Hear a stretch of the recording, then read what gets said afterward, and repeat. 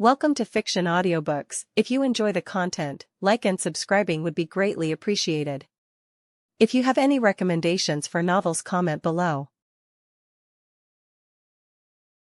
Please join my Patreon at https://www.patreon.com/fictionaudiobook. Chapter 160, Chapter 208, The Blade That Will Defeat You. The venue Mayuri Kuratsuchi prepared was not an existing location within Seirei, but rather an experimental site built beneath the Division 12 barracks. This experimental site seemed originally intended to house large living specimens, but all of them had already been disposed of by Mayuri, either dissected or used for some experiment and scrapped, so now the area stood completely empty. Multiple layers of barriers were deployed around this place, making it impossible even for a Minos Grande to escape. Even if an Ajuchas-class hollow used a Siro to bombard the barriers, they could withstand the attack perfectly, and not even a ripple would be sensed from the outside.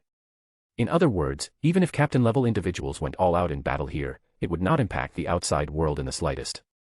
Kaiser and Kimpachi Zaraki entered this site and stepped into the combat zone.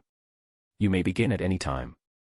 Mayuri Kuratsuchi stood in the distance with the other captains, his sharp and slightly mocking voice clearly reaching both of them. Feel free to go wild. With your level of strength, it's impossible to completely destroy this place anyway. With that said, Mayuri spoke no more, instead calling for a subordinate to begin recording data from the upcoming battle. The other captains either crossed their arms or stood calmly in the breeze, watching the confrontation in the distance. No one spoke a word, they simply waited in silence for the fight to begin. The two within the arena did not keep them waiting long. The moment Mayuri finished speaking, they started moving. Kimpachi Zaraki was the first to draw his zanpakuto. His zanpakuto was peculiar. The guard was a three-dimensional polygon, the blade jagged and uneven, and the handle wrapped in tattered white cloth. It looked heavily worn, battered beyond repair. Come on, draw your sword, Kimpachi Zaraki grinned, looking unbearably excited. Want me to give you a few steps head start? Do as you please. Kaiser's expression remained perfectly calm. He slowly placed a hand on the hilt at his waist and drew his zanpakuto as he spoke. Whatever you're planning won't affect what I intend to do next. Whether you want to give me a head start, go all out, or even surrender on the spot, I don't care at all. As long as you remain on the battlefield, I will keep swinging my blade. That's all there is to it. Kimpachi Zaraki seemed quite satisfied with this remark, and the curve of his smile widened. But more than the exchange, what caught Kimpachi Zaraki's attention was Kaiser's zanpakuto. Kaiser's zanpakuto was the complete opposite of his. Its appearance was not crude at all, but rather elegant, noble even, with a refined aura that made Kimpachi Zaraki feel like his own zanpakuto was slightly trembling just by being near it. And he wasn't the only one whose attention was drawn to Kaiser's zanpakuto, the captains observing the fight were also captivated. That zanpakuto doesn't look ordinary at all.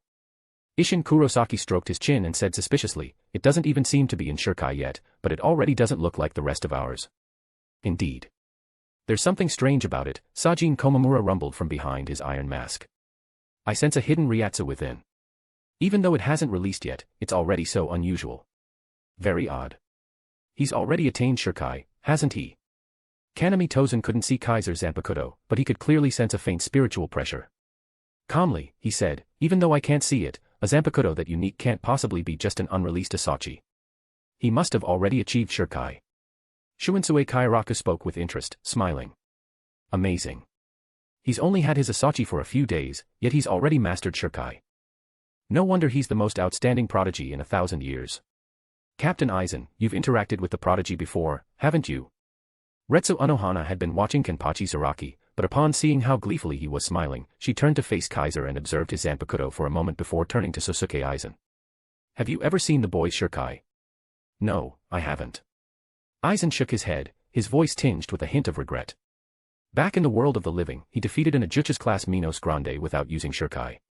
As for the other hollows, they couldn't force him to use it either. Sosuke Eisen was very intrigued by Kaiser's zanpakuto. He had noticed its unusual aura back in the world of the living.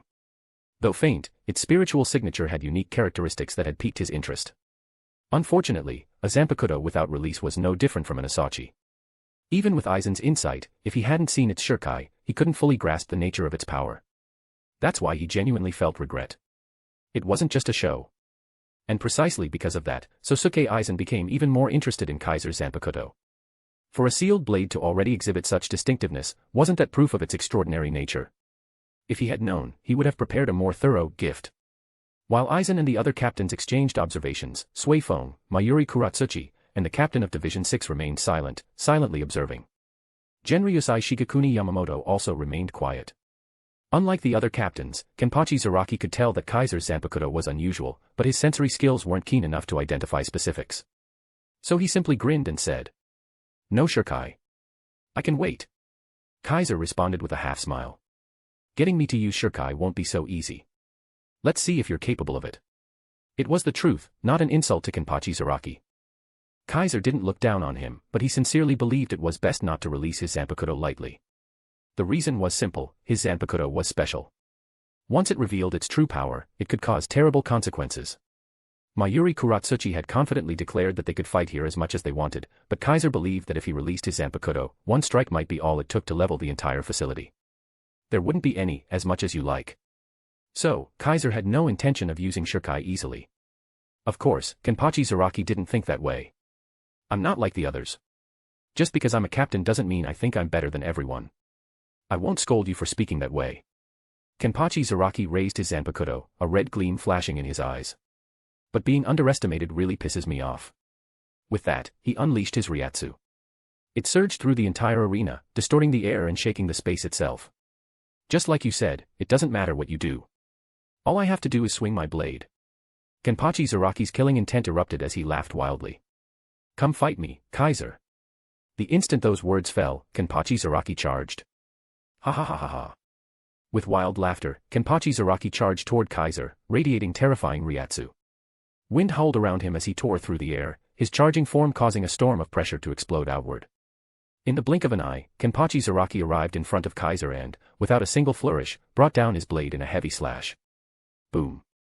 In that moment, dust erupted into the air, forming a cloud of smoke.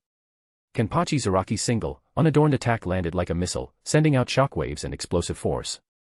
The sheer power of the blow was so immense that even a typical captain might not walk away unscathed.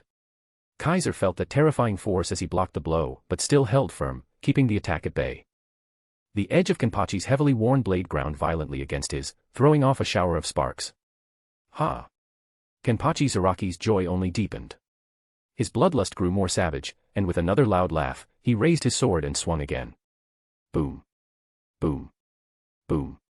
Boom. As Kimpachi Zaraki continued to swing his sword, thunderous blasts echoed one after another, sending dust into the sky again and again. Kaiser didn't retreat. He received every strike head-on, each one hammering incredible power through his blade and into the ground beneath his feet, which cracked and caved in under the pressure. "Your sword is certainly brutal, Captain Zaraki." Kaiser parried another devastating slash and, ignoring the shockwaves and pressure, spoke to his opponent. "This is how I fight. If you've got a complaint, try beating me and see what happens." Kimpachi Zaraki showed no shame. He reveled in the sheer violence, laughing wildly as he swung again and again. His attacks had no pattern, no technique, not even a name for his moves. It was like watching a street thug brawl with a stick. He had no poise of a swordsman and was, by far, the most unrefined opponent Kaiser had ever fought. But his overwhelming spiritual pressure made every blow terrifyingly powerful. He fully embodied the idea of brute force overcoming finesse. Clang. Kaiser knocked away another ferocious strike, then suddenly stepped forward and closed the distance. "Then watch closely, this is the blade that's going to defeat you." With that quiet declaration, Kaiser's zanpakuto arced like a crescent moon. Splash. A sudden, frigid slash landed cleanly on Kimpachi Zaraki's chest, leaving a wound across his body. A flash of blood erupted, spraying into the air.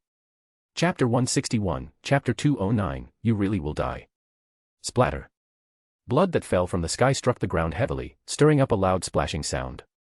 That blood instantly stained the ground red, making the battlefield reek of blood for the first time. Kimpachi Zaraki's chest was instantly drenched in blood, his entire upper torso soaked scarlet. Ha ha ha ha. Yet even after being slashed hard, Kimpachi Zaraki continued laughing, and louder than ever. "You actually wounded me, Kaiser."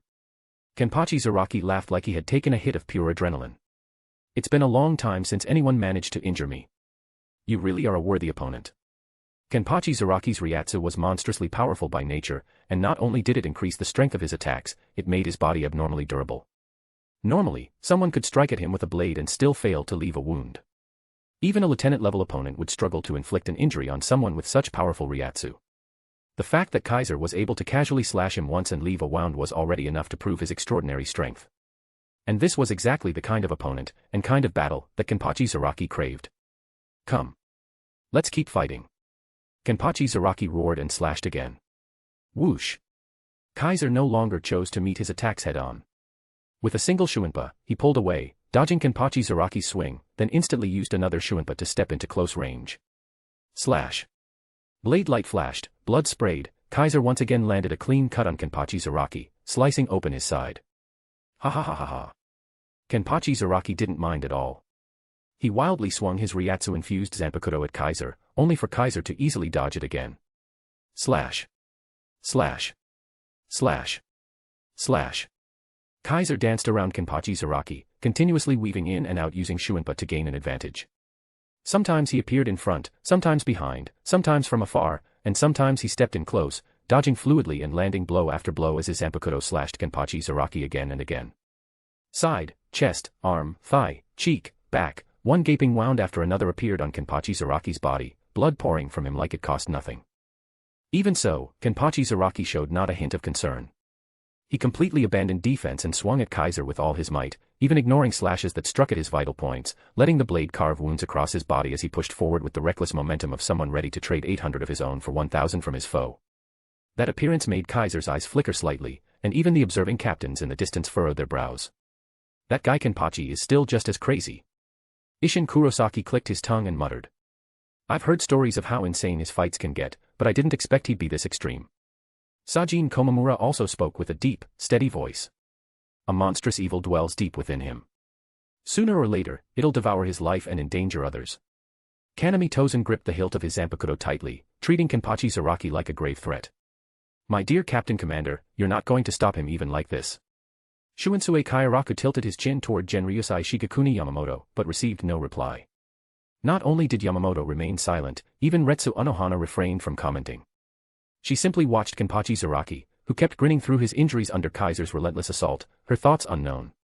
As for the others, they had turned their attention to Kaiser's performance. Kimpachi is definitely a lunatic, but that kid is actually holding him down. Maybe that bit about one-shotting in a jutsus wasn't so exaggerated after all. Mayuri Kuratsuchi collected combat data as he spoke, sounding a bit surprised. Even his Shuinpa is that well-practiced. He truly is a genius. What do you think, Captain Suifeng? Sosuke Eisen smiled beside her. Kaiser's Shuinpa shouldn't be bad even by Onmitsukido standards, wouldn't you say? The most famous trait of Onmitsukido wasn't anything else, it was their unrivaled mobility.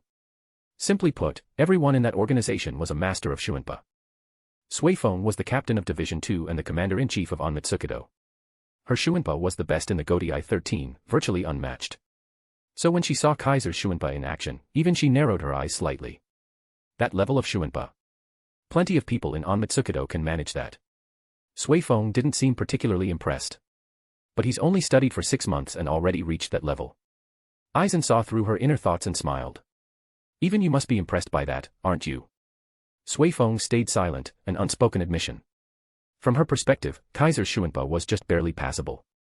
But as Eisen had pointed out, he had only been a student for 6 months and had already achieved this level. That made it a different matter entirely.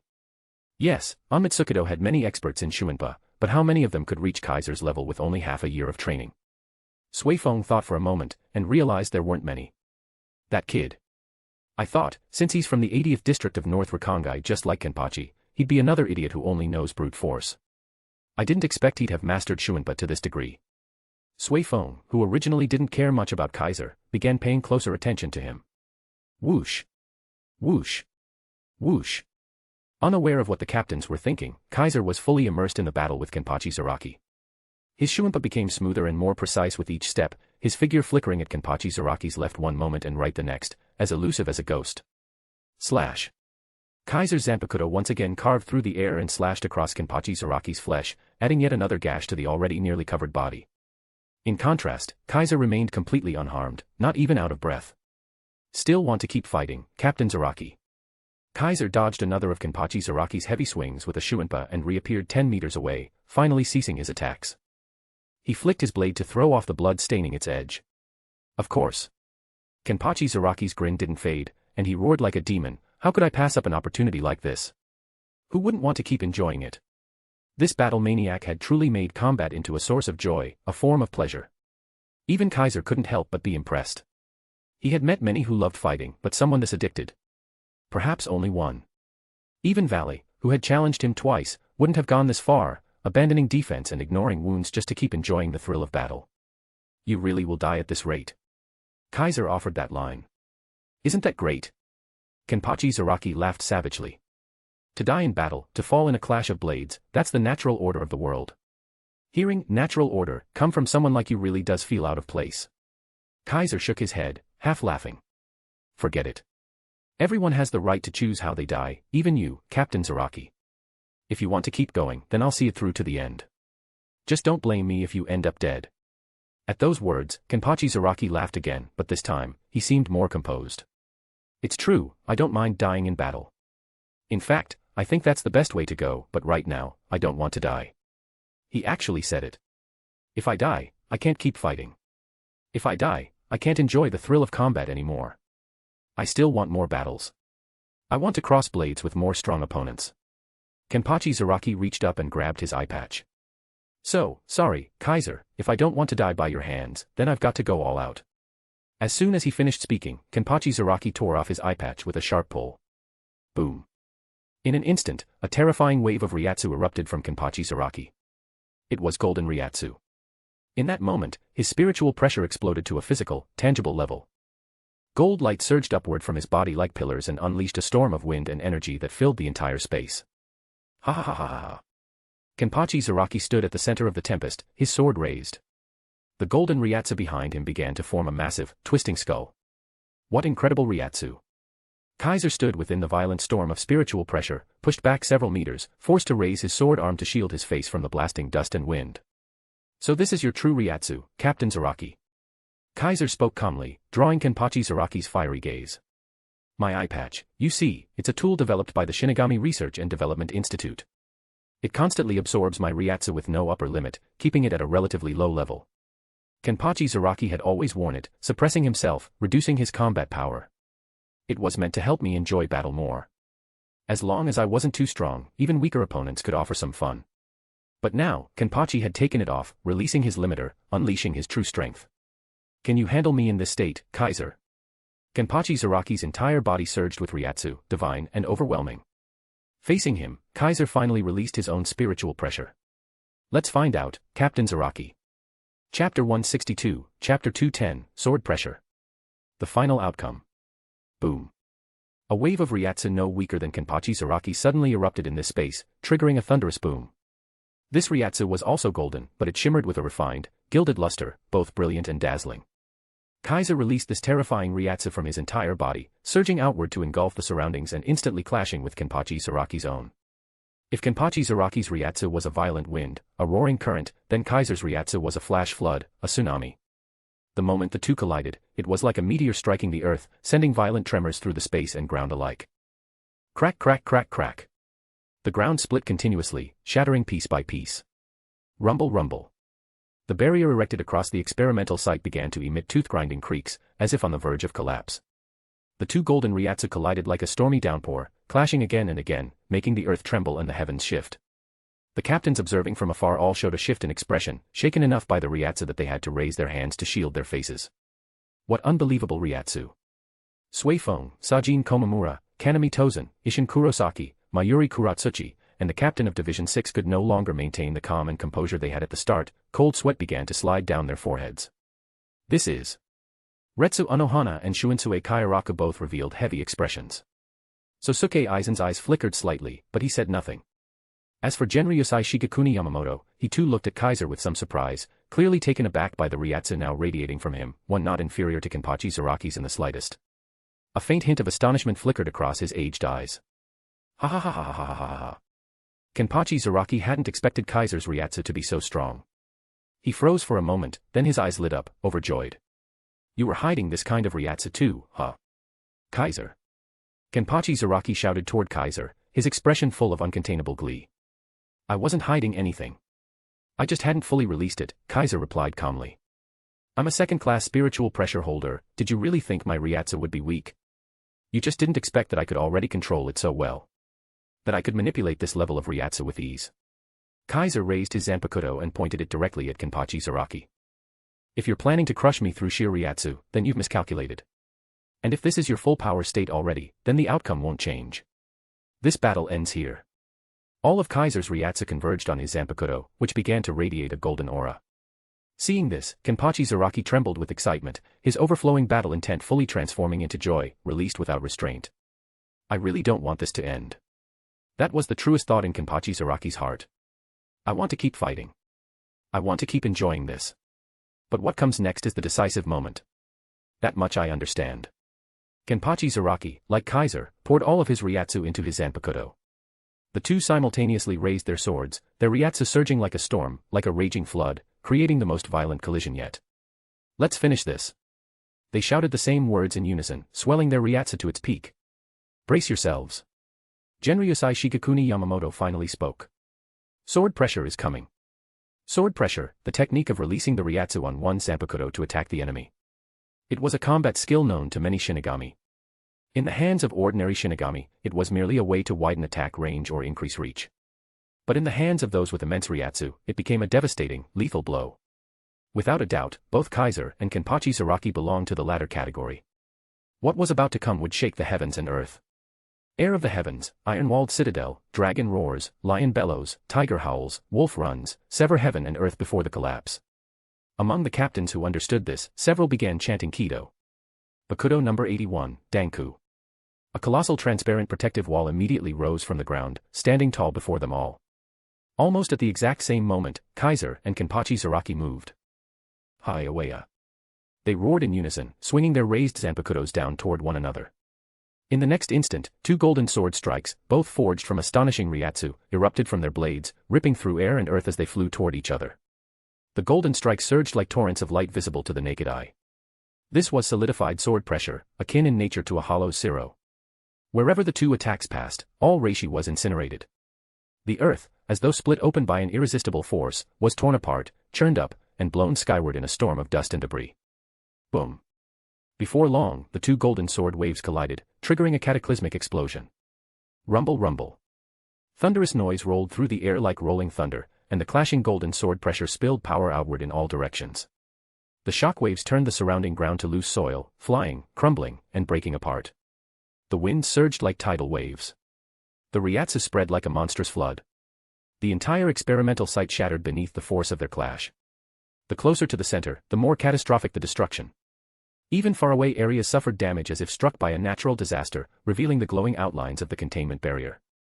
The captains protected behind the transparent wall didn't even have time to speak before the incoming shockwave engulfed them. Anyone still able to keep their eyes open and gaze into the center of the battlefield would see that, after a long standoff, one of the two colliding sword pressure waves gradually overwhelmed the other, ultimately shattering it. The earth-shaking impact seemed to last forever before it finally subsided. When all was calm again, the entire experimental site had been transformed into a ruin. Only then did the captains raise their heads, hastily looking into the battlefield. And what they saw made more than a few pupils tremble. At the very center of the clash, the original terrain had been completely obliterated. Only a massive crater remained, with two intact strips of ground at its edges. On those stood Kaiser and Kimpachi Zaraki respectively. They both held their zanpakutos mid-swing.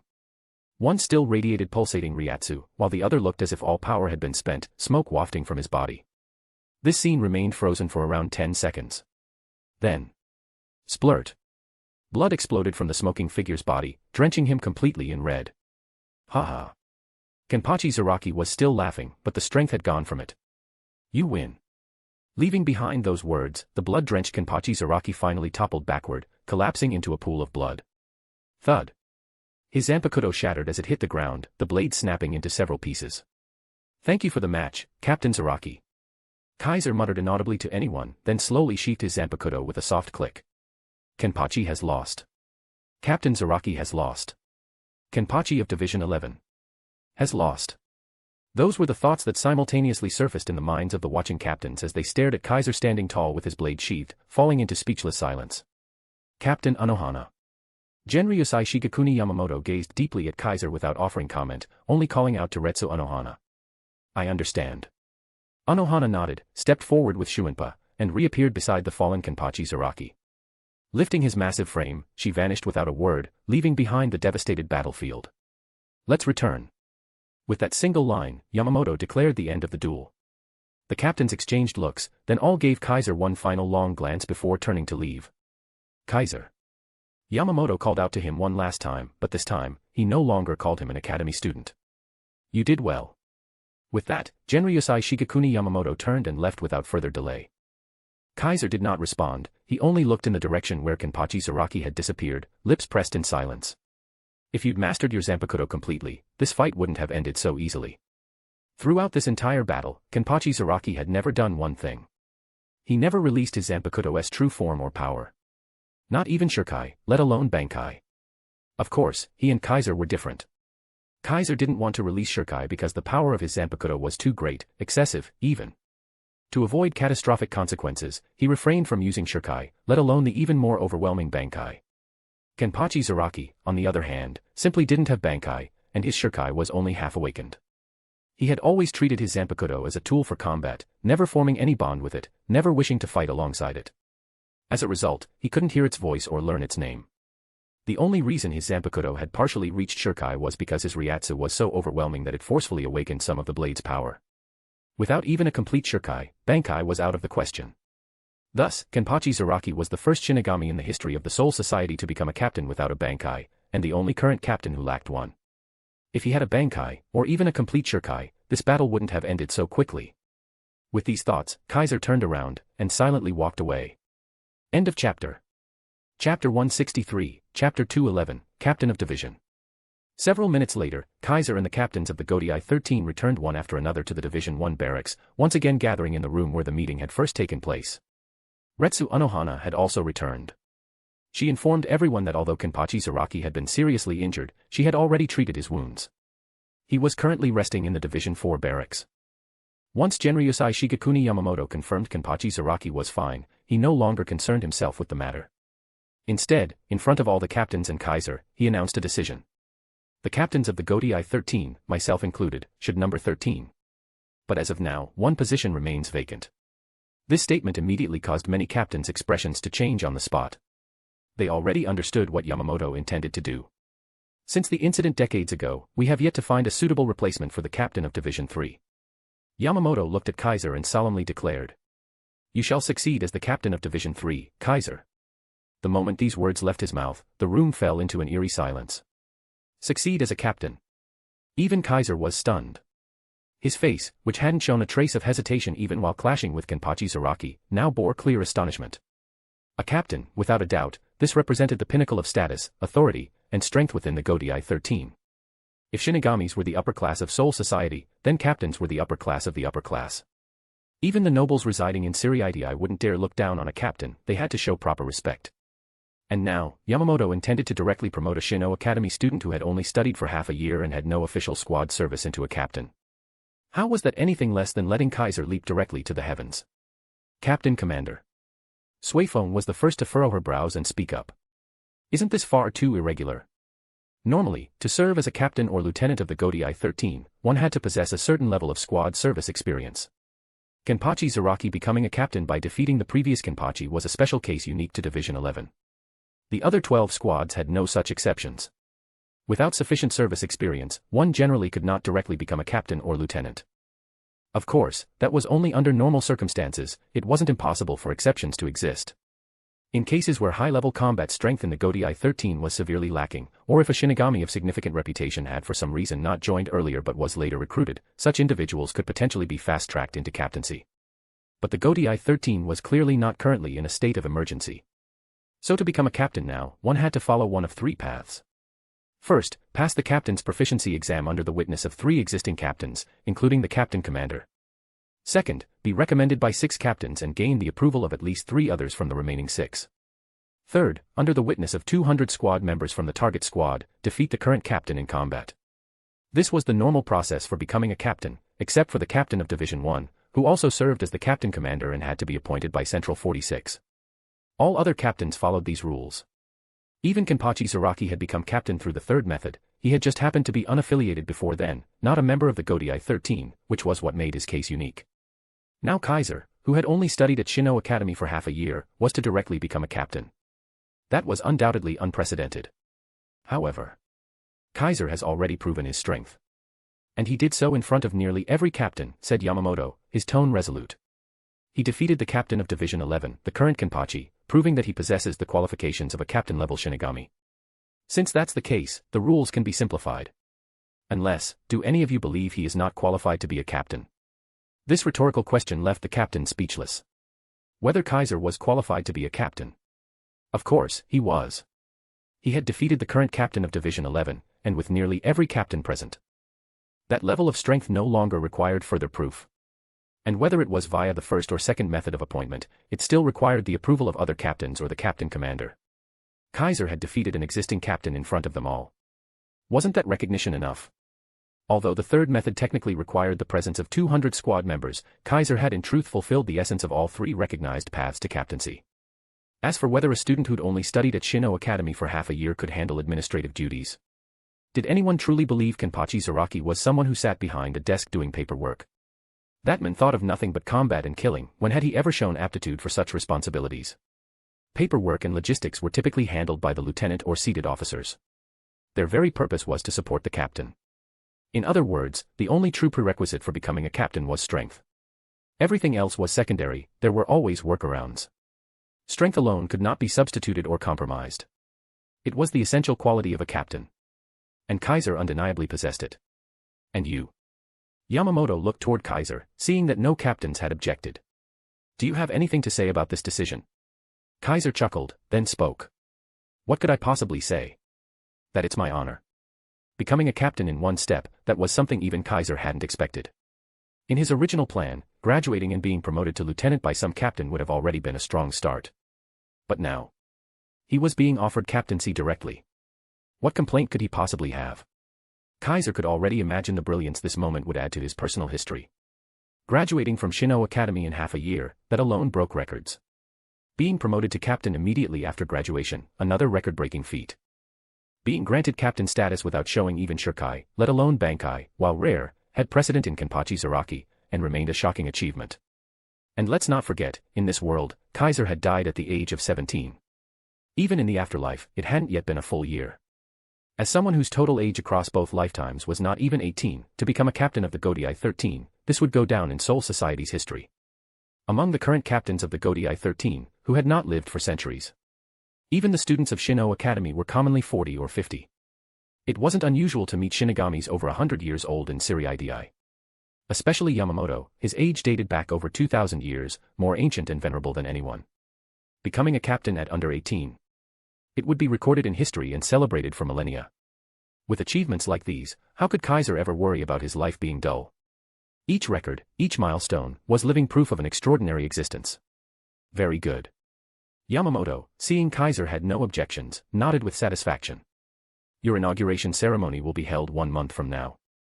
And just like that, the matter was decided, and news of it began to spread rapidly. The announcement that Kaiser would soon be appointed as the captain of Division 3 was destined to cause a sensation across all of Soul Society. Outside the Division 1 barracks. By the time Kaiser stepped out, the other captains had already departed. Some left without even greeting him. Others exchanged a few polite words with Kaiser before saying goodbye.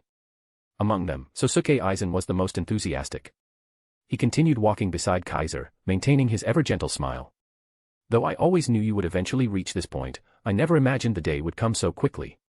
Eisen sounded both genuinely pleased and slightly emotional. It's all thanks to your support, Captain Eisen, Kaiser replied with a smile, as if he truly meant it. Perhaps your support is what drew the captain commander's attention and led him to make this decision. There was a faint undertone in his words. No, this was all your own doing, it has nothing to do with me. Eisen, seemingly unaware of any implication, shook his head. You proved your strength in front of all the captains. That's the true reason you became a captain. You even defeated the Kimpachi Zaraki. It seems your strength now surpasses mine. How humbling. Hearing that, Kaiser couldn't help but mock him inwardly. Beating Kimpachi Zaraki means I'm stronger than you. You really do know how to play the harmless act. No one knew better than Kaiser how deep Eisen's strength went, or how masterfully hidden it was. Anyone who believed these words at face value would suffer immensely later. So, Kaiser turned to look directly at Eisen. Captain Eisen, you shouldn't sell yourself short, Kaiser said with a smile. Why don't we have a match? See who's really stronger. Kaiser's words caused the atmosphere to stiffen. He and Eisen locked eyes. After a moment, Eisen adjusted his glasses. Let's not. My skills really aren't worth flaunting in front of someone like you, Eisen said, feigning helplessness. You've seen my Zanpakuto's release, haven't you? My Zanpakuto is a water type. Its ability uses mist and refracted water to confuse enemies, making them fight each other. It's not exactly powerful, it's just a diversion, hardly enough to fool a captain-level Shinigami. You defeated Kimpachi Zaraki without even using Shurkai. If it were me, I'd meet the same fate. Clearly, Eisen was claiming inferiority. Is that so? Kaiser wasn't surprised at all. He shrugged. That's a shame. It really was a shame. If possible, Kaiser did want to test himself against Eisen. Of course, he meant the real Eisen, the one who would fight with full strength, not the kind-faced captain of Division 5 before him. If he could get a few good cuts in, it would even the score for what happened during the field training. Well, there's always next time. Eisen smiled faintly as he spoke, whether or not there was deeper meaning in his words, it was hard to tell. You're right. Kaiser responded in kind, making the exchange feel all the more loaded with subtle implications. At the corner of the path, they finally split, one heading toward Shino Academy, the other toward the Division 5 barracks. Eisen, still wearing his signature gentle smile, suddenly spoke again. Do you think he's starting to suspect me now, Jin? In response, the ever-smiling Jin Ichimaru, who had somehow appeared behind him, replied in his snake-like voice. I can't say for sure if he suspects you, Captain Eisen. But I can say for certain, he doesn't want to get too close to you. He definitely has his guard up. Jin shared his thoughts plainly. He really isn't easy to fool, despite his youth, Eisen chuckled lightly, not at all surprised. I originally planned to bring him into Division 5, to make him your replacement, my right hand. But it looks like that's no longer an option. He's going to be captain of Division 3, Jin. I suppose you'll have to stay by my side a while longer. Eisen had originally intended to elevate Jin Ichimaru into the captain position for Division 3. But with Kaiser now stepping into that role, that plan had naturally fallen through. I don't mind, Jin said casually, as if he truly didn't care. It's my honor to remain at Captain Eisen's side. Eisen smiled, said nothing more. The two of them slowly walked toward the Division 5 barracks, vanishing down the end of the street. Small Blue Diamond read 100+ chapters ahead. Patreon.com/NiaXD. Chapter 164, Chapter 212, Return and Early Graduation. Division 4 Barracks, General Relief Station. This was the designated facility for treating the wounded from other squads. The overall environment of Division 4's barracks was exceptionally pleasant, and the General Relief Station was designed with patients' mental well-being in mind. It felt more like a retreat than a hospital, providing a relaxing and comfortable atmosphere to aid recovery. Don't think of this as unnecessary, on the contrary, Division 4's treatment philosophy placed great emphasis on the state of a patient's mind and spirit. This was because a Shinigami's Ryatsu could recover through rest and treatment. When the body was fully healed, the process of Ryatsu recovery became smoother, and vice versa. If a Shinigami's Ryatsu recovered well, it could aid the body's healing. After all, Ryatsu was the density of the soul itself, the stronger the Ryatsu, the greater the vitality. And because Ryatsu could surge during spiritual exertion, near-death moments, or heightened emotion, maintaining a positive mental state was undoubtedly beneficial for Ryatsu recovery, and therefore for physical healing. Based on this principle, Division 4's healing process typically began with replenishing Ryatsu, followed by repairing physical trauma, at least, that was how Division 4 operated. In light of that, it was no wonder Division 4's environment was so idyllic, among all the squads, it was one of the finest. The General Relief Station even used an open design, allowing patients to enjoy scenic views outside at any time. On this particular day, Renji Abarai, Izuru Kira, and Momo Hinamori were granted permission to leave the hospital. After examination, there are no abnormalities in your conditions. Although there were signs that your soul had been destabilized due to exposure to powerful hollow forces, after several days of adjustment, your soul have stabilized. A Division 4 member carrying a medical bag checked a medical chart while addressing the 3 academy students. Congratulations. You may now leave the General Relief Station and return to the academy. Hearing this, Renji, Kira, and Hinamori, as if they had already been informed, bowed solemnly to the Division 4 member. Thank you for taking care of us these past few days. We really appreciate it. Thank you very much. Their politeness brought a smile to the Division 4 member's face. No need to be so formal, it's our duty.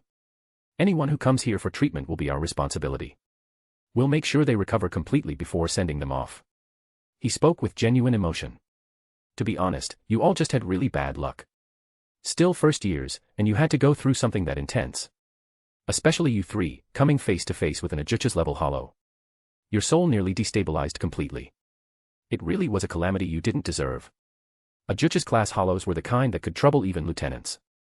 Some even required the full effort of captains to defeat. To encounter such a hollow as students, before even becoming official squad members, was a catastrophe.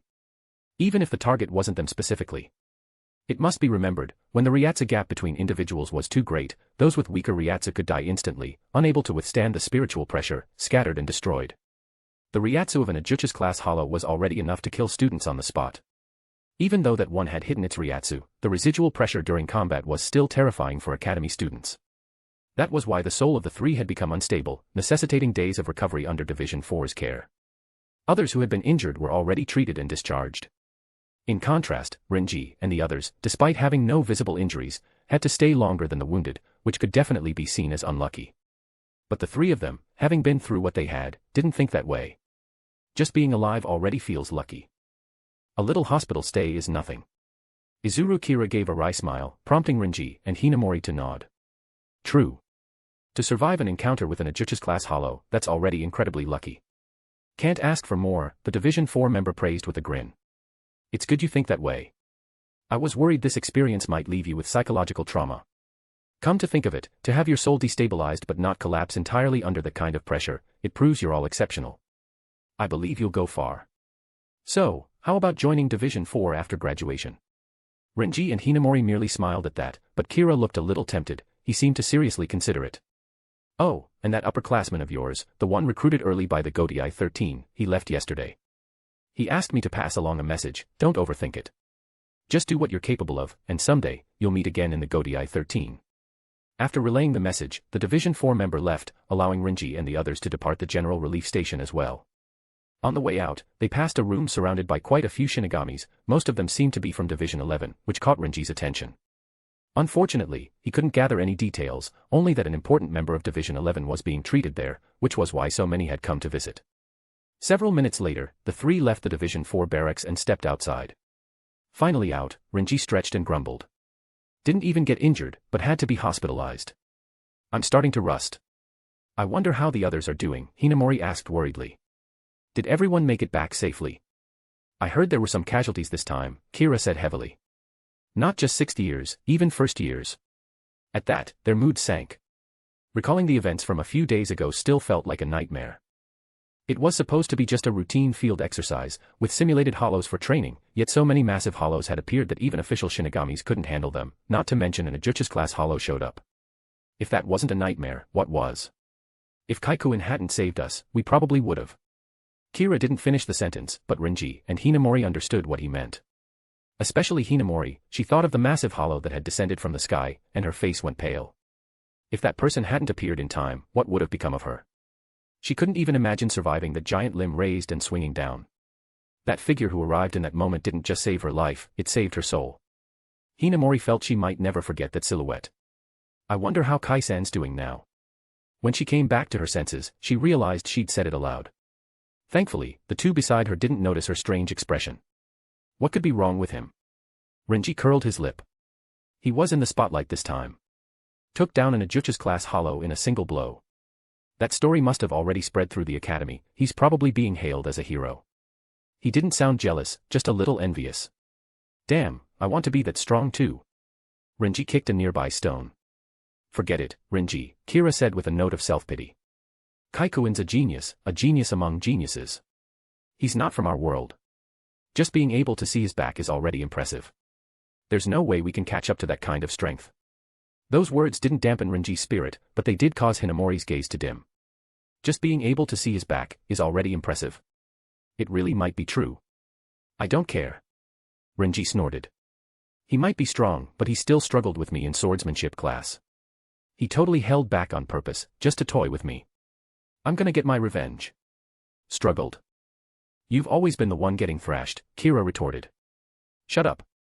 Renji glared. I'm going to settle things with him, right now. With that, he stomped off toward the academy. Wait for us. Hinamori and Kira were startled and hurried after him, the three of them heading back to the academy. However, when they arrived, they found the academy decorated like a festival, banners everywhere, festive and bright, as if a celebration was underway. What's going on?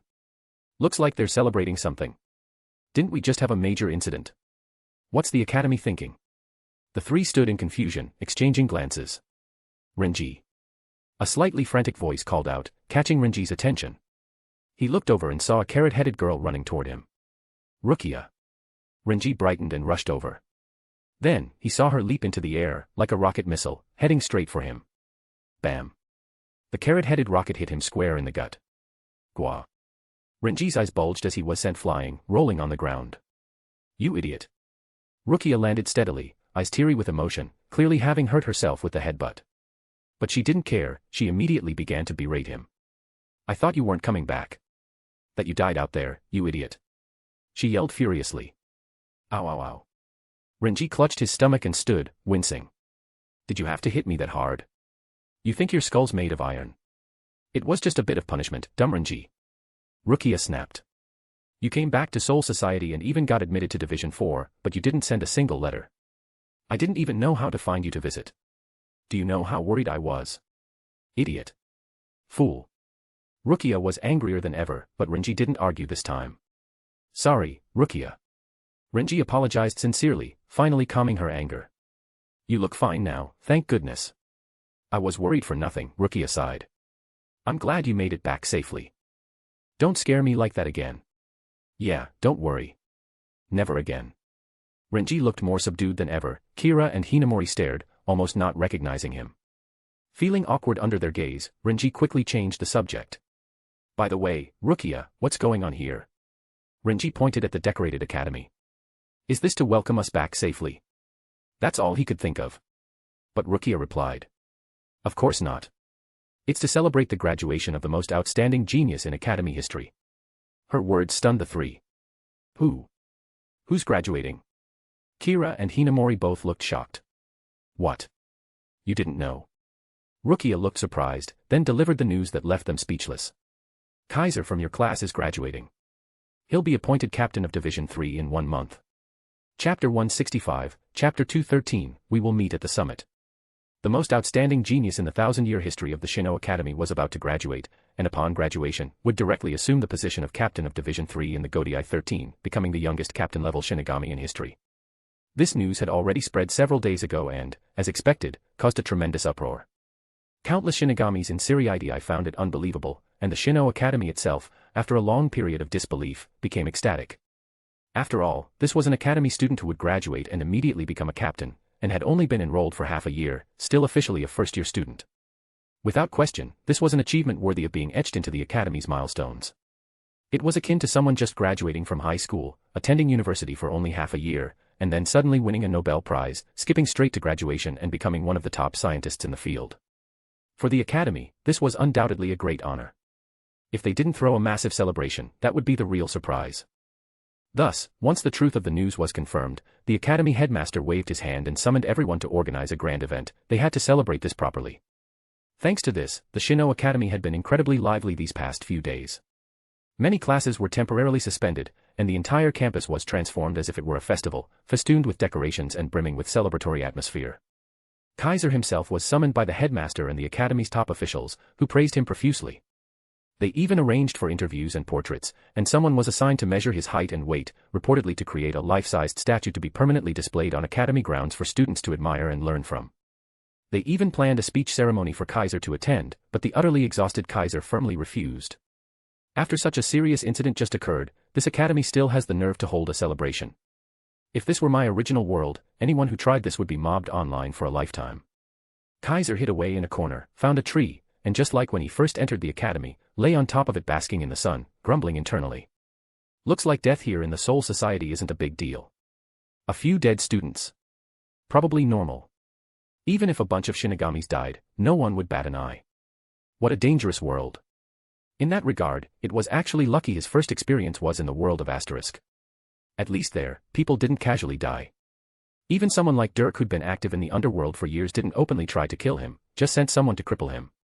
That had given Kaiser, who wasn't too strong at the time, a nice transitional start. If the first world he'd ended up in had been High School DxD or this world, things definitely wouldn't have gone so smoothly. When I get back to that world, I'm going to give that fat bastard a proper beating. Recalling those past events, Kaiser silently made up his mind. Kai. Just as Kaiser's thoughts were drifting and his eyes about to close for a nap, a loud voice suddenly called out, startling him awake. He sat up with a jolt and looked down from the tree, and immediately saw a few familiar faces. Renji. Kira. Momo. Kaiser looked down at them from above, chuckling in surprise. You're back. The arrivals were none other than Renji Abarai, Izuru Kira, Momo Hinamori, and Rukia Kuchiki. At some point, they had arrived here and found him. Now they stood beneath the tree, all wearing complex expressions. What's with those faces again? Kaiser jumped down from the tree and glanced at them, teasing, you look like I just slashed an Ajuchas in half right in front of you again. Come on, cut it out. It's getting stale. At that, they each let out a bitter laugh. Kai, you. Renji looked as though he didn't know where to start. You're really graduating without saying a word. And becoming a captain right after. Isn't that a bit too sudden? Only they knew how shocked and disbelieving they'd felt when they first heard the news. They had always known Kaiser was a genius, and they were mentally prepared for him to graduate early and be recruited by the Godai 13, but who could have imagined he would skip all ranks and go straight to the top? A captain. That was the Godai 13's captain. As students of the Shino Academy, their dreams were simply to graduate and join the Godai 13. Even imagining themselves as seated officers felt like a stretch. But Kaiser. He was becoming a captain immediately after graduation, and he'd only studied at the academy for half a year. It was incredible, almost too much to believe. But reality often outdoes imagination. Honestly, I didn't expect it either, Kaiser said with a helpless shrug. Who'd have thought I'd be graduating after just 6 months to become a captain? In his original plan, he had never intended to apply for graduation so early. The academy did allow early graduation, but even the most talented had always studied for at least a year before joining the Godai 13. Take Jin Ichimaru, lieutenant of Division 5, he was once a well-known genius who graduated after 1 year and was now capable of becoming a captain. If Kaiser hadn't appeared out of nowhere, this Division 3 captain seat would likely have gone to Jin. So Kaiser's original intention had been to stay for a year, complete the first year, then graduate. But due to the recent incident, and after exposing his true power, Genryusai Shigekuni Yamamoto had made the decision to have him graduate and take command of Division 3, without delay. Sometimes, plans just couldn't keep up with change. His 1-year academy plan had ended halfway. Graduating after half a year would set a new record in Shino Academy history, one that might never be broken. So, Kaikuin is really going to become a captain of the Godai 13. Izuru Kira asked cautiously, still finding it hard to believe. Yes, Kaiser nodded, breaking the illusion of doubt. In less than a month, my captain inauguration will be held. Unfortunately, I can't invite you to attend. Captain inauguration ceremonies weren't grand spectacles, just a formal declaration of appointment before the other captains. Only captains would attend, and the venue would be the Division 1 barracks, specifically, the same room they'd previously gathered in. It wasn't meant to be overly elaborate. Other than captains, no one else would be allowed inside, not even lieutenants. Needless to say, ordinary academy students stood no chance of being present. This clearly showed the rigid hierarchy of the Soul Society, something unmatched by the human world, at least in modern times. Even though Kaiser himself didn't care about such things, bringing a group of students to the inauguration would definitely provoke discontent among the other captains, who'd see it as disrespectful and improper. So Renji and the others had little chance of witnessing his inauguration. Then, Momo Hinamori seemed nervous and excited as she asked. Kai-san, you'll be leaving the academy soon, right? The answer was obvious. Yes, Kaiser nodded again, replying in front of them all, my graduation ceremony preparations are already underway. It'll likely happen in about half a month. Once that's done, I'll officially graduate and naturally won't stay at the academy anymore. Of course, the headmaster has granted me special permission to reside here until I take office. In other words, Kaiser's days at the academy were numbered. In less than a month, he'd leave to begin work at Division 3. From then on, seeing him at the academy would no longer be possible. Momo fell silent. Renji and the others were the same, wordless and pensive. What's with those faces again? Kaiser let out a laugh. It's not like we'll never see each other again. Don't give me that eternal farewell look, okay? But when we meet again, you'll be a captain of Division 3. Renji sighed, sounding a bit lost. A captain? Even if we graduate, we'll never be close to you again, right? Even someone as blunt as Renji understood how high a captain stood in the Soul Society. Right now, they were classmates, students at the same academy. But next time they met, Kaiser would be a captain. What would they be? At most, seated officers. Maybe not even that, just regular squad members. The status gap between them would be immense. Imagine Kaiser walking down the street with his lieutenant while they mingled among the crowd, clearing a path, bowing low, unable to even meet his eyes. That was the reality. Just like when Sosuke Eisen visited with Jin Ichimaru. The entire academy had lined up to greet them, barely daring to breathe. One stood at center stage, admired by all. The others were just faces in the crowd, perhaps even unnoticed. The difference was enough to sting. At this, Kira shrank back in silence. Momo's expression turned gloomy. And Rukia, who barely knew Kaiser, stood quietly to the side, trying not to be noticed. In that moment, Kaiser's eyes swept over them, and he smiled. A calm smile. If you can't see me at graduation, then work hard after graduation to catch up. Kaiser suddenly said this. Work hard after graduation. They froze. Do you only want to graduate and become shinigamis? Have no dreams of reaching the clouds? His voice was like a hammer, pounding on their hearts. Right now, you're students. So work hard to graduate and join the Godai 13. Become full-fledged shinigamis. Once you're official shinigamis, strive to become stronger, to climb higher. Become seated officers. Then lieutenant. And once you're lieutenants, how far are you from being captains? His words stirred waves in their hearts. Lieutenants. Momo murmured. That's. Kira looked uncertain. Renji and Rukia exchanged glances. What's wrong? Think it's impossible? Kaiser chuckled. You're underestimating yourselves. Trust me, you're all outstanding. More than any other student at the academy. Even more than most shinigamis in the Godai 13. In my eyes, at the very least, you'll all become lieutenants. Some of you becoming captains wouldn't surprise me at all. As long as you work hard, in the future, we'll meet at the summit. Kaiser said it decisively, with absolute certainty. The future is long, and we'll still have plenty of time together. Don't tell me you're too afraid to chase after my back. With those words, Kaiser turned with a smile and walked away, without hesitation, without looking back. Wait. Renji and the others tried to stop him, but he was already gone. That departing figure, that action, seemed to say this wasn't goodbye, just a temporary parting. No need for sorrow. No need for regret. The day they would meet again might come very soon. This silent message slowly eased the turmoil in their hearts, transforming it into resolve. Lieutenant. Momo murmured, staring in the direction Kaiser had left.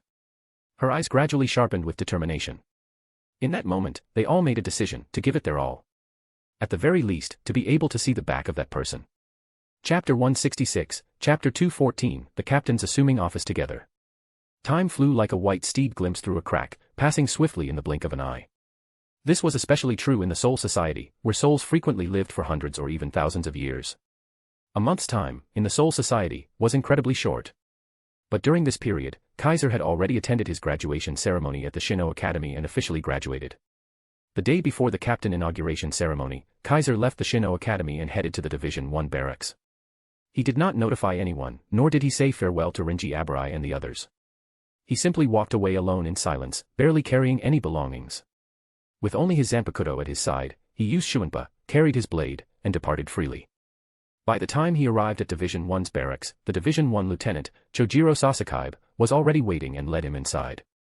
However, this time, instead of being taken to the meeting room where the captains gathered, Kaiser was led to Genryusai Shigekuni Yamamoto's personal office. Looks like you're ready. Genryusai Shigekuni Yamamoto sat upright before a low wooden table, his ever-present wooden staff resting beside him, and a spread of documents before him, looking like he was attending to official duties. More or less.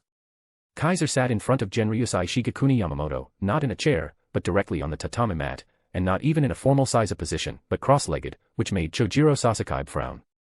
Kaiser pretended not to notice, continuing to sit cross-legged as he pleased. He couldn't help it. He disliked sitting formally. Even though his physical endurance was not lacking now, sitting Saiza for too long still made his legs uncomfortable, so he generally avoided it. Genryusai Shigekuni Yamamoto glanced at the seated Kaiser but said nothing, only speaking up. Since you're ready, then starting today, you're officially appointed. Tomorrow morning, the captains of each squad will gather for your inauguration ceremony. So for today, you'll stay here. Also, there's something else I need to tell you. You won't be the only one appointed during tomorrow's ceremony. Another person will also assume a captain's position alongside you. Upon hearing this, Kaiser was slightly stunned. Someone else. It seemed he had thought of something. That's right, Genryusai Shigekuni Yamamoto nodded. Captain Kachiki of Division 6 had long planned to retire. Now that the long-vacant captain seat of Division 3 is finally to be filled, he took the opportunity to submit his request to step down.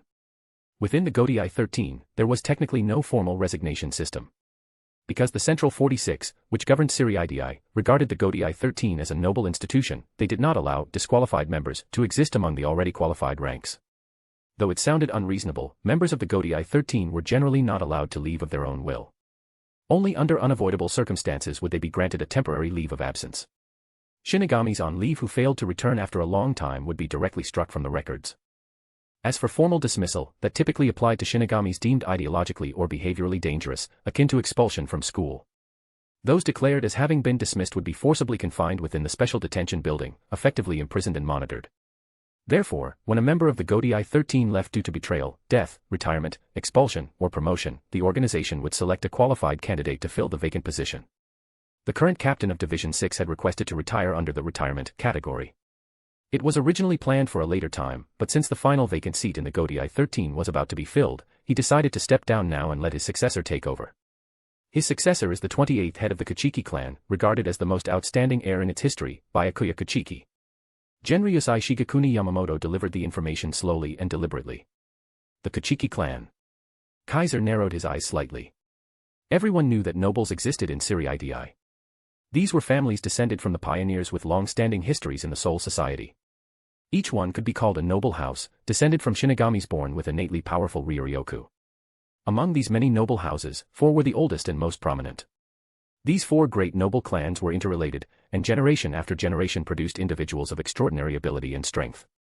They received elite education and took up key positions in the Godai 13 and other organizations. They were tasked with setting an example for the people of the Soul Society.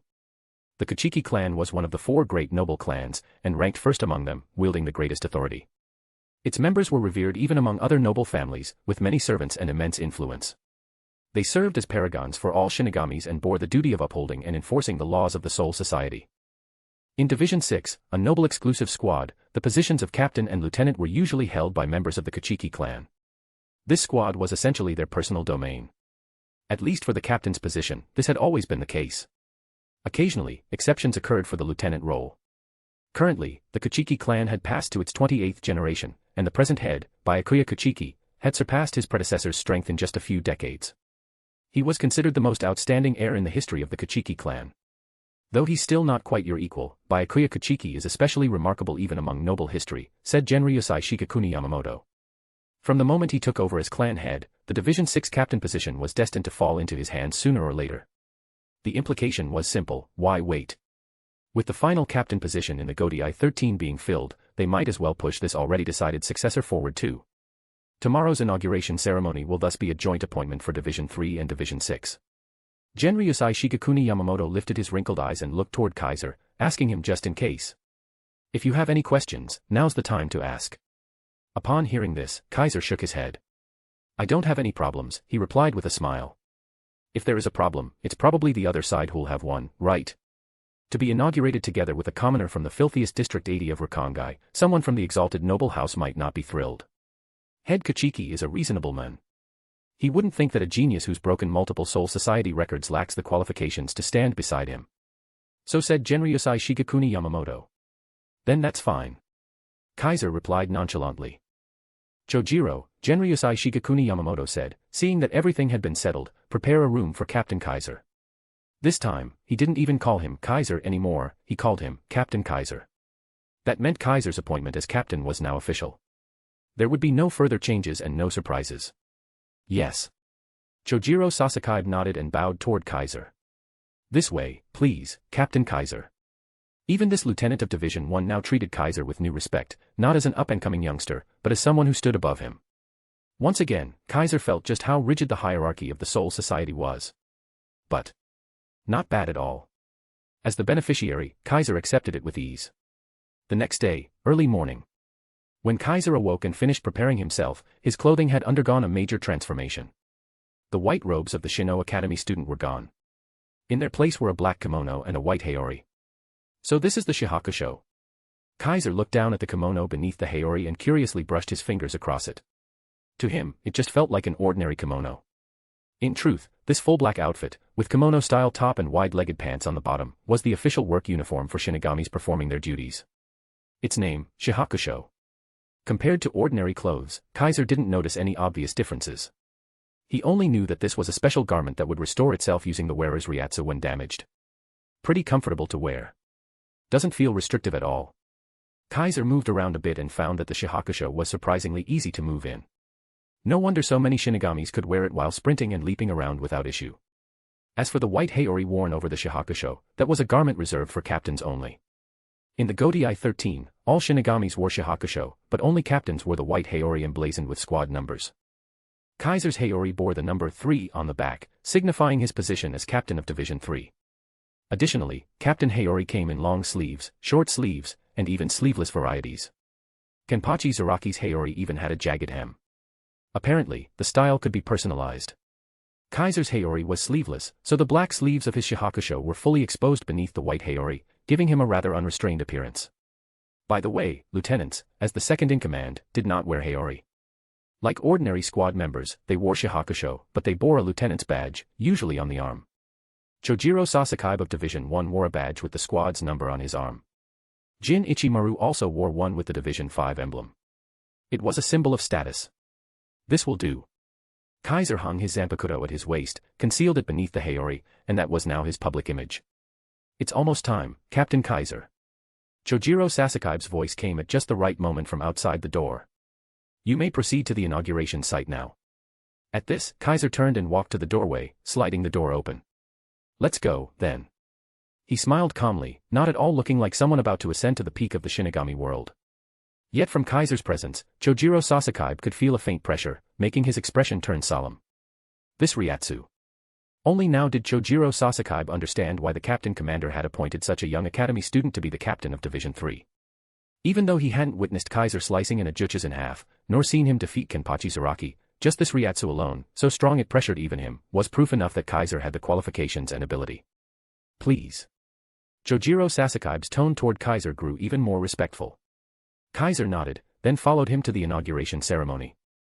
At that time, some of the captains had already arrived at the Division 1 barracks, while others were still slowly making their way there. As one of the main participants, Kaiser was not brought into the meeting room with the other captains, but to a side room where he would wait for his entrance.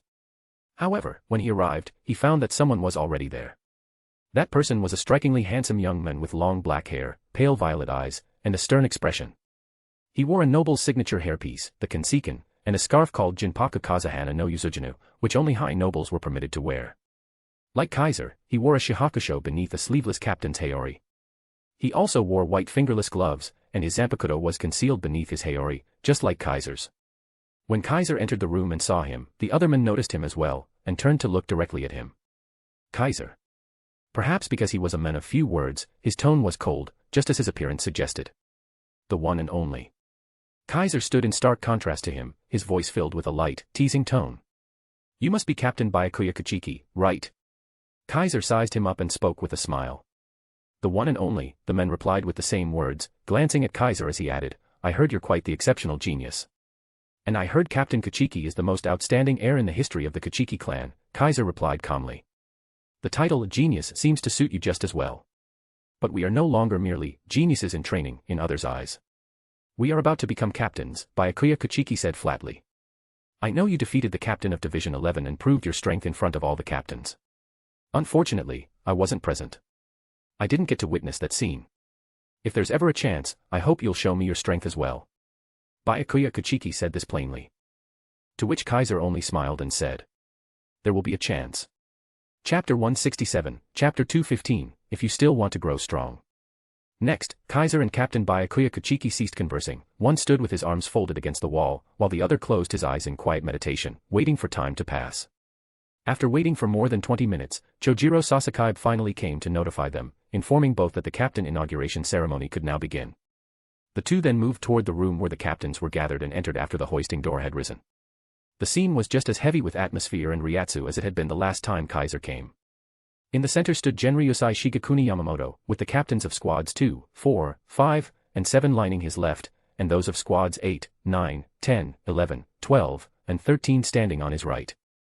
Kaiser looked at Kenpachi Zaraki standing among them, and his brows slightly rose. The injuries of that battle-crazed man seemed completely healed. At this moment, Kenpachi Zaraki was standing in the midst of Isshin Kurosaki and Mayuri Kuratsuchi, grinning fiercely as if itching for another bout with Kaiser. Of course, Kaiser paid him no mind. After casting a glance at him, he was immediately drawn to another person. It was someone who had not come last time, the one absent from that meeting. He had shoulder-length white hair, and though he looked like he was under 30, his figure was slender, his posture refined, and his countenance, completely contrary to Kimpachi Zaraki's, was as gentle as that of Sosuke Eisen. He was the captain of Division 13, floated by Jushiro Yukatake.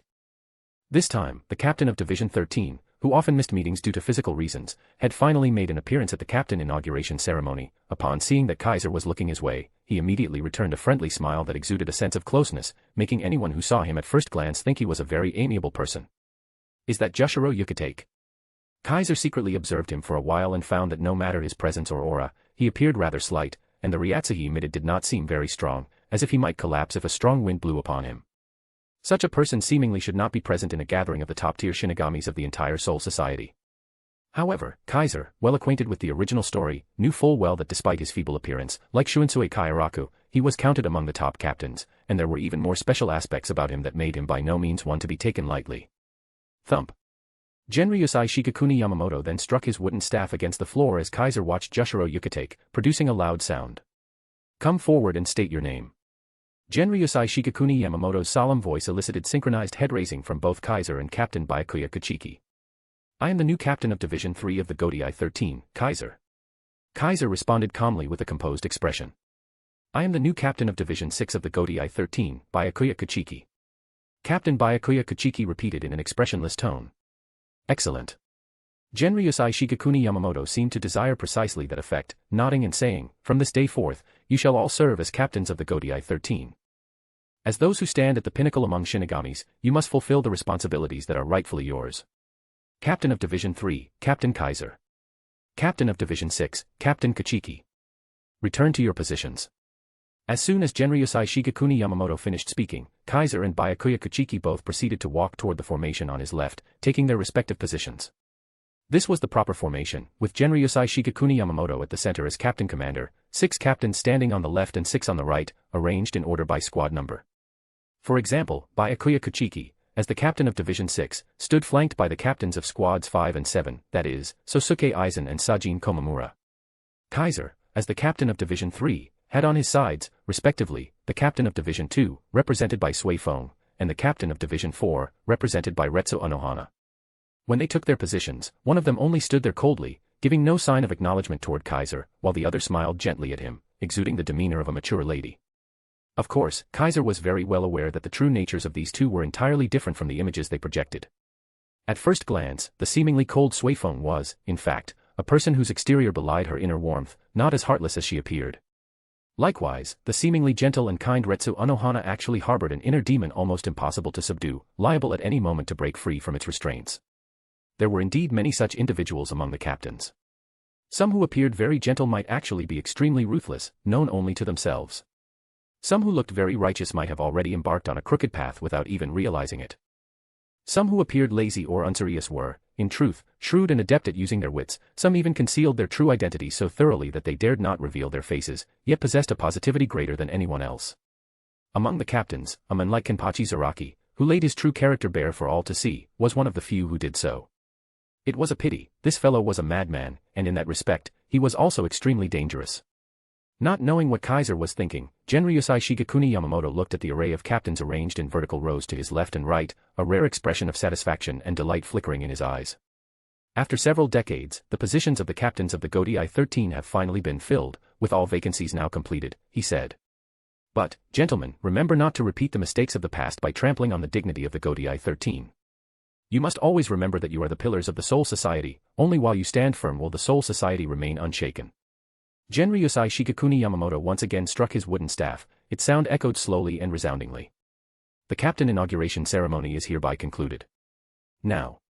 Next, Genryusai Shigekuni Yamamoto mentioned several matters, such as the investigation results into the incident during the recent internship at the Shino Academy, where grade 6 and grade 1 students were involved.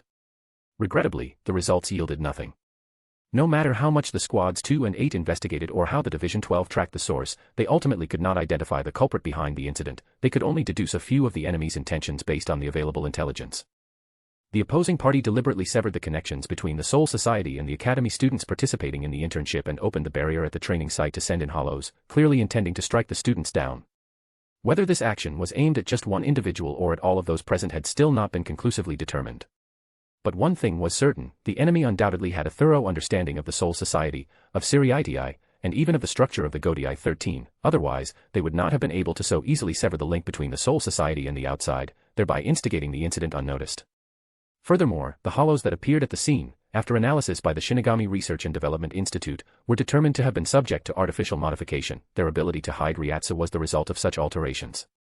Yet it remained terribly regrettable that nobody could determine what technology or theories the enemy had used to accomplish this. Division 12 could only find leftover traces that were essentially scraps, showing no sign of who was responsible.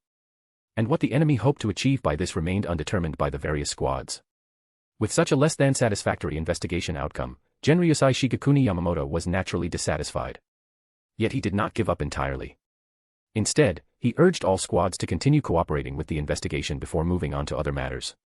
After raising these issues and discussing them on the spot, Genryusai Shigekuni Yamamoto finally announced the session was adjourned. The captains then left the room, some chatted with each other as they departed, some left in silence, and some went over to greet the new captain, Kaiser, while others paid him no heed, their attitudes clearly reflecting their positions. Especially Kimpachi Zaraki, who, as expected, clung stubbornly to Kaiser. "Let's have another bout." "Kaiser." Kimpachi Zaraki shouted at Kaiser, his voice full of determination. "You won't refuse, will you?" "Right." Faced with Kimpachi Zaraki's incessant prattle, Kaiser naturally grew irritated. "No, allow me to refuse," Kaiser replied bluntly. "I do not believe that after just 1 month, you have grown strong enough to defeat me. If you want to challenge me, go back and get stronger first." Kaiser's words did not deter Kimpachi Zaraki at all. In any case, such matters can only be resolved by fighting. Kimpachi Zaraki grinned broadly. To grow strong, one must naturally engage in battle. What could be more conducive to strength than clashing with a formidable opponent? That sort of thing, there is no one else capable of it, right? Kaiser knew very well that Kimpachi Zaraki was a natural combat genius. The more he fought, the stronger he became, something no one else could achieve like that. "No, wait, maybe even I can do that." Recalling his previous experiences in the High School DxD world, where he traveled the world and challenged various legendary forces, stimulated by the power of the dragon, Kaiser realized that the more intense battles he endured, the stronger his power became. In other words, are we not the same type? Glancing at Kimpachi Zaraki, who stood before him grinning broadly, Kaiser narrowed his eyes.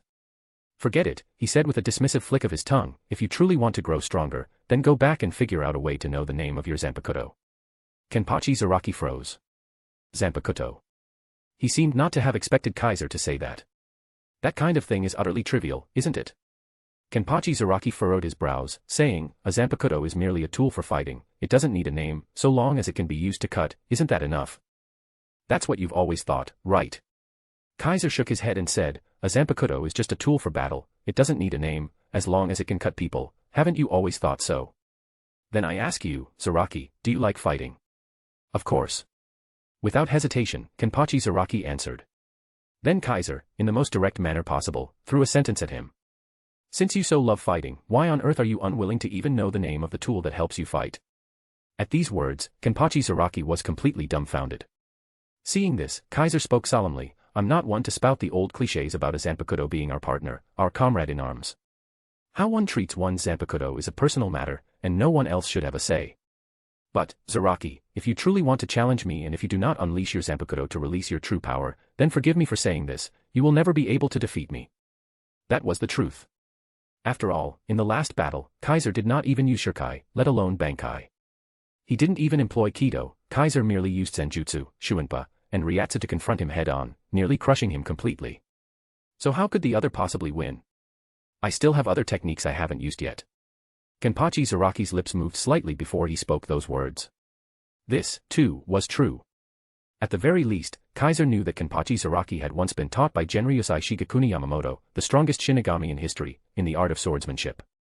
Perhaps if Kimpachi Zaraki were to use proper swordsmanship, he might not lose so quickly. Yet whether he loses quickly or slowly, ultimately, he still loses.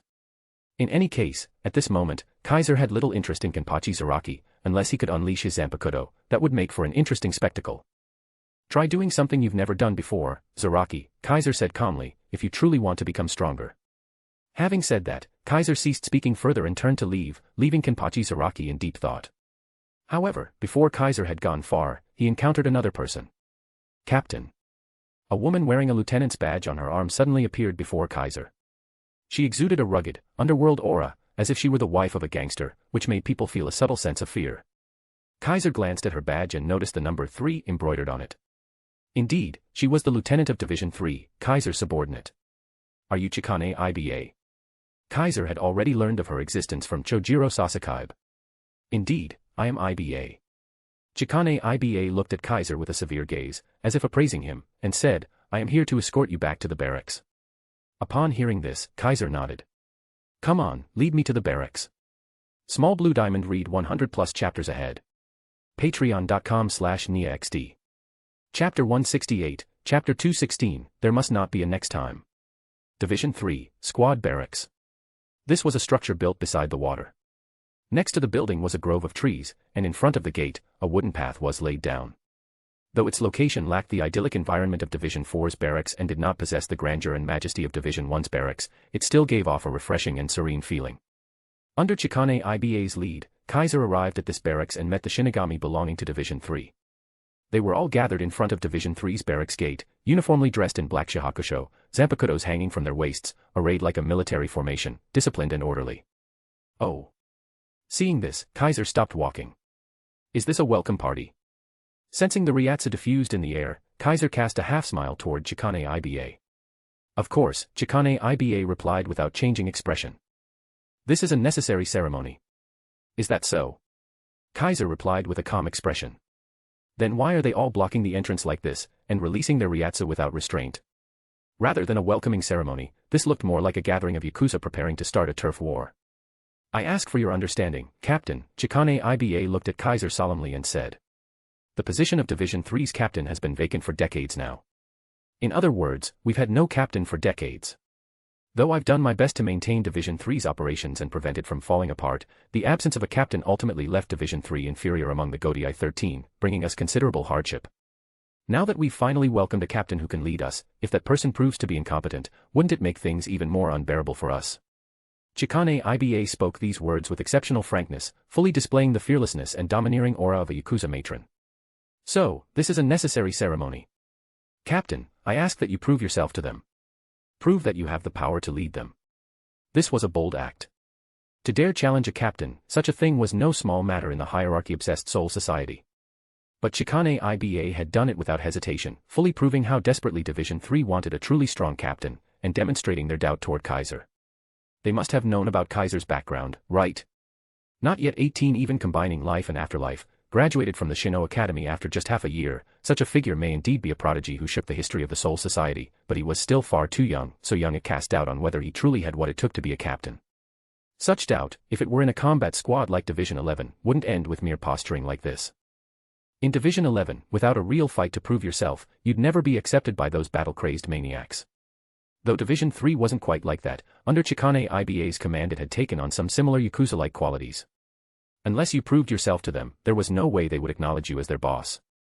Kaiser could tell that this wasn't spontaneous, it was a test someone had deliberately arranged. That person was undoubtedly Chikane Iba. As expected of someone whom Lieutenant Sasakaibe praises highly, Lieutenant Iba, Kaiser said with a smile. I heard that you often used forceful methods to keep the previous Division 3 captain in line. Looks like your spirit hasn't changed one bit. That man was too wishy-washy, always timid and spineless. If I hadn't put pressure on him, he'd have never gotten anything done. Chikane Iba was silent for a moment, then said expressionlessly, it's because of that idiot met such an end. What a fool. To speak of her own captain like this, clearly, this lieutenant was no pushover. Too bad, this time, she picked the wrong person to pressure. I'm not like Zaraki, I won't draw my blade and cut you down. Kaiser spoke as he slowly walked forward. If, by the time I reach the gate, there's still anyone standing, then let's say I'm unfit to be this squad's captain. As he spoke, golden Ryatsu surged from his body. That Ryatsu wasn't unleashed in a sudden burst like when facing Kimpachi Zaraki, but rather rose slowly like a rising tide, gradually filling the heavens and the earth. Thus, while Division 3's members remained at the ready, they suddenly found their vision starting to tremble. The sky was trembling. The earth was trembling. Space itself was trembling. Even the reishi in the air trembled, as if scorched by blazing heat, fluctuating violently. In that moment, every single Division 3 Shinigami, including Chikane Iba, changed expression. They instinctively activated their Ryatsu, attempting to resist the golden Ryatsu that filled the entire realm. But the moment their Ryatsu began to rise, the golden wave crushed them like an avalanche, utterly overwhelming their spiritual pressure in an instant. Thud. Thud. Thud. One by one, the Division 3 Shinigami collapsed to the ground as though struck by lightning. The first to fall were, naturally, the ordinary squad members, unable to muster even a sliver of resistance. They instantly dropped to the ground, their faces frozen in terror. Next came the seated officers, from the lowest rank upward, all the way to third seat. They fell or knelt in succession, faces pale, foreheads drenched in sweat. And last, of course, was Chikane Iba, standing closest to Kaiser and therefore suffering the brunt of it. Yet she was also the last to collapse. Her gaze upon Kaiser's back brimmed with astonishment. What an unbelievable Ryatsu. Chikane Iba's entire body trembled. As the lieutenant of Division 3, she had seen captain-class Ryatsu before. But to her, this Ryatsu surpassed that of other captains by a wide margin. At the very least, the Ryatsu of the previous captain didn't come close to this. They weren't even on the same level, leaving Chikane Iba utterly shocked, utterly stunned. To think, both are captains, but his Ryatsu is this much stronger. How could this be? Didn't he just graduate from the academy? Could this be the true might of second-class spiritual power?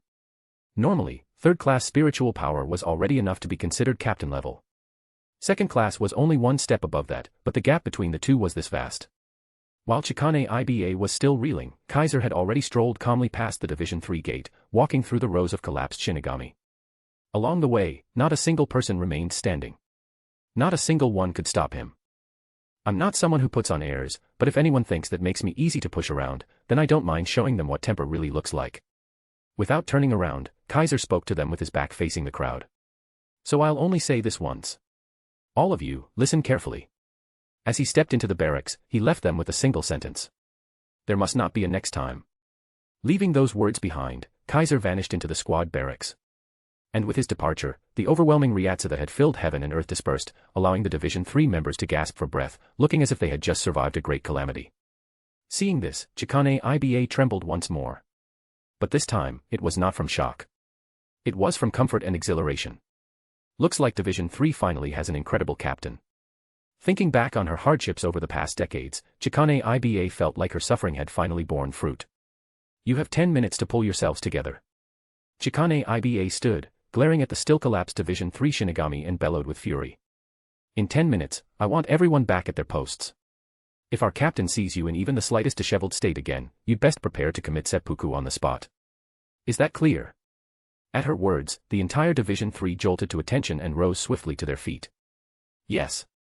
Leaving their resounding response behind her, Chikane Iba strode quickly into the barracks, chasing after Kaiser. As lieutenant, she would not allow herself to fail in her duties. Each Godai 13 squad's barracks was equipped with an office and a private rest area for the captain. Division 3's barracks was no exception. Now that he was officially on duty and back on his home turf, Kaiser went straight to the office, where he received a report from the newly arrived Chikane Iba. Because the captain's position has been vacant for decades, our Division 3 has lost much of its competitiveness compared to the other squads. During those years, some Shinigami originally assigned to Division 3 transferred to other squads, and due to the lack of a captain, Division 3 became an unpopular choice for new recruits, leading to very few volunteers. As a result, we currently have only 147 squad members and officers, with several seated officer positions vacant. We are now the squad with the fewest personnel in the entire Godai 13.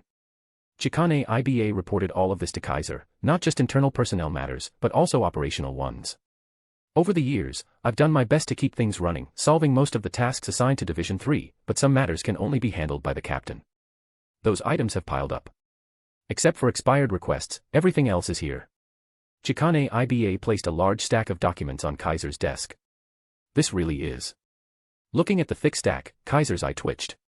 He had anticipated some internal issues within Division 3, but not this many. There was no helping it. After all, no one had filled the captain's seat for decades. Even though Chikane Iba was highly capable and had kept everything in order, as she said, some things could only be resolved by a captain, and otherwise would remain piled up, waiting to be addressed. Kaiser rubbed his temples and picked up one of the documents to read. Division 3 was a support squad, their duty was to provide assistance to the operations of the other squads. No matter which squad encountered difficulties beyond their capabilities, Division 3 was obligated to assist them in resolving the issue. Because of this, Division 3's responsibilities were the broadest in the Godai 13. If Division 11 lacked manpower and needed help in combat, Division 3 had to provide fighters. If Division 8 needed help gathering intelligence, Division 3 had to provide personnel. Even if Division 4 was short-staffed and needed help tending to the wounded or patients, Division 3 had to send support. In such a situation, Division 3 had the most extensive range of duties in the Godai 13. Unfortunately, due to the absence of a captain, Division 3 had suffered a drop in numbers, resulting in all kinds of tasks being delayed. And that was only the primary tasks. Division 3 also had to deal with secondary operations. Building maintenance, inventory of supplies, logistics, and back-end coordination, all of these also fell under Division 3's responsibilities. These secondary responsibilities were not unique to Division 3. For instance, Division 4, in addition to medical duties, was responsible for cleaning all of Ser-Veresta. Or Division 9, which had an editorial department tasked with reporting duties and other functions. Division 6 handled disputes among noble families. Division 5 dealt with educational matters. Division 12 handled communications and similar tasks. Division 2's duties included assassination, surveillance of Shinigami activity, guarding the surveillance towers, searching for missing Shinigamis, and rapidly conveying orders across squads. Each squad had side jobs like this. These matters, stacked up over decades, how could there not be a mountain of them? Had Chikane Iba not been so competent, solving most matters despite the vacancy at the top, Kaiser's desk would have surely been buried beneath paperwork today. In other words, the two most urgent issues I need to solve after taking office are the shortage of squad members and the backlog of old administrative tasks. Kaiser put down the file and looked at Chikane Iba. Yes, Chikane Iba nodded firmly and said. Especially the latter, it must be addressed no matter what. Hearing that, Kaiser knew it. His days ahead were going to be busy indeed. Chapter 169, Chapter 217, The Affairs of Division. The day after Kaiser's inauguration, Division 3 began mobilizing on a large scale. The Shinigami of Division 3, as if reinvigorated with new life, were dispatched in high spirits to various squads, resolving the backlog of affairs that had accumulated over decades. To resolve the manpower shortage, Kaiser, after inquiring with Chikane Iba, personally visited the squads that were relatively idle at the time and borrowed some manpower. He also rejected certain excessively cumbersome tasks, sending them back to the squads that had handed them off to Division 3 in the first place. Kaiser discovered that perhaps due to the absence of a captain in Division 3 previously, other squads Shinigami had come to regard Division 3 as easy to bully. Some matters that they could clearly have handled themselves were instead falsely labeled as needing support and dumped onto Division 3. As for this kind of work, Kaiser naturally would not allow his subordinates to obediently solve others' messes. He bluntly rejected them all and temporarily blacklisted those squads. He told Chikane Iba that, for any squad that had engaged in such behavior, unless the issue was particularly urgent, Division 3 would no longer offer them any support. This naturally caused quite a stir among the various squads, escalating to the point where their captains had to personally come to negotiate with Kaiser before the matter was put to rest. Once this issue was resolved, Division 3's work efficiency suddenly increased by several multiples, and they rapidly dealt with the affairs that had long remained unresolved. After that, Kaiser began tackling the secondary affairs. He boldly employed non-Shinigami personnel, recruiting a batch of temporary workers from outside the squad. These individuals were tasked with building maintenance, repairs, logistics, and other miscellaneous duties throughout Ser-Veresta.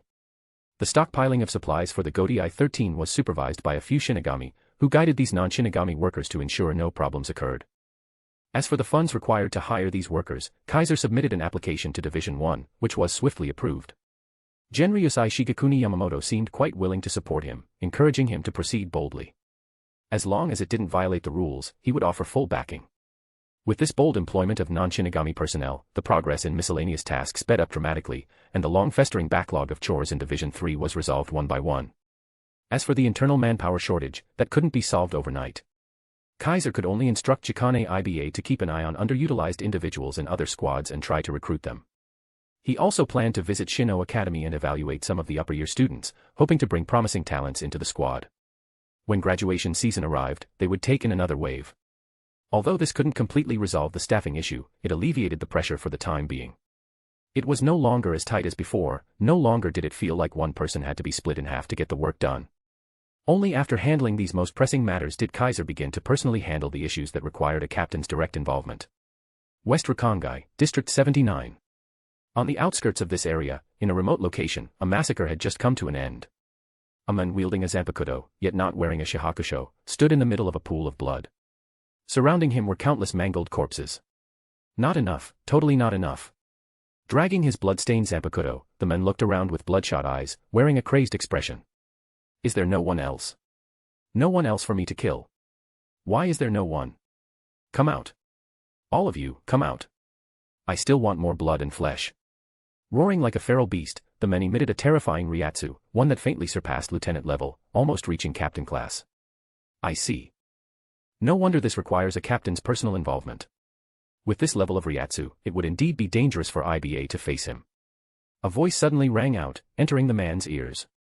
The calm and composed tone stood in stark contrast to the bloody slaughter site. Who? The man immediately turned his bloodshot eyes toward the source of the voice, growling lowly. Then, he saw someone slowly walking toward him.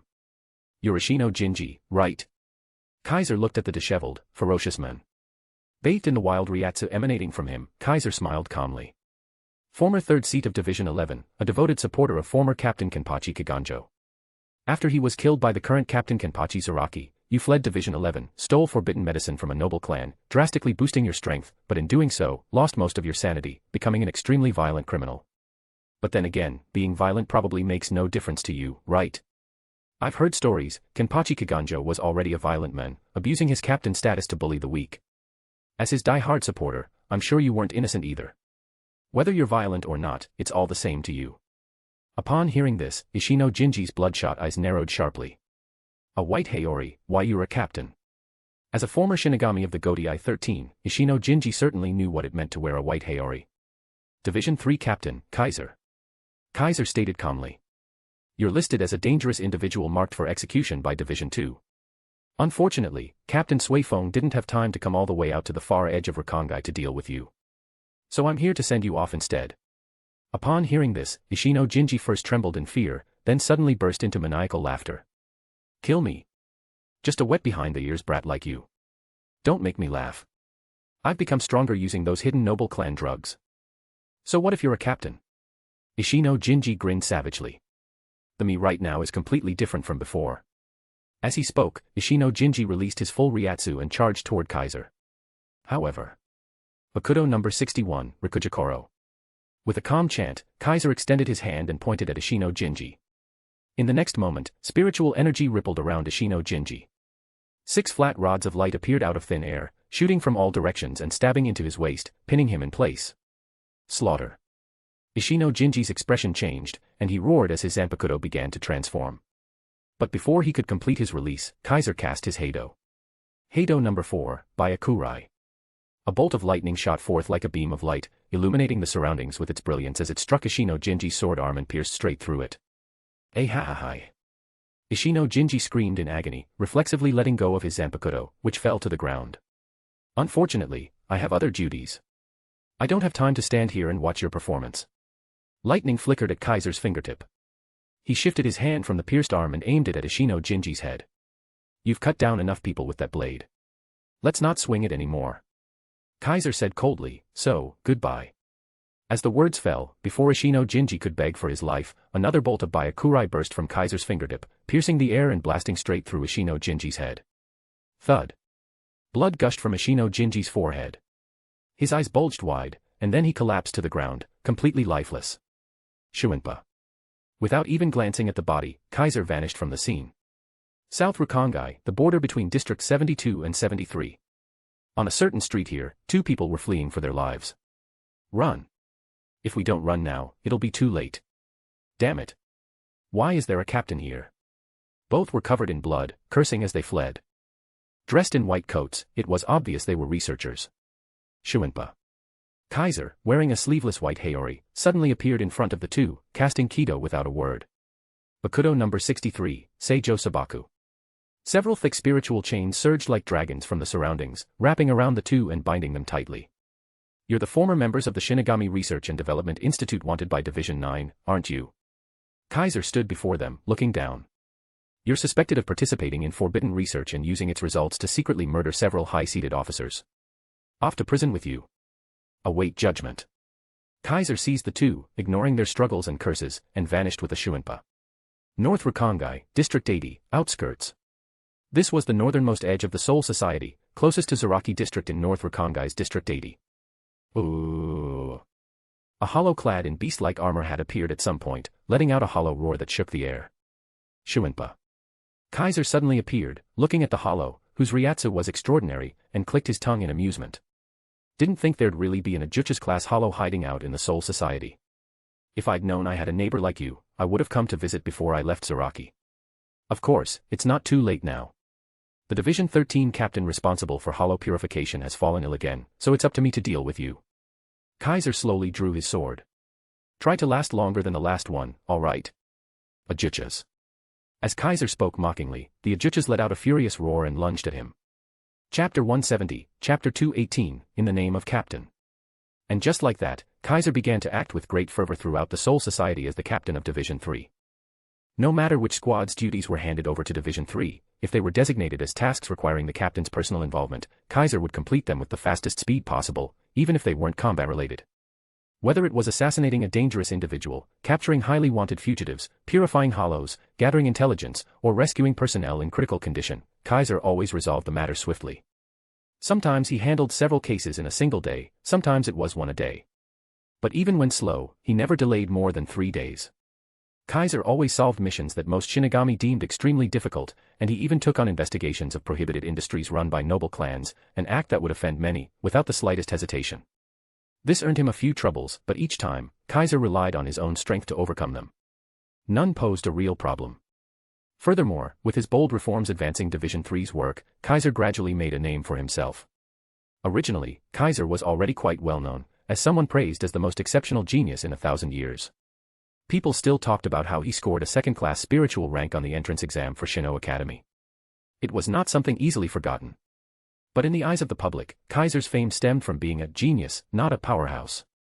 Within Ser-Veresta, many still harbored doubts about whether someone like Kaiser, who had only studied at Shino Academy for half a year and lived less than 18 years in total across life and afterlife, was truly qualified to be a captain. Even if not everyone dared speak ill of a captain behind their backs, Ser-Veresta was full of noble clan scions, fearless and arrogant. They already looked down on a Rukongai-born genius like Kaiser. Now that he'd skyrocketed to the position of captain, there was no way they could accept that calmly. Especially those noble families who initially had ideas about recruiting or using Kaiser, now that he had so quickly risen to captain, they were both shocked and disgruntled. We haven't even made our move yet, and he's already climbed this high. This is ridiculous. Thus, in the early days of Kaiser's captaincy, Ser-Veresta was rife with gossip. But now, Kaiser had proven himself through actions and shut those people up with his own strength. Much of his deeds weren't classified, so they spread easily. When confronting a dangerous individual who had used forbidden noble medicine to gain power at the cost of sanity, his Ryatsu surpassing even lieutenants, Kaiser ended the fight in mere seconds, utterly crushing him. When facing a group of most wanted criminals involved in illegal research that killed several Shinigami, he captured them cleanly and handed them over to Division 9's prison unit. When facing an Ajuchas class hollow, he ended it in a few strikes. Even when the hollow used Zero, it failed to scratch him. Not even the hem of his Haori was damaged.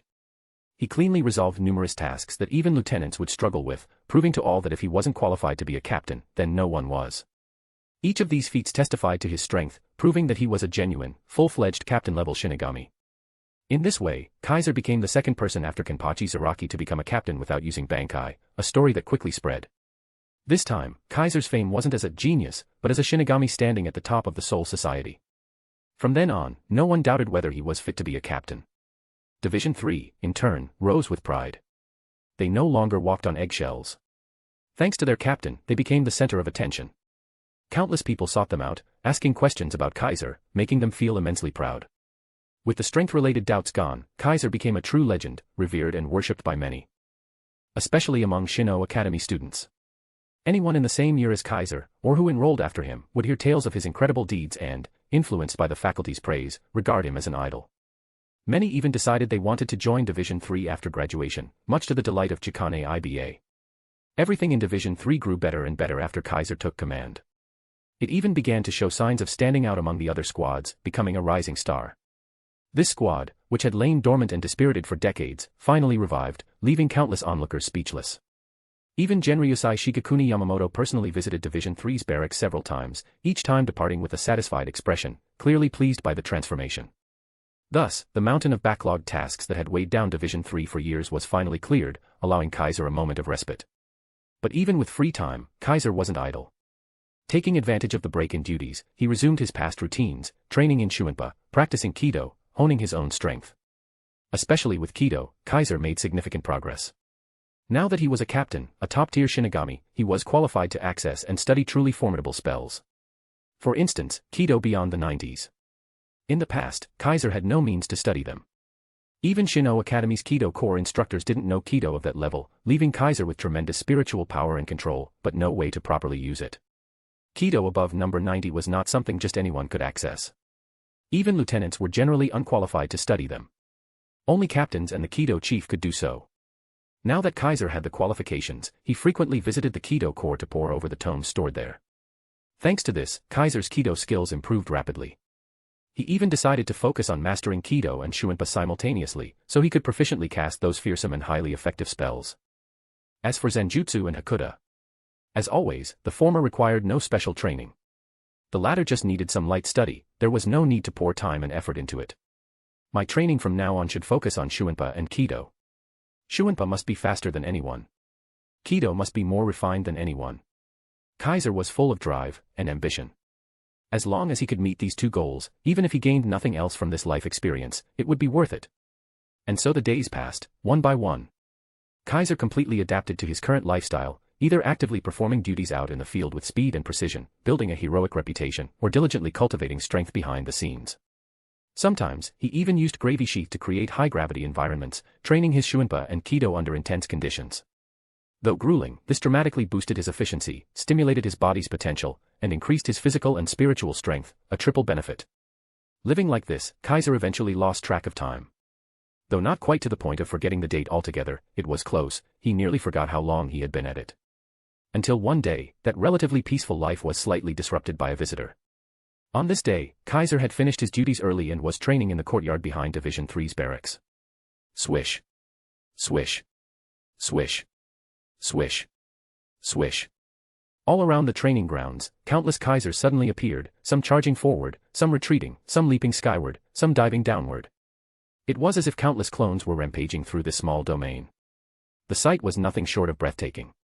Unfortunately, no one could witness it. When Kaiser used the training grounds, all Division 3 Shinigami, except for Lieutenant Chikane Iba, would vacate the area. None dared intrude. If someone were to walk in and witness this, their jaw would certainly drop. Because these countless Kaisers weren't clones at all, but mere afterimages left behind by his rapid movements. In just an instant, Kaiser had moved through over 100 positions, executing 100 motions, his speed utterly astounding. If Suifeng were here to see it, even she wouldn't be able to maintain her composure like last time. This level of Shuinpa, even she might not be capable of it. Swish. In the next moment, all the afterimages vanished. Like swallows returning to a nest, they converged instantly at the center of the training ground, forming a single figure. Phew. Kaiser exhaled and relaxed his leg muscles, rolling his shoulders and neck. That's enough Shuinpa for now. Next, I'll practice incantation-less casting for Heido number 88 and Bakudo number 81. Kaiser had set his training plan and began preparing for the next phase. That was when Chikane Iba entered, delivering a message. Captain, a student from Shino Academy claiming to be your acquaintance has come to visit. Chikane Iba reported with her usual stern authority. A student from Shino Academy? Kaiser paused, and a faint smile appeared on his face. Small blue diamond read 100 plus chapters ahead. Patreon.com/NiaXD. Chapter 171, Chapter 219, The Adopted Childhood Friend. Division 3, Office. At the moment, seated upright before the desk was an academy student in a Shino Academy uniform, appearing somewhat restless and uneasy. So this is Kaiser's office? Renji Abarai looked around the spacious and well-lit room, feeling as though his horizons had been broadened. It was hard for him to imagine that such a wide and stylish place was now the private office of his former rival. He was still just an academy student, while the other party already had a personal office like this. Truly, comparing oneself to others only leads to frustration. As Renji Abarai's thoughts drifted toward such musings, a set of footsteps echoed from outside. How long have you been waiting? That familiar teasing voice reached Renji Abarai's ears, prompting him to quickly look up. There, Kaiser walked in alongside Chikane Iba, wearing his familiar smile but dressed in a shihakusho and sleeveless white haori. That silhouette, emblematic of standing atop the Soul Society, made Renji Abarai feel slightly dazed, like the person before him was both familiar and unfamiliar, as if he had become the most familiar stranger. Of course, that was just Renji Abarai's illusion. Kaiser was still Kaiser, he had never changed from beginning to end. Look at you, still making that dumb expression. Kaiser sat down in front of Renji Abarai and looked at his dazed face with feigned annoyance. How long has it been? And you're still the same as ever. It hasn't been that long, right? Renji Abarai returned to his senses and replied with a wry smile. I haven't even graduated yet. This little bit of time shouldn't count for much for us souls with spiritual power, right? The stronger a soul's Ryoryoku, the slower they age. This was a foundational truth of the soul society. Not bad. You actually used reason to talk back. Seems like you're not completely unchanged, there's been some growth. Kaiser chuckled as he gestured for Chikane Iba to prepare tea for the two of them. Thank you. Seeing Chikane Iba pour tea for him made Renji Abarai visibly tense up. He couldn't help it. The aura of a Yakuza matriarch was too strong on her, making Renji feel like he had walked into a gang boss's lair. He was honestly afraid that if he made one wrong move, he might have a finger chopped off. Kaiser, of course, understood this feeling. Chikane Iba was known to have used violence to motivate the previous Division 3 captain, and she definitely gave off the vibe of someone who'd seen a lot on the streets. Unfortunately for her, Kaiser was not the former captain of Division 3. He didn't tolerate being pushed around and could be quite forceful when needed. Chikane Iba, knowing this, usually held herself back in front of him, otherwise, conflict would have been inevitable. So, what brings you here today? Kaiser sipped his tea casually, looking at the nervous Renji Abarai with that same teasing smile. Don't tell me you just dropped by to chat. I've been captain for a while now, and this is the first time you've come to visit. How could an academy student like me just walk into a Godai 13 barracks to have tea with the captain? Renji Abarai complained in his heart. By the way, where are Kira and Hinamori? Kaiser asked, noticing that Renji came alone. How are they doing now? They're doing great, Renji Abarai answered without hesitation. After you graduated, Class 1 finally wasn't ruled by just you. Everyone started excelling in their own areas. Hinamori is now ranked first in Kido among students of the same year, with a huge lead over second place.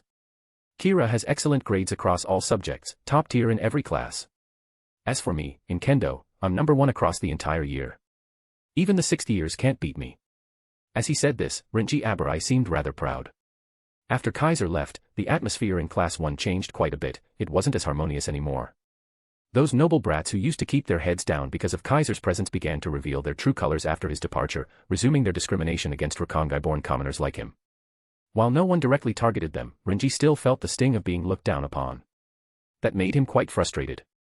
So together with Kira, Hinamori, and others, they took the top spots across the board, thoroughly suppressing the noble students and forcing them to grit their teeth in frustration. Thinking about that made Renji Abarai feel quite pleased, though he didn't realize that Chikane Iba was already eyeing him. To score number 1 in Zanjutsu across all year levels, even beating 6th years, this was undoubtedly a promising talent worth focusing on. Is that so? Kaiser remarked, a bit sentimental. Seems like you've all been working hard. Of course. Renji Abarai finally found his rhythm again. Looking at Kaiser wearing that white captain's Haori, he said solemnly, we didn't want to be left behind, not even from your shadow. So we had no choice but to push ourselves. The things Kaiser said that day had left a deep impression on them. Because of that, they all worked harder, Renji, Kira, even Momo Hinamori. Especially Hinamori. Though she was a small girl, she worked even harder than he and Kira. It was like she had found a crucial life goal. She hardly even went home during breaks, often training alone in the academy. To be honest, Renji Abarai deeply admired Hinamori, she was even more driven than him. In terms of Kido, Hinamori truly had talent. Even the Kido Corps had started paying attention to her and were considering recruiting her. Renji Abarai himself had almost zero talent in Kido. To this day, he was still the worst in his year, and even underclassmen were better than him in that area. But Renji no longer felt bitter. He had confirmed his own gift lay in Zanjutsu, he was destined to be a swordsman and would walk the path of a blade wielder. Lately, Renji had even been hearing a voice in his dreams, faint, but seemingly trying to tell him something. He naturally knew what this phenomenon signified, and it thrilled him. If Kaiser knew about this, he would surely be amazed again, right? Among all 6 years of Shino Academy students, hardly anyone managed to reach Shirkai before graduating. Even in the Godai 13, only seated officers typically attained it. Yet Renji Abarai already showed signs of hearing his zanpakuto's voice. No wonder he'd go on to master Bankai and become a captain-level Shinigami. That's good. Kaiser smiled and nodded, then returned to the main point. So, tell me, why did you come looking for me? At those words, Renji Abarai put away his smile, and his expression turned hesitant. Hurry up and say it. Kaiser rolled his eyes. When did you become such a wishy-washy person? I just don't know how to say it, Renji sighed, then seemed to steel himself as he looked at Kaiser. Did you know that Rukia was adopted? Those words left Kaiser momentarily stunned. Rukia was adopted. Kaiser met Renji Abarai's gaze. Yeah. Renji Abarai nodded firmly. And she was adopted by the Kuchiki clan, the head of the 4 great noble clans. Kaiser turned to look at Chikane Iba. I've heard about this, she said immediately, catching on. The captain of Division 6 visited Shino Academy and formally adopted a student on behalf of the Kuchiki clan as his younger sister. I believe the name was Kuchiki Rukia. This happened quite a while ago. Upon hearing this, Kaiser nodded and muttered to himself. So Rukia was finally adopted by the Kuchiki clan, huh? Kuchiki Rukia, that was the full name of the Rukia Kaiser remembered. How is she doing now? Kaiser asked, turning back to Renji. Rukia already graduated from Shino Academy, Renji said gloomily. Now that she's the Kuchiki clan's daughter, she didn't need to waste time in the academy. The Kuchiki family arranged elite Shinigami instructors for her and secured her placement in the Godai 13. I see. Kaiser now understood why Renji had come to see him.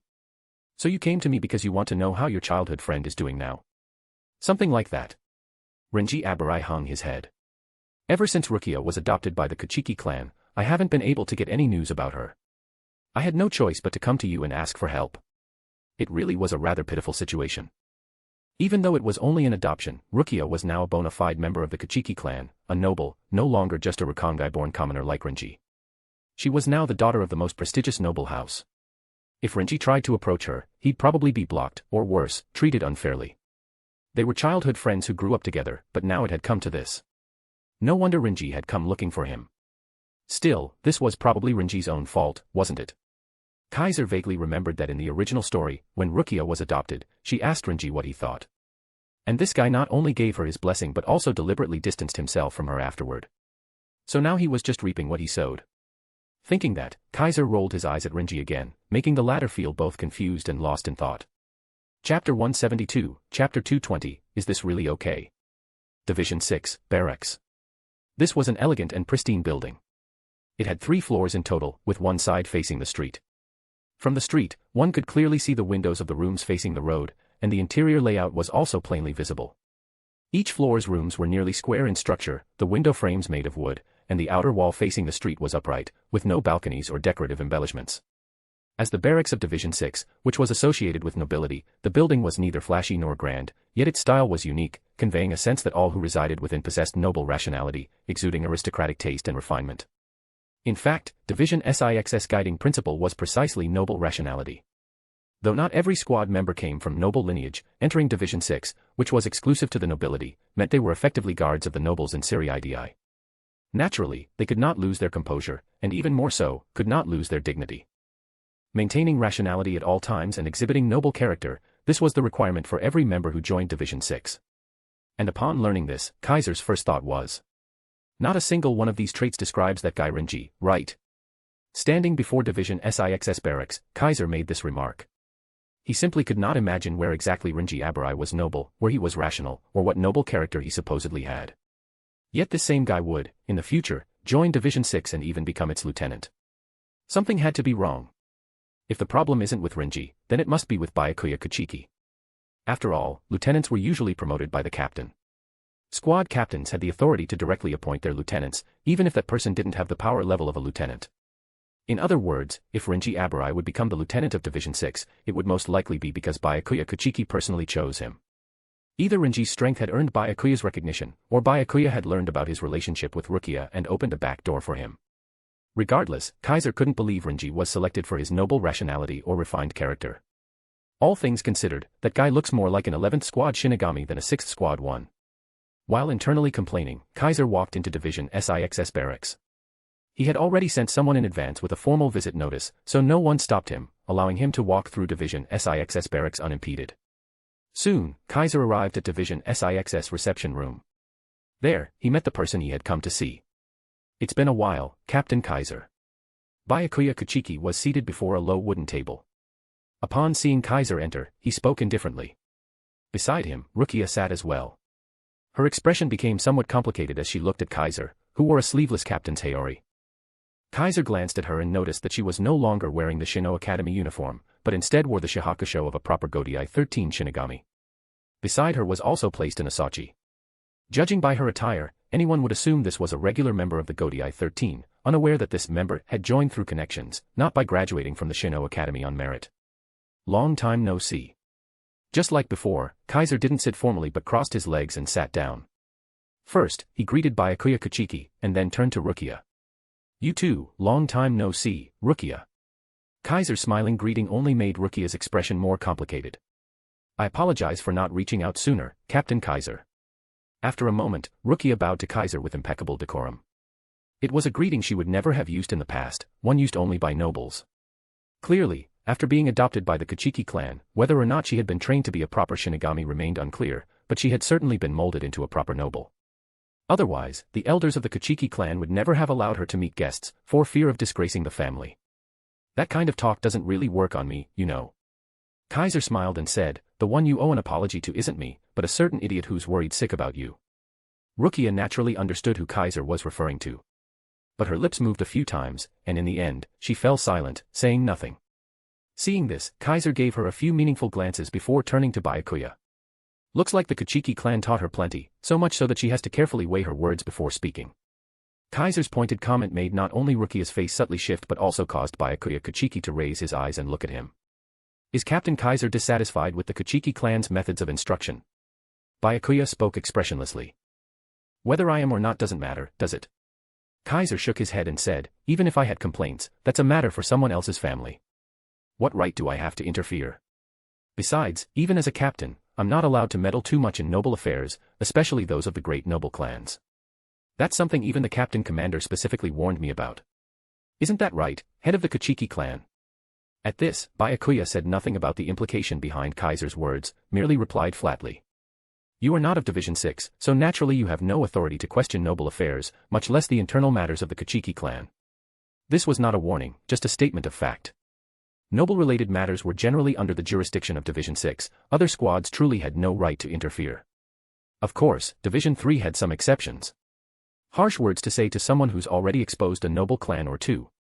Kaiser chuckled as he said this, causing Byakuya Kuchiki to furrow his brow. Is that why you came here today? Byakuya was clearly displeased. Of course not, Kaiser replied breezily, as if he hadn't noticed. I just came to see how my old friend from academy days is doing. Otherwise, I wouldn't have specifically requested in the invitation for your sister to attend, right? Byakuya said no more and closed his eyes. As for Rukia, when Kaiser looked her way, her gaze instinctively avoided his. I'm doing well. Thank you for your concern, Captain Kaiser. That's what she said. Unfortunately, her melancholic demeanor made it clear she was anything but well. There was no helping it, Rukia was, after all, a commoner from Rukangai, and not just any district but the extremely impoverished District 78. Entering the Kuchiki clan with that background, how could she possibly be treated kindly? While no one would dare openly bully her, behind the scenes, she had undoubtedly been looked down on, shunned, and likely insulted. The Kuchiki clan was the foremost of the four great noble clans. Its members were full of pride. Especially the clan elders, no doubt they had deliberately made things difficult for Rukia, viewing her inclusion as a disgrace to the family. But the decision to adopt Rukia had come from Byakuya Kuchiki himself. With the most exceptional successor in the history of the clan backing her, no matter how much dissent there was, it was ultimately meaningless.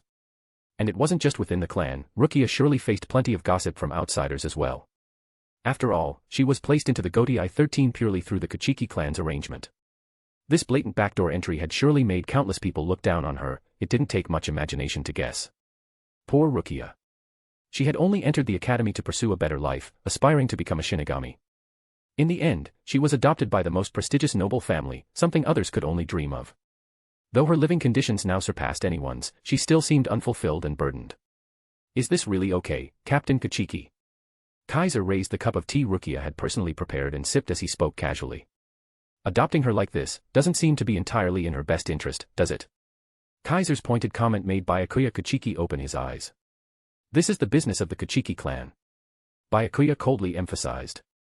However, Kaiser calmly set down his teacup and gave a half-smile. Are you sure it's the business of the Kuchiki clan, and not your business? Kaiser suddenly said, or should I say, are you sure this isn't about your deceased wife? The moment those words left his mouth, Byakuya's Ryatsu instantly turned icy cold. Deceased wife. Rukia murmured. She knew that Byakuya Kuchiki had a wife who had passed away not long ago. She knew because he had told her that the reason he wanted to adopt her was because she resembled his late wife. Rukia assumed that's what Kaiser was referring to. But she was wrong. Seems like you don't know yet, Rukia. Kaiser, as if unconcerned about any taboo, spoke directly to her. Captain Kuchiki's late wife was actually your Before he could finish, the icy Ryatsu erupting from across him surged to its peak. Wah! The sudden terrifying pressure made Rukia's mind buzz, causing her to briefly lose consciousness. Because of that, she didn't see a figure suddenly reach for Kaiser's neck at blinding speed. Kaiser, almost simultaneously, raised his hand and caught the wrist of that hand. But its owner instantly lashed out with the other hand and grabbed Kaiser by the shoulder. Whoosh! The next moment, both figures vanished simultaneously, seemingly blasting through to the outside, one of the windows flung open. Captain Kaiser. Brother. Rukia finally regained her senses, only to find an empty room. She stood frozen. End of chapter. Chapter 173, Chapter 221, The True Essence of a Shinigami. Within Ser-Veresta, at a spot some distance away from the Division 6 barracks. There stood a hill, neither too tall nor too short, neither too large nor too small. The hill seemed to have been deliberately preserved to blend with the landscape. Around it grew many cherry blossom trees. When the wind blew, countless petals would flutter down, creating a strikingly beautiful scene. Whoosh! At a certain moment, two figures suddenly appeared midair above the hill, and each struck out with a palm, landing hits on one another. Boom! A pair of muffled impacts sounded simultaneously.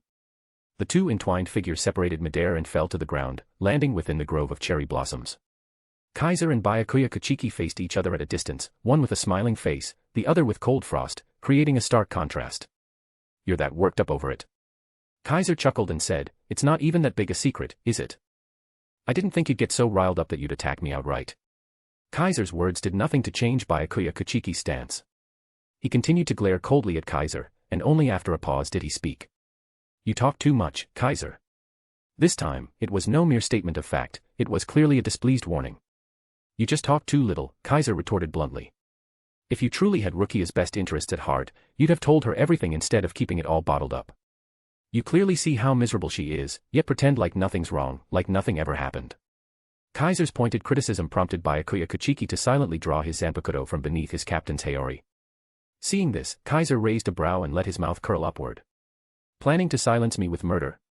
Kaiser's teasing words were met with Byakuya's cold voice. "On the day of the captain appointment ceremony, I said that if the chance arises, I'd have you show me your strength," Byakuya said flatly. "Seems today is just that opportunity." "I don't mind at all." Kaiser placed his hand on the hilt of his zanpakuto at his waist, unfazed by the swelling Ryatsu coming from Byakuya, and smiled calmly. "If I win, I suppose I'll have the right to say whatever I want, huh?" "You won't have that chance." Byakuya declared without hesitation, "A so-called genius from Rukongai can't possibly defeat me." As his words fell, Byakuya's figure vanished from his original spot. In the slowed passage of time, Byakuya's body moved like a gliding blur through space, trailing after images as he passed by Kaiser's side and appeared behind him. Clang! At an unknown moment, a silver blade shot out, Byakuya's zanpakuto thrust toward Kaiser's back, but struck against a circular shield that had also appeared at some unknown moment. Bakuto number 39, and Kozen. Only then did Kaiser's incantation resound, as if belatedly, causing Byakuya's pupils to contract. Heido number 4, Byakurai. The next moment, from Kaiser's side, still facing away from Byakuya, a beam of lightning tore through his haori and shot forth toward Byakuya, forcing him to vanish with Shunpa to evade the incoming white lightning. That was Senka, right? Kaiser finally turned around, withdrew his hand from beneath his arm, dispersing the crackling lightning at his fingertips, and looked toward Byakuya who had reappeared some distance away. Senka, Flashing Blossom, is a special type of Shunpa that allows one to instantly reposition behind the opponent and pierce and destroy their Seketsu and Hakusui. It's a variant enhanced with rotation, one that only a very few Shinigami can master. Kaiser recited the technique Byakuya had just used and continued. "It may be special, but it's not that impressive. It might be useful against those far beneath you in strength, but to use it against another captain-level opponent, isn't that a bit overconfident?" Byakuya's eyes narrowed slightly at Kaiser's assessment. "To see through Senka is the minimum requirement to be my opponent," he said coldly. "Or did you think that was my true strength? Whether it was or not doesn't matter." "Either way, it didn't work," Kaiser replied, his tone cooling. "One good turn deserves another, your turn to take a hit from me."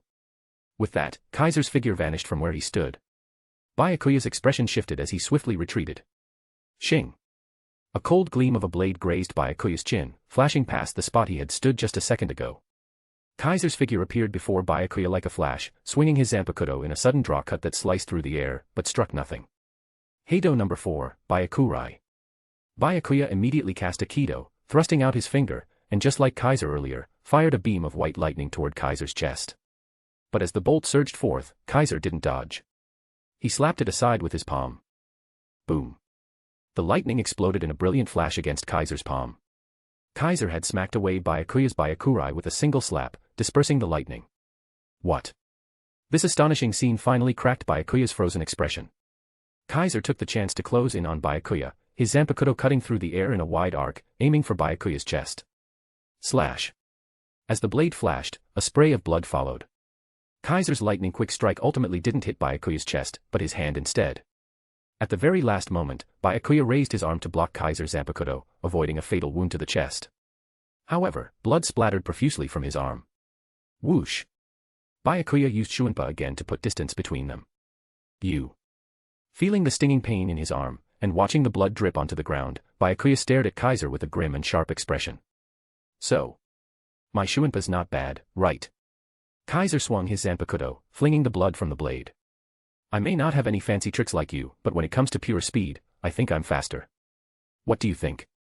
After all, since becoming a captain, Shuinpa was one of the techniques Kaiser had focused on relentlessly. Outside of Kido, it was the one thing he had trained constantly. After so long, how could he not have improved? You think Shuinpa alone will allow you to defeat me? Byakuya clenched his bleeding hand, his voice cold enough to make one's skin crawl. What do you think? Kaiser smirked. All I know is that if this keeps up, you'll never win. Byakuya didn't retort, he only slowly began to speak. Zankenso-ki, Zanjutsu, Hakuda, Ho-Ho, and Kido, these are only the most basic combat arts of a Shinigami. He slowly raised his zanpakuto before him. The true essence of a Shinigami lies in their zanpakuto, Byakuya declared in a chilling tone. It's a power that people like you and Kimpachi Zaraki will never understand. Because only Kaiser and Kimpachi Zaraki had become captains without using Bankai. Allow me to show you a glimpse of that power. Byakuya lowered his eyes. The Ryatsu surrounding him suddenly surged. It's coming now. Kaiser naturally understood what Byakuya was about to do. His gaze flashed faintly, a flicker of anticipation stirring in his heart. Then, he heard Byakuya's voice. Scatter, Senbon Sakura. As those words were spoken, the blade of Byakuya's zanpakuto changed. It gleamed with a pink hue, and then, like cherry blossoms scattered by the wind, the blade turned into countless petals drifting through the air. The petals danced like they were carried by the breeze, drifting forward toward Kaiser, beautiful and serene. Yet, to Kaiser's eyes, this beautiful and serene scenery looked more like a ferocious beast. Whoosh!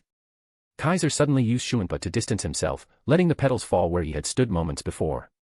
An unbelievable sight followed. Slash! Slash! Slash! The petals that struck the ground cut it to shreds as if assaulted by hundreds, even thousands, of blades, leaving countless slash marks in an instant. Dust flew, stones scattered, and the graceful petals rose once more, swarming toward Kaiser like an unending horde of bees. Heido number 31, Shikaho. Kaiser extended his palm and cast a Heido spell.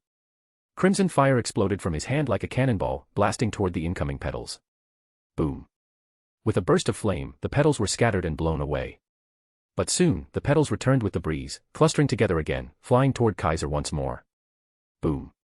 Kaiser fired another Shikaho, blasting them away again, only to watch them regroup and descend once more. It's useless. Byakuya's voice floated over. Though Senbon Sakura's blades are small, they're extremely difficult to destroy. That level of Heido can't possibly scatter 1,000 blades, nor can it help you evade 1,000 strikes at such close range. Senbon Sakura, the name of Byakuya Kuchiki Zanpakuto, after release, its blade disintegrated into thousands of tiny blades invisible to the naked eye.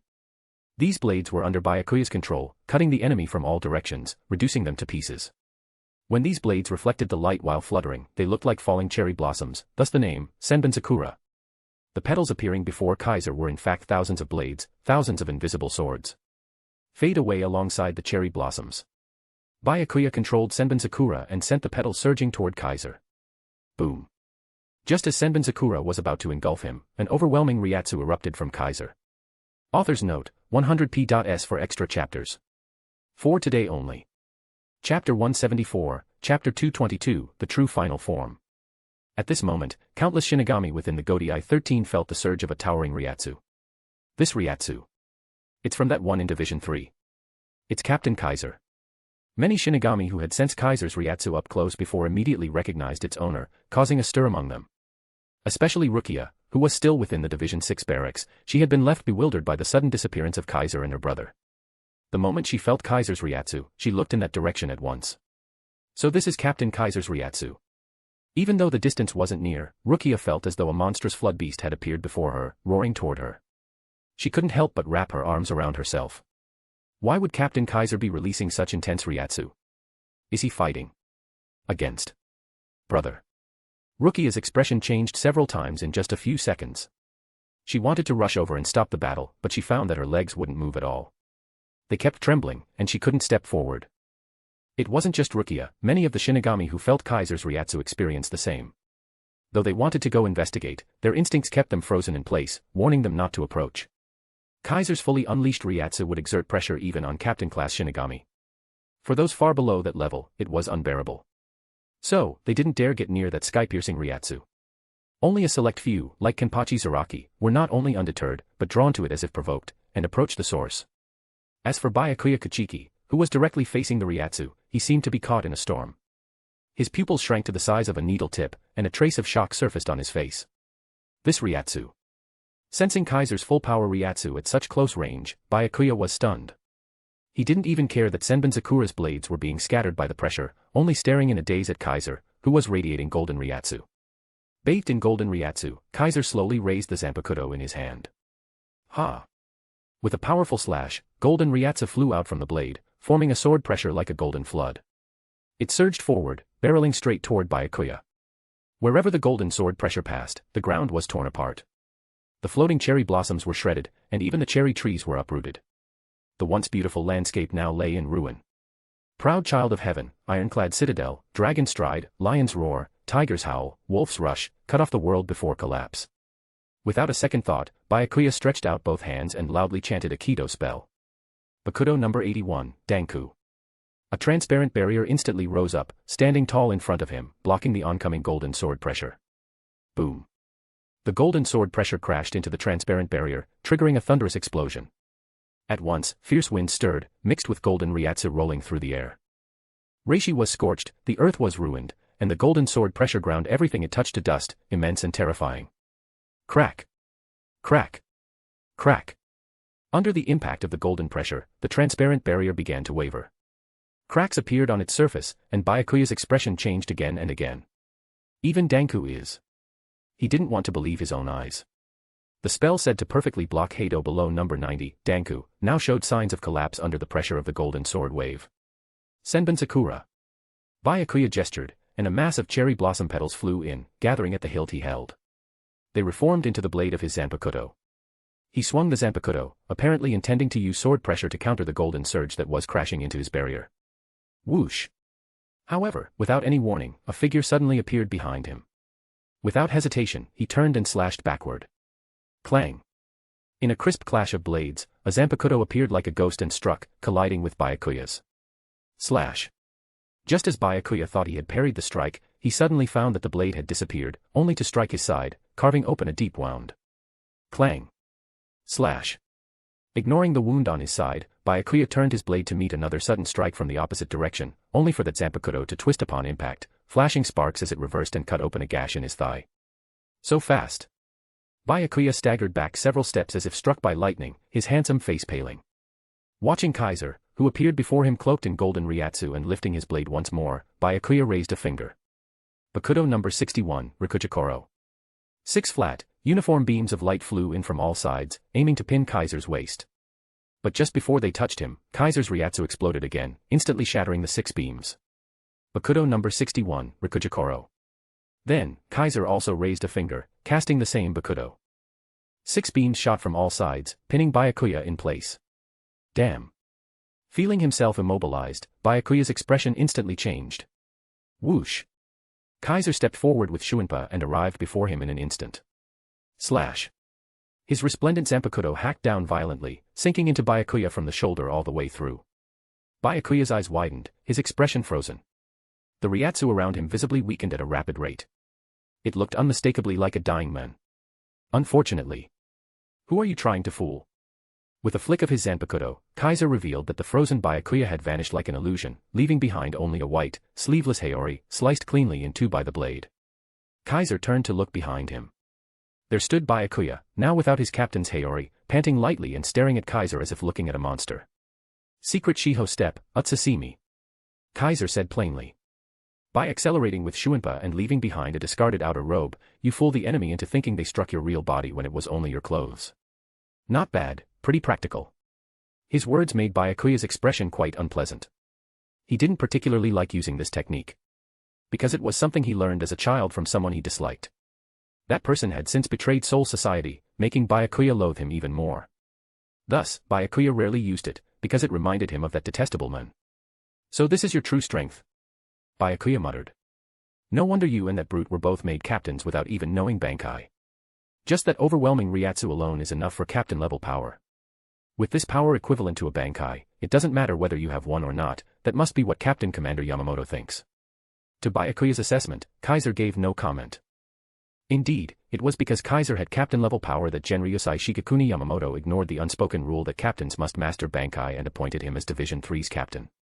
But beyond that, Yamamoto was likely also hoping that this overly young genius might reveal even greater possibilities in the future.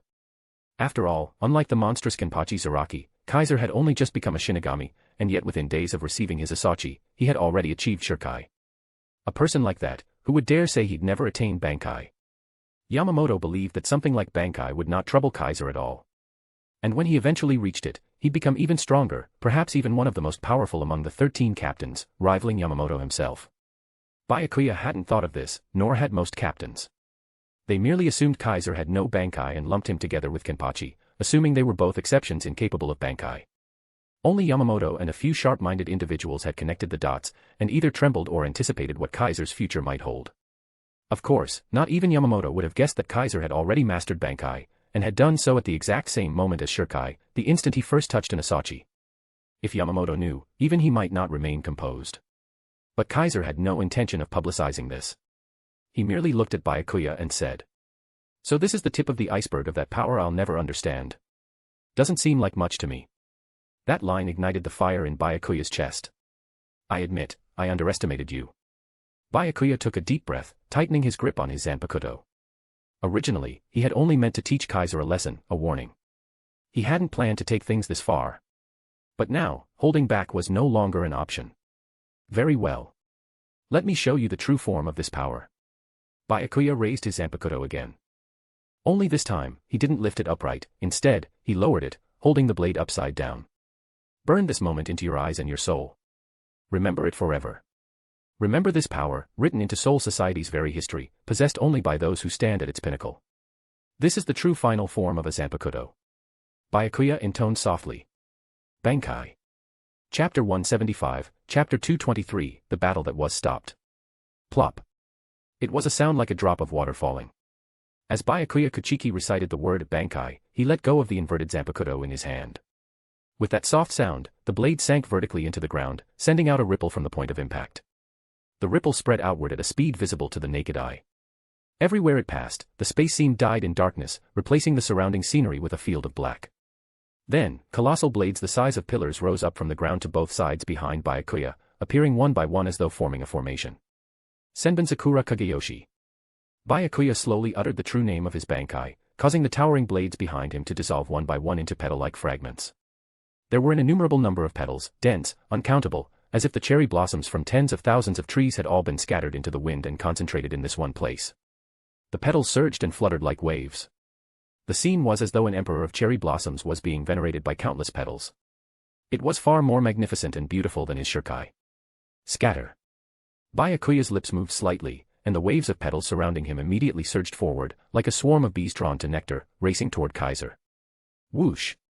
Kaiser, without the slightest hesitation, activated Shuinpa, vanishing from his spot and evading the oncoming waves of cherry blossoms.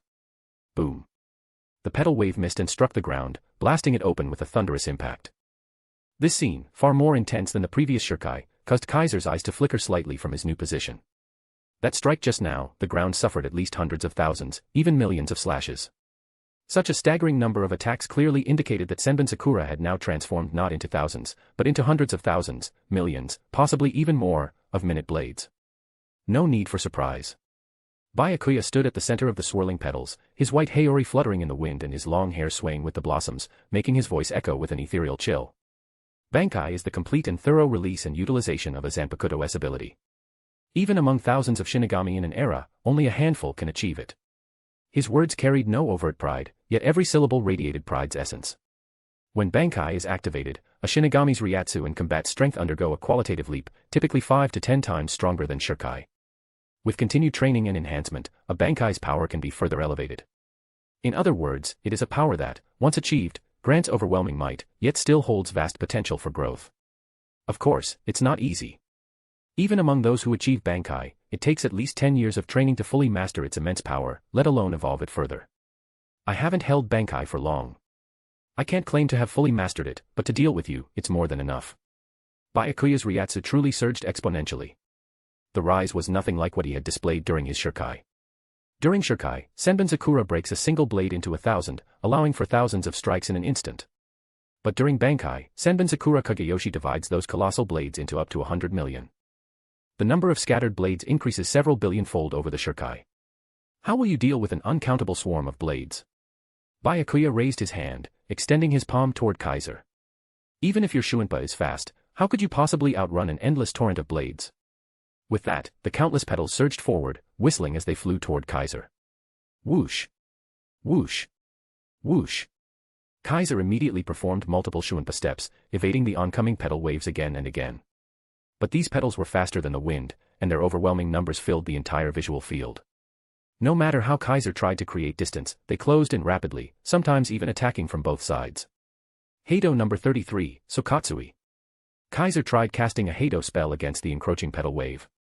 Blue flames burst from his palm and blasted forward, only managing to destroy a small portion of the petals, insufficient to stop the billions of tiny blades. It wasn't even enough to slightly hinder their advance. In that case, Kaiser released his Ryatsu, raised his zanpakuto, and slashed forward with a wave of golden sword pressure, colliding with the petals in an explosive blast. This attack temporarily slowed the petals' advance, but more quickly followed, continuing their relentless assault. Even sword pressure won't do. Kaiser once again employed Shuinpa, continuously widening the gap between himself and the petal storm. It's useless. Byakuya extended both hands, personally directing the massive tide of petals to increase their speed drastically.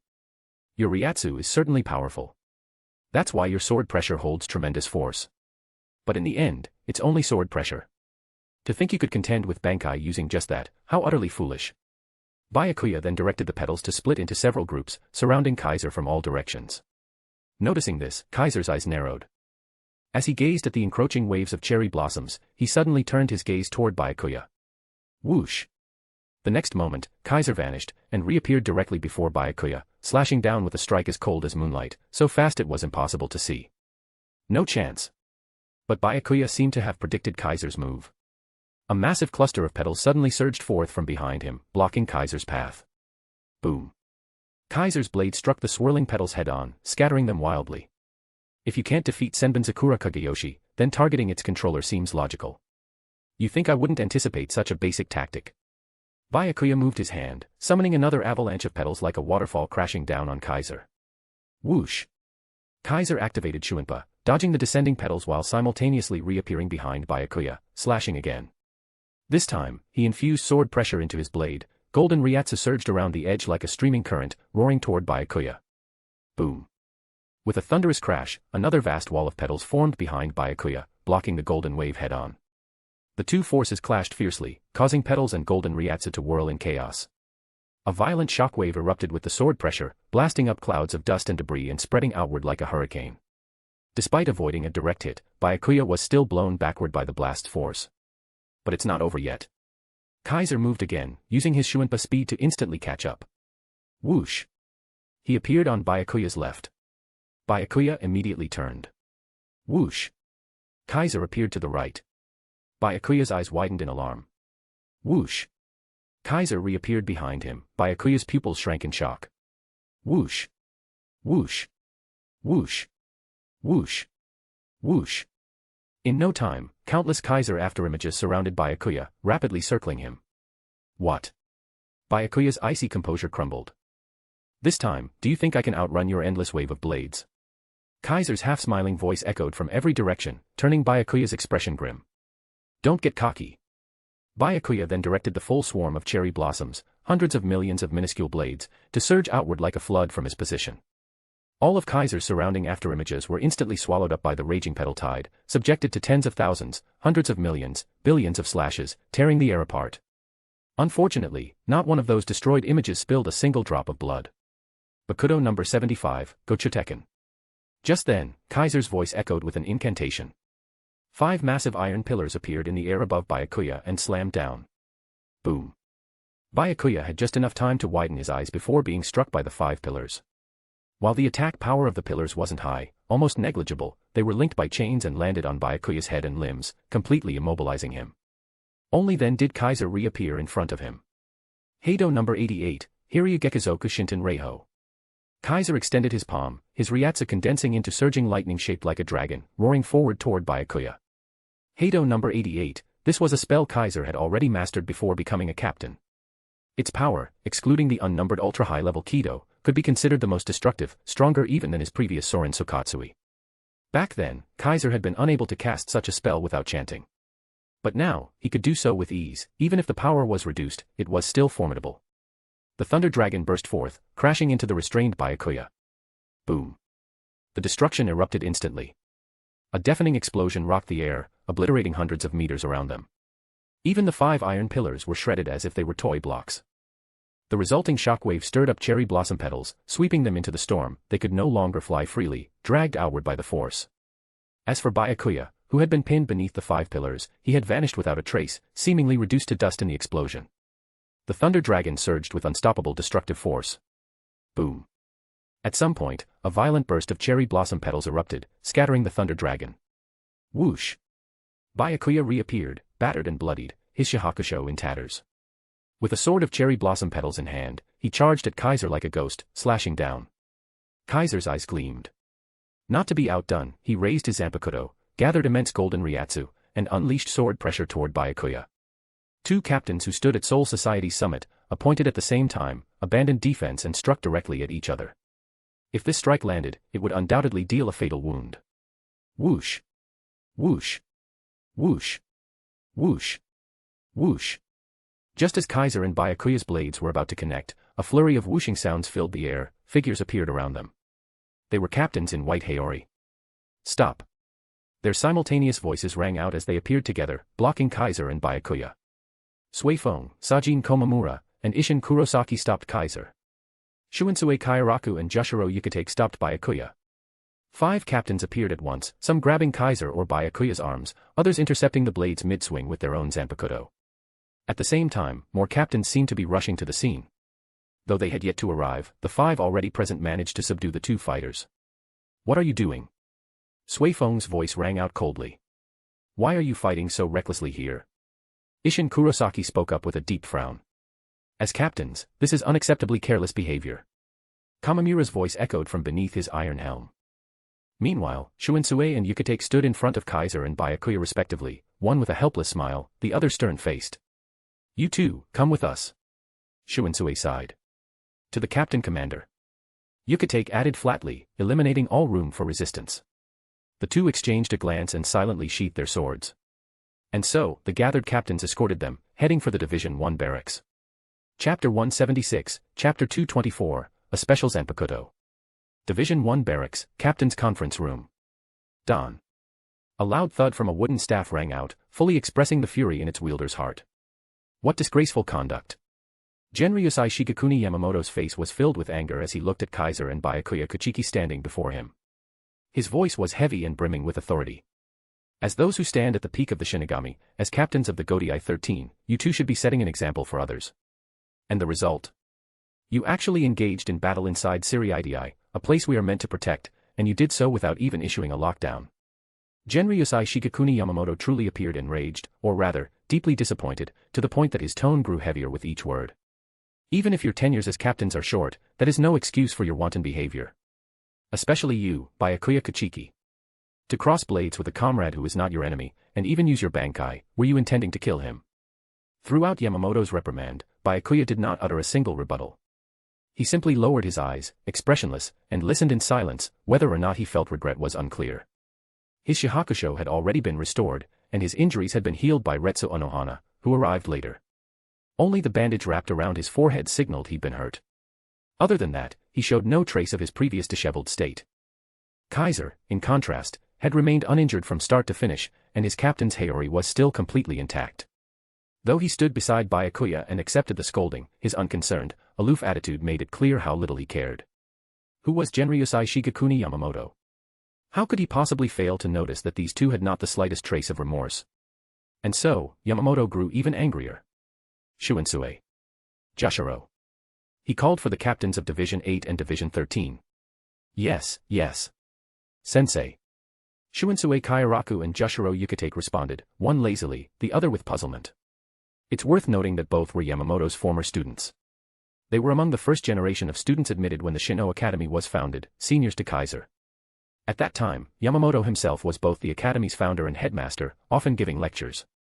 Thus, he was their instructor, and the two sometimes addressed him as sensei. Naturally, they were also the ones Yamamoto trusted most, his personally guided students. Now, Yamamoto summoned them. Take their zanpakuto. Until they've reflected deeply, neither of them is permitted to carry their swords. This punishment could be considered severe, or not. Severe, because the zanpakuto is a Shinigami's other half. To take it away is akin to removing half their body and power. The impact is no small matter.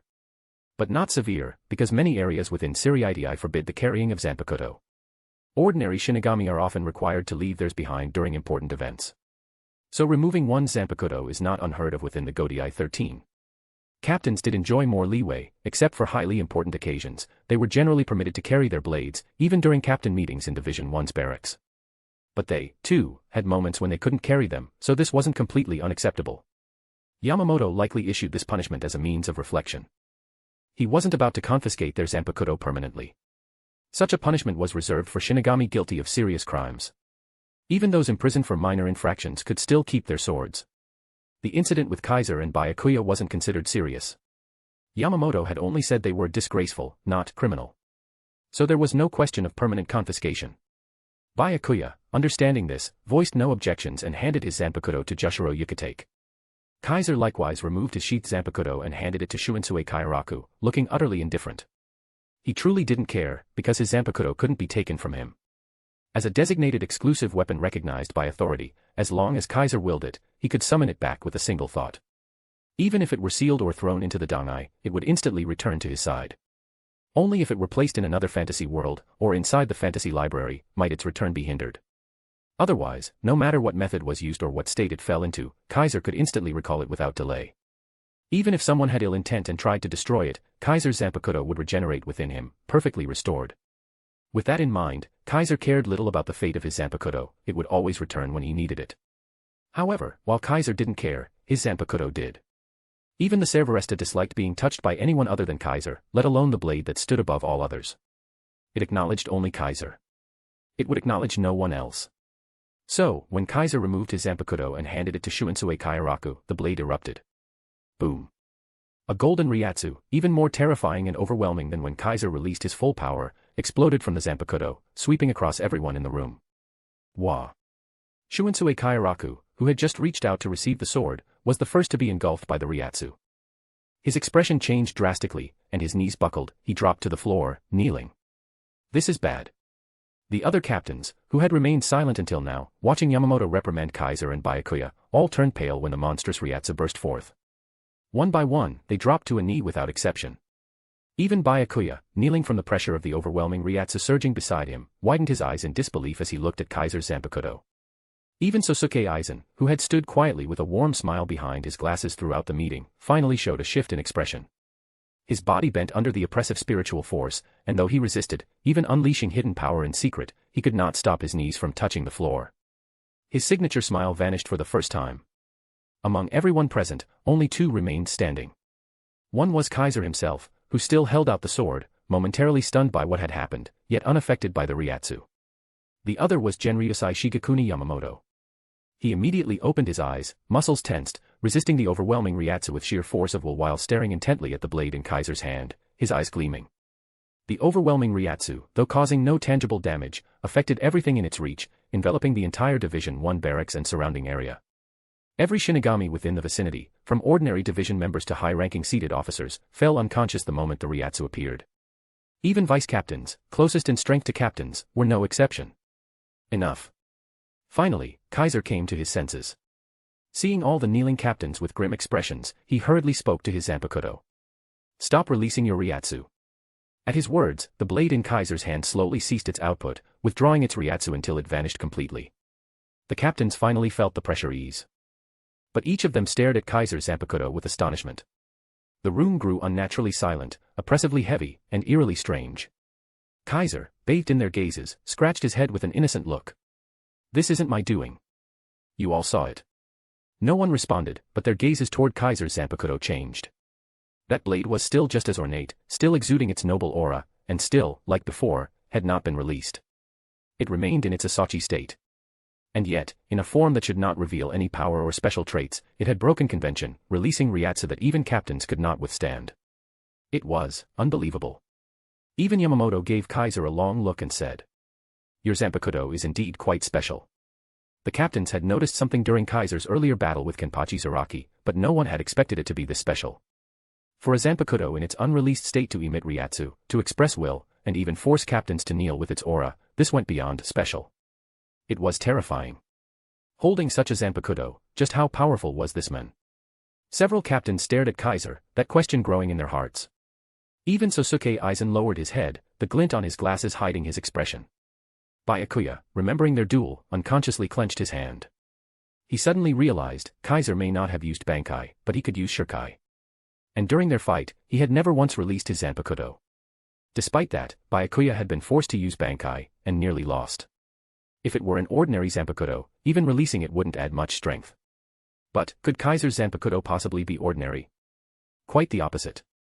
That blade was undoubtedly powerful, so powerful it could suppress captain-level Shinigami with Ryatsu alone, even without being released. And if it were released, how strong would it become? Thinking of this, Byakuya's grip only tightened further. On a side note, not all captains were present. Kenpachi Zaraki, it was said, had gotten lost halfway and was still wandering. Mayuri Kuratsuchi, having detected Kaiser and Byakuya's Ryatsu from the Shinigami Research and Development Institute, apparently had no interest in what they were doing, and thus didn't come. Had those two been here, their reactions would surely have been intense. One, a battle maniac, would be drawn to the power Kaiser's blade displayed. The other, a mad scientist, would undoubtedly be fascinated by the sword's uniqueness. Fortunately, they weren't here, and Kaiser avoided being harassed by two lunatics. Let it be. Yamamoto seemed to have calmed down. He glanced once more at Kaiser's zanpakuto and said, "You two will return to your barracks for reflection. For 1 month, you are not permitted to leave." Dismissed. With that, Yamamoto turned and departed. The others looked at one another for a moment, then stood and left, each giving Kaiser a meaningful look as they passed. Interesting.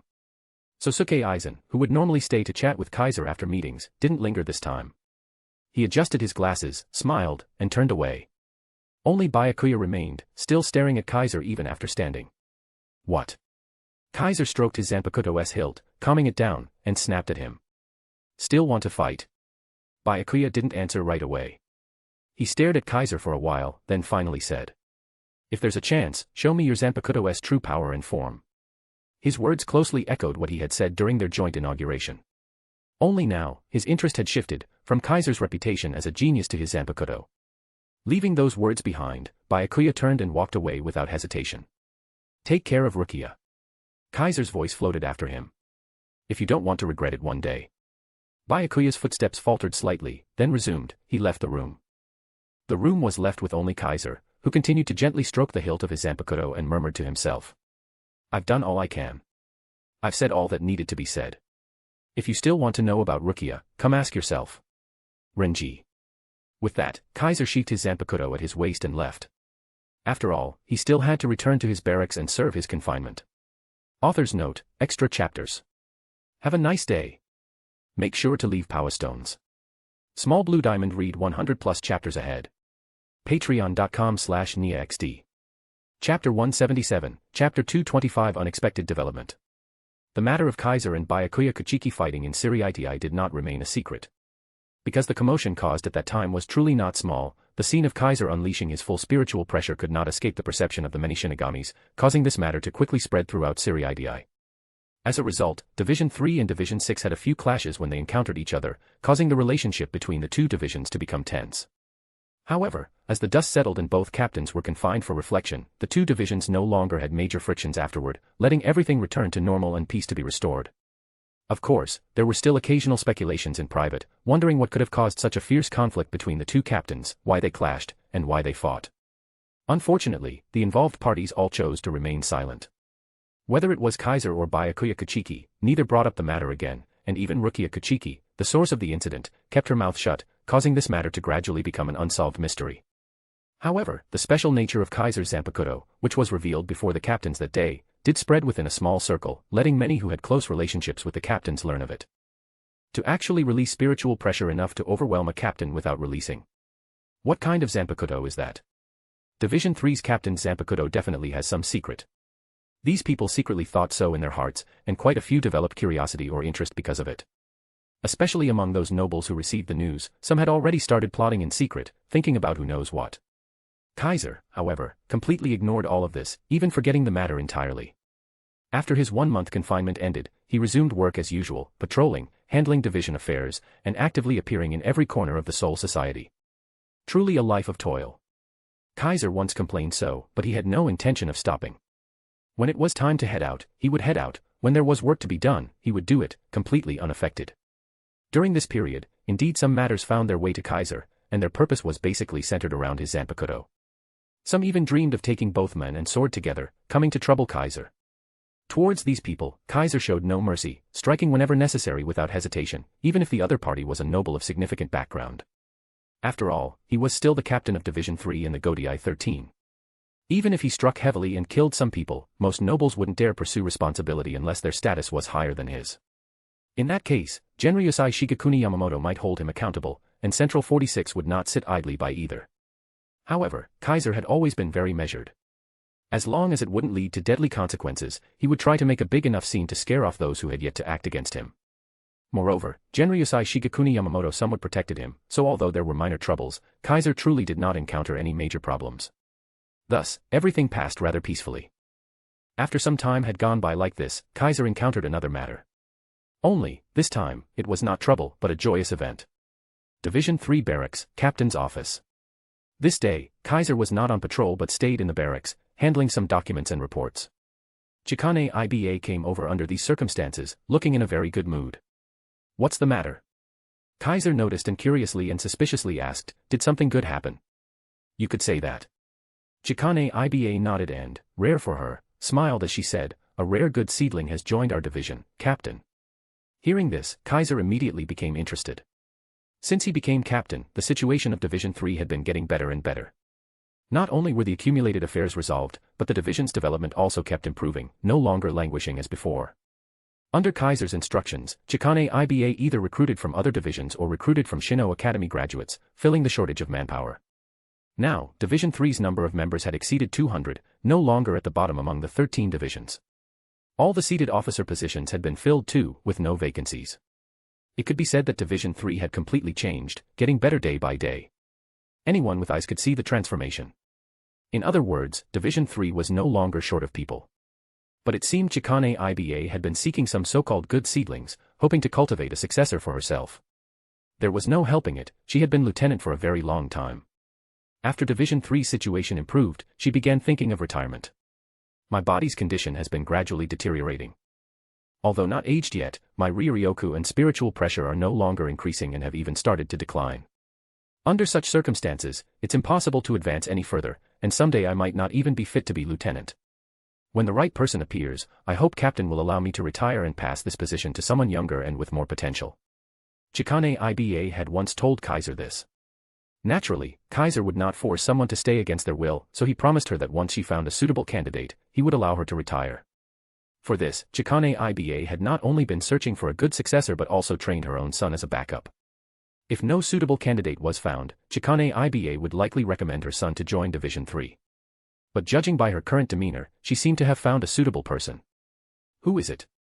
Kaiser asked curiously, someone from another division. Or a graduate from Shino Academy. Kaiser had just recently learned that Shino Academy's graduation season had arrived again. Although he hadn't paid much attention, because recruitment was always handled by Chikane Iba, the last few graduation seasons had brought quite a few new recruits to Division 3. This time should be no different. The reason was simple, Kaiser himself had already become a legend at Shino Academy, even having a statue erected there for admiration, making countless juniors his loyal fans. If one were to investigate at Shino Academy and survey the graduates about which division they most wish to join after graduation, the divisions topping the list would certainly be Division 1, Division 3, Division 5, Division 6, and Division 11. Division 1 was the main division, with many wanting to join. Division 5's captain was Sosuke Eisen, who often visited Shino Academy and, with his gentle personality and handsome appearance, captured many hearts, both male and female. Division 6 was the noble division, the first choice for those born in Ser-Veresta or noble families. Some from Rukongai also longed to join due to admiration for nobles. Division 11 was the combat division where strength ruled, appealing to those eager to grow stronger, rise within the Godai 13, or simply love to fight. Division 3 relied on Kaiser's personal popularity, which even exceeded Sosuke Eisen's, attracting countless recruits. Therefore, every graduation season, Division 3 could recruit a good number of new members. Otherwise, Division 3's personnel wouldn't have replenished so quickly. Now that graduation season had come again, Kaiser naturally thought the good seedling Chikane Iba mentioned was from there. In fact, it was exactly so. A graduate of Shino Academy, Chikane Iba said. Among this year's graduates, several exceptionally talented individuals appeared, and one of them agreed to join immediately after I reached out. Speaking of this, Chikane Iba seemed to remember something and said to Kaiser. That Renji Abarai who came looking for you before was also one of them, but he had no intention of joining Division 3. Upon hearing this, Kaiser was stunned. Renji. After coming back to his senses, Kaiser spoke up. You mean Renji is a graduate this year? Since Renji Abarai was a graduate this year, then the exceptionally talented individuals among them should be. Yes. Chikane Iba confirmed Kaiser's thought. Among this year's graduates, 3 outstanding talents emerged and recorded by various divisions and even the Kido Corps. These 3 are Renji Abarai, Izuru Kira, and Momo Hinamori. Renji Abarai, after being approached by many, chose to join Division 11. Izuru Kira, after much consideration, chose Division 13. Upon hearing this, Kaiser was slightly puzzled in his heart. Division 11 and Division 13. This was different from the original development in the canon. If he remembered correctly, in the original story, Renji Abarai first joined Division 5 after graduating, was recommended by Sosuke Eisen to Division 11, became its 6th seat, and later transferred to Division 6 to become its lieutenant. As for Izuru Kira, he once joined Division 4 after graduation, learned Kaido, and later transferred to Division 3 to become its vice-captain. Now, Renji Abarai directly joined Division 11, and Izuru Kira joined Division 13. This was not something that happened in the original story. Is it because of my appearance? Although unsure of their thoughts, Kaiser knew it must have been his influence that caused this change. After all, these two had interacted with him quite a bit during their academy days. It would be unbelievable if they weren't influenced. What about Hinamori? Although he already guessed who had chosen to join Division 3, Kaiser still asked. Momo Hinamori is the one who joined our division. Sure enough, Chikane Iba confirmed Kaiser's guess. There were many who reached out to recruit her, including even the Kido Corps. Captain Eisen of Division 5 had also contacted her early, but upon hearing that I was Division 3's lieutenant, she chose us without hesitation. This was another divergence from the original story. In the original story, Momo Hinamori joined Division 5 after graduation and remained there, becoming Sosuke Eisen's lieutenant. Thus, she later suffered a series of tragedies, becoming a tool and sacrifice for others. Unexpectedly, this time, she chose Division 3, even after being approached by Sosuke Eisen. It really was unexpected. Where is she now? Kaiser casually asked. She said she hadn't been home in a long time and wanted to visit first, Chikane Iba replied truthfully. After returning to Ser-Veresta, she will come straight to Division 3's barracks. Kaiser nodded while recalling her appearance. Thinking of that young girl who used to both respect and fear him, who was always nervous around him, and who almost died to a hollow during that incident had he not arrived in time to save her, Kaiser couldn't help but smile. When she arrives, bring her to me. Upon hearing Kaiser's instructions, Chikane Iba nodded without any suspicion. Momo Hinamori reported to Division 3 much faster than Kaiser had imagined. Originally, he thought she would stay at home for a while, but 3 days after Chikane Iba reported the matter, she arrived at Division 3's barracks. So this is Division 3. Outside the Division 3 barracks, Momo Hinamori, no longer wearing her Shino Academy uniform, appeared, gazing over with a look of trance. Time seemed to have left no mark on this girl, she was still so petite, so delicate, but her eyes were firmer than before. He's inside here. Momo Hinamori murmured, pressing one hand against her chest, trying hard to calm her racing heartbeat. All right. After gathering her courage, Momo Hinamori cheered herself on, then stepped forward toward the gate. End of this chapter. Chapter 178, Chapter 226 The Day of Standing Beside. Division 3 Barracks, Captain's Office. At this moment, Kaiser was sitting in front of his desk, looking at the girl standing in front of him, and a smile unconsciously appeared on his face. Momo Hinamori was standing in front of Kaiser, looking at Kaiser, who was wearing a sleeveless white haori, whose appearance was no different from before, and who still showed a familiar smile, and her inner excitement could not be suppressed. But she still tried hard to control herself, making a serious and solemn appearance, and saluted Kaiser. New member of Division 3, Momo Hinamori, reporting for duty. The girl, with a crisp voice tinged with a bit of childishness, very formally reported to Kaiser. She had already changed into a shihakusho, with a zanpakuto hanging at her waist. Although her figure was petite and her appearance overly cute, to the point of lacking any authority, her serious and earnest demeanor was quite proper, and with her hair tied into a bun and her gaze becoming much more determined than before, her formerly weak aura faded considerably, no longer looking like an inexperienced academy student. Welcome to Division 3, Hinamori. Kaiser did not change his attitude because of Momo Hinamori's overly formal etiquette and still greeted her with a smile, just like before. I didn't expect you to come to our squad. I thought you would join Division 5 as you used to say. This was indeed something Momo Hinamori had said before.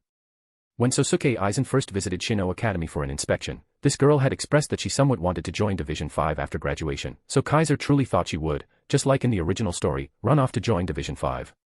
Who would have thought that she would choose Division 3 and come before him? I didn't say I really wanted to join Division 5, did I? Momo Hinamori couldn't help muttering, but her voice didn't sound very confident, presumably recalling what she had said before. I heard that Captain Eisen contacted you even before you graduated, intending to invite you to join Division 5, right? Kaiser deliberately asked, why didn't you agree? Upon hearing this, Momo Hinamori couldn't help but recall that time. Captain of Division 5, Sosuke Eisen, was a man who left a deep impression on Momo Hinamori. He was obviously a being standing at the pinnacle of the Soul Society, a captain, and by reason should not have paid special attention to an ordinary academy student like her. Yet before her graduation, this lofty captain personally came to her and extended an invitation, hoping she would join Division 5. To be honest, at that time, Momo Hinamori was indeed very moved, or rather, very touched.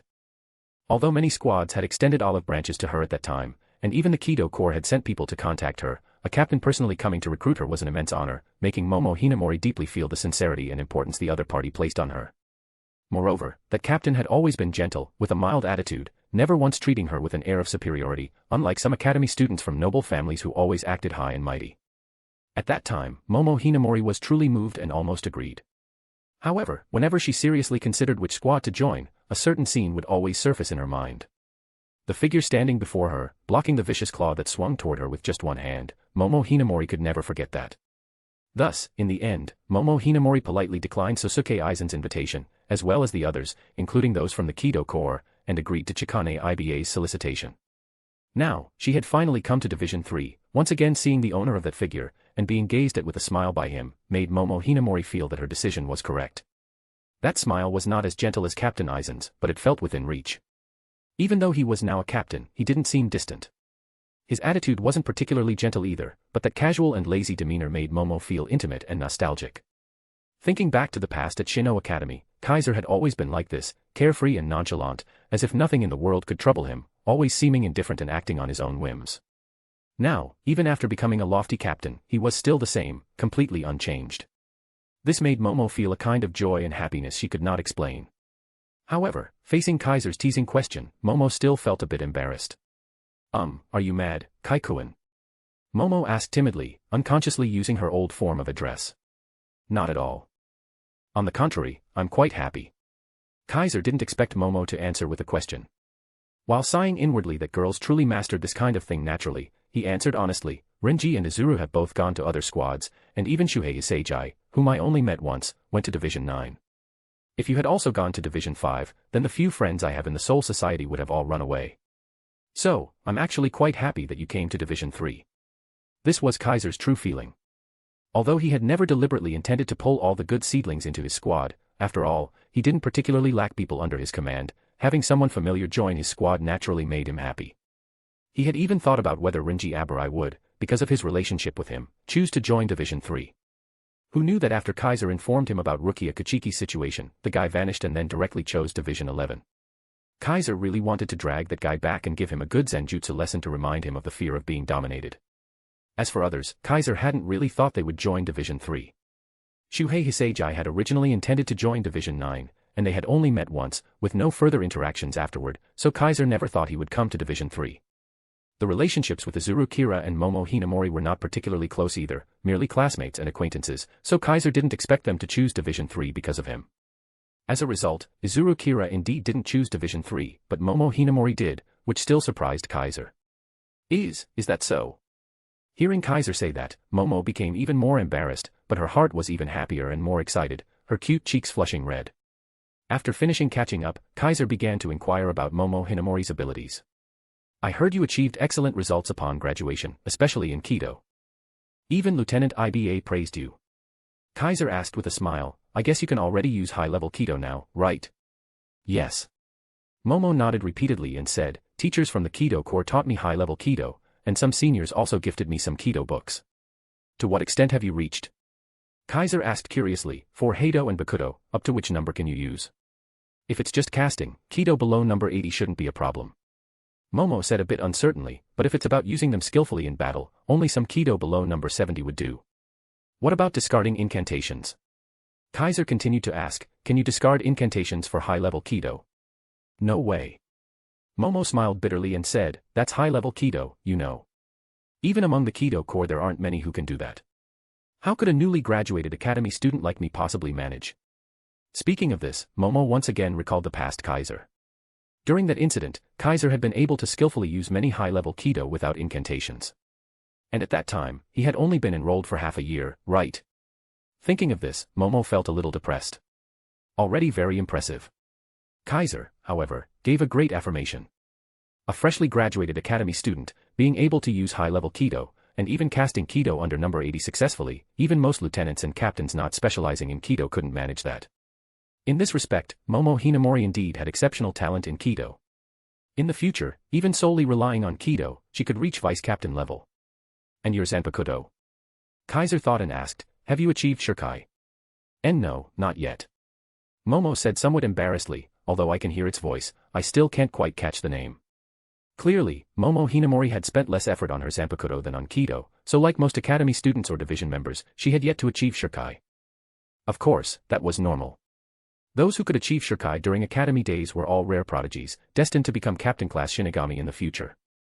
Izuru-kun seems close to hearing his zanpakuto's name, and Renji-kun has already mastered Shirkai, Momo said in a small voice, I probably still need some more time.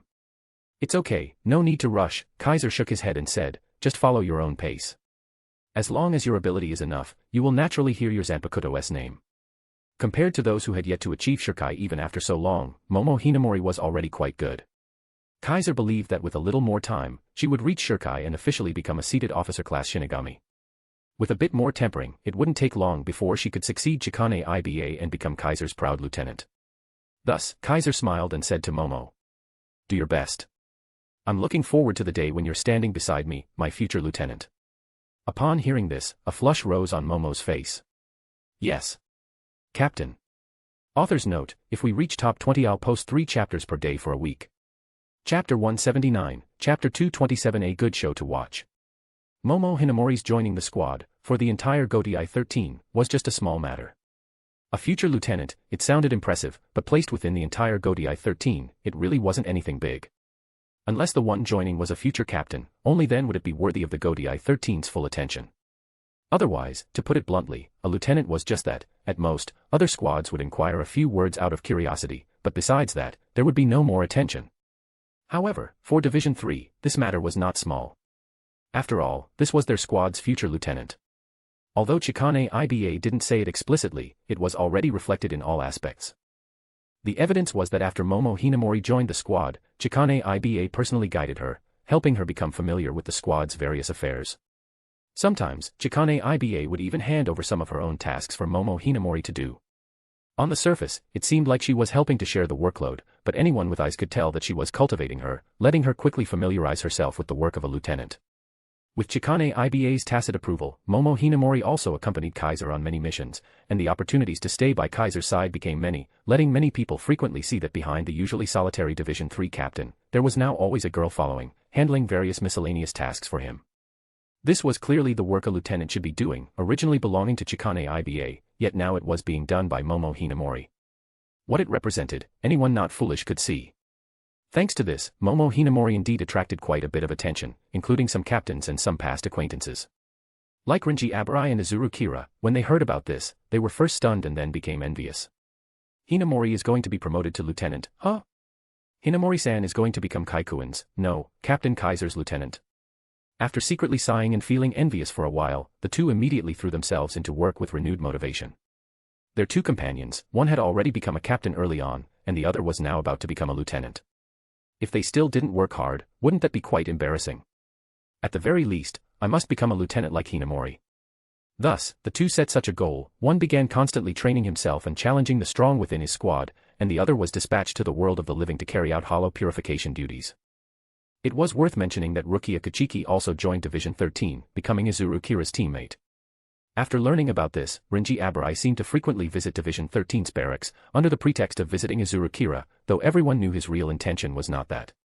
Even Kaiser found it amusing. Truly a straightforward man. Kaiser often commented like this about Renji Abarai, leaving Momo beside him hesitant to speak. You think so too, right? Kaiser would sometimes ask Momo when he caught her hesitating. Why yes. What could Momo say? She could only laugh dryly. Unfortunately, Kaiser didn't notice the subtle thoughts in the girl's heart. After paying some attention to Renji Abarai, Izuru Kira, and Rukia Kachiki for a while, he no longer concerned himself with them and continued doing his own things. Sometimes going on missions, sometimes training in the barracks, sometimes cultivating Momo Hinamori with Chikane Iba, sometimes checking in on old acquaintances. This was how Kaiser's life in the Soul Society was, plain, ordinary, and peaceful. However, Kaiser would occasionally feel something was off. There's something nearby, isn't there? It was a feeling that would arise from time to time ever since the battle with Byakuya Kachiki. After that incident, Kaiser often felt as if someone was watching him nearby. Especially when he held his zanpakuto, this sense of incongruity would become particularly distinct, or rather, only when he held his zanpakuto would he notice it. When he wasn't holding his zanpakuto, Kaiser felt nothing, as if everything was perfectly normal. But when holding the zanpakuto, although it didn't happen every time, he would sometimes have the feeling of being spied upon, as if the zanpakuto itself was trying to tell him something, causing Kaiser to frequently frown. Could it be? Kaiser had a guess but did not show it. Instead, he pretended to know nothing and continued living his life as usual. Only, whenever he wanted to do something he didn't want others to know about, he would first casually touch his zanpakuto, and only after confirming there was no sensation of being watched, no sense of incongruity, would he proceed. Otherwise, he would suppress the matter temporarily and wait until the feeling disappeared before acting. Under such circumstances, days passed one after another, and within the Godai 13, some changes were quietly taking place. First was Momo Hinamori. After mastering Shirkai and being able to release her zanpakuto, she was finally promoted by Kaiser to the position of Division 3 Lieutenant, while Chikane Iba retired with honor. After that, Izuru Kira, through diligent work in hollow purification and with significant achievements and rapid growth in strength, was promoted by Jushiro Yukatake to the position of Division 13 Lieutenant, filling the vacancy left by the former Division 13 Lieutenant who had recently been killed by a hollow. Renji Abarai thrived in Division 11, climbing to the 6th seat through constant challenges and later even reaching 4th seat. However, the 3rd seat and lieutenant positions of Division 11 remained beyond his grasp, and in the end, just like in the original story, he transferred to Division 6 and became their lieutenant. Additionally, Shuhei Hiseiji was promoted by Kanami Tozen, captain of Division 9, to become Division 9's lieutenant. Thus, Kaiser's contemporaries and seniors all successfully rose to high positions within the Godai 13, becoming lieutenant-level figures one after another. During this period, another genius not inferior to Kaiser entered Shino Academy, mastered Shirkai in just 1 year, applied for early graduation, and joined Division 10 as the 3rd seat. This person was also Momo's childhood friend, and their relationship was very close, which greatly surprised Momo. When he had just enrolled in Shino Academy, she even rushed to visit him, but unfortunately, she couldn't recruit him to Division 3, leaving her a bit regretful. When Kaiser learned of this, he paid attention to the person for a while but had no intention of poaching him. Still the same, his squad didn't particularly lack people, nor did he intend to gather all the geniuses from the original story into his squad. So after observing for a while, he stopped paying attention. At present, the Soul Society was still relatively peaceful, and the original story's plot had yet to formally begin. Therefore, Kaiser didn't intend to stir up too much, simply focusing on quietly improving himself, striving to exert enough influence during the major future events. This was also to mislead the beings secretly watching him, making it harder for the other side to judge his true strength. Otherwise, being schemed against by such an entity, even for Kaiser, would be a real hassle. Thus, another stretch of peaceful days passed until one event shattered the calm. That event was, Captain of Division 10, Isshin Kurosaki, mysteriously disappeared. After the incident, Genryusai Shigekuni Yamamoto urgently summoned all captains for a captain's meeting and explained the events before Isshin Kurosaki's disappearance. Reportedly, after learning that station Shinigamis in the world of the living were being attacked and killed by unknown entities, Isshin Kurosaki personally went to the world of the living to investigate. He encountered powerful hollow attacks, returned to report the findings to Genryusai Shigekuni Yamamoto, and then suddenly went back to the world of the living again, after which he vanished without a trace. As a result, Genryusai Shigekuni Yamamoto issued orders to Divisions 2, 5, and 8, sending them together to the world of the living to investigate and find Isshin Kurosaki. Unfortunately, after arriving, no matter how much they investigated, the squads couldn't find any clues about Isshin Kurosaki's whereabouts, as if he had evaporated into thin air, completely disappearing. Very strange. After confirming that Isshin Kurosaki could not be found, although Genryusai Shigekuni Yamamoto did not rescind the search order, he tacitly acknowledged Isshin Kurosaki's leave of absence and decided to appoint a new captain for Division 10. Two candidates eventually emerged for the position. One was Jin Ichimaru, the former lieutenant of Division 5 recommended by Sosuke Eisen. The other was Toshiro Hitsugaya, the third seat of Division 10. The former had been recommended by Sosuke Eisen a long time ago, while the latter was precisely Momo Hinamori's childhood friend, the genius who had graduated from Shino Academy in just 1 year. After verification, it was found that both had achieved Bankai and possessed the capability to become captains. Thus, Genryusai Shigekuni Yamamoto designated both as candidates for Division 10's captaincy and planned to choose one. When Kaiser learned of this, his expression was strange. Goodness, Jin Ichimaru is going to become Division 10's captain. If Kaiser's memory served him right, the lieutenant of Division 10 should be Ranjika Matsumoto, correct? And Ranjika Matsumoto seemed to be Jin Ichimaru's childhood friend. Not only that, but Jin Ichimaru had joined the Godai 13 and stayed close to Sosuke Eisen largely because of Ranjika Matsumoto, right? Moreover, the two hadn't even properly reunited yet. Now, Jin Ichimaru was about to become Division 10's captain, and Ranjika Matsumoto would be his lieutenant. It felt like a good show was about to unfold. Author's note, offer is still there, top 20 for 3 chaps per day for an entire week, smiley face. Chapter 180, Chapter 228. Let me look forward to it. Just as Kaiser thought, a good show indeed began. Only, this good show did not happen between Jin Ichimaru and Ranjika Matsumoto, but between Jin Ichimaru and Toshiro Hitsugaya. The captain of Division 10 will be decided by whoever has the stronger ability. Just like when Captain Kaiser of Division 3 became a captain, the two captain candidates must engage in a battle. The winner shall become the captain of Division 10. In the captain's meeting room of Division 1, Genryusai Shigekuni Yamamoto announced this decision to Jin Ichimaru and Toshiro Hitsugaya in front of all the captains. Any objections? Genryusai Shigekuni Yamamoto asked for formality. None for now. Jin Ichimaru stood before Genryusai Shigekuni Yamamoto, glanced sideways at Sosuke Eisen, and answered with a smiling squint. I have no objections either. Following immediately after was a boy shorter than even Momo Hinamori, looking just like an elementary school student. The boy had silver hair and turquoise eyes, wore a shihakusho, with a green shoulder strap bearing a metallic crest, and his zanpakuto was carried on his back, appearing very dignified and imposing. He was Toshiro Hitsugaya, reputed to be second only to Kaiser, or even on par with Kaiser, as a genius. His real age was actually much older than Kaiser's, yet his appearance was even younger, something very noteworthy in the Soul Society.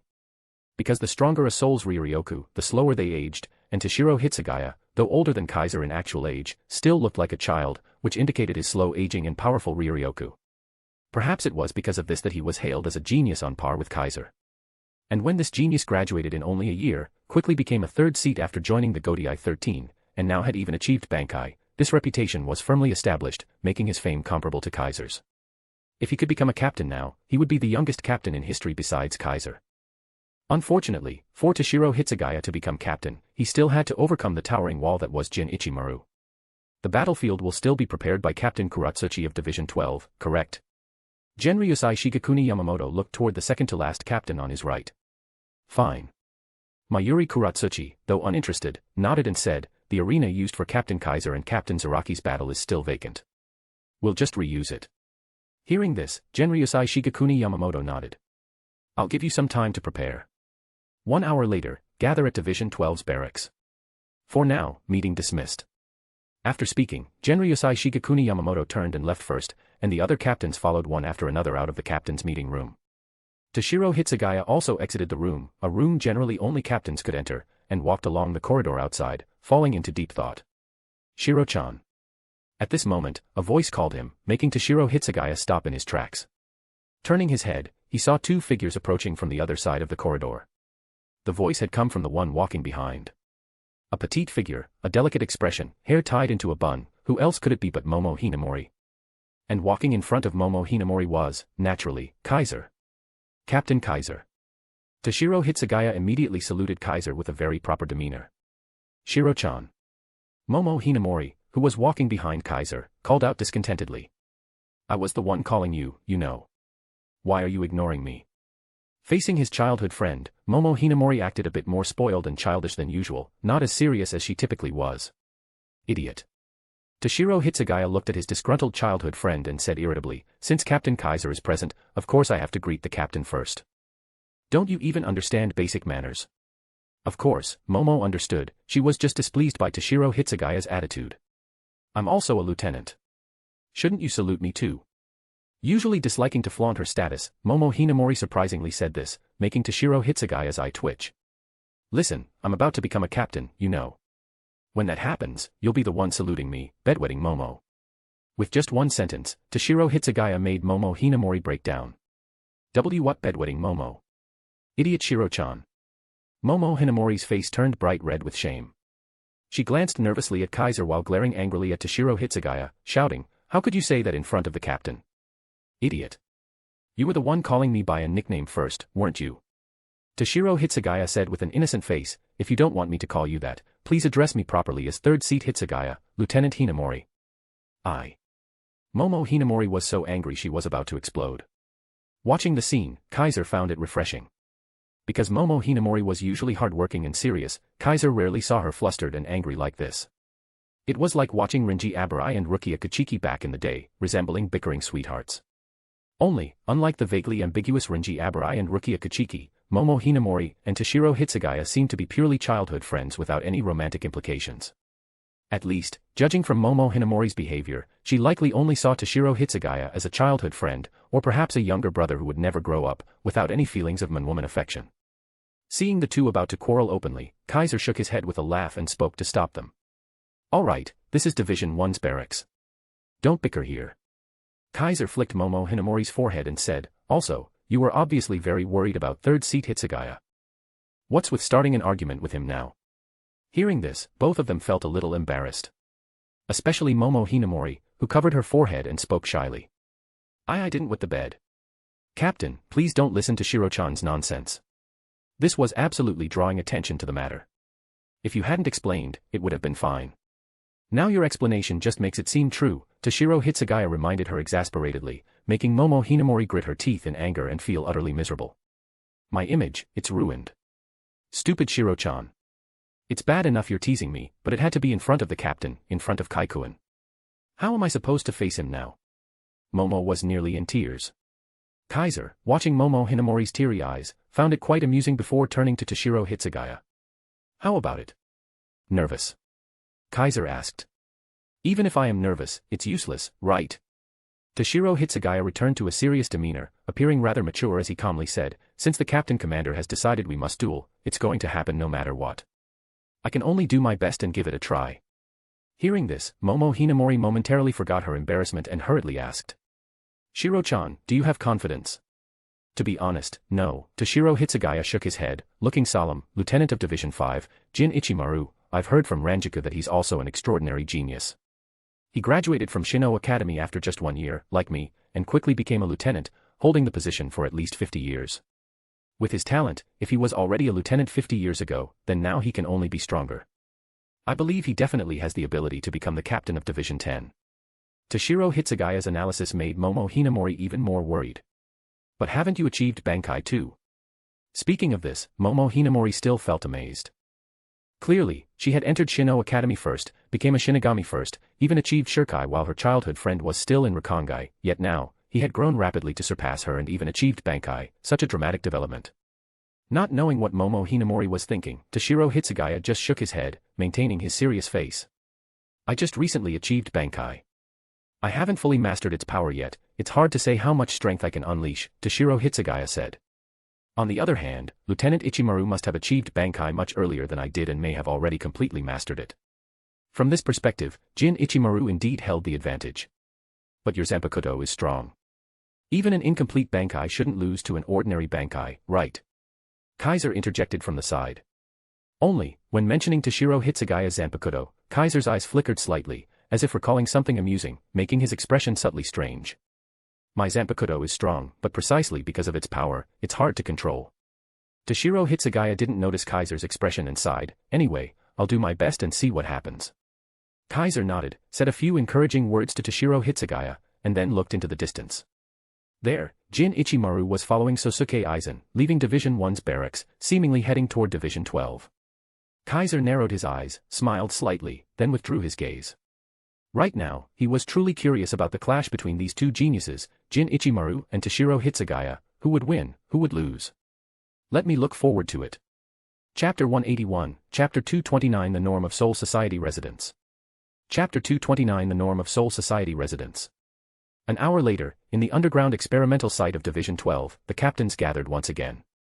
The last time they came here, it had been for the duel between Kaiser and Kimpachi Zaraki, but this time, the two had already donned white captain's Hayori, becoming part of their ranks. It's really quite nostalgic, Shunsue Kauraku said while pressing down his straw hat, smiling at Kaiser who stood beside him. How many years have passed since then? Captain Kaiser is no longer the academy student who just walked out of Shino Academy. The other captains all glanced at Kaiser, and compared to back then, their mindsets had undoubtedly undergone great changes. At that time, in their eyes, Kaiser was just a fledgling kid, not even a proper brat yet, just a naturally gifted genius.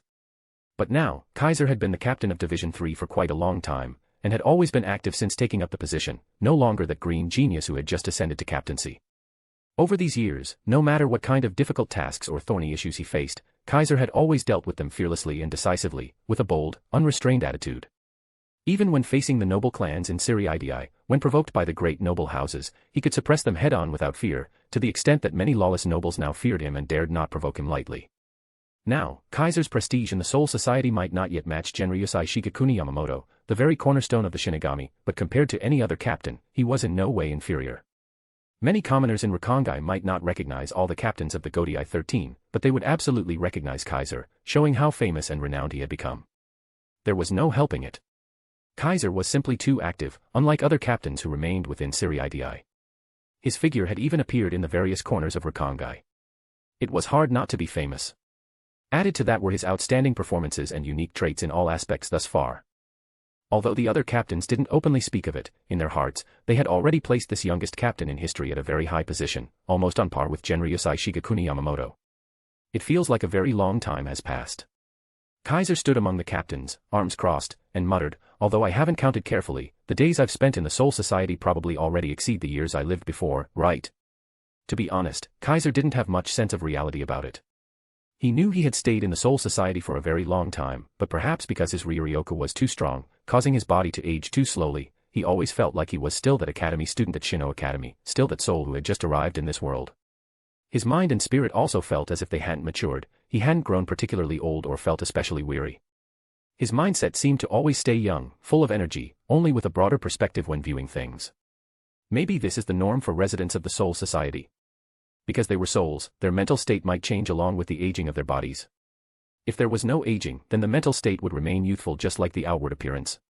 Kaiser wasn't sure if that was the case, but at least for himself and those around him, it was true. The best example was Momo Hinamori. It had already been quite a long time since she joined Division 3 and became a lieutenant, yet her nature was still so gentle and fragile that she would sometimes cry when anxious. She didn't resemble someone who had lived for at least a century at all. So, after becoming the librarian of the fantasy library, did I also gain a similar trait? Kaiser pondered this. After becoming the librarian of the fantasy library, Kaiser's own time was essentially frozen at the moment he entered the library. His outward appearance and age thereafter were entirely determined by the background of the life experience he selected when entering the fantasy worlds. If the background set him as a child, then he would be a child. If the background set him as an old man, then he would be an old man. Given this, was his mental age also forever frozen at the day he entered the fantasy library? Or would it change along with the aging of his body in the fantasy worlds? I feel it's probably the former. That was Kaiser's personal feeling. After all, a human's mental age grows along with the passage of years, but a non-human existence does not. Gods, with their near-eternal lifespan, do not change themselves no matter whether they live for thousands, tens of thousands, or hundreds of millions of years. They always remain as they were. The Shinigami of this world were not true deities, but they showed signs in that direction. Unless their external age truly changed, their psychological states would not shift much. And as the librarian of the fantasy library, similar to a god, once his external age froze at the day he entered the library, his self would hardly change thereafter. Kaiser, being both a librarian of the fantasy library and a captain-class Shinigami, still maintained the same appearance as when he first arrived in this world, without any change, resulting in his psychological age and spirit state remaining youthful, not turning into the sort of unpleasant adult or elder others might expect. Fortunately, when I entered the fantasy library, I wasn't at the stage of being the most naive, pure, and foolish version of myself. On this point, Kaiser felt quite lucky. When he entered the fantasy library, he was already at an age where he had struggled and suffered in society, fully tasted the hardships of independence, and deeply understood the difficulties and realities of the world. Thus, he was rational and genuine, but not yet worn smooth by life. Kaiser believed that this period of his life was his best, not naive like youth, nor compromised like old age. He understood the world's pain, but had not yet resigned himself to it. He still had dreams and the drive to fight. He was very satisfied with this version of himself. Could it be that the fantasy library deliberately chose to recruit me at the period when I felt my best? Kaiser had this kind of speculation. Unfortunately, it was just a speculation. What the truth was no longer mattered. Unaware of the emotions Kaiser was sorting through in his heart, Kimpachi Zaraki suddenly spoke. Since then, I've gotten a lot stronger too, Kaiser. Wanna have a fight for old time's sake? Kimpachi Zaraki grinned at Kaiser. Originally, he had already been a little restless because of the upcoming duel between Jin Ichimaru and Toshiro Hitsugaya, itching to take the stage himself. Now that he had returned to the place where he once fought Kaiser, he was even more unable to suppress his desire to draw his sword and battle. Hearing the conversation between Kaiser and Shunsui Kairaku, Kimpachi Zaraki immediately became eager, his hand pressing onto the hilt of his zanpakuto. However, before Kaiser could even respond, the other captains spoke up one after another. Don't cause trouble, Kimpachi. Joshiro Yukatake was the first to speak. Last time, due to his health, he missed witnessing Kaiser and Kimpachi Zaraki's duel, but this time, he was present and would be a witness. Meaningless fights just waste time. The demon within you can't be suppressed anymore, Kimpachi. Sajin Komamura and Kanami Tozen spoke up consecutively. My trusted lieutenant's promotion is at stake. Captain Kimpachi, please don't create trouble. Sosuke Eisen advised gently. Anyway, your fighting is just as crude as ever, like a tasteless beast. I have no interest in collecting your battle data again. Mayuri Kuratsuchi sneered in his usual sharp, cutting tone. Captain Kimpachi, you don't want to end up in the general relief station again, do you? Retsu Unohana said the most ruthless words with the gentlest voice. If anyone acts out again, even if it's a captain, I'll personally send him to the special detention building. Even Sui Feng spoke coldly. Byakuya Kuchiki said nothing at all, as if he had no interest in Kimpachi Zaraki, but his eyes did glance at Kaiser from the corner, seemingly recalling the battle he once had with him.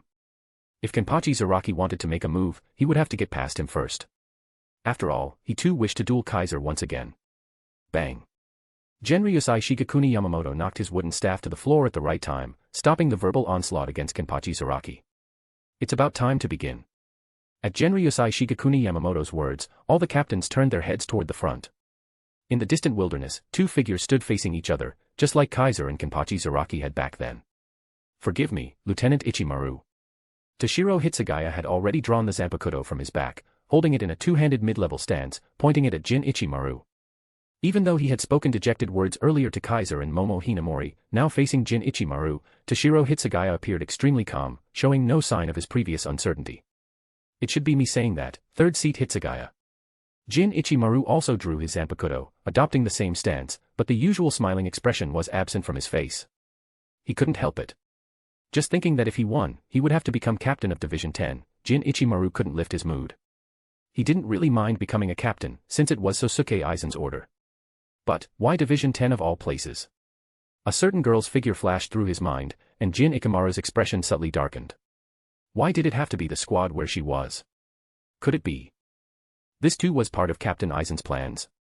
Jin Ikamaru's heart wavered unusually. If he weren't worried about revealing flaws, he would have truly wanted to simply lose to Toshiro Hitsugaya. Chapter 182, Chapter 230 The All-Rounder Shinigami. Jin Ikamaru's thoughts, naturally, were not known by anyone. Oh no, Kaiser still knew, and perhaps Sosuke Aizen also knew a little, but definitely not as clearly as he did. Seeing Jin Ichimaru and Toshiro Hitsugaya both draw their zanpakuto, Kaiser glanced at Sosuke Aizen next to him, but only saw him smiling at the front, as if very confident in his subordinate, presenting the appearance of a good superior who trusts his subordinate. Kaiser did not pay attention to him and looked forward again. Around them, the captains all stopped speaking and began watching. In such circumstances, Jin Ichimaru and Toshiro Hitsugaya, as if by prior agreement, simultaneously released their Ryatsu. In an instant, the Ryatsu seemed to turn into visible air currents, rising from Jin Ichimaru and Toshiro Hitsugaya, causing the atmosphere to stir. The waves of wind formed by Ryatsu surged while lifting dust around them, bringing immense pressure to the space. Feeling that Ryatsu, the gathered captains raised their eyebrows.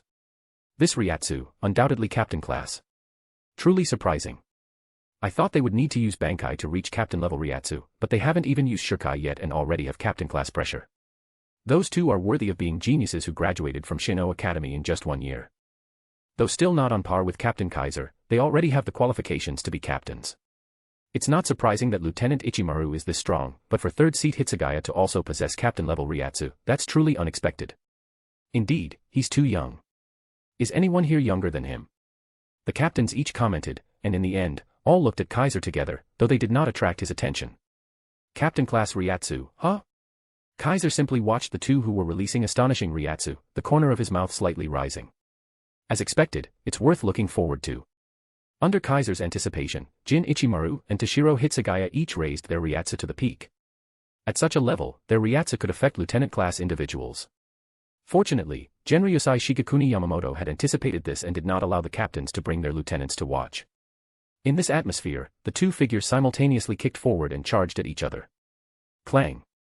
The next moment, the sound of zanpakuto blades colliding echoed like iron striking iron.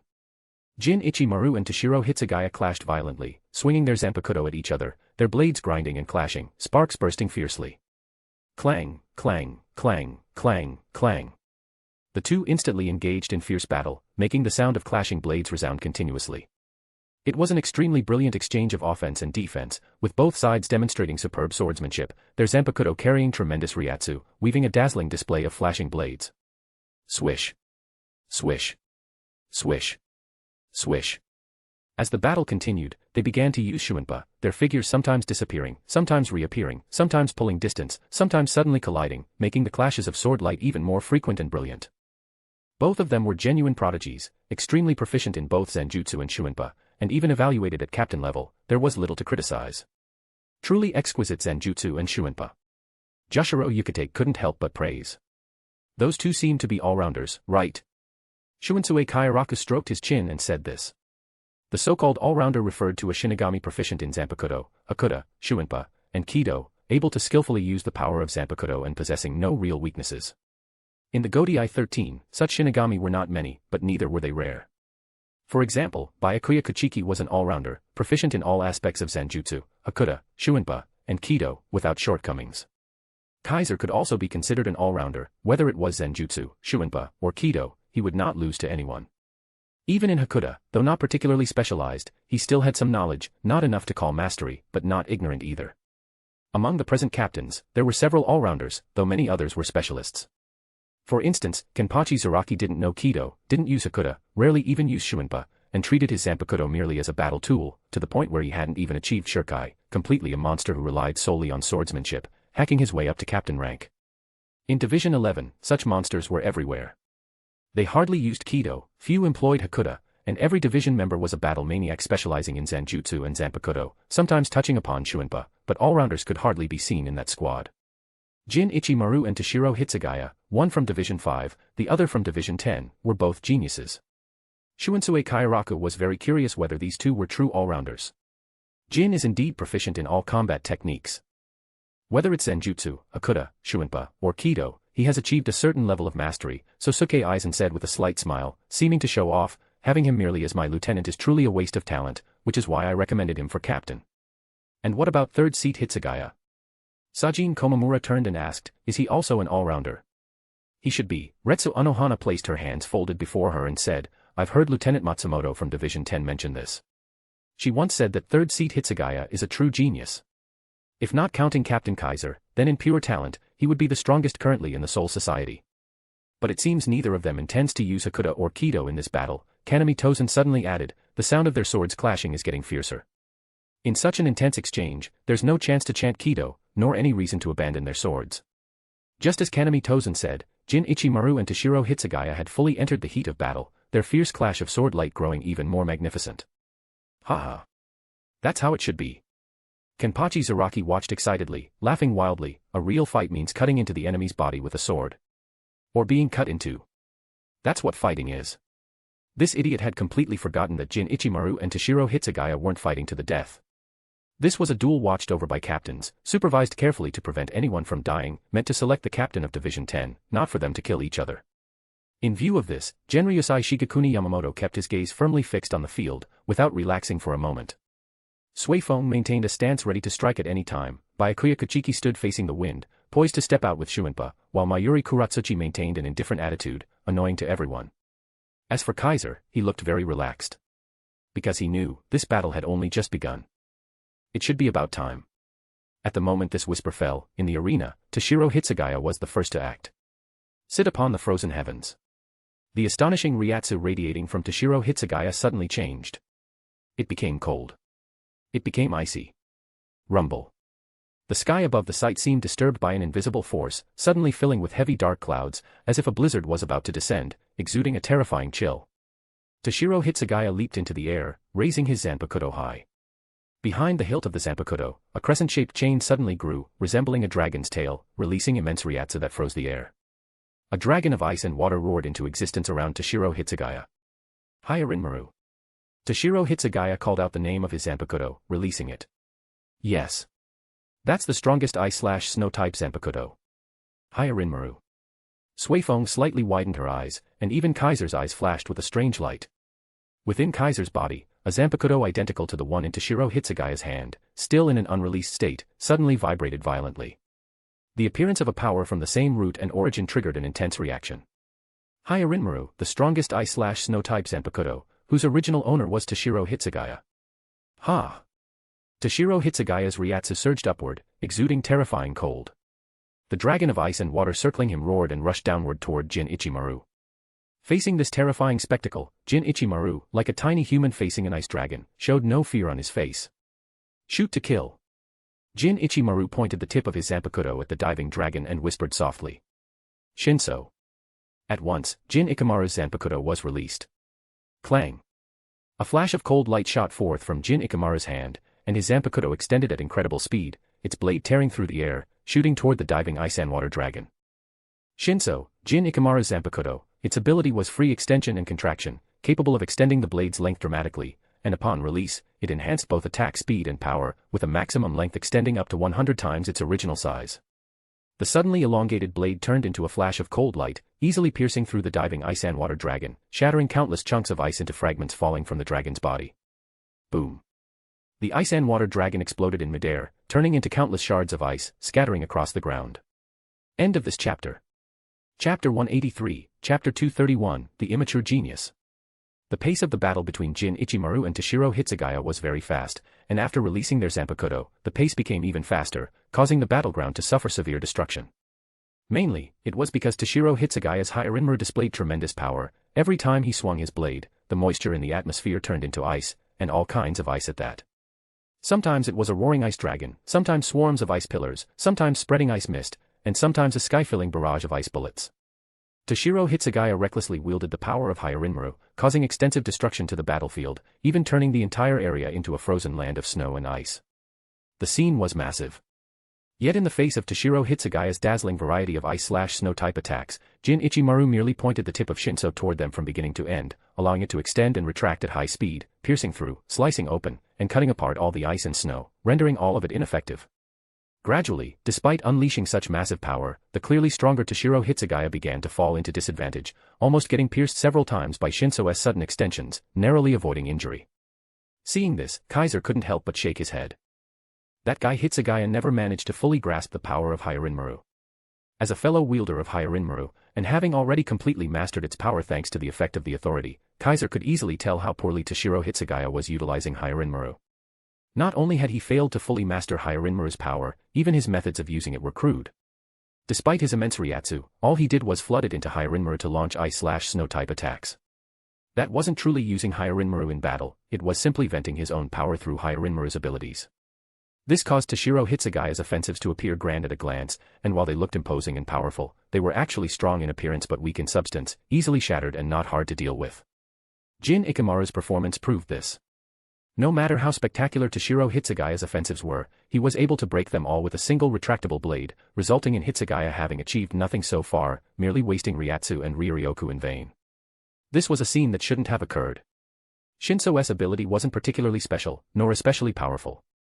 Logically speaking, as the strongest ice/snow type zanpakuto, Hyarinmaru shouldn't have lost to it, so how could all the ice attacks be broken apart by a blade that simply extended and retracted?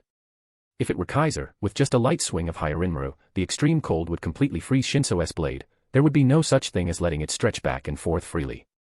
The ice and snow created by his Hyarinmaru would also never be broken by Shinso. At most, its tip might shave off a layer of ice chips, nothing more. But Toshiro Hitsugaya always missed the key point, allowing Hyarinmaru's ice and snow to be broken apart at will by a mere Shinso.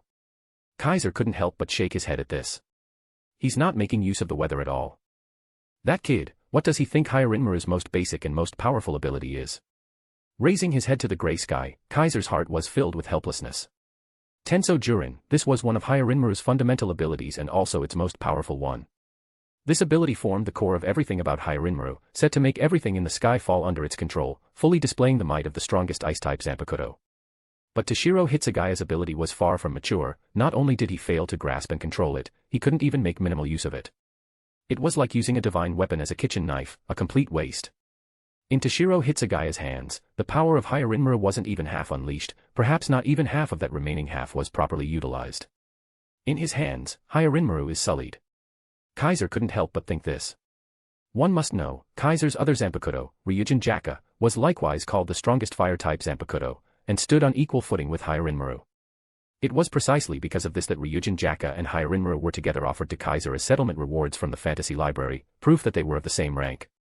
Yet in this world, the original wielder of Ryujin Jaka used it to become the strongest Shinigami, with a reputation that shook the three worlds. Once its power was released, everything in existence would be burned to ash. If Bankai was activated, the entire Soul Society could potentially be destroyed. As a zanpakuto of the same rank, Hyarinmaru should have had similar power, but due to its wielder's own capability, the title of strongest ice-type zanpakuto never showed its true might, reduced to nothing more than a very ordinary ice-type zanpakuto. If that wasn't being sullied, what was? No, I shouldn't think that way. That kid Hitsugaya is still young after all. Kaiser dismissed the negative thoughts. He realized that he had been too harsh in his expectations for Toshiro Hitsugaya. How long had it even been since he became a Shinigami? How long had he held Shurkai? Not everyone could, like himself, instantly master the power of a zanpakuto upon first contact. In the original work, Toshiro Hitsugaya never managed to fully grasp Hyarinmaru due to his youth. In contrast, Ryujin Jaka's wielder had lived for at least 2,000 years, fighting continuously for over 2 millennia, experiencing countless great wars and trials, and only then did he bring Ryujin Jaka's power to its peak. But Hitsugaya. At the start of the original story, he hadn't even been a Shinigami for 50 years, right? One had just become a Shinigami for less than 50 years, the other had fought for over 2,000. The gap in experience couldn't be more obvious. If Toshiro Hitsugaya were given over 2,000 years as well, with his achievement of being the youngest captain in history and Soul Society's greatest genius, he probably wouldn't be inferior by much, right? Thinking this, Kaiser became at ease. Only. At this rate, that kid might really lose. As expected, after failing to bring down Jin Ichimaru for so long, Toshiro Hitsugaya grew impatient. Bankai. At last, he unleashed the ultimate secret of his zanpakuto and was the first to use Bankai. Boom. Astonishing cold air erupted from Toshiro Hitsugaya, and his appearance also changed. 12 crystalline petals of crimson ice appeared behind him, and an ice dragon formed on his body. Its massive ice wings extended all the way to the wrist of his sword arm, forming a dragon's mouth, while his legs became dragon claws formed of ice, causing his Ryatsu to skyrocket several times. Daiguren Hyarinmaru. Toshiro Hitsugaya flapped his ice wings and charged at Jin Ichimaru. Bankai. Upon seeing this, Jin Ichimaru glanced subtly in Sosuke Aizen's direction, then softly murmured. Kamishini no Yari. In an instant, the blade of Jin Ichimaru's zanpakuto became extremely short, and along the path of its blade appeared a slash of overwhelming power, cutting open the earth. Oh, both of them used Bankai. As expected, both of them know Bankai. So this is a genius, huh? 2 promising young captains. The other captains immediately started murmuring among themselves. Those 2 Bankai seem to be of the same type, don't they? Kaiser was thinking this to himself. The Bankai of a zanpakuto was somewhat similar to the balance breaker of a sacred gear. Once activated, it generally led to 3 types of changes. First, enhancement of the original ability. Second, acquisition of a new ability. Third, transformation into a completely different kind of ability. Most zanpakuto Bankai could be classified into these three categories, with some possessing multiple types simultaneously. Hyarinmaru's Bankai belonged to the first category. Its original ice/snow type abilities were further enhanced, gaining stronger control and dominion over cold, moisture, and weather, a full spectrum boost. Byakuya Kuchiki Senbenzakura was also of the first category. The number of blades and slashes increased massively, a tremendous reinforcement of its original ability. As for Jin Ichimaru, during the Bankai of Kamishini no Yari, everything around him could be instantly cut apart. Its slashes had immense impact and cutting force. The ability remained the same, freely extending and retracting the blade, but the limit of extension was no longer 100 times the length of Shinso, but 13 kilometers. At the same time, Kamishini no Yari's extension speed became 500 times the speed of sound, making a single extension powerful enough to cut through several buildings. That terrifying speed essentially meant that once the tip of Kamishini no Yari was aimed at someone, it was over. There was absolutely no way to dodge, and absolutely no way to survive. At first glance, this ability also seemed to fall under the first category, a further enhancement of the original ability, making the zanpakuto stronger. At least, until Jin Ichimaru revealed other powers of Kamishini no Yari, its Bankai fell into this classification. And clearly, Jin Ichimaru had no intention of revealing more here. He simply aimed the tip of Kamishini no Yari at Toshiro Hitsugaya and activated its most basic function, extension and retraction. And so, the battle ended. Shing. When a blade flash faster than extreme speed appeared in this space, the entire frozen land was sliced apart. Splurt. Before anyone could react, the blade flash directly pierced Toshiro Hitsugaya's shoulder and sliced the ice wings behind him in two. Toshiro Hitsugaya's downward diving figure froze in midair, his face filled with disbelief. Sorry, third seat Hitsugaya. Jin Ichimaru showed no smile on his face, and his apology lacked any sincerity. As he straightened up, the zanpakuto in his hand had already returned to its original length. The captain's expressions immediately turned grim. Because they couldn't even see when Kamishini no Yari retracted. Same when it extended, the speed was too fast for anyone to see.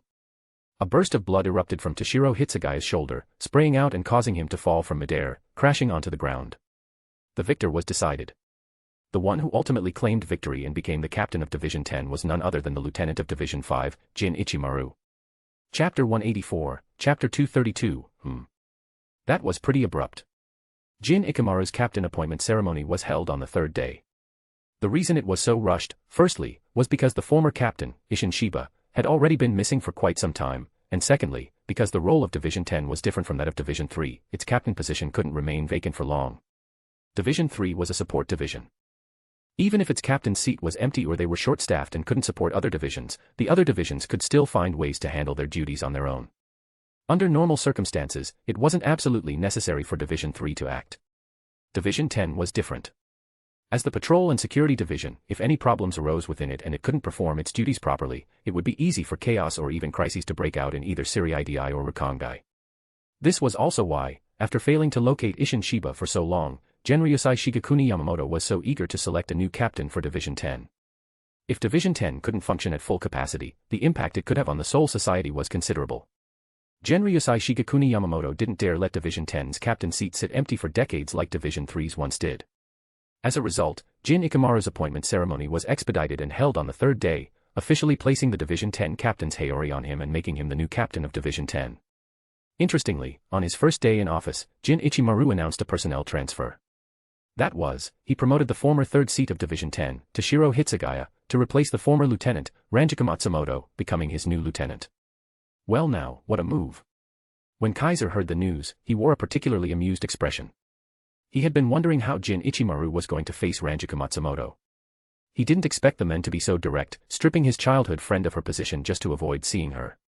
If Ranjika Matsumoto had remained the lieutenant of Division 10, she, as his vice, would naturally have had reason to come and go with Jin Ichimaru as captain. But with Toshiro Hitsugaya promoted, Ranjika Matsumoto was demoted a rank and took over the former third seat position. This way, she no longer had any reason to tag along with Jin Ichimaru, allowing him to successfully avoid her. The key was, Jin Ichimaru's reason was quite sound. Third seat Hitsugaya, no, he should be called Lieutenant Hitsugaya now. Lieutenant Hitsugaya is exceptionally strong, far surpassing the average lieutenant. Leaving him in the third seat position would be the greatest unfairness to him. Since I took the captain position, at the very least, the lieutenant seat should go to him. It was indeed logical and well argued, no one could object. After all, Toshiro Hitsugaya had even learned Bankai and already possessed the qualifications to become a captain. Giving him the position of lieutenant, what's so wrong with that? In fact, even the role of lieutenant might have been a waste of his talents. Thus, no one could say a single unreasonable thing about Jin Ikimura's move, not even Ranjika Matsumoto herself. She silently removed her lieutenant's badge and handed it to Toshiro Hitsugaya. Truthfully, Toshiro Hitsugaya wasn't very willing to accept it. Not because he felt the position of lieutenant was beneath him, but because he didn't want to take Ranjika Matsumoto's place. One must understand, it was Ranjika Matsumoto who had discovered his talent while he was in Rakangai and brought him into Ser-Veresta, allowing him to walk the path of a Shinigami. In other words, Ranjika Matsumoto was Toshiro Hitsugaya's guide, his benefactor. That was also why he had joined Division 10, because Ranjika Matsumoto had invested in him early on. But now, he had to take her position, which left Toshiro Hitsugaya extremely reluctant. Unfortunately, the captain's order had already been issued. Even if he declined, Jin Ichimaru wouldn't let Ranjika Matsumoto return to the lieutenant position. And with Ranjika Matsumoto's personal persuasion, Toshiro Hitsugaya eventually accepted the position of lieutenant of Division 10, becoming Jin Ikimura's vice. But it seems like Shiro's mood hasn't been very good. Inside the Division 3 barracks, in the captain's office, Momo Hinamori said this while brewing tea for Kaiser. "You've gone to see him." Kaiser was reviewing a report. Holding the document in his hand and flipping through it, he took the hot tea Momo Hinamori handed over. Momo Hinamori nodded and said with a trace of melancholy, "He seems to care a lot about Ranjika-san, and he's also bothered about losing to Captain Ichimaru." "Is that so?" Kaiser replied nonchalantly. Didn't he analyze things quite rationally that day? Even before the fight started, he said his chances of winning weren't high. So in the end, that calm analysis from that day was just talk. Deep down, the kid still really wanted to win. Kaiser's assumption was quickly refuted by Momo. "That's not it. Shiro's bothered because he lost so quickly." Regarding the duel that day, Momo Hinamori hadn't been there and didn't know what happened in detail. But she'd heard from Toshiro Hitsugaya that even after using Bankai, before he had a chance to launch a single attack, he was defeated by Jin Ichimaru. Clearly, before releasing their zanpakuto, the two had been going back and forth evenly, neither able to overpower the other, but once their zanpakuto were released, everything changed. After Shirkai, Toshiro Hitsugaya began to fall short, unable to break through Jin Ikimura's defenses for a long time, and after Bankai, he lost outright. That left him deeply unsettled. Shiro himself said that his mastery over Hyarinmaru isn't mature yet. If it were, he definitely wouldn't have lost so badly. Momo Hinamori relayed Toshiro Hitsugaya's thoughts, which finally made Kaiser put down the report in his hands. Looks like he's not dumb. He knows where his problem lies. Kaiser's calm assessment piqued Momo Hinamori's curiosity. Captain also thinks Shiro's problem lies with Hyarinmaru. The answer to that was, of course, negative. The problem isn't with Hyarinmaru. The problem lies with the one using Hyarinmaru. Kaiser glanced at Momo Hinamori and said, "Now tell me, why did you deliberately come to me to bring up that kid?" "Well." Momo Hinamori gave an embarrassed laugh, her expression flustered at being seen through but also pleased that the conversation was heading where she wanted. She carefully said, "Both Captain and Shiro are geniuses, so I was thinking, could Captain guide Shiro like how you guided me?" Over the years, although Chikane IBA had been primarily responsible for Momo Hinamori's training, Kaiser had never turned a blind eye to her development. While Chikane IBA trained Momo Hinamori in team duties, Kaiser would occasionally guide her in cultivation, helping her learn to wield her zanpakuto and use kido.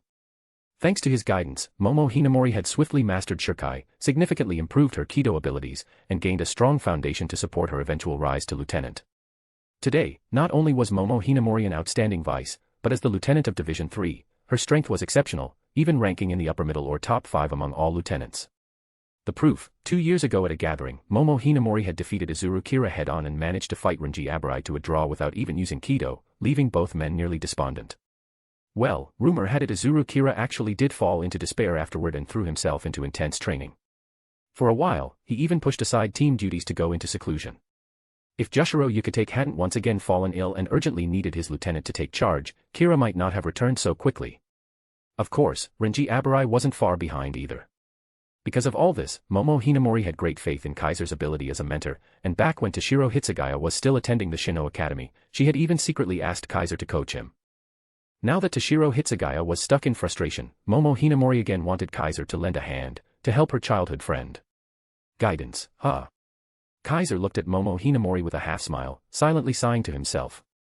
This girl, even though she's grasping at straws in desperation, she really did find the right person. Whether others could guide Toshiro Hitsugaya, Kaiser didn't know, but he definitely could. Rather, aside from himself, there really wasn't anyone more suited to teaching Toshiro Hitsugaya how to use Hyarinmaru. Momo Hinamori had, by sheer chance, sought out the best person possible. If I go guide him, how are you going to thank me? Kaiser teased with this remark, which made Momo Hinamori blush. I sewed a new outfit for Captain these past few days, and made a scarf and some socks too. Captain Unohana also taught me flower arranging. I want to give my work to Captain, and... Momo Hinamori started rambling shyly, saying many things, causing Kaiser's eye to twitch. He wasn't exactly surprised, because in the past, Momo Hinamori had always been like this, quietly doing a lot behind the scenes for him. Sometimes she made new clothes, sometimes she cooked, sometimes she gave little gifts. Her thoughtfulness had long since exceeded what was expected of a lieutenant. It was practically like she was already a newlywed wife. Even more so, there were times when Kaiser returned to his room to sleep and found that his bedding had already been laid out. And once he got in, it wasn't cold at all, warm and cozy, like someone had just been lying in it, with a faint, pleasant scent lingering. Once, Kaiser accidentally walked into Momo Hinamori's room and saw all sorts of his old belongings there. Some were gifts he had given her, others were things he had discarded, yet all were stored there like collectibles. That was pretty abrupt. Abrupt enough that Kaiser felt a little scared of Momo Hinamori. Ahem. Seeing Momo Hinamori still shyly continuing to talk, Kaiser cleared his throat and quickly stopped her from going any further. Let's go check on what the kid Hitsugaya is up to. Saying this, Kaiser stood up and left the office as if escaping. Captain. Wait for me. Momo Hinamori snapped out of it and hurriedly ran after him. Division 10, Barracks. This was a building with an interior style leaning toward European architecture. It was located in a relatively important area within Ser-Veresta. Due to Division 10's responsibility for patrolling and security across Ser-Veresta and Rukia, team members and division members frequently moved in and out. Everyone looked busy and serious, giving off a strong impression of dedication to duty. Momo Hinamori seemed to be quite familiar with the place and confidently led Kaiser through the interior of the barracks. Shiro didn't switch rooms after becoming Division 10's lieutenant. Let's just go straight to him. As she spoke, Momo Hinamori carefully reached out and held Kaiser's hand. Seeing that he didn't resist and seemed to be admiring the Division 10 barracks while letting her lead, Momo Hinamori quietly smiled with joy and skipped slightly as she led him to Toshiro Hitsugaya's room. When they arrived, Kaiser and Momo Hinamori didn't see Toshiro Hitsugaya right away. They first smelled a strong scent of alcohol. Come. Drink with me. A coquettish female voice rang out from Toshiro Hitsugaya's room, causing Kaiser's expression to turn strange. Ah. Momo Hinamori was first stunned, then as if recalling something, she exclaimed in realization, could it be? Not knowing exactly what she had figured out, Momo Hinamori opened the door directly, revealing the scene inside to Kaiser. At once, the scent of alcohol grew even stronger, and a room littered with empty bottles appeared in his view. Hey! Stop drinking in my room. What are you doing drinking in broad daylight? Toshiro Hitsugaya had a cross popping on his forehead, shouting angrily at a woman. Come on, don't be so mad. One more bottle, just this one and I'll stop. The woman, unfazed by Hitsugaya's outburst and even smiling mischievously, spoke while hiccuping from alcohol. She had long, wavy orange hair, a beauty mark by her lips, and wore a very provocative version of the shihakusho. Her bust was boldly exposed, and she wore a rose-pink shawl with a silver ring choker on her chest. Her hakama sash was tied into a butterfly knot on the side. She was an exceedingly mature and sexy woman, extremely alluring, but right now, she was sitting cross-legged in a pile of empty bottles, holding one in her hand, drinking heartily, her cheeks flushed, and arguing with Toshiro Hitsugaya like a drunkard in broad daylight. Here, have a drink too, the woman coaxed Toshiro Hitsugaya with a smile. Consider it a celebration of you becoming lieutenant, how about it? No. Need. Toshiro Hitsugaya seemed at his wit's end, furious yet trying to stay calm, veins twitching as he said, who celebrates by drinking in the barracks in broad daylight? And weren't you demoted? What's there to celebrate? That's exactly why it's worth celebrating, the woman shouted back. Now that I'm demoted, I don't have to handle all that work anymore. From now on, all the lieutenant and support duties go to you. Isn't that worth celebrating? Upon hearing this, Toshiro Hitsugaya twitched at the corners of his mouth, and even Kaiser was speechless. Honestly, what a refreshingly absurd reason to celebrate. Author's note, extra chapter for every 50p.s today. Small blue diamond read 100 plus chapters ahead.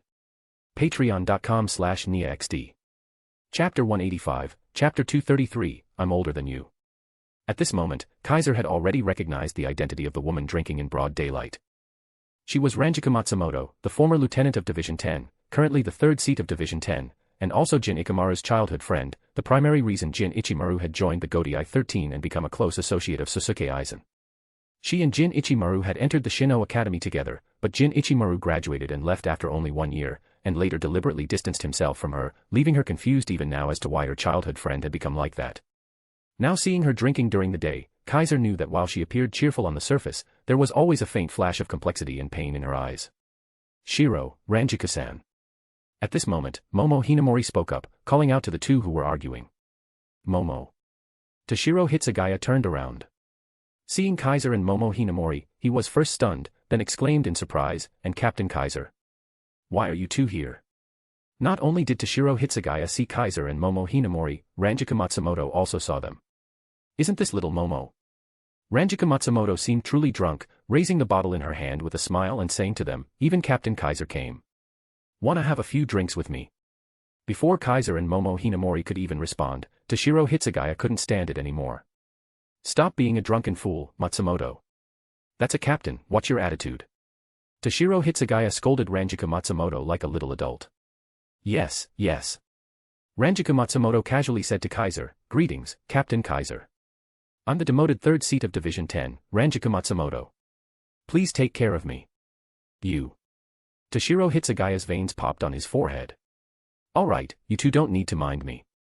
Seeing that they were about to argue again, Kaiser quickly spoke up, "I just came with Momo to check on Hitsugaya. It's not for anything official, so there's no need to be formal." "You hear that, Lieutenant Hitsugaya?" Ranjika Matsumoto immediately burst into laughter, joyfully saying, "Even Captain Kaiser doesn't mind, but you're still being all uptight. That's because you're too unreliable." Toshiro Hitsugaya snapped angrily. Captain Shiba was already unreliable, and you, the lieutenant, were also unreliable. If even I started slacking off, Division 10 would have collapsed long ago. From those words, one could tell just how hard Toshiro Hitsugaya had been working all this time. "Isn't this all to help you grow stronger?" Ranjika Matsumoto didn't reflect on it at all and instead laughed drunkenly, "You're someone both the captain and I have high hopes for. If it weren't for Captain Kaiser shining so brightly, you'd definitely be the most talented Shinigami in the entire Godai 13. Really, if you hadn't lost to that bastard, you'd be a captain by now. That's what they call it, right? The capable bear more burden." Ranjika Matsumoto's messy words made Toshiro Hitsugaya visibly more agitated. Even Momo Hinamori gave a wry smile. Looking at the floor full of empty bottles, she said in mild shock, "Just how much did you drink, Ranjika-san?" "How much?" Ranjika Matsumoto raised the bottle, her mind a bit foggy, and muttered, "Probably not that much." "Not that much." Toshiro Hitsugaya said coldly from the side, "Since Captain Ichimaru took office and I became lieutenant, every time I see her, she always has a bottle in her hand." "Ranjika-san, please drink a little less," Momo Hinamori said worriedly, "if you keep drinking like this, even a Shinigami could get into trouble." "What trouble?" Ranjika Matsumoto said dismissively, "Worst case, I'll go to Division 4 and ask Captain Unohana to treat me." With that, she continued drinking, and Momo Hinamori quickly moved closer to try to dissuade her. Sigh. Toshiro Hitsugaya could only sigh and stop paying attention to Ranjika Matsumoto. Instead, he turned to Kaiser. "Captain Kaiser, you came to see me." Toshiro Hitsugaya returned to the main topic, saying, "Don't worry, I'm doing fine." Toshiro Hitsugaya assumed that Kaiser and Momo Hinamori had come because of his promotion to lieutenant. Unfortunately, he guessed wrong. Just like you said yourself, your former captain and former lieutenant were both unreliable. As the former 3rd seat of Division 10, you were taking on responsibilities far beyond your position. For someone like you, even after becoming lieutenant, it shouldn't feel like much of an adjustment. Kaiser smiled at Toshiro Hitsugaya and got straight to the point. "We didn't come because we were worried about whether you could adapt to the lieutenant's duties. Momo said your condition hasn't been great lately, so we came to check in." Upon hearing this, Toshiro Hitsugaya fell silent. Still thinking about the last match against Jin Ichimaru, Kaiser sat cross-legged and asked Toshiro Hitsugaya, "I was just wondering, if I'd had a little more time, could I have done better in that battle?" That was what Toshiro Hitsugaya said. "Probably not," Kaiser replied bluntly, showing no concern for Hitsugaya's feelings. "As long as you can't skillfully wield Hyarinmaru, it'll be nearly impossible for you to defeat Jin Ichimaru." Kaiser's blunt words didn't upset Toshiro Hitsugaya. "Captain Kaiser also believes my defeat was due to my lack of proficiency with Hyarinmaru." Toshiro Hitsugaya sat upright in front of Kaiser, his expression serious as he asked. "Of course," Kaiser replied without hesitation, "Hyarinmaru is the strongest ice-type zanpakuto." "Do you know who holds the previous strongest zanpakuto?" Of course, Toshiro Hitsugaya knew. Though he hadn't seen it with his own eyes, the tales about that person and that zanpakuto had already become an indelible part of Soul Society's history. Ryujin Jaka, the strongest and oldest fire-type zanpakuto, Toshiro Hitsugaya murmured. The wielder of that zanpakuto is the strongest Shinigami in 1,000 years, the captain commander and founder of the Godai 13, Genryusai Shigekuni Yamamoto. That's right, Ryujin Jaka's original owner was Genryusai Shigekuni Yamamoto, the current strongest Shinigami. Hyarinmaru, as the strongest ice/snow-type zanpakuto, should be on par with Ryujin Jaka, the strongest fire-type zanpakuto, Kaiser said calmly. With Ryujin Jaka, the captain commander has become the strongest and is recognized as having the greatest offensive power in the Soul Society. Do you think you can compare to him? Faced with this question, Toshiro Hitsugaya shook his head without hesitation. Same as before, though he'd never seen him in action, just the stories alone had already elevated the man to legend. Even a brief understanding was enough to keep Hitsugaya from ever claiming he could match him. Bluntly put, that man could probably defeat him with a single strike, even if he used Bankai. Captain level. Ordinary captains in front of that man were like toddlers who had just learned to walk, there was no need for any drawn-out fight. One strike, maybe two, at most three, problem solved. Let alone a newly promoted captain-level Shinigami like Toshiro Hitsugaya, even the veteran captains would struggle to survive 3 moves against Genryusai Shigekuni Yamamoto.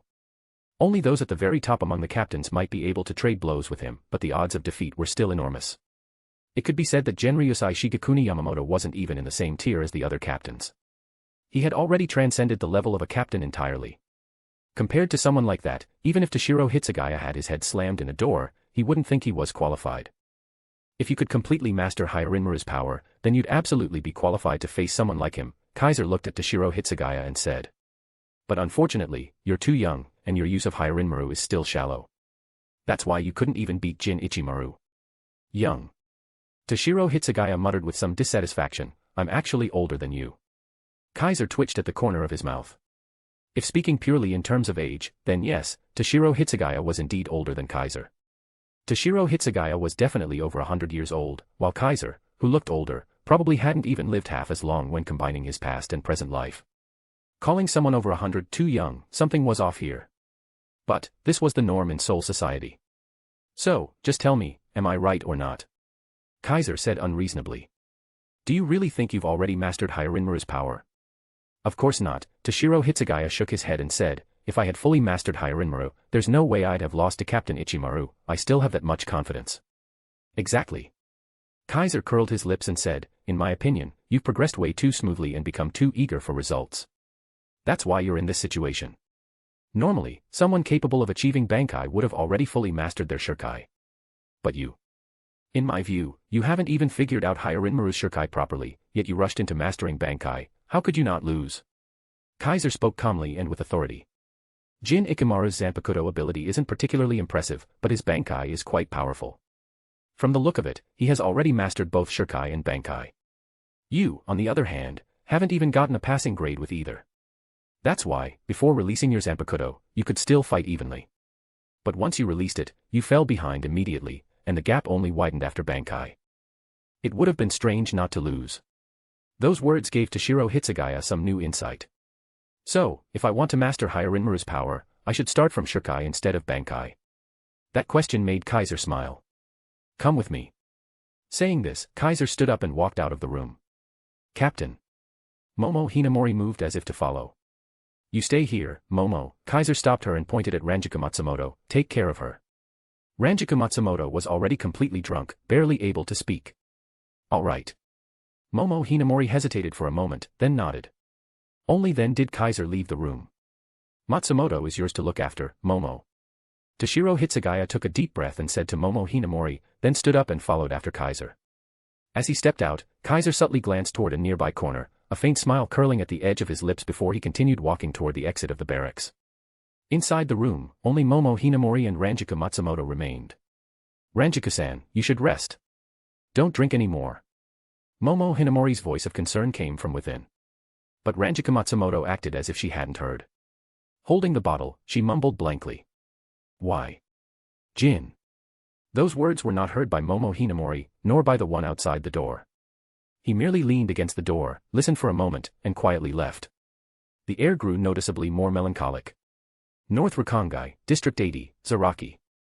At the edge of Zaraki, the same border area where Kaiser had once encountered an Ajuchas that broke into Soul Society, two figures appeared one after another via Shuinpa. Not bad. Kaiser landed and glanced at the out-of-breath Toshiro Hitsugaya who had followed him, and praised, to follow me all the way here without falling behind, your Shuinpa level is higher than I expected. Toshiro Hitsugaya couldn't even speak back. He stood there staggering, gasping heavily for breath. No surprise, after leaving Division 10's barracks, Kaiser had been using Shuinpa non-stop, heading straight here, making it extremely difficult for Toshiro Hitsugaya to keep up. This was the border of Soul Society. And Ser-Veresta was in the center of Soul Society.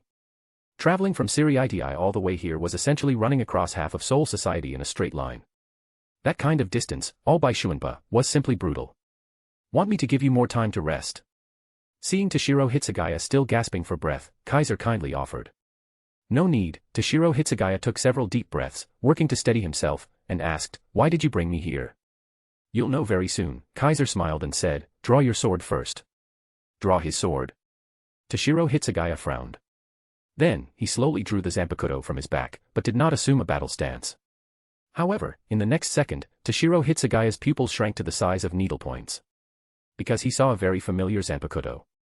Chapter 186, Chapter 234, Hyarinmaru. Rumble rumble rumble. The sky suddenly seemed to welcome a storm, with layers upon layers of dark clouds drifting in from unknown directions, darkening the sky ominously. At this moment, the temperature between heaven and earth seemed to drop, letting a chill spread throughout the air. Kaiser stood beneath the oppressive sky, at the boundary of the Soul Society, gazing half-smilingly at Toshiro Hitsugaya across from him, while gripping the zanpakuto that had appeared in his hand from thin air. That was not the zanpakuto Kaiser usually wore at his waist, but an entirely new zanpakuto. It wasn't as ornate as the zanpakuto at his waist, nor did it emanate any aura of nobility. It was shaped like a tachi, with a light purple hilt, a cross-shaped guard, and at the back of the hilt a crescent-shaped iron chain gradually extended, swaying in the air filled with frost. That zanpakuto was something Toshiro Hitsugaya knew down to his very bones. There was no way he wouldn't recognize that zanpakuto. Even if he mistook every zanpakuto in the world, he could never mistake that one. Because the exact same thing was currently being held in his own hand. Hyarinmaru. Toshiro Hitsugaya couldn't believe his eyes, his face full of shock and disbelief. Captain Kaiser, you. Toshiro Hitsugaya stared at Kaiser in astonishment, his expression utterly confused. Kaiser, however, didn't offer the slightest explanation. He simply met Toshiro Hitsugaya's shocked gaze and spoke calmly. You asked me why I brought you here, right? In fact, what I want to do is very simple, to show you in the most direct way how to properly use Hyarinmaru. Here, even if the Shinigami Research and Development Institute detects the Ryatsu, they won't be able to pinpoint all the details or know what we're doing. So we can fight here freely without worrying about being interrupted. As he spoke, Kaiser slowly raised the blade in his hand. Crack crack crack crack. Immediately, the ground beneath Kaiser's feet began to freeze. The ice rapidly spread along the surface, expanding in all directions, freezing everything in its path. Whether it was rocks or trees, even the moisture in the air was all frozen, turning the entire scene into a world of snow and ice. Whoosh! A cold snow-laden wind blew in from the sky, causing the already plummeting temperature to fall even further, and letting large snowflakes begin to descend from the dark clouds. Watch closely, Hitsugaya. Kaiser's voice echoed within the snowstorm, entering Toshiro Hitsugaya's ears. This is Hyarinmaru's true power. As his words fell, icy mist burst from the tip of Kaiser's raised zanpakuto. Crack crack crack crack. The freezing ground's ice layer thickened at a visibly rapid rate, transforming the earth into an ice field, raising towering ice pillars, forming massive ice rocks, and even causing ice mountains to rise, an overwhelmingly majestic sight. In that instant, everything standing on the ground was frozen solid, including Toshiro Hitsugaya. His feet began freezing at a speed visible to the naked eye, finally shocking Toshiro Hitsugaya awake. The terrifying chill invaded his body, causing ice crystals to form on his eyebrows, hair, even his mouth and nose. Almost instinctively, Toshiro Hitsugaya realized, if this continued, he would freeze to death. Yes, freeze to death. Before he was entirely encased in ice, he would certainly die from the cold. As the wielder of the strongest ice/snow-type zanpakuto, Toshiro Hitsugaya had never truly known what cold was. Now, however, he was on the verge of freezing to death. How ironic. Bankai. Obeying the fear and panic in his heart, Toshiro Hitsugaya loudly activated his strongest power.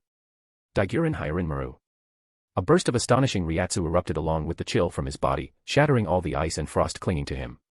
An ice dragon took shape on Toshiro Hitsugaya's body, with wings stretching from his back, his sword hand covered by the dragon's mouth, the dragon's tail trailing behind, his legs transformed into icy talons, and above his wings, 3 12-petaled ice flowers appeared. Relying on the explosive Ryatsu of Bankai, Toshiro Hitsugaya broke free of the frozen state and soared into the air. However, it's impressive you dare fly into the sky even after knowing the zanpakuto in my hand is Hyarinmaru. Kaiser's voice rang out again, making Toshiro Hitsugaya's eyes contract. You should know this best, Hyarinmaru rules the skies. The heavy snow descending from the sky suddenly transformed into a blizzard, sweeping across the heavens and earth with a roar. Gwa. Soaring in midair, Toshiro Hitsugaya was instantly caught in the blizzard, as if struck by some invisible shockwave, thrown back violently. Crack crack crack crack. The sound of bitterly cold condensation echoed again. Toshiro Hitsugaya, caught in the blizzard, was once again covered in frost. How is this possible? Toshiro Hitsugaya shouted in disbelief. I'm in a Bankai state right now. As the wielder of the strongest ice/snow-type zanpakuto, in this Bankai form, he should be the one most immune to ice and snow. But now, even in Bankai, he was gradually being frozen. There's nothing surprising about it, is there? Kaiser's voice suddenly came from behind Toshiro Hitsugaya. I told you already, you can't even use Shurkai properly, let alone Bankai. You're not unleashing its true power at all.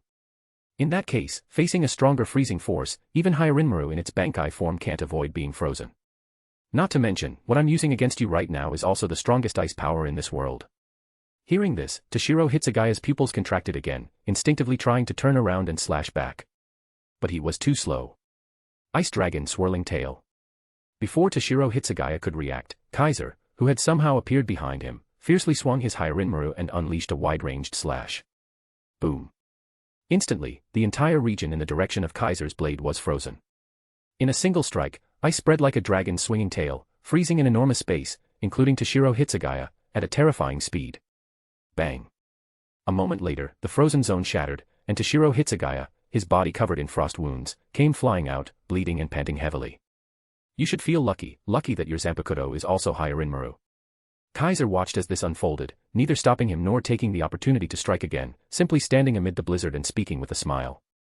Otherwise, with your strength, there's no way you could have broken free from that ice dragon swirling tail. Facing Kaiser's words, Toshiro Hitsugaya had no way to refute him.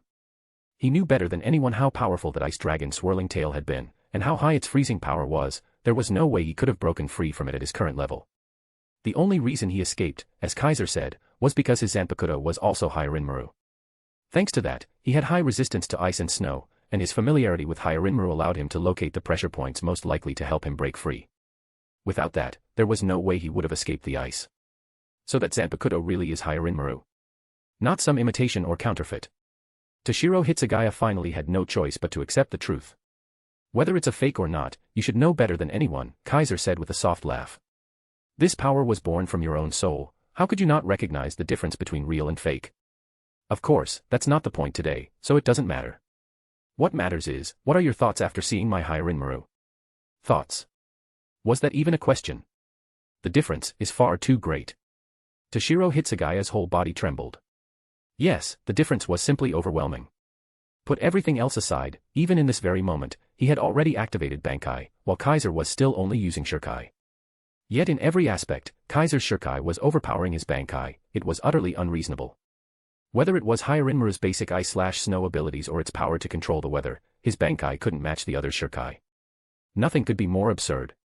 He wanted to attack, to strike back using ice and snow against Kaiser, but realized that Daigirin Hyarinmaru's techniques wouldn't even activate. Why? It was simple, Hyarinmaru's abilities rely on freezing the moisture in the air.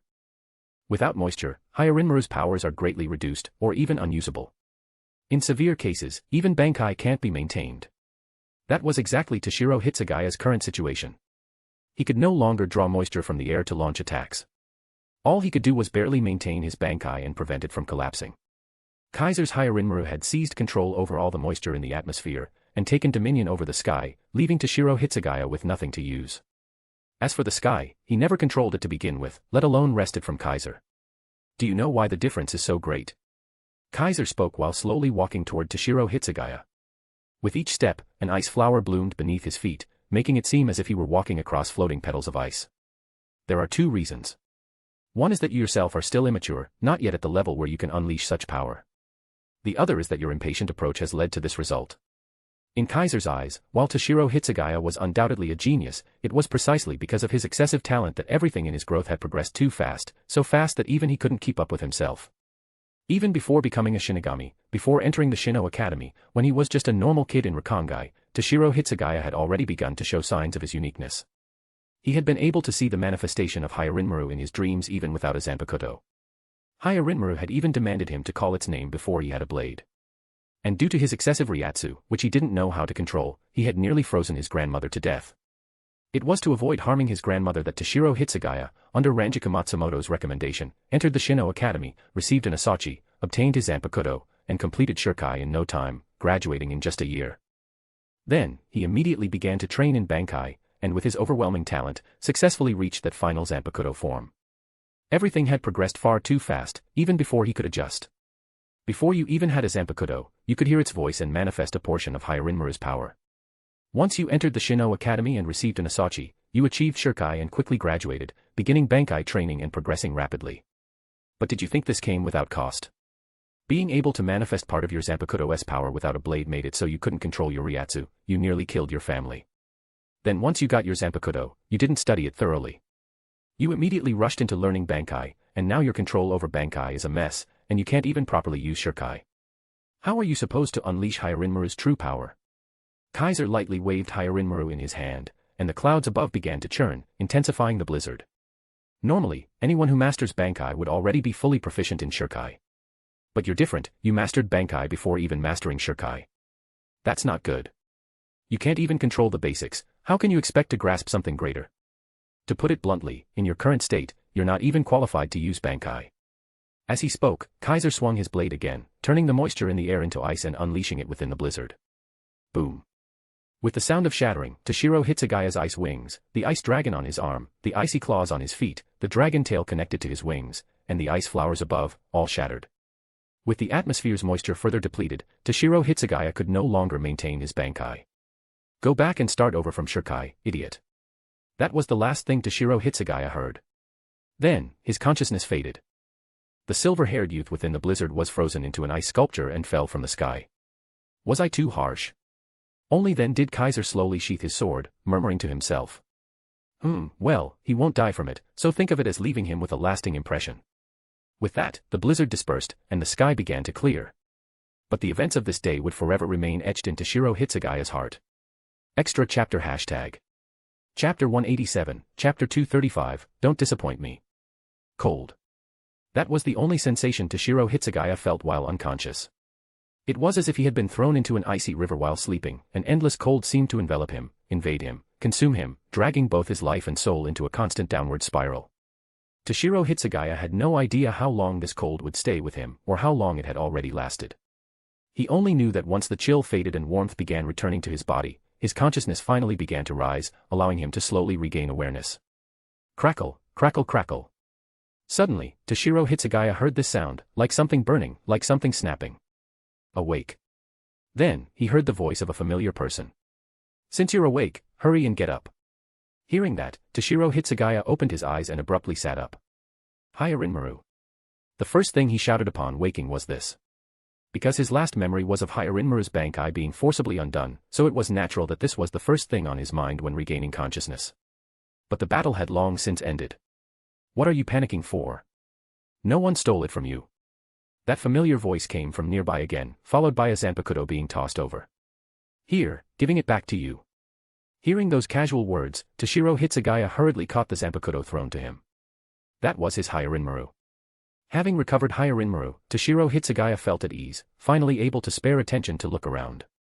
He was surprised to find that he was still in the same place, on the border of the Zaraki district, North Rakangai, District 80. But there was no snow and ice here anymore, no dark sky, the ground and trees were just as they had been when he arrived, completely unfrozen. The blizzard was gone, the chill had vanished without a trace, and a gentle warmth flowed through the world. It was a clear and pleasant day, as if nothing had happened. Kaiser sat beside him, a small campfire lit in front of him. The firelight shone onto Toshiro Hitsugaya's body, letting him understand where that initial feeling of warmth had come from. He had been lying by the fire, very close to it, his body warmed by the flames, completely free of the previous cold. Feeling all right? Kaiser looked at Toshiro Hitsugaya while warming his hands, smiling mischievously. Feels like waking up from a long dream, doesn't it? Toshiro Hitsugaya furrowed his brows, holding his zanpakuto. After a moment of silence, he muttered, was all of that just a dream? Toshiro Hitsugaya had actually started to wonder. So, how did the dream taste? Kaiser neither confirmed nor denied it, he simply said offhandedly, did it inspire anything? Upon hearing that, Toshiro Hitsugaya looked at Kaiser and finally asked the most important question. Captain Kaiser, why do you have a second Hyarinmaru? Toshiro Hitsugaya asked with an extremely complicated tone. However, Kaiser blinked. A second Hyarinmaru? What second Hyarinmaru? Kaiser said innocently. How could I have Hyarinmaru? My zanpakuto is right here. Kaiser pulled aside his sleeveless white haori and showed the zanpakuto tied at his waist to Toshiro Hitsugaya. But Toshiro Hitsugaya became agitated. You clearly used Hyarinmaru just now, and even froze me. Toshiro Hitsugaya's accusation was met only with a more exaggeratedly innocent look from Kaiser. Kid, you can eat whatever you want, but you can't say whatever you want, Kaiser said seriously. My zanpakuto has no freezing ability, and it's definitely not named Hyarinmaru. If you got frozen, don't blame me, blame Hyarinmaru, right? At that, how could Toshiro Hitsugaya not understand what was going on? The man in front of him had no intention of acknowledging anything that just happened. He wasn't going to admit to using Hyarinmaru. How could you do this? Toshiro Hitsugaya was dumbfounded. So I ask you, what are you talking about? Kaiser shrugged helplessly and said, wasn't it you who said you wanted to come here to practice with Hyarinmaru? Then you accidentally messed up and froze yourself. I didn't do anything. Forget a second Hyarinmaru, I don't even have a second Ryujin Jaka. A Shinigami can only have one zanpakuto. That's common sense. Didn't they teach you that at the Shino Academy, Lieutenant Hitsugaya? Seeing Kaiser's outright denial, Toshiro Hitsugaya's eye twitched. He nearly drew his zanpakuto to slash him. But recalling his miserable defeat earlier, Toshiro Hitsugaya knew, even if he did fight, he'd still be the one at a disadvantage. Fine, you don't want to admit it, that's fine. Toshiro Hitsugaya took a deep breath and forced himself to calm down as he spoke to Kaiser. But you have to teach me how to use Hyarinmaru. The battle with Kaiser had made Toshiro Hitsugaya completely realize what he was lacking and why he had never been able to fully master Hyarinmaru. Just as Kaiser had said, he had been too eager for results, trying to rush down a path that even a Shinigami could spend their whole life exploring and still never master.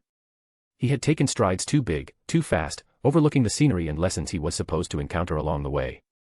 Even before he had a zanpakuto, he was already hearing its voice, preparing to call its name. Once he got a zanpakuto, he soon achieved Shurkai.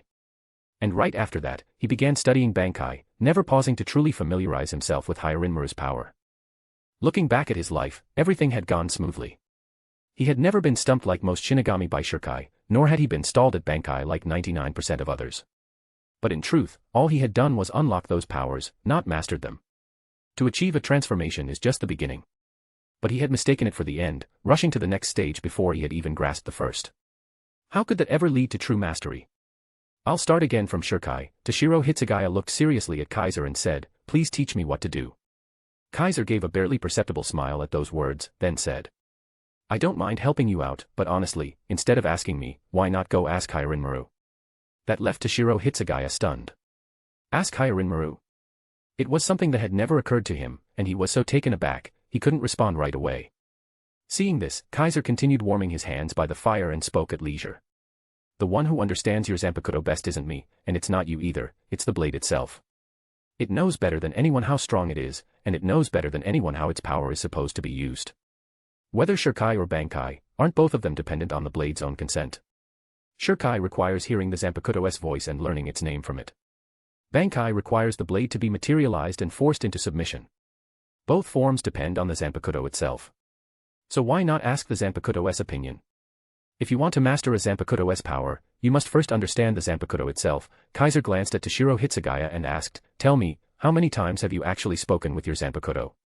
Toshiro Hitsugaya had no answer to that. So he fell silent. It's better to rely on yourself than others. Start by talking to Hyarinmaru, step by step, come to understand it. After saying that, even Kaiser grew a little introspective. Thinking about it, he realized that he and his zanpakuto had rarely spoken either. Because they were of one mind and body. After recognizing him as master, they had become one entity.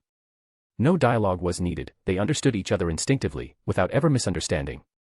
All of his exclusive weapons submitted equally to him, followed his will, and entrusted everything to him without reservation. Thanks to that, Kaiser didn't need to hear the zanpakuto's voice to know its name. He didn't need to materialize the blade to make it submit.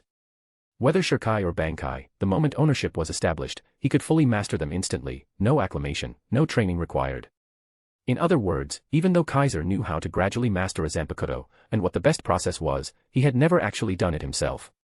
The moment he made contact with the zanpakuto, he understood everything he needed to do, but that process had been completely bypassed due to his own authority, leading him straight to the result. This cheat is pretty satisfying, but I've missed out on the pleasure of the process, Kaiser shamelessly thought to himself. And the clueless Toshiro Hitsugaya, unaware that the man sitting before him was such a ridiculous cheat, simply fell into deep thought. I know what I need to do now. A moment later, Toshiro Hitsugaya gripped his zanpakuto tightly and nodded solemnly toward Kaiser. Good. Kaiser smiled. Now I can report back to Momo. Momo. Toshiro Hitsugaya blinked in surprise. What, you thought I went all the way to your Division 10 barracks just to drag you out and train you because I was bored? Or because Division 3's workload is too light? Kaiser rolled his eyes and said irritably, it was because my lieutenant was so worried about her childhood friend, afraid he'd fall into despair, that she begged me to help. She used to do the same thing back when you were still in the Shino Academy. What, did you forget already? Toshiro Hitsugaya pursed his lips, thinking of his childhood friend, and felt a complicated mix of emotions. Yet strangely, his body felt even warmer. Now that you understand, get ready to head back. Kaiser finally stood up, prompting Toshiro Hitsugaya to snap out of his thoughts and quickly rise as well. Thank you for your guidance, Captain Kaiser. Toshiro Hitsugaya looked Kaiser in the eye and bowed seriously. I will remember everything you said today. Don't be like that, you're older than me, remember? How could you say something like that? Kaiser teased jokingly, then suddenly shifted tone and said, if you really remember what I said, then hurry up and take care of what needs to be done. In a little while, there might not be any time left for it. These words caught Toshiro Hitsugaya off guard again. What do you mean? Toshiro Hitsugaya looked puzzled. Don't ask. Even if you did, I wouldn't know how to explain, Kaiser shook his head. Just know this, very soon, the Soul Society will fall into chaos. Now that Isshin Shiba had gone missing, and a new captain had been appointed for Division 10, the original storyline should be about to begin, right? Others didn't know where Isshin Shiba had gone, but Kaiser knew all too well, and what his disappearance meant. After all, the protagonist of this world was none other than Isshin Shiba's son. Now that Isshin Shiba had been missing for a while, his son should be old enough to buy soy sauce on the street by now, right? Maybe in a few years, Rukia Kachiki would be sent to the world of the living and have that fated encounter with the main character. At that time, in order to defeat the Hollow attacking him, Rukia Kachiki would be forced to transfer her powers to him, turning him into a Shinigami. And from that moment on, the true brilliance, and danger, of this world would begin to reveal itself. I've been in the Soul Society long enough. I've gained the fame, earned the position. If I want this life experience to be even more thrilling, I'll need those who stir things up to show themselves soon. Kaiser looked toward the horizon and smiled. I've put up with you long enough, you know. Don't disappoint me now. Kaiser's muttering was heard by Toshiro Hitsugaya, but he didn't understand it at all. Captain Kaiser. He could only call out tentatively. Let's go. Time to get back and eat. Kaiser withdrew his gaze and all his wandering thoughts, stretched lazily. I wonder what Momo made for me this time. Tempura. Or hamburger steak. I'm kind of looking forward to it. With that, Kaiser stepped forward, activated Shuinpa, and vanished. Cooking. The lieutenant does that too. Toshiro Hitsugaya was stunned. Seeing Kaiser disappear via Shuinpa, he quickly followed, using Shuinpa himself while thinking silently. Maybe I should try cooking for Captain Ichimaru too. At that moment, in the Division 10 captain's office, a certain handsome guy suddenly shivered. Was Renji still scolding me? He muttered in confusion. Unfortunately, the answer to that question would never come. End of chapter. Author's note, sorry for the delay and thanks for pointing out that Isshin Kurosaki should still be Shiba now. Also please donate some power stones for more extra chapters. Extra chapter hashtag. Small blue diamond read 100 plus chapters ahead. Patreon.com/NiaXD. Chapter 188, Chapter 236, The Crime of Rukia Kachiki. With the new captain of Division 10 appointed, the Soul Society once again entered a brief period of peace. Peace was a good thing, but also a bad thing, because it made time seem to pass quickly, and allowed darkness that dared not show itself in the light to slowly grow, until it erupted entirely. All peace came at a price, and all tranquility was only temporary. The natural law of the world dictated that new things would always emerge and disrupt the old. Thus, conflict would forever remain the theme of the world. Deeply understanding this, Kaiser especially cherished these final moments of peace. He set aside much of the usual division work he often handled, and as a result, his once frequently seen figure throughout the Soul Society became increasingly elusive and unpredictable in recent times. This left many people confused, not understanding why Kaiser had suddenly changed his modus operandi. But no one openly criticized it. In fact, some of the noble clans were quite relieved, no longer having to worry about being randomly surprise audited by the inflexible captain of Division 3. However, some clearly didn't want Kaiser out of their sight. So Kaiser distinctly noticed that the odd sensation and sense of being watched around him appeared even more frequently during this period. He didn't care. In fact, he found it amusing. After deliberately ignoring it, he continued doing whatever he wanted, living his days with unusual ease and freedom. Sometimes training, sometimes taking strolls, sometimes visiting familiar faces in other divisions, sometimes even taking off his captain's Heiori and Chihakusho, wearing clothes made by Momo Hinamori, and wandering around Rukongai. Kaiser's movements became incredibly erratic, characterized purely by spontaneity and leisure. As for the others, they continued as usual, business as usual. Momo Hinamori took over most of the responsibilities Kaiser set aside and handled the Division 3 duties with great order.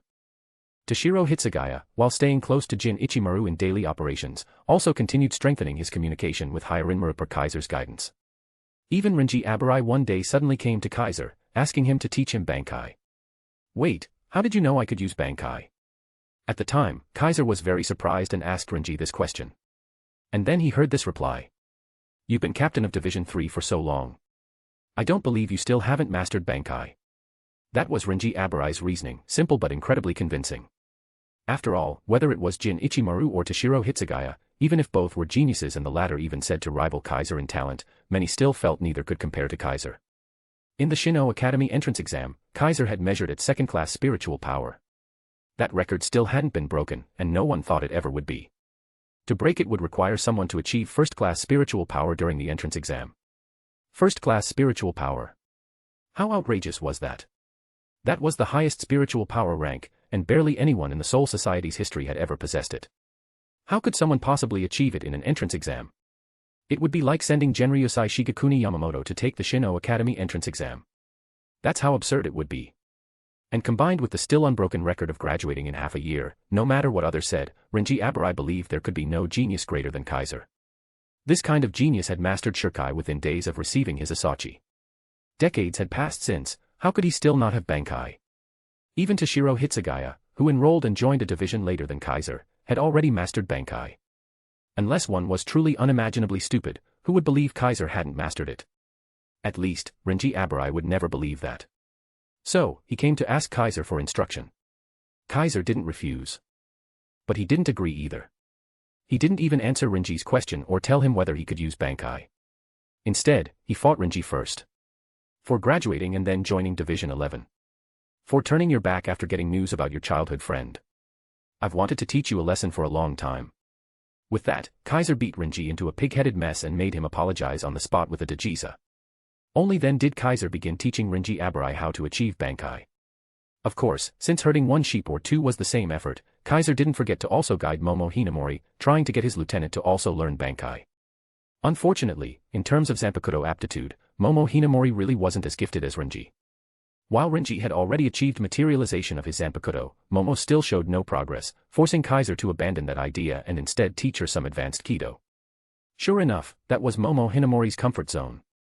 As soon as she began studying Kido, she showed overwhelming talent, learning all the Kido Kaiser taught her, and even innovating upon them to develop her own personalized spells. With that, Momo began progressing rapidly, training day and night alongside Renji Abarai, who was slowly learning Bankai. Later, for some reason, Izuru Kira also came running over, begging Kaiser to teach him. Clearly, he didn't want to be left behind by his friends, and was trying hard to catch up. Combined with Toshiro Hitsugaya, who occasionally stopped by to consult Kaiser on issues related to Hyarinmaru, Kaiser suddenly realized that even though he had no intention of gathering all the promising talents under his command, those very talents had come to him on their own, making his place livelier than ever. Oh well, I'll just herd them all together. Kaiser didn't care anymore. When he was in a good mood, he taught. When in a bad mood, he skipped out, leaving Momo and the others loving and hating him at the same time, helpless toward him but also envious of his carefree life. And like that, the tranquil days slowly passed. Until the turning point arrived. Chirp chirp chirp. Birdsong rang across the sky, their shadows flashing over the ground as they passed. Today's sun was strong, not enough to feel hot, but bright enough to be blinding, casting the entire Ser-Veresta in golden sunlight, dazzling and brilliant. Atop the roof of the Division 3 barracks, Kaiser lay sprawled out, hands behind his head, a stalk of grass in his mouth, eyes half closed as he basked in the slightly glaring morning sun. Captain. At a certain moment, Momo Hinamori suddenly appeared on the rooftop, worry etched across her face. What is it, Momo? Kaiser didn't open his eyes, nor did he get up. He remained lying there, asking lazily. The next second, he heard Momo's report. The information you asked me to look into at Division 8 has yielded some leads, Momo said, looking at Kaiser, worry still written across her face. According to the intel provided by Division 8, not long ago, Rukia Kachiki of Division 13 did in fact leave the Soul Society. She was assigned to guard Karakura Town in the world of the living. After that, her communication with the Soul Society began becoming unclear, and the duration of her stay in the world of the living became problematic. Confirmed reports say Rukia Kachiki committed a taboo in the world of the living. She transferred her power to a human and made him into a Shinigami. Only then did Kaiser slowly open his eyes. So it's finally started. Murmuring to himself, he then turned and asked Momo. So what's the situation now? Upon hearing that, Momo gave a truthful report. The Captain Commander, Genryusai, has personally issued the order to arrest Rukia Kachiki. Captain Kachiki of Division 6 and Lieutenant Abarai have taken the assignment and gone to the world of the living. Giving spiritual power to a human, helping them become a Shinigami, this was considered an illegal act by the Soul Society. To become a Shinigami, one had to be a soul born with spiritual power, trained at the Shino Academy, or raised through the noble houses. Otherwise, one was not recognized as a proper Shinigami candidate. So transferring spiritual power to a human and enabling them to become a Shinigami was a prohibited act, an illegal offense, a serious crime. Rukia Kachiki, without a doubt, had committed such a grave offense. Even the Captain Commander got involved. Kaiser clicked his tongue and finally sat up. What should we do, Captain? Momo finally voiced her worry. Rukia. Miss Kachiki is someone very important to Renji, right? If something happens to her, then Renji. Momo understandably felt concerned for her classmate. She wasn't close with Rukia Kachiki, but she was very familiar with Renji Abarai and Izuru Kira. Rukia was not only Renji's childhood friend, but also Kira's division mate. The three were very close. If something happened to her, not just Renji, even Kira could be devastated. Don't worry. Kaiser didn't turn around to face Momo, but instead gazed up at the sky, as if trying to engrave this moment of peace into his memory. At least for now, nothing will happen to Rukia Kachiki. Then later. Momo caught the implication in his words and asked anxiously, does that mean something will happen later? Something will happen, yes, Kaiser said calmly, smiling faintly. Whether it can be resolved peacefully depends on how things develop. Instead of worrying about her, maybe we should worry about ourselves first. What? Momo blinked. Ourselves. Exactly. Kaiser stood up, dusted off his clothing, and said leisurely, the Soul Society isn't going to remain peaceful anymore. Interesting people are about to arrive. Dangerous ones too are stepping onto the stage. Prepare yourself, Momo. Turning around and heading back inside, Kaiser added. If you don't keep your eyes wide open, you'll get played to death. Soon after, Rukia Kachiki was captured and returned to the Soul Society. With both the captain and lieutenant of Division 6 personally taking action to apprehend a powerless Shinigami, it was practically a walk in the park, and no accidents occurred. Thus, Rukia was directly brought back and imprisoned in Division 6's holding cells. Originally, as a Shinigami of Division 13, Rukia's punishment should have been handled by Division 13. But since she was the adopted sister of Byakuya Kachiki and a noble of the Kachiki clan, to avoid conflict of interest, her punishment was delegated to Division 6. Of course, that was only a temporary measure. Transferring a Shinigami's power to a human was an illegal act prohibited throughout the Soul Society, one that required judgment by the highest judicial body, the Central 46. Until the Central 46 issued a verdict, Rukia Kachiki was merely temporarily detained in Division 6's prison. The real punishment would begin once the sentence was passed. This incident caught the attention of many, including several captains who began to pay close attention. Especially Jushiro Yukatake, as Rukia's superior, he even visited the Division 6 barracks a few times despite his illness, just to check on her. That day, Kaiser brought Momo Hinamori and visited the Division 6 barracks too. On the way to the prison, Kaiser ran into Byakuya Kachiki walking alone. Yo, Captain Kachiki. Kaiser stopped and greeted with a smile. Been a while. Byakuya Kachiki also stopped. Kaiser. He raised his gaze, looking at Kaiser with a blank expression. What are you doing here? Visiting. Kaiser replied directly, although I'm not very close with your sister, we've met a few times. We were even students in the same class. I figured I ought to check in on her. Pointless action, Byakuya said coldly. You, as captain of Division 3, need not go out of your way for a mere former classmate. Because I'm free, Kaiser replied in an annoying tone. Didn't you know? I'm way more free than I used to be. That's why I have time to care about old classmates now. How about it? Are you touched? As her older brother, you must feel grateful someone still cares about your sister, right? Kaiser's words were half teasing, half mocking, which drew only a cold glare from Byakuya. Are you planning to say things you shouldn't again, like last time? Byakuya clearly disliked Kaiser getting close to Rukia. As he spoke, he released a faint Ryatsu. Sensing that Ryatsu, Momo Hinamori behind Kaiser held her breath. Kaiser, however, remained relaxed as ever. Don't tell me you still want to fight me again like last time. As soon as those words left his mouth, the Ryatsu in the air instantly intensified. Chapter 189, Chapter 237, You're the one who's dense, aren't you? At that moment, Kaiser was a bit surprised. Seeing Byakuya Kachiki standing before him, coldly glaring, his body radiating terrifying Ryatsu, Kaiser felt both surprised and impressed. Looks like after that last fight, you've spent a lot of time training in private. The Ryatsu emanating from Byakuya Kachiki was clearly much stronger than when he had last fought Kaiser. This was enough to show that it wasn't just Kaiser, Renji Abarai, and the others who were improving. Byakuya Kachiki had also been diligently training, never wasting time in the Soul Society. Though it was unclear how much he had improved, at least judging from his Ryatsu, his strength had significantly increased since then. As expected of the most outstanding heir in the history of the Kachiki clan.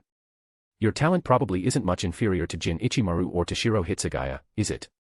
Kaiser gave Byakuya high praise. Unfortunately, Byakuya Kachiki did not appreciate Kaiser evaluating him. Compared to last time, how much have you improved? Byakuya said coldly. If you continue doing meaningless things, I don't mind confirming it for myself. I wouldn't mind that, Kaiser replied with a half-smile. But the real question is, are you in the mood for that? As he spoke, Kaiser glanced in the direction of the prison, causing Byakuya's gaze to grow even colder.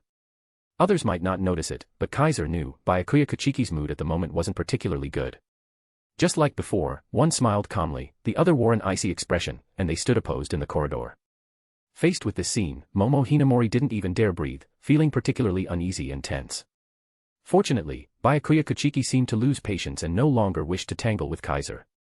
This is a warning, Byakuya said with an unquestionable tone. If you say anything you shouldn't, then this time, even if the captain commander intervenes, I will not hold back. Leaving those words, Byakuya turned and walked away. The Ryatsu lingering in the air immediately dispersed, allowing Momo Hinamori to finally breathe a sigh of relief. So scary. Is that really the captain of Division 6? Momo patted her chest, visibly shaken. Don't mind him, Kaiser, in contrast, was totally nonchalant, saying casually, he just likes intimidating youngsters. When real trouble comes knocking, he'll find out he's nothing at all. At that time, he wouldn't be able to protect his own sister, and he'd be surpassed and defeated by the very human he looks down upon. The shell-named Kachiki clan would only be cracked open when that time came. Youngsters. Momo Hinamori didn't understand what Kaiser meant, muttering slightly. In the entire Godai 13, wasn't there anyone younger than you? Unaware that Momo was silently complaining in her heart, Kaiser continued walking and arrived at Division SIX's prison. The place wasn't dark, quite the opposite, it was bright. They had merely fenced off half of a room with iron bars to serve as a prison cell. It didn't feel like imprisonment at all, there was no sense of being a criminal. When Kaiser arrived, Rukia Kachiki was sitting in the cell on a chair, her back to the door, gazing out the window, her face full of melancholy. Outside the cell stood a familiar figure, keeping her company. Renji. Momo Hinamori called out his name. It was Renji Abarai. Momo. Kai. Renji, who had been quietly watching Rukia's back, turned in surprise at the sound and looked over. Captain Kaiser. Rukia Kachiki also reacted, turning toward Kaiser with a touch of surprise on her sorrowful face. Clearly, neither of them had expected Kaiser to appear here. Didn't expect that, huh? Kaiser smiled slightly. Don't mind me. I'm just here to take a look. Pretend I was bored and had nothing better to do. Hearing this, Renji and Rukia exchanged glances and then both gave wry smiles. You came to see me? Rukia Kachiki asked, her expression complicated. Sort of. Kaiser nodded. Also came to see if a certain blockhead had been devastated into depression. Who are you calling a blockhead? Renji, used to hearing this kind of jab from Kaiser, knew exactly what it meant and shot back, you're the blockhead, aren't you? Me. Kaiser hadn't expected that kind of retort. He pointed to himself and said irritably, "Come on, look at me, how could I possibly be a blockhead?" "Why not?" Renji snorted. "If you weren't, then how could you not know that Momo, she..." "Wah." Momo Hinamori suddenly cried out, flustered, cutting Renji off as she glared at him in panic. "What nonsense are you spouting, Lieutenant Abarai?" "How is it nonsense?" Renji argued. "You've always liked that guy." Before he could finish his sentence, a flash of a blade came slashing toward him. "Yua." Renji immediately jumped back, narrowly dodging the sharp strike, cold sweat pouring down his face. "Why you didn't have to actually draw your sword? What if I hadn't dodged?" "Umph." Momo snorted, holding her zanpakuto, when had she drawn it, and said, "If you hadn't dodged, it's fine. I avoided the vital points on purpose. If you got hit, I'd take responsibility and heal you myself." She wasn't joking, Momo really could heal Renji's wounds.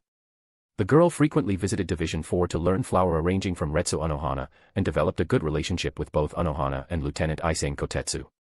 At some point, she picked up some kaido and could heal injuries. And not just Division 4, Momo was also good friends with Nanao Ise, Lieutenant of Division 8. They shared books and often discussed them. Nanao visited Division 3's barracks frequently and had met Kaiser several times. So despite looking fragile, Momo had managed her relationships quite well, forming strong ties across multiple divisions, even with the lieutenant of Division 11. If Renji were slashed by Momo, he wouldn't even need to go to Division 4, she could treat him on the spot. "Should I thank you or something?" Renji was covered in cold sweat. "No need to be polite, Lieutenant Abarai." Momo smiled sweetly, yet terrifyingly. "As long as you stop running your mouth, there won't be any injuries. Don't you agree?" So scary. All three people present had that exact same thought at the same time. "Seeing you so full of life, I'm relieved," Kaiser said at the right moment, teasing Renji. "I thought you'd be running around in panic by now." "Not quite," Renji sighed, glancing at the silent Rukia in the cell. "Don't let her looks fool you, she's still a member of the Kachiki clan, Captain Kachiki's sister. For regular Shinigami, giving spiritual power to a human is a serious crime, but for nobles, it's not like things can't be smoothed over. Considering the Kachiki clan, the Central 46 probably won't hand out a punishment that's too severe, right?" The Central 46, composed of 40 sages and 6 judges, was the highest judicial body, a collective council formed by nobles and elders from the Soul Society. Any Shinigami who committed a crime in the Soul Society or the world of the living would be judged by them. Once a sentence was handed down, even the captain commander couldn't object, it was the ultimate authority in Ser-Veresta. If the verdict required force, they would dispatch secret orders via encrypted signals to the Godai 13 or other enforcement units. Those who received the order had to carry it out immediately, no exceptions. In other words, it was the most powerful institution in the Soul Society. No one, not even Genryusai Shigekuni Yamamoto, could overrule them, except perhaps the royal family or the Zero Division. That's why the Central 46 was so feared. But since it was made up of nobles and elders, and the Kachiki clan was the most powerful noble family among the 4 great noble clans, Renji believed they would grant leniency. After all, what had happened was only that a human became a Shinigami, not something that endangered the Soul Society. It was labeled a crime, but in truth it was just a taboo, not something that necessarily warranted death. That was Renji's reasoning, and why he wasn't panicking. But not everyone was as optimistic. "Are you sure it'll be fine?" Momo said uneasily. "I've heard the Central 46 is extremely rigid. Can the Kachiki clan really influence them?" The Central 46 was an ancient organization that had existed long before the Godai 13. Due to its age, its approval process and methods of judgment were inflexible and cold. The judges were known for their lack of compassion, and as such, they were extremely unpopular in the Soul Society. Momo had never seen anyone from the Central 46, nor had she ever been there, but she'd heard many stories. She worried they might not be as accommodating as Renji imagined. Even if the Kachiki clan was the top noble family, the Central 46 might still refuse to bend. "Relax." Renji waved it off. "Captain Kachiki will find a way. If it's him, he might be able to sway the Central 46. But his words only made Rukia lower her head and fall into deeper silence, and made Kaiser laugh. "All these years and you're still so naive, Renji." Kaiser's remark made Renji frown. "What's that supposed to mean?" Renji demanded. Kaiser didn't answer, because Rukia spoke up. "My brother would never plead on my behalf," Rukia said quietly. In his heart, the name of the Kachiki clan and the Order of the Soul Society matter far more than an adopted little sister. "How could that be?" Renji's frown deepened, unease welling in his heart as he forced a laugh. "Captain Kachiki even came to the Shino Academy to adopt you, how could he be that heartless?" In Renji's mind, since Byakuya had personally gone to the academy to find Rukia, he must care about her on some level, right? If his sister committed a crime, how could he not step in to help and try to lessen her punishment? That was how Renji convinced himself, otherwise, he wouldn't be able to calm the unease in his heart. You'll never understand how that person thinks. Rukia looked at her childhood friend, her expression full of sorrow, and said no more. Renji wanted to say something but didn't know what. Instead, Kaiser looked deeply at Rukia and said, actually, you don't understand what he's thinking either. That made Rukia blink in surprise. Before she could ask, Kaiser suddenly appeared inside the cell, right in front of her. See Captain. Kai. Momo and Renji both exclaimed in shock. Kai. Rukia was also startled, instinctively rising to her feet. But before she could stand, Kaiser acted first. He suddenly reached out and placed his hand directly on Rukia's chest. His palm sank in slightly, somewhat, stiff. Wah. At that moment, everyone was dumbfounded. Rukia's face turned red, from embarrassment. Renji's face turned red, from rage. Momo Hinamori, short-circuited. Kaiser ignored everyone, closed his eyes, and golden patterns began to glow on his body. Then, he felt it. He sensed the existence of a strange crystalline object. Chapter 190, Chapter 238, Chosen by Fate. Death Penalty. It was a gem that glimmered with a blue-black radiance. The gem was dazzling, and the light it emitted seemed capable of enchanting the heart, filled with a mysterious, hazy beauty. Surrounding it were polygonal crystals that enveloped it, locking that mysterious allure in place, not weakening it, but instead making it even more intoxicating. Such a gem quietly lay within Rukia Kuchiki's body, or rather, parasitized within her right eye, fused tightly with every strand of her Ryoryoku and Ryatsu, difficult to touch and even harder to detect. If not for his own authority at work, Kaiser believed he definitely wouldn't have discovered its existence, let alone see its form. So this is. Kaiser's heart stirred slightly, and the golden hot patterns on his body shimmered once again. He was attempting to extract the gem. But he failed. Although he could sense the gem's presence, it was inside Rukia Kuchiki's body. Even though Kaiser was physically touching Rukia, it didn't count as touching the gem itself.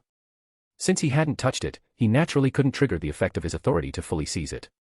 Therefore, Kaiser couldn't retrieve the gem. Regretfully, he opened his eyes and withdrew his hand. Only then did he see the dumbfounded, flushed faces of those around him. Kaiser immediately found it amusing.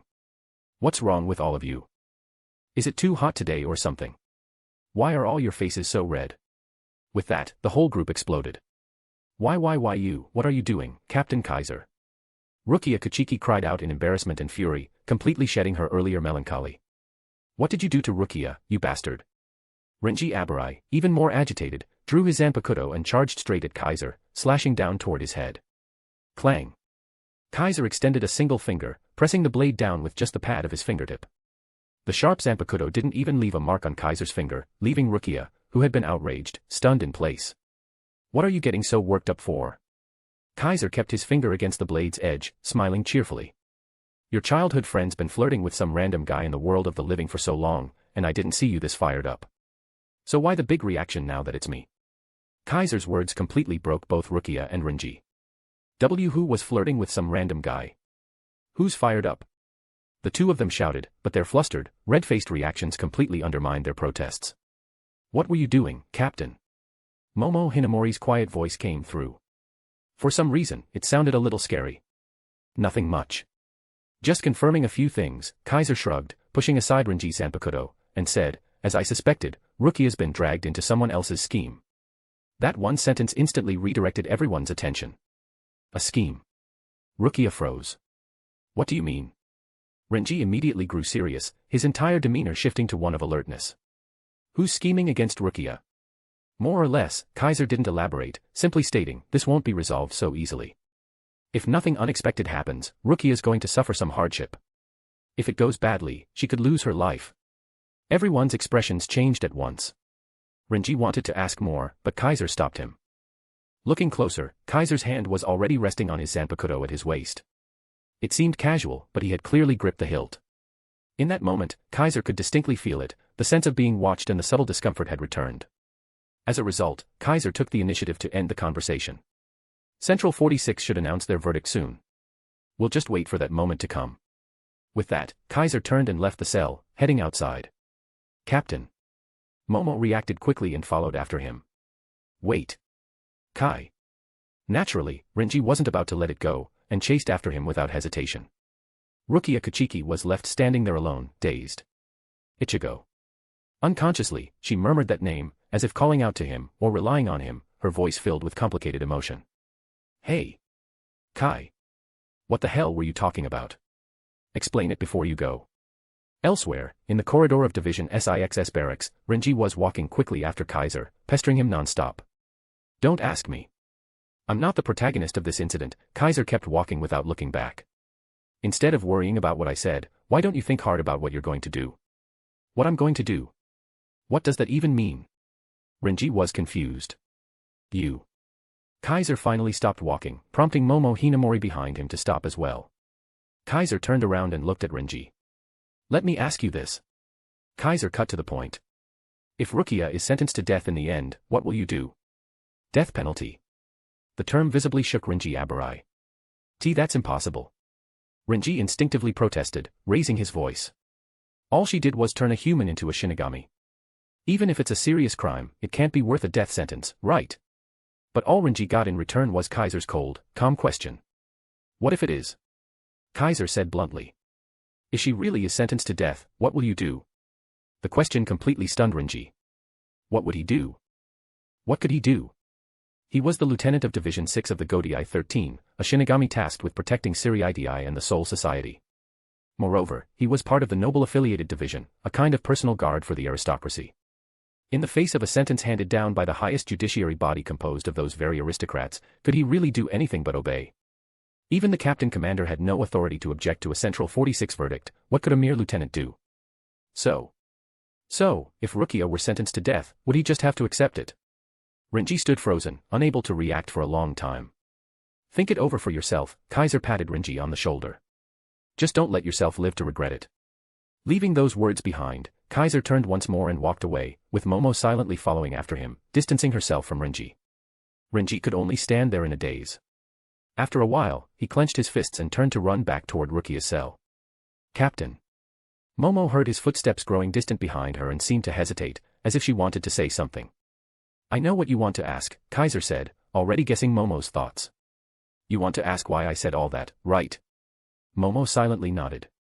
She didn't think Kaiser was just trying to scare anyone. After all these years at Kaiser's side, Momo had come to understand the men she worried over in everything.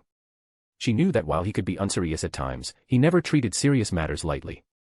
His words just now may have sounded like scare tactics, but judging by his demeanor, familiar to Momo, he had definitely discovered something. Considering Kaiser's prior behavior, like asking her to monitor Rukia's whereabouts in advance, and his total lack of surprise when it was revealed that Rukia gave her powers to a human, it felt more like he'd been expecting it. Momo was certain Kaiser knew something no one else did. Just take it as me talking nonsense, Kaiser glanced at her and smiled.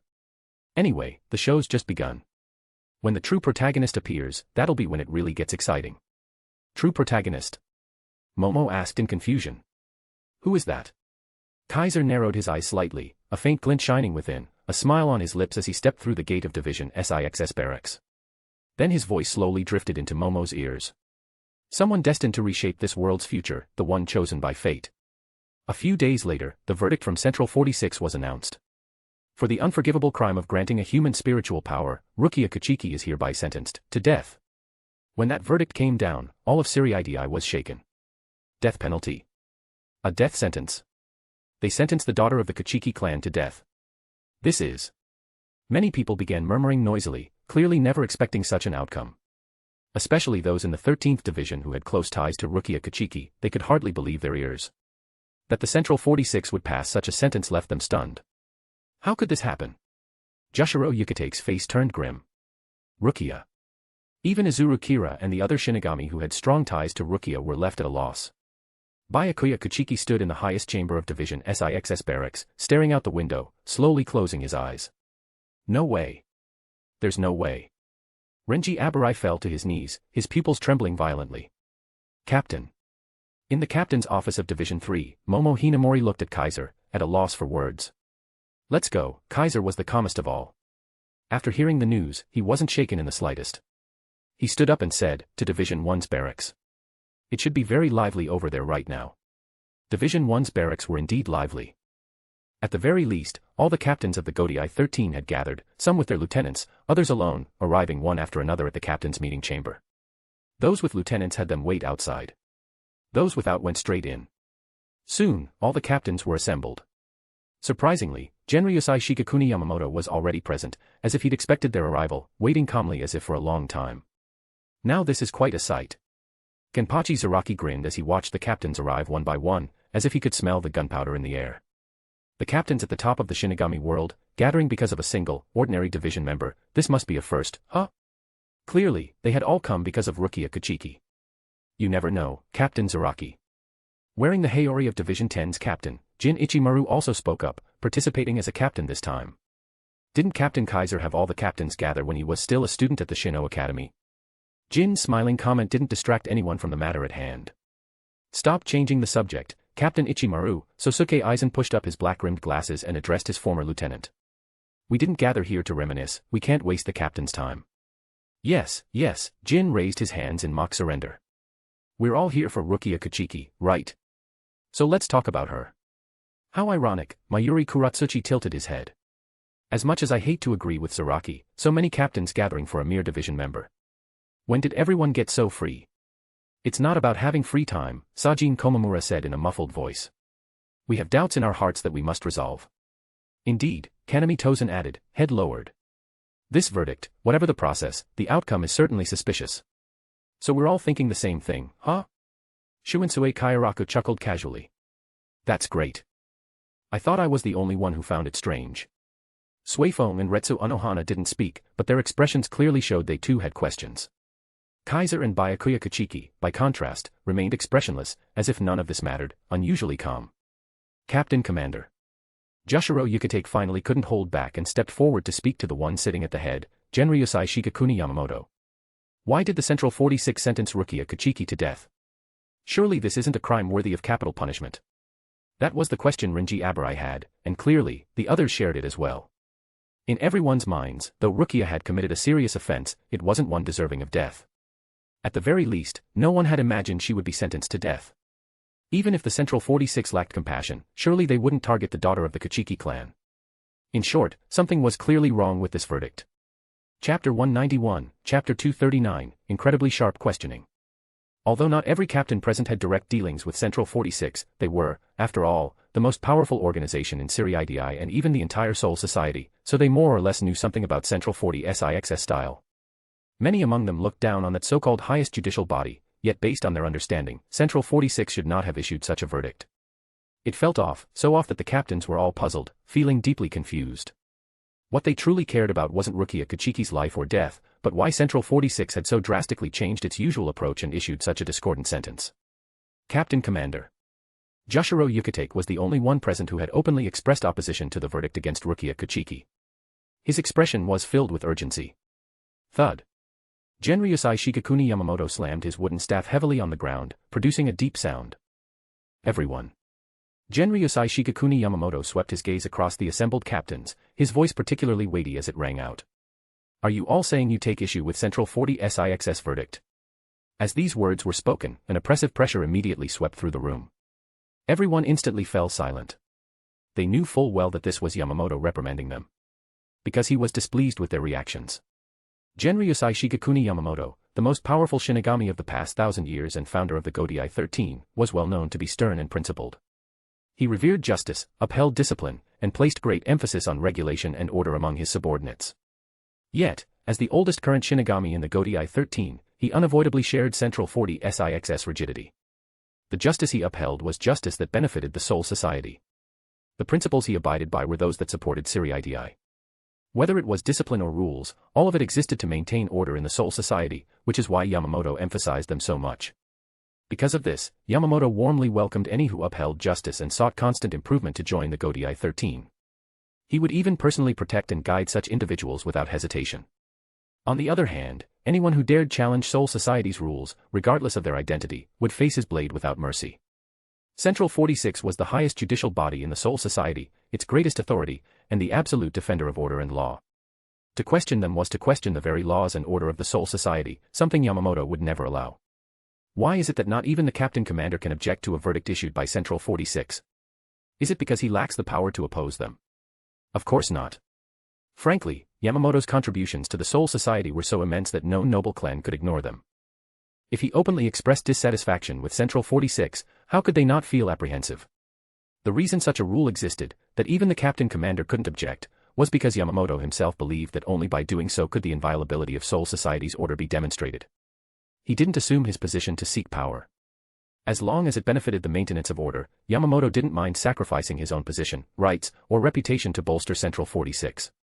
In that context, how could the captains of the GoDi-13, the organization tasked with defending the Soul Society, be allowed to question Central 46's verdict? Wouldn't that be a challenge to the Soul Society's order? Naturally, Yamamoto would feel dissatisfaction. Since the verdict has been issued, all we need to do is obey.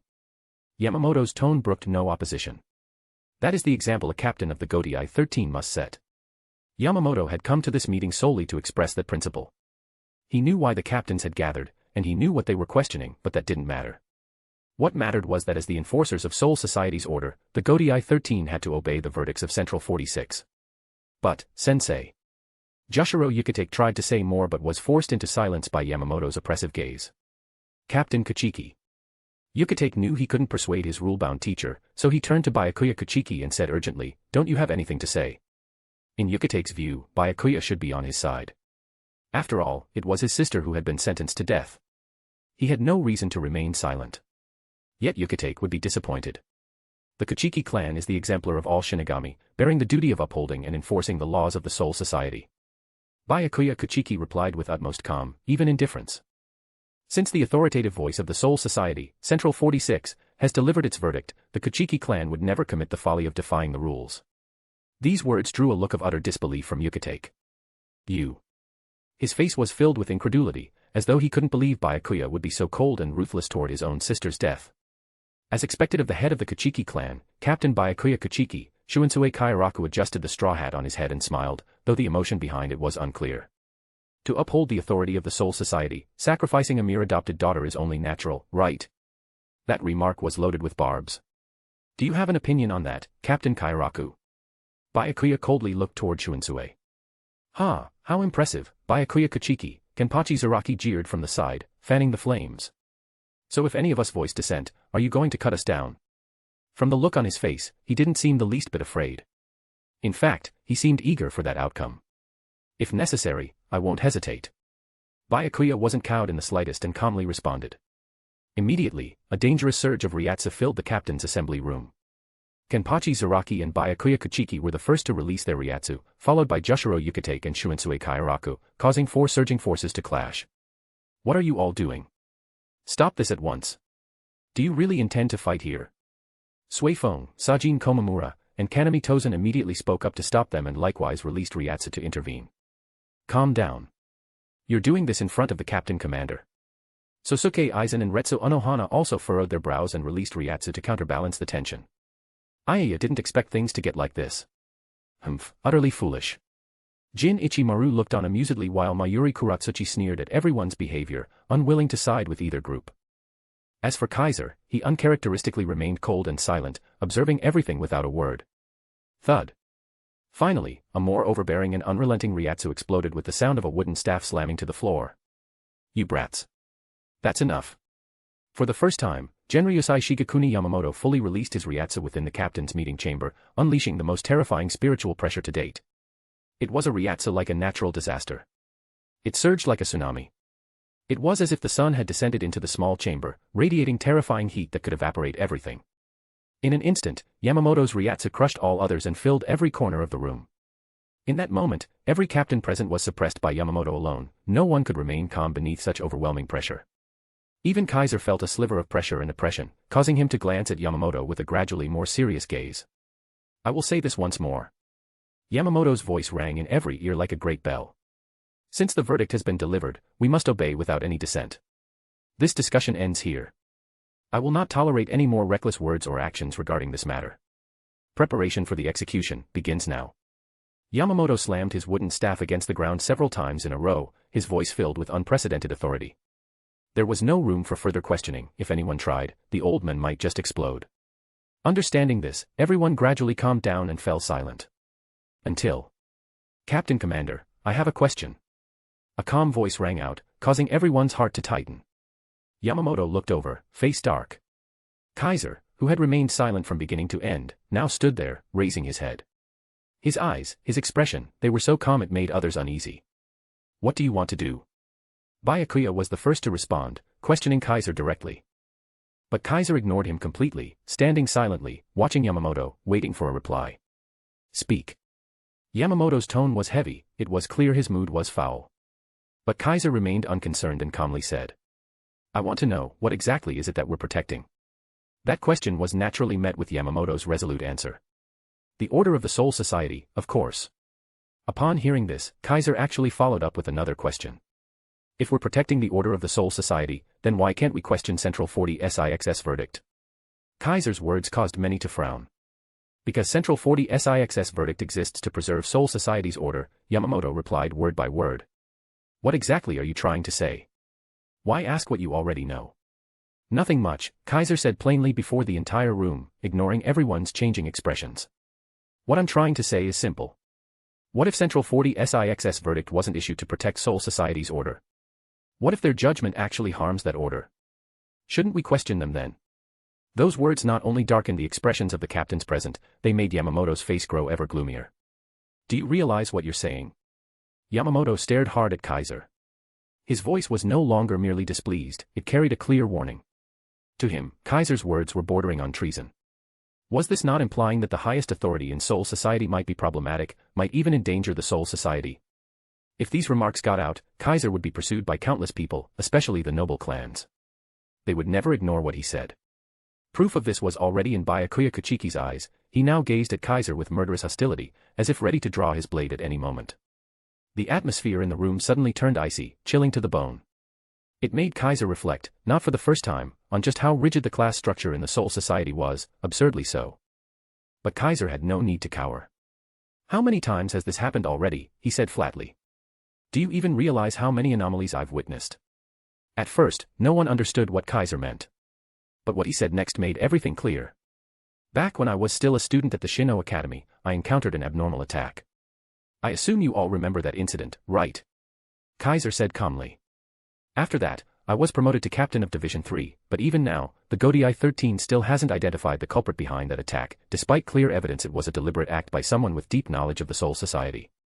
Then there's the previous captain of Division 10, Isshin Shiba, who mysteriously disappeared in the world of the living, never to be found. A fully ranked captain just vanishes without a trace, and even now, not a single clue has surfaced. Isn't that strange? Kaiser's words left everyone silent.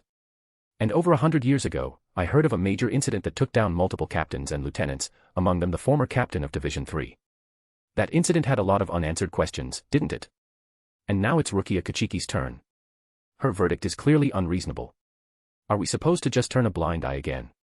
Kaiser's half-smiling, half-serious tone rang sharply in everyone's ears. Since when was the Godai 13 such a useless organization? Can this really maintain the order of the Soul Society? Please answer me, Lord Genryusai Shigekuni Yamamoto. Author's note, sorry for the delay. Small Blue Diamond read 100 plus chapters ahead. Patreon.com/NiaXD. Chapter 192, Chapter 240, I'll remember those words. Facing Kaiser's piercing question, this time, Genryusai Shigekuni Yamamoto fell silent. Thinking back on one incident after another, it was true, they were all abnormal, none of them had been properly resolved. Even Yamamoto himself was quite displeased by these matters. He had thought more than once that these were failures and derelictions of duty by the Godai 13. So when confronted with Kaiser's pointed questioning, he was, for once, at a loss for words. The other captains were the same. They glanced at one another, exchanged looks in silence, and all sank into thought and quiet. But Kaiser's words continued. I'm not criticizing any of you, nor am I belittling the Godai 13. After all, I myself am part of the Godai 13. If I look down on it, wouldn't that be looking down on myself too?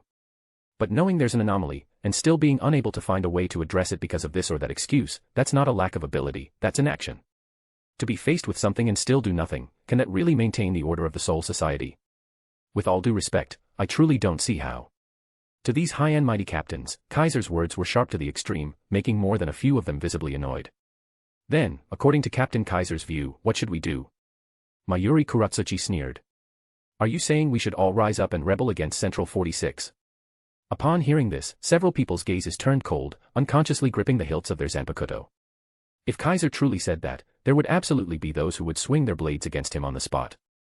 Captain Suifeng of Division 2 was one. Captain Byakuya Kuchiki of Division 6 was another. Both of them were nobles, one in charge of secret executions and punishment, the other responsible for upholding noble authority. If Kaiser truly dared to speak of rebellion against Central 46, they would absolutely strike, even in front of Genryusai Shigekuni Yamamoto. Of course, there were others eagerly awaiting Kaiser to say something outrageous and stir up turmoil, Kimpachi Zaraki, 4-1. And others, whose true faces had not yet been revealed. Even Yamamoto fixed his eyes tightly on Kaiser, waiting for his answer. But Kaiser ignored Mayuri's words, and ignored his twisted expression as well. He continued looking at Yamamoto. I'll ask once more, if Central 46's verdict was not issued to uphold the order of the Soul Society, and their judgment ends up harming that order, what then? Kaiser spoke slowly, as if testing something, or reminding something. Please answer me that question. All the captains immediately turned their gazes to Genryusai Shigekuni Yamamoto. Yamamoto looked deeply at Kaiser, remaining silent for a very long time. The atmosphere in the captain's meeting room grew heavier, more oppressive. I do not care for hypothetical questions. At last, Yamamoto spoke. However, the Godei 13 was founded to maintain the order of the Soul Society. That one truth must never be forgotten. That statement was, in essence, a direct answer to Kaiser's question.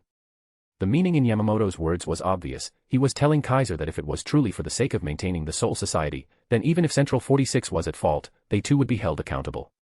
He himself didn't want to question the authority of Soul Society because that would shake its foundations. But if the problem was truly grave, so grave it endangered Soul Society, then it would be necessary to cut out the rot, no matter the cost. Good. Hearing Yamamoto's response, Kaiser was finally satisfied. I'll remember those words. With that, Kaiser turned to leave. However, two figures flashed with Shuinpa and blocked his path. Where do you think you're going? Byakuya Kuchiki stared coldly at Kaiser. I warn you, don't do anything foolish. Suifeng also placed a hand on the zanpakuto at her lower back. But in the very next instant, their pupils shrank sharply. Because, before their eyes, Kaiser's figure had already vanished without a trace.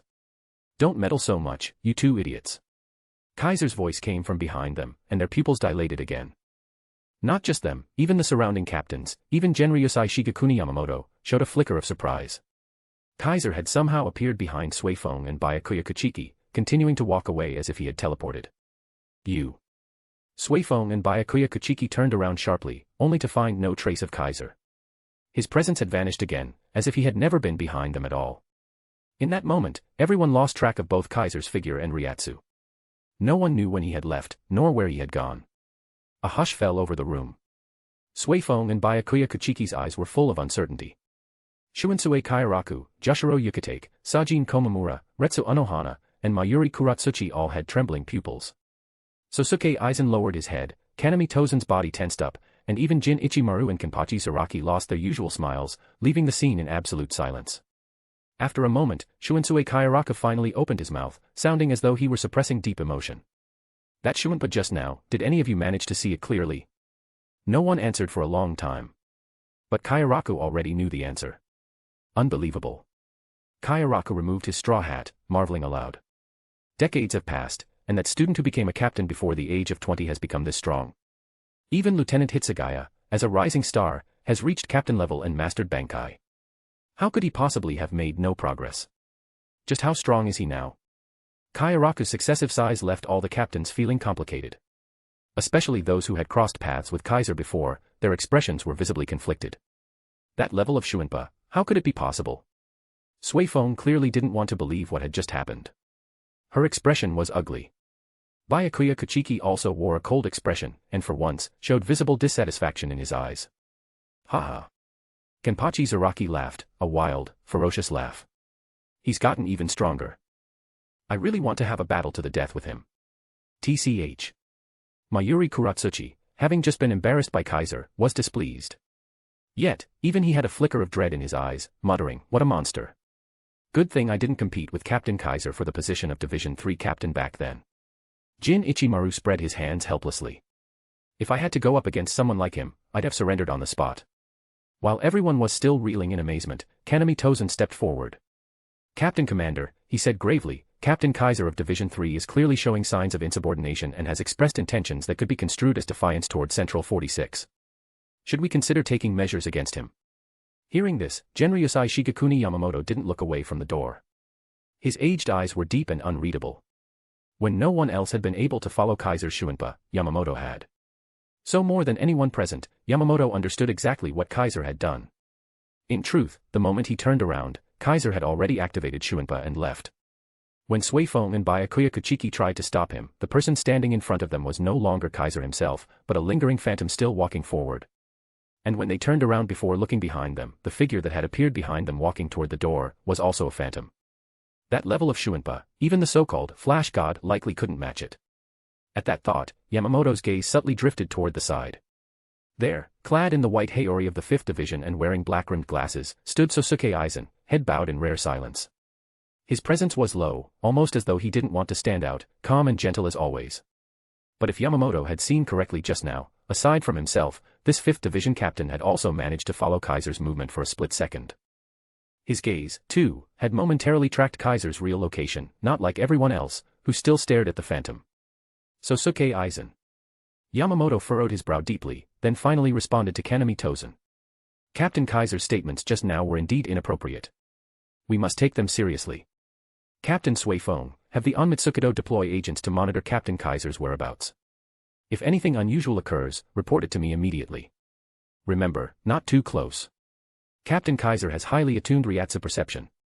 If you get too close, he'll notice. At Yamamoto's instruction, Suifeng nodded. Recalling that Shuinpa just now that she hadn't been able to follow at all, Suifeng bit her lip, deciding to personally oversee the matter. Sensei. Jushiro Yukatake finally spoke again, somewhat dejectedly. What about Rukia Kuchiki?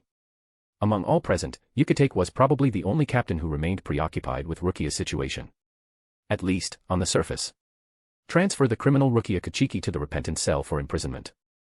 Yamamoto lowered his eyes and issued the cold judgment. In accordance with Central 40 SIX's verdict, the criminal Rukia Kuchiki will be executed at the Sokayaku Hill.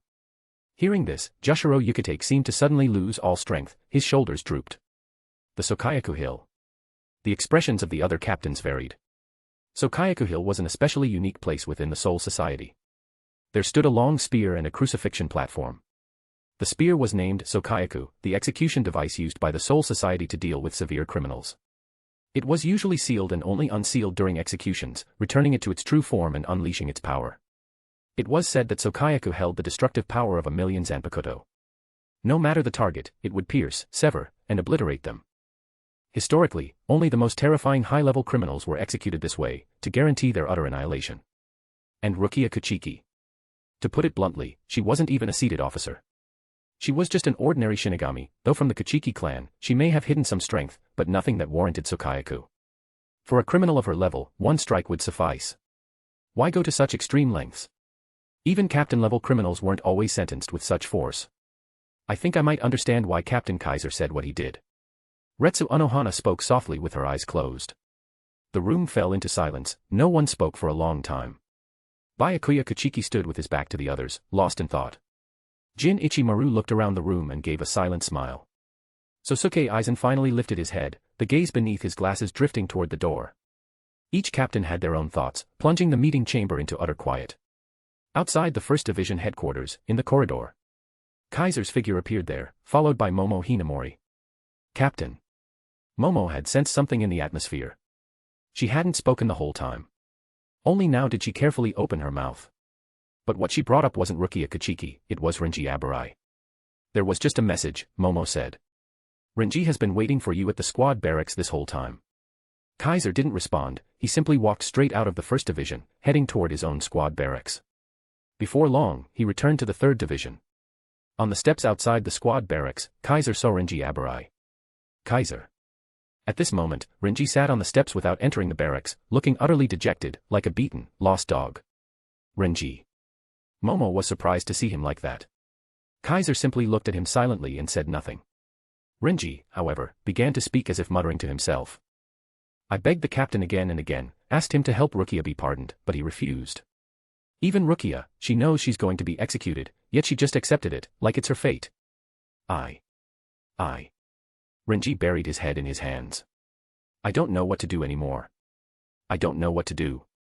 Renji showed a lostness and helplessness no one had ever seen in him before. Like a silently weeping beast, grief poured from his entire being. Kaiser looked at him, still as calm as ever. Don't worry. Kaiser's voice reached Renji's ears. She'll be fine. Leaving those words behind, Kaiser entered the squad barracks. Renji didn't follow. Only Momo gave him a worried glance before following Kaiser inside. End of chapter. Chapter 193, Chapter 241, Ryoka. Just taking a stroll. As days passed one after another, the day of Rukia Kachiki's execution drew nearer, making the atmosphere within Ser-Veresta grow more tense. On the surface, the Shinigami of each division still went about their duties as usual, doing their assigned tasks, not paying much attention to Rukia Kachiki's situation. Only the more perceptive individuals realized that Ser-Veresta, which seemed as it always was actually brewing a storm. Rukia Kachiki, a mere division member of the 13th division, an adopted daughter of the Kachiki clan, average in origin and talent, should not, even if executed, cause such a stir. Yet it was the seemingly ordinary Shinigami who drew the attention of many important figures. If time continued to pass like this until the day of execution arrived, no one knew what might happen. But the fuse that would ignite this powder keg of a seemingly calm Ser-Veresta arrived quickly. Buzz. That day, outside Ser-Veresta, in the sky above Rukangai, a gate suddenly appeared out of nowhere, and several figures tumbled out from it. Wah! Amid chaotic screams, those figures fell into Rukangai, stirring up clouds of dust. Ow! Thought we were goners. Did we make it? Those who had landed in a heap groaned and struggled to stand, looking disheveled and travel-worn. Upon closer inspection, their clothing was entirely different from the style of the Soul Society. No kimonos, no traditional wear, rather, they were clad in modern clothing, entirely out of place in the Soul Society. We're back. Soul Society.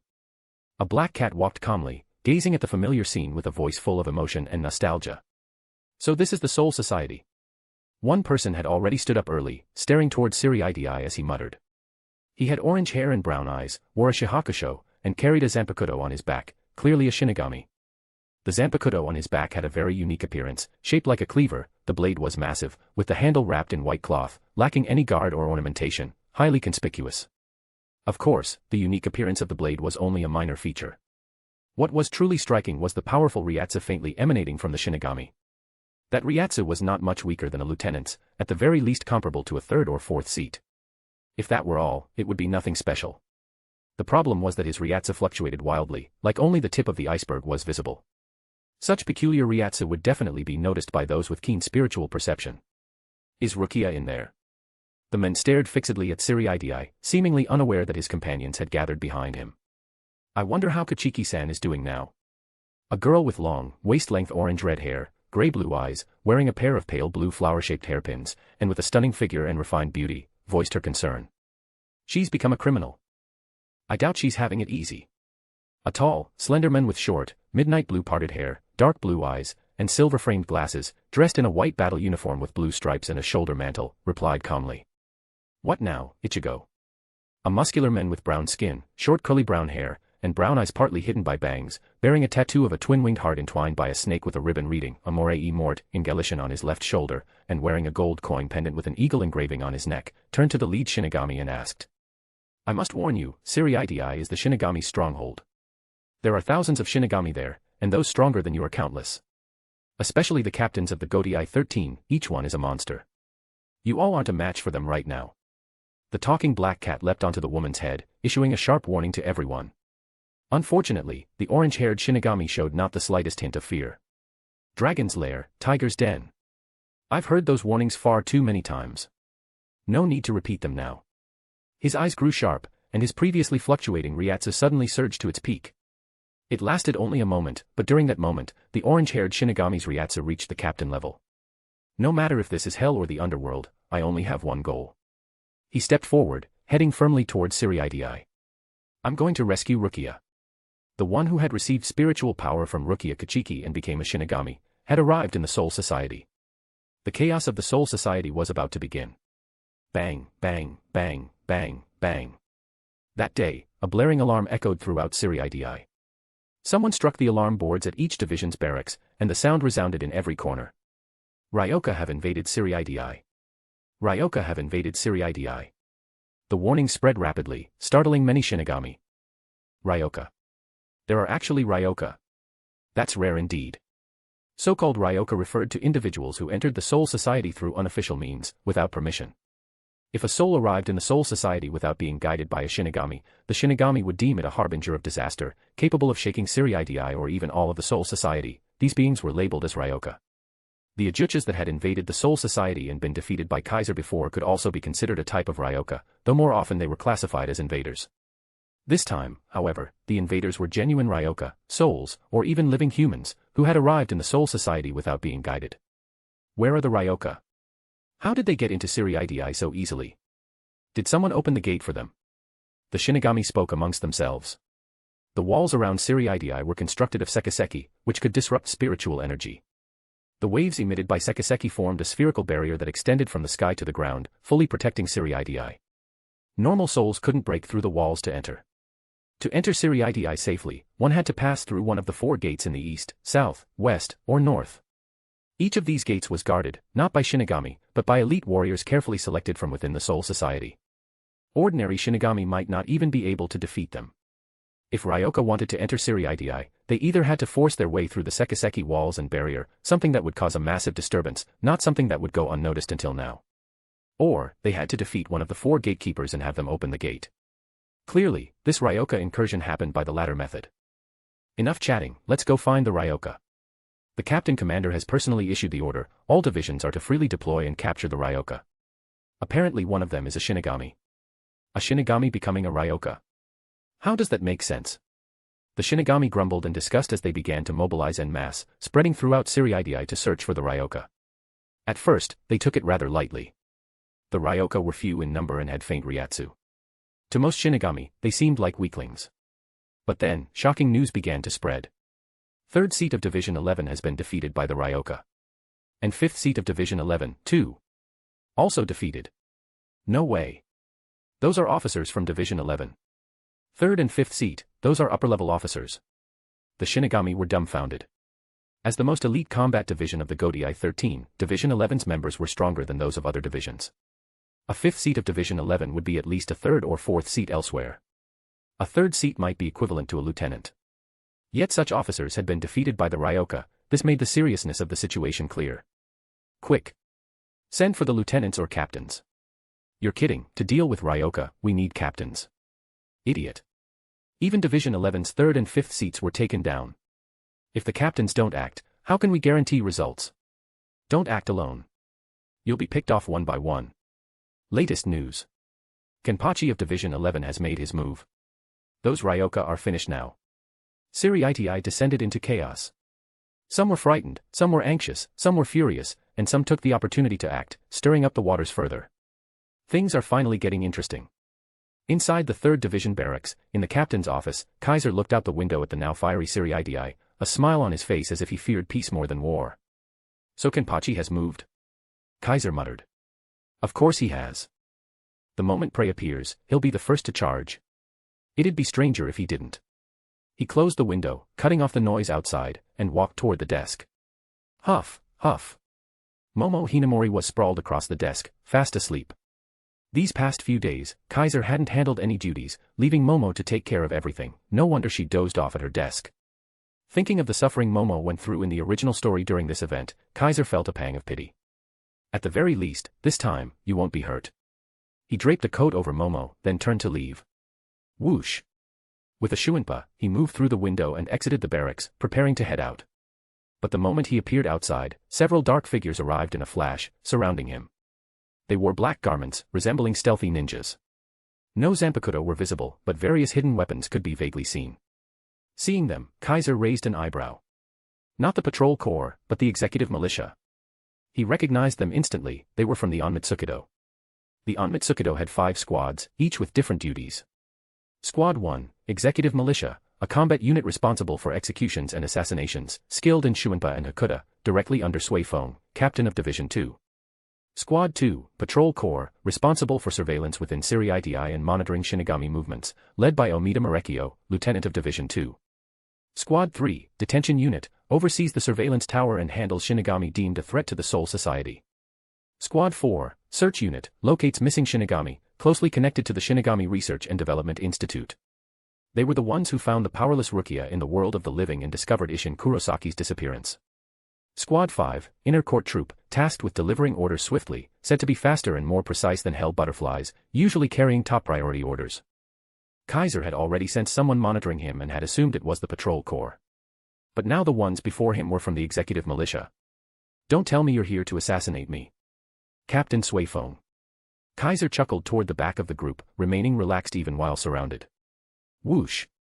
Suifeng, clad in her captain's haori, appeared instantly, standing at the front of the executive militia, entering the encirclement with Kaiser. Considering it's you, if you tried anything, the patrol corps wouldn't be able to stop you. Her expression remained cold. If a fight were to break out, there was no doubt the executive militia was more suited to act, and Suifeng herself had come, showing just how seriously she was treating Kaiser. Let me ask you this, Captain Kaiser, Suifeng said sternly, eyes locked on him. While the Ryoka are invading, you've left your lieutenant behind, what exactly are you planning? Hearing this, Kaiser tilted his head slightly and replied. Nothing. Just taking a stroll. That one line brought the entire atmosphere to its lowest point. Chapter 194, Chapter 242, you've shown it, so what? At this moment, the full moon had already risen into the sky, the night completely descending, plunging all of Ser-Veresta into darkness. Unlike the world of the living, the Soul Society did not use electricity, lamps were lit with oil, so there was no such thing as a brightly lit night. But since Ryoka had invaded, and the captain commander had already issued the order to search for the intruders overnight, one could now see torches moving through the streets and alleys of Ser-Veresta, dots of firelight piercing the darkness. In such circumstances, not far from the 3rd Division's barracks, near the water's edge, there wasn't a single flicker of firelight. The executive militia were dressed entirely in black, their faces covered, their whole bodies seemingly blending into the night, yet faint killing intent emanated from them. Suifeng looked at the calm-faced Kaiser in front of her and took a deep breath. You're not even bothering to come up with an excuse now. Her tone had gone cold, showing just how bad her mood was. Kaiser, on the other hand, appeared not the least bit concerned with the surrounding executive militia or even the 2nd Division's captain in front of him, speaking with composure. I was indeed planning to take a stroll first, since I haven't decided where to go yet. Kaiser raised his fingers and counted as he spoke. Should I go to the Palace of Penitence first? Or maybe Central 46? Or perhaps I'll just meet with those Ryoka. I haven't even decided yet, and you all showed up. So no, I'm not making any excuses. Suifeng's expression grew extremely grim. Go back, she said coldly. If you return now, I'll pretend I saw nothing. How could I? Kaiser smiled faintly. Aren't we supposed to be capturing Ryoka? How could I just go back and sit idle? A few Ryoka hardly require a captain's intervention, Suifeng said expressionlessly. Besides, that muscle-head Kimpachi has already moved out. He's more than enough. That's not necessarily true, Kaiser shook his head, speaking meaningfully. That guy Kimpachi won't go all out just to catch a few Ryoka. On the contrary, he might even hold back to enjoy the fight, giving his opponents the upper hand. To enjoy battle, that guy might not even fight seriously. Forget Zanjutsu, even that eye patch of his, he won't remove it until the last moment. If his opponent is the type that grows stronger mid-battle, even bursting out with hidden power, then his outcome is only one. And that's defeat. Kaiser's words, like a prophecy, failed to sway Suifeng in the slightest. Don't think just because you beat Kimpachi once you can look down on him, Suifeng responded unfazed. No matter what, he's a monster who became a captain with nothing but a sword, without mastering Bankai or even Shirkai. He took down the former captain of the 11th Division to get where he is. A battle maniac like him, how could a few Ryoka beat him? Is that so? Kaiser chuckled indifferently. So that's why Captain Suifeng had the free time to come monitor me in person. Your words are too dangerous, Kaiser, Suifeng's tone remained cold. The Soul Society has operated under its current order for who knows how many years. A newcomer not even 100 years old like you, what gives you the right to challenge it? All over a few unresolved anomalies. Don't make me laugh. Compared to the millions of years of Soul Society's history, what are a few anomalies worth? Her meaning was obvious, Kaiser was making a mountain out of a molehill. The Soul Society had existed for an unfathomably long time. Its current system had been around for ages. Central 46's history even predates the Godii 13, what could possibly go wrong? So what if there were a few anomalies? The Soul Society had always survived them. Suifeng knew well that some things weren't about whether there were problems, but about not probing too deep. Otherwise, one would only invite disaster. The number of noble clans in Ser-Veresta was not large, but not small either. There were even rumored royalty and royal guards, perhaps scheming in the shadows, aiming for certain goals or profits. And their actions could well be the root of the so-called anomalies. Take Rukia Kachiki for example. No matter what, she was part of the Kachiki clan, the foremost of the four great noble clans. Being sentenced to double execution was clearly extreme, but who knew if it wasn't a rival noble's plot? This was a clash between great noble clans. It had little to do with the Godai 13. At most, it was the 6th Division's business, certainly not something for others to meddle in. Sui Feng herself came from a noble background and was also the head of the executive militia and commander of the Onmitsukido. She had seen countless dark corners of Ser-Veresta, and so she would never question Central 46 or challenge the authority of the Soul Society over a few anomalies. But if Kaiser, as a captain, tried to approach such matters, things that shouldn't be touched, then she couldn't stand idly by. She would have to stop him, even destroy him preemptively. Sui Feng believed this was also what Genryusai Shigekuni Yamamoto thought. Thus, she would not ignore Kaiser's actions during this critical moment. Of course, Kaiser found this somewhat laughable. This is your reason for ignoring everything and blindly obeying? Kaiser said mockingly. Not bad. Pretty original. First time I've heard of resolving crises by watching comrades instead of investigating the actual anomalies. Looks like the Godai 13 is even more useless than I thought. Sui Feng's expression turned frosty, Ryatsu radiating coldly from her body. As a captain of the Godai 13, you should know what to do. She actually said that. Is that so? Kaiser squinted, suddenly smiling. But I heard that over 100 years ago, a certain captain once broke into Central 46 and rescued a friend. What was that captain's name again? Pretty sure she was from a noble house too. Kaiser pretended to rack his brain. After a moment, as if remembering, he casually spoke. I remember now, her name was Shihoin. Before he could finish, a figure flashed before him at lightning speed. Bang. With a muffled impact, a shockwave burst between them. The person who had appeared in front of Kaiser struck with a powerful palm, but Kaiser blocked it with one hand, causing the blast and impact wave. Sui Feng glared at Kaiser, her face no longer impassive, now filled with visible fury across her still youthful features. Don't. She growled out. Don't ever mention that person's name in front of me. At this moment, it was as if Sui Feng had been provoked at her most sensitive spot. Her Ryatsu, previously restrained, erupted like a dam bursting. Without warning, she lifted her leg and kicked at Kaiser's side, her leg wind sharp like a blade, painful even before contact. Whoosh! Kaiser vanished in an instant, evading the kick. But Sui Feng vanished right after, reappearing alongside Kaiser in another direction. Bang. Bang. Bang. Bang. Bang. A flurry of impacts echoed through the air. Kaiser and Sui Feng appeared sometimes on the left, sometimes on the right, sometimes in midair, sometimes on the ground, using expert-level Shuinpa and shocking speed to engage in a fierce hand-to-hand battle. Only now did the executive militia react, attempting to charge forward and attack Kaiser, but to their horror, they realized they couldn't even see the two's movements clearly, much less keep up with their Shuinpa. And these were Onmitsukido members renowned for mobility. Just like how 4th Division might lack combat power but excel at Kaido, and 11th Division was weak at Kido but strong in combat, Onmitsukido members might not use Shurkai or Bankai, but they definitely excelled in Shuinpa. Yet they couldn't follow Kaiser and Sui Feng's Shuinpa. They couldn't even see their silhouettes. That was shocking. They could understand Sui Feng's speed, she was their captain, commander of the Onmitsukido. Of course she was fast. But that the 3rd Division's Captain Kaiser could fight her evenly, matching her in speed and agility, that was stunning. What they didn't know was that Kaiser wasn't even fighting seriously. Are you looking down on me? Sui Feng knew this all too well. Her fury surged uncontrollably. In the captain's meeting, your Shuinpa wasn't just at this level. So where is it now? Show it to me. Show it to me. With that, Sui Feng's attacks accelerated. One had to admit, her Hakuta was exceptionally strong. Her close-quarters skills ranked among the best Kaiser had ever encountered. She was an all-rounder, proficient in Zanjutsu, Hakuta, Shuinpa, and Kido, but of the 4 Zankinsoki techniques, Hakuta and Shuinpa were undoubtedly her specialties. Facing her Hakuta, Kaiser, who hadn't drawn his sword, naturally fell into a defensive stance, barely managing to block everything. No helping it. Of the 4 techniques, Kaiser's weakest was Hakuta. Without drawing his blade, he couldn't match a captain-level expert in Hakuta. Yet his expression remained as relaxed and calm as ever. Especially after hearing Sui Feng's words, the corners of Kaiser's mouth curled upward.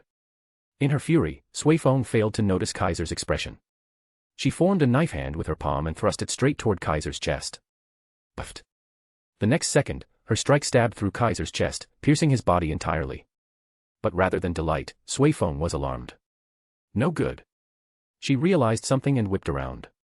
At that moment, the figure she had pierced vanished like an illusion. Kaiser appeared behind her, face to face just as she turned. Suifeng reached for the zanpakuto at her back, but before she could draw it, a hand pressed down on her shoulder. Suifeng's expression changed dramatically. The figure in front of her vanished again like an illusion, replaced by the voice of the one now gripping her shoulder. You've shown it, so what? That simple sentence made Suifeng grit her teeth and tremble all over. She was holding herself back, afraid that if she drew her blade, the hand on her shoulder would strike before she could even turn. Though it didn't show, Suifeng could feel it, the palm pressing down was gathering spiritual power ready to explode. Sensing that massive power, she had every reason to believe that if she moved, in the very next instant, a Hado of at least level 80 would blast her shoulder, her arm, and half her body apart at point-blank range. Whoosh! Whoosh! Whoosh! Whoosh! At that moment, the executive militia who had fallen behind finally caught up, using Shuanpa to surround Kaiser and Suifeng again. Stand down! Seeing them about to charge Kaiser directly, Suifeng immediately shouted to stop them. Wise decision, Kaiser's voice came from behind her, as if praising. Rushing in now would only anger me, and drag you down too. Nothing good would come of it. What are you trying to do? Suifeng didn't turn her head. She didn't dare. She clenched her teeth and said, are you really going to defy Central 46 and challenge the Soul Society's authority? Who knows? Kaiser's hand remained on her shoulder. He smiled faintly. At the very least, I won't blindly obey like you all. With that, he withdrew his hand and turned away. Instead of wasting time with me, you'd be better off chasing down those Ryoka. Kaiser said to Suifeng, here's a little tip. There's a black cat among the Ryoka. That black cat is probably the one you've been looking for all this time. Suifeng's eyes widened. You say WH. She turned, about to question him, only to find Kaiser already gone. She could only stand there in a daze, her expression dark and conflicted. Not long after, Suifeng withdrew her troops. At the same time, within Ser-Veresta, a figure began desperately searching for the Ryoka. Chapter 195, Chapter 243, A Little Revenge for That Year. 5th Division, Barracks. Unlike the 3rd Division's quarters by the water, the 5th Division's quarters were built directly on the water, not just a single building, but a cluster of wooden houses, each of a different design. The wooden houses were connected by roofed walkways, forming a secluded paradise upon the water. The environment was pleasant and the location not too remote, yet it carried an inexplicable sense of tranquility, putting people at ease. At this moment, in the captain's office of the 5th Division's quarters, Sosuke Eisen, wearing the white haori of a captain, was seated at his desk, holding a brush and carefully writing something. The room was extremely quiet. Other than Sosuke Eisen, there was no one else present. Yet, as if time and space had suddenly distorted, a moment came where, without any sign or warning, another figure appeared before Eisen as though it had always been there.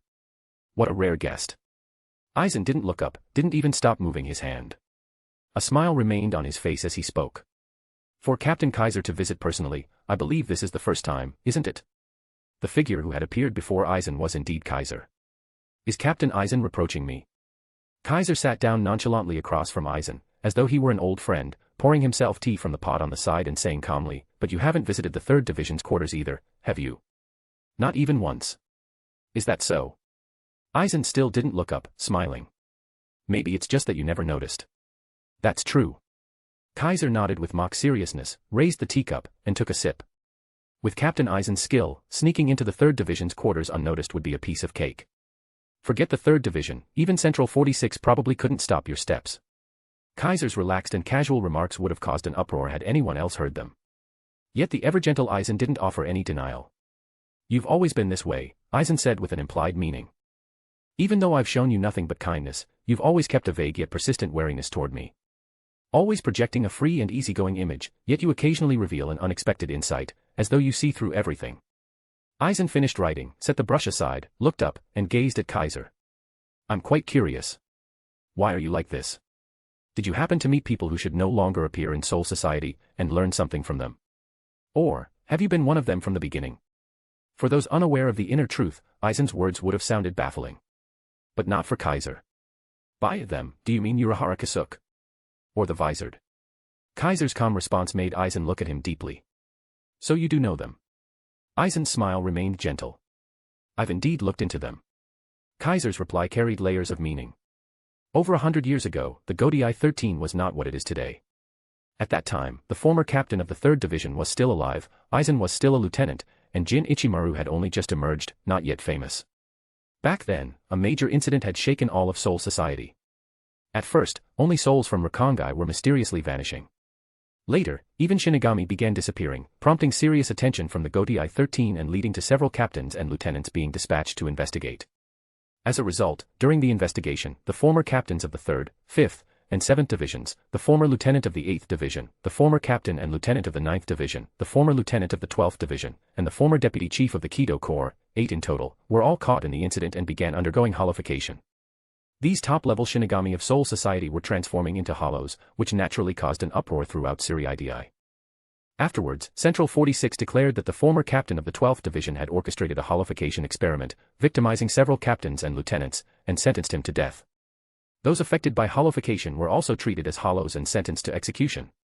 At a critical moment, the former captain of the 2nd Division broke into the courtroom, rescued everyone, and escaped. Since then, the Godai 13 was left with many vacant positions. Genryusai Shigekuni Yamamoto began heavily promoting talent, appointing capable Shinigami to captain and lieutenant roles. That was when Eisen became captain of the 5th Division and promoted Jin Ichimaru as his lieutenant.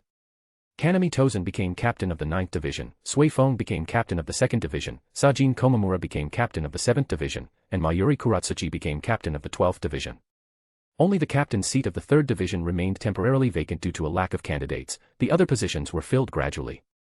The Urahara Kasuke and visored Kaiser referred to were the victims of that incident. Urahara Kasuke was the former captain of the 12th Division, declared by Central 46 to be the mastermind behind the holification experiment. The Vizards were the group of affected captains and lieutenants who banded together. Their existence had become something of a taboo in Ser-Veresta.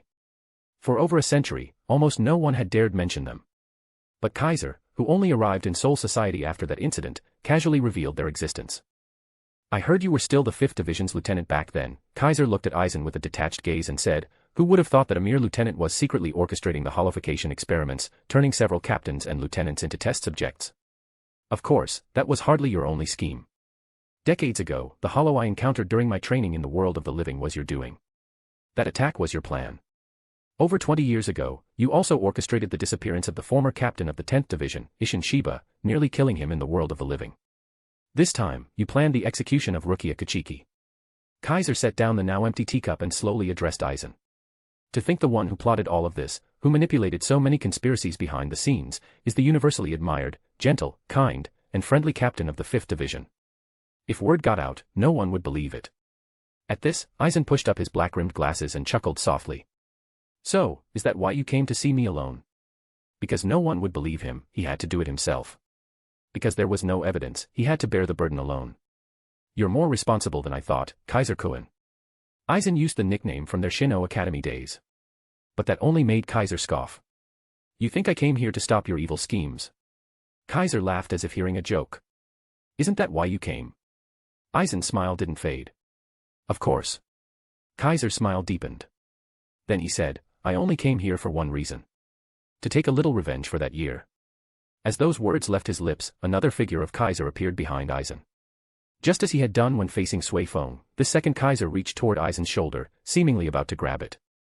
Ryuryoku swirled around his palm, causing the seated Kaiser in front of Eisen to become faint like a lingering afterimage. Just as Kaiser's hand was about to touch Eisen's shoulder, he suddenly stopped. Clang. With a sharp sound of clashing metal, Kaiser's glowing hand abruptly lifted and collided with a sharp, indiscernible weapon, sparks flying. Whoosh. A slicing wind struck from Kaiser's other side, carrying a blade's edge sharp enough to sting the skin. SHHK. The Kaiser who had been raising his hand was split in half by the unseen strike, his entire body blurring once again. Only now did Eisen's eyes shift as he looked up. Scattered bones of beasts, spires, red crystals, wheels of iron, the wind moves, the sky is still, the sound of spears clashing echoes through the empty castle. Kaiser had appeared above, on the ceiling, standing upside down as if walking on flat ground. He extended his palm toward Eisen below. Dazzling lightning flashed in his hand. Heido number 63, Raikoho. Lightning burst forth, flooding the room. Boom. A wooden building of the 5th Division, standing on the water, exploded with a thunderous roar, bolts of lightning shooting outward.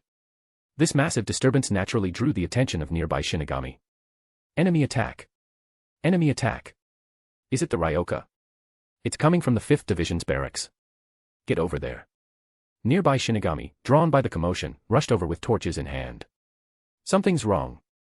It's coming from the captain's side. The captain's in danger. Hurry. Shinigami stationed at the 5th Division were the first to be alarmed. Their expressions changed as they rushed toward the captain's office.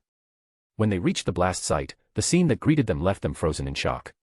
Amid the ruined rubble, Kaiser stood on the shattered floor, gripping Eisen's neck with one hand, lifting him into the air. His other hand held a zanpakuto, thrusting forward. SHHK.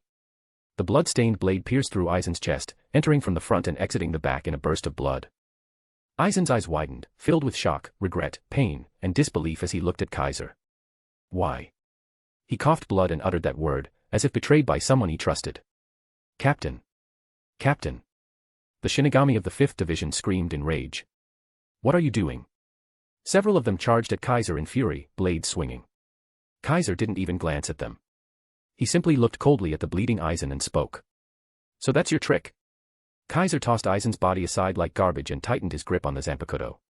The furious Shinigami swung at him, but it was like striking stone, their blades couldn't even break his skin. Kaiser's Ryatsu was already overwhelming, no weaker than Kimpachi's Araki's, perhaps stronger. Just as Kimpachi could use his Ryatsu to make his body nearly invulnerable, Kaiser could do the same. To wound him, one would need at least a lieutenant-level opponent. Even Renji Abarai, an elite among lieutenants, could have his blade stopped with just a finger. So damaging Kaiser required a captain-level opponent, anything less was pointless. Unfortunately, the 5th Division didn't even have a lieutenant at the moment. All that remained were ordinary Shinigami, and even those of seated officer level couldn't touch him. Still, they showed no fear and instead roared at Kaiser in anger. Why did you kill Captain Eisen? Have you lost your mind? Answer us. Captain Kaiser. Every Shinigami who had come shouted accusations at him. Despite knowing he was a captain, they didn't hesitate. They were consumed with rage. It showed just how deeply Eisen's image had been ingrained in the 5th Division. They could never know that image was fabricated. Including everything they were seeing now, it was all an illusion. Kaiser could clearly sense it, a familiar feeling of being watched, and that strange sense of wrongness was fading. Escaped, huh? Ignoring the shouting and accusations around him, Kaiser clicked his tongue. More Shinigami were arriving. Their faces changed at the sight. The place was becoming more and more crowded. Crowded to the point it chilled the heart. Chapter 196, Chapter 244, Why exactly? Splash, splash. Perhaps it was because a large amount of moisture had been evaporated by the earlier Raikouo, but light rain began to fall over the 5th Division's quarters, creating the soft sounds of rainfall and droplets hitting the water. Yet every single Shinigami drenched in that rain felt cold to their core, hands and feet numb, heads blank. Because before them lay a corpse whose chest had been pierced by a blade, the entire body soaked in blood. Wearing black-rimmed glasses and a white haori, the once gentle and kind-hearted captain of the 5th Division lay there, devoid of all signs of life. So Suke Eisen was dead.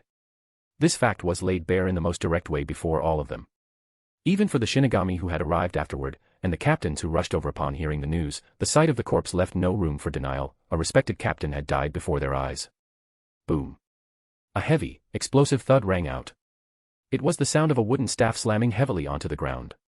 Standing at the front, Genryusai Shigekuni Yamamoto's entire body radiated scorching Ryatsu. Though no rage was visible on his face, anyone could see that the captain commander of the Godai 13 was now furious. This is your way of maintaining order in the Soul Society, Kaiser. Yamamoto's voice thundered like a great bell, the anger within it unmistakable to all. Unfortunately, Kaiser had already left and could not feel Yamamoto's fury in the slightest. Those who were initially present had wanted to stop him, but even Suifeng, captain of the 2nd Division and commander of the Onmitsukido, couldn't keep up with Kaiser's Shuenpa. How could ordinary Shinigami possibly stop him from leaving? Thus, Yamamoto's anger had nowhere to go and simply burst out as overwhelming Ryatsu, making all nearby Shinigami feel as though a mountain was pressing down on them. They could barely breathe. Let it go for now, Captain Commander, Shuensue Kauraku said quietly, head lowered. If you keep this up, our own Shinigami will collapse first. That's right, Sensei, Jushiro Yukatake added with concern. A captain has died, this isn't a small matter. On top of that, the Ryoka are causing a stir. If you don't take command, things may spiral out of control. At their words, although flames of anger still flickered in Yamamoto's eyes, reason prevailed, and he reined in his Ryatsu, allowing the Shinigami around him to breathe a sigh of relief. Where are the others? Yamamoto asked grimly. Something this serious has happened, so why haven't they come? The news of Eisen's death had already spread. The other captains should have arrived by now. But despite the time that had passed, only Shuensue Kauraku, Jushiro Yukatake, and Retsu Unohana were present. Kauraku and Yukatake stood to Yamamoto's left and right, while Anohana had been silently examining Eisen's corpse since arriving, frowning deeply as though lost in thought. She hadn't said a single word. As for the rest of the captains, not a single one had shown up. They're probably not at their barracks, so the message didn't reach them right away, Kauraku explained, as the captain of the 8th Division, well informed on his peers' whereabouts. Captain Suifeng of the 2nd Division is pursuing the Ryoka with the Execution Corps. I heard she's searching for a black cat. Captain Kimpachi Zaraki of the 11th Division hasn't returned since going out. Probably lost again, as usual, while chasing Ryoka. Captain Kuratsuchi of the 12th Division is, unusually, not in the Shinigami Research and Development Institute. Apparently, he's searching for any Ryoka who might interest him as experimental subjects. As for the others, their actions were more ambiguous. Captain Kachiki of the 6th Division is at the Special Detention Building. No one knows what he's guarding or waiting for. Captains Kanami Tozen of the 9th Division and Jin Ichimaru of the 10th are missing. Even their lieutenants don't know where they are. Captain Komamura of the 7th Division is currently looking for Captain Tozen. In total, 7 captains were still acting on their own, possibly unaware of what had happened. Only Kauraku, Yukatake, and Anohana had been in their barracks when the news broke, so they'd learned immediately and rushed over without delay. Including Yamamoto, who arrived first, the absent Kaiser, and the deceased Eisen, the captains of the Godai 13 were now scattered and disunited. Yamamoto's expression grew worse. At such a crucial time, the captains were either acting on their own, had met with misfortune, or were outright missing, and some even appeared to have betrayed the Soul Society. The Godai 13 had become so unstable at this moment that Yamamoto's anger almost reignited. Relay the command at once. Yamamoto issued a cold order. Any captain not currently assigned to a mission is to lead their lieutenant and subordinates in searching for Captain Kaiser. Once his location is discovered, capture him immediately. The nearby Shinigami received the order and began moving. What about the Ryoka? Yukatake asked. He wasn't surprised by Yamamoto's decision but still inquired, what do we do about them? A few Ryoka, no matter how disruptive, can't compare to the death of a captain. Yamamoto declared without hesitation. Our top priority is apprehending Captain Kaiser. Everything else can wait. Kenpachi Zaraki is already after the Ryoka. That alone is sufficient. As for the special detention building, both the Ryoka and Kaiser may head there. Since Captain Kachiki is already stationed there, let him remain on watch. All other captains must focus their efforts on capturing Kaiser, no delays permitted. This made it clear, Yamamoto was going all in to capture Kaiser. Except for Kenpachi Zaraki and Byakuya Kachiki, all other captains would be recalled. The target had slain a fellow captain and was one of the greatest geniuses in Soul Society history.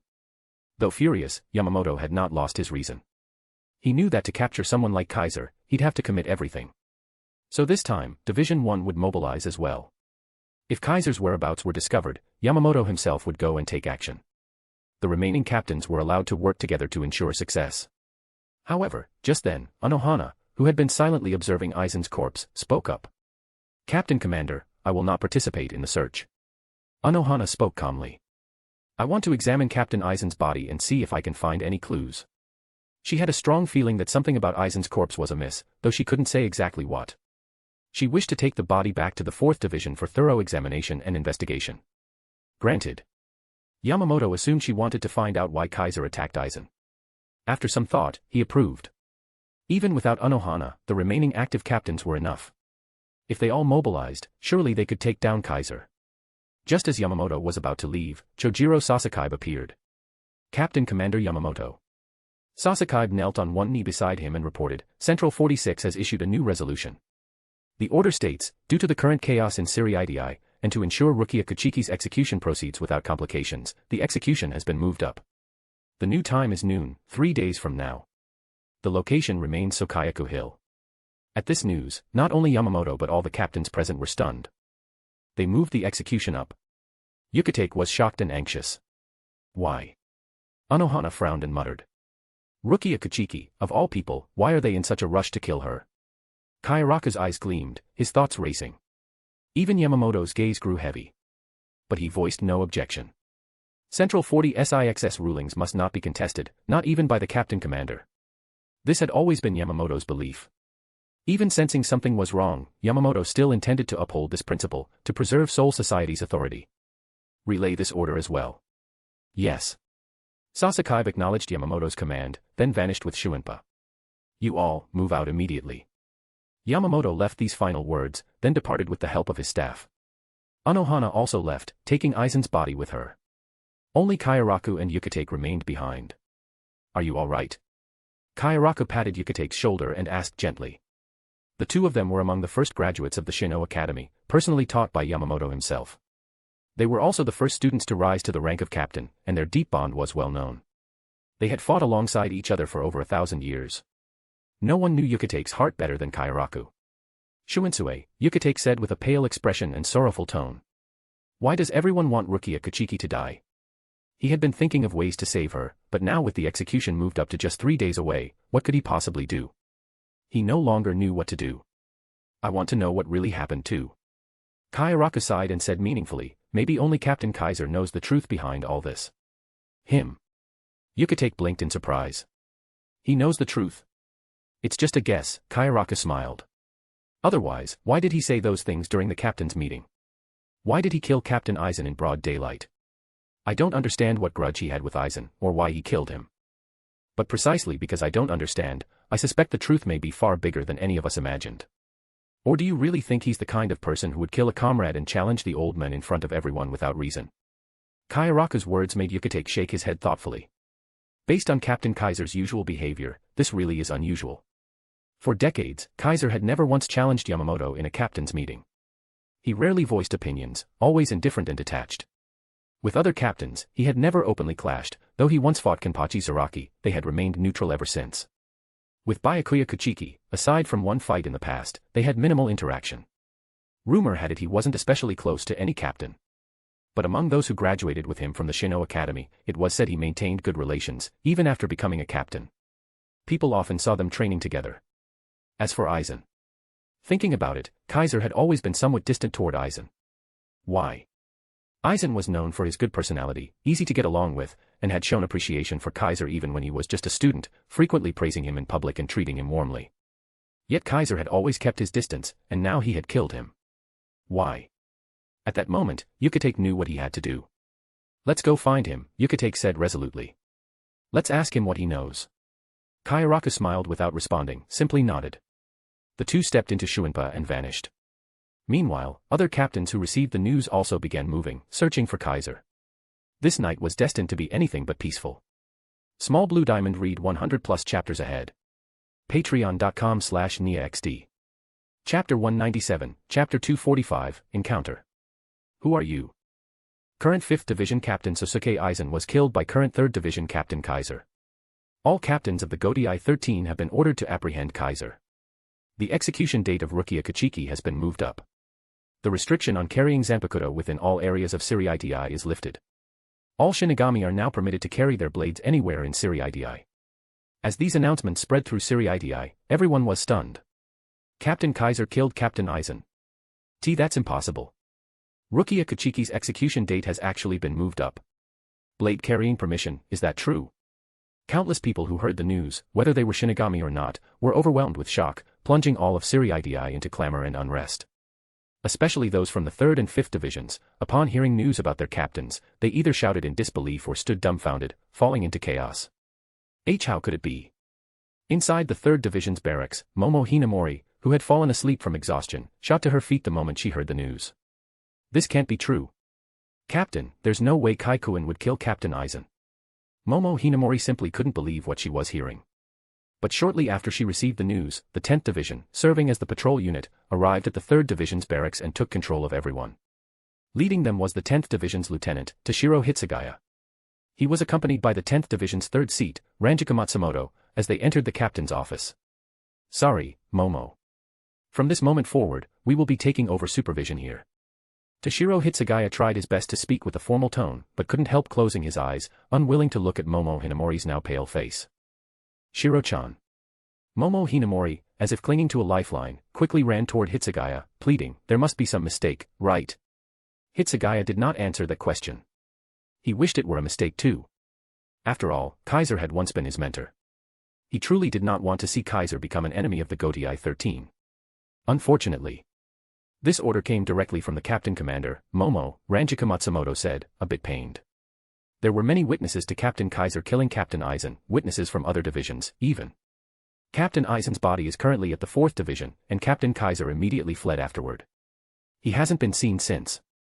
I know it's hard to believe, but it's the truth. Several captains have already been ordered to hunt down Captain Kaiser. I even heard the captain commander himself is ready to step in at any time. Momo Hinamori trembled all over, nearly collapsing. I don't believe it. I don't believe it. She murmured in a daze, face pale. Captain, there's no way Kaikuin would do something like this. That was exactly what Hitsugaya wanted to say. He had a bit of a bond with Kaiser and knew very well that he wasn't someone who would casually kill others or commit major crimes. That man wasn't a saint, but unless someone provoked him, he would never recklessly kill. Could it be that Captain Eisen did something to him that caused him to lose control? But wasn't Captain Eisen known for being gentle and kind, never one to offend others? Momo, Hitsugaya couldn't help but speak, you're Captain Kaiser's lieutenant, the one closest to him. Did you not notice anything unusual before this?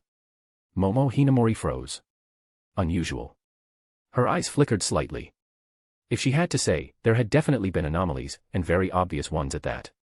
For instance, even before Rukia Kachiki's crime had been exposed, Captain Kaiser had seemed to know about it, instructing her to monitor Rukia's movements. Also, when Rukia was captured and imprisoned by the 6th Division, it was as if he had already known she'd be sentenced to death. He even did some strange things to her. Later, he argued with the captain commander at the captain's meeting and appeared highly concerned about the arrival of the Ryoka and the current state of Ser-Veresta, almost as if he already knew everything in advance. It was as if everything happening now was within his expectations, as if he had already seen it all. All of this, by Hitsugaya's definition, was abnormal behavior. Even at the time, Momo had been confused by Kaiser's actions. Thinking back now, it seemed even more certain, he must have known something beforehand, and that knowledge led him to act, which brought him to his current situation. With that thought, Momo Hinamori could no longer sit still. I'm going to find Captain. She stood up again. No, Hitsugaya refused flatly. According to the captain commander's order, from this moment on, every member of the 3rd Division will be under surveillance. Especially you, Lieutenant Hinamori. From now on, you're not allowed to leave the 3rd Division's barracks. Momo Hinamori was stunned. Matsumoto, Hitsugaya turned away, unable to look at her expression, and addressed Ranjaku, I'm leaving this to you. Yes, Ranjaku nodded and accepted the task. Hitsugaya left the office and the barracks, but the 10th Division Shinigami surrounded the area, allowing no one in or out. Momo. Ranjaku looked at the stunned Momo Hinamori and stepped forward to embrace her. Ranjaku-san, Momo sobbed, tears filling her eyes, Captain must have had an important reason for doing this. I believe you, Ranjaku said, holding her tightly, her expression complicated. Men are like this. They never tell those closest to them what's on their minds, they just act on their own and end up doing things that get them misunderstood, never thinking about how worried we are for them. Thinking of the men who, even after becoming her superior, still always avoided her, Ranjaku couldn't help empathizing with Momo. Seriously, what a bunch of bastards. She cursed aloud, and Momo's sobs grew louder. Similar situations were unfolding in the 6th and 13th Divisions. That bastard, what the hell is he trying to do? Renji Abarai, already agitated because of Rukia Kachiki's execution being moved up, clenched his zanpakuto and rushed out of the barracks. Something's definitely wrong. Izuru Kira also didn't believe Kaiser would do something like this. If it weren't for Jushiro Yukatake assigning him to lead the unit, he would have rushed out to find Kaiser himself. What the hell is that bastard planning? Elsewhere, Sui Feng, who had been searching for a black cat, felt the weight of this news fall squarely on her shoulders. If only she had stopped Kaiser and prevented him from leaving the 3rd Division, then maybe Sosuke Eisen wouldn't have been killed. Feeling responsible, Sui Feng gritted her teeth and turned around, abandoning her search for the cat and instead tracking Kaiser. The other captains had varied reactions to the news, some indifferent, some in disbelief, some changing their course, some standing their ground, plunging all of Ser-Veresta into an atmosphere of looming turmoil. And at this moment, Kaiser was swaggering across the sky above Ser-Veresta. Shun. Shun. Shun. Shun. Shun. With every step of Shuinpa, Kaiser's figure zipped forward like teleportation, moving so fast that it produced the faint sound of tearing through the air. Not here. Landing atop a rooftop, Kaiser rested one hand on the hilt of his zanpakuto and closed his eyes, seemingly sensing something. Not here either. He checked several directions, but found nothing. That guy, sure is better at hiding than I am. Opening his eyes, Kaiser muttered to himself. Suddenly, Kaiser sensed 2 unusual Ryatsu. Whose Ryatsu is that? He was surprised. One of them fluctuated wildly, sometimes as strong as a captain, sometimes as weak as a 3rd or 4th-seated officer, completely unstable. The other was extremely faint, but gave Kaiser a feeling that it was not to be underestimated, as if it was intentionally concealing something. If his Ryatsu sensing ability weren't so sharp, he might not have noticed anything strange at all. Shun. Kaiser activated Shuinpa, flashing toward the source of the Ryatsu. Soon, he landed atop a wall and saw the owners of the two Ryatsu. That's. When he saw them clearly, Kaiser froze for a moment. It was a combination of a Shinigami and a black cat. Hey. Ishida. Chad. Inoue. Where are you guys? The Shinigami was running along a main road, shouting loudly while running, drawing attention with his bright orange hair and ridiculously large zanpakuto. Idiot. You're a Ryoka now. If you keep yelling, the Godai 13 will find you. The black cat running alongside him yelled in exasperation, visibly startled by his recklessness. What else can I do? There's no signal here. I can't text them to come over. You're the one who told them to run ahead. I told you all not to get separated in Ser-Veresta. What else could we do? That bald guy and that sissy girl blocked our path, and you said they weren't people we could fight. Of course I had to let them run. Couldn't you have just run with them? You didn't have to fight. Huh? Are you kidding, Yoruchi-san? If I didn't take them out, how were we supposed to escape? You little punk. One man and one cat argued while running at high speed, clearly trying to avoid the surrounding Shinigami. So it's them. Now Kaiser understood why those two Ryatsu felt so strange. Because the owners themselves were unusual. Especially that orange-haired Shinigami. Kaiser stared at him for a moment, then suddenly smiled. Shun. In the next instant, Kaiser used Shuinpa to disappear, and reappeared right behind the men and the cat, less than a meter away. At that moment, both the orange-haired Shinigami and the talking black cat turned pale. Ichigo. The black cat let out a high-pitched scream. Without thinking, the orange-haired Shinigami grabbed the hilt of his zanpakuto, letting the bandages wrapped around the blade unravel as he slashed toward the figure behind him. The oversized zanpakuto released chaotic Ryatsu as it slashed toward Kaiser, sending gusts strong enough to blow his bangs. What a violent slash.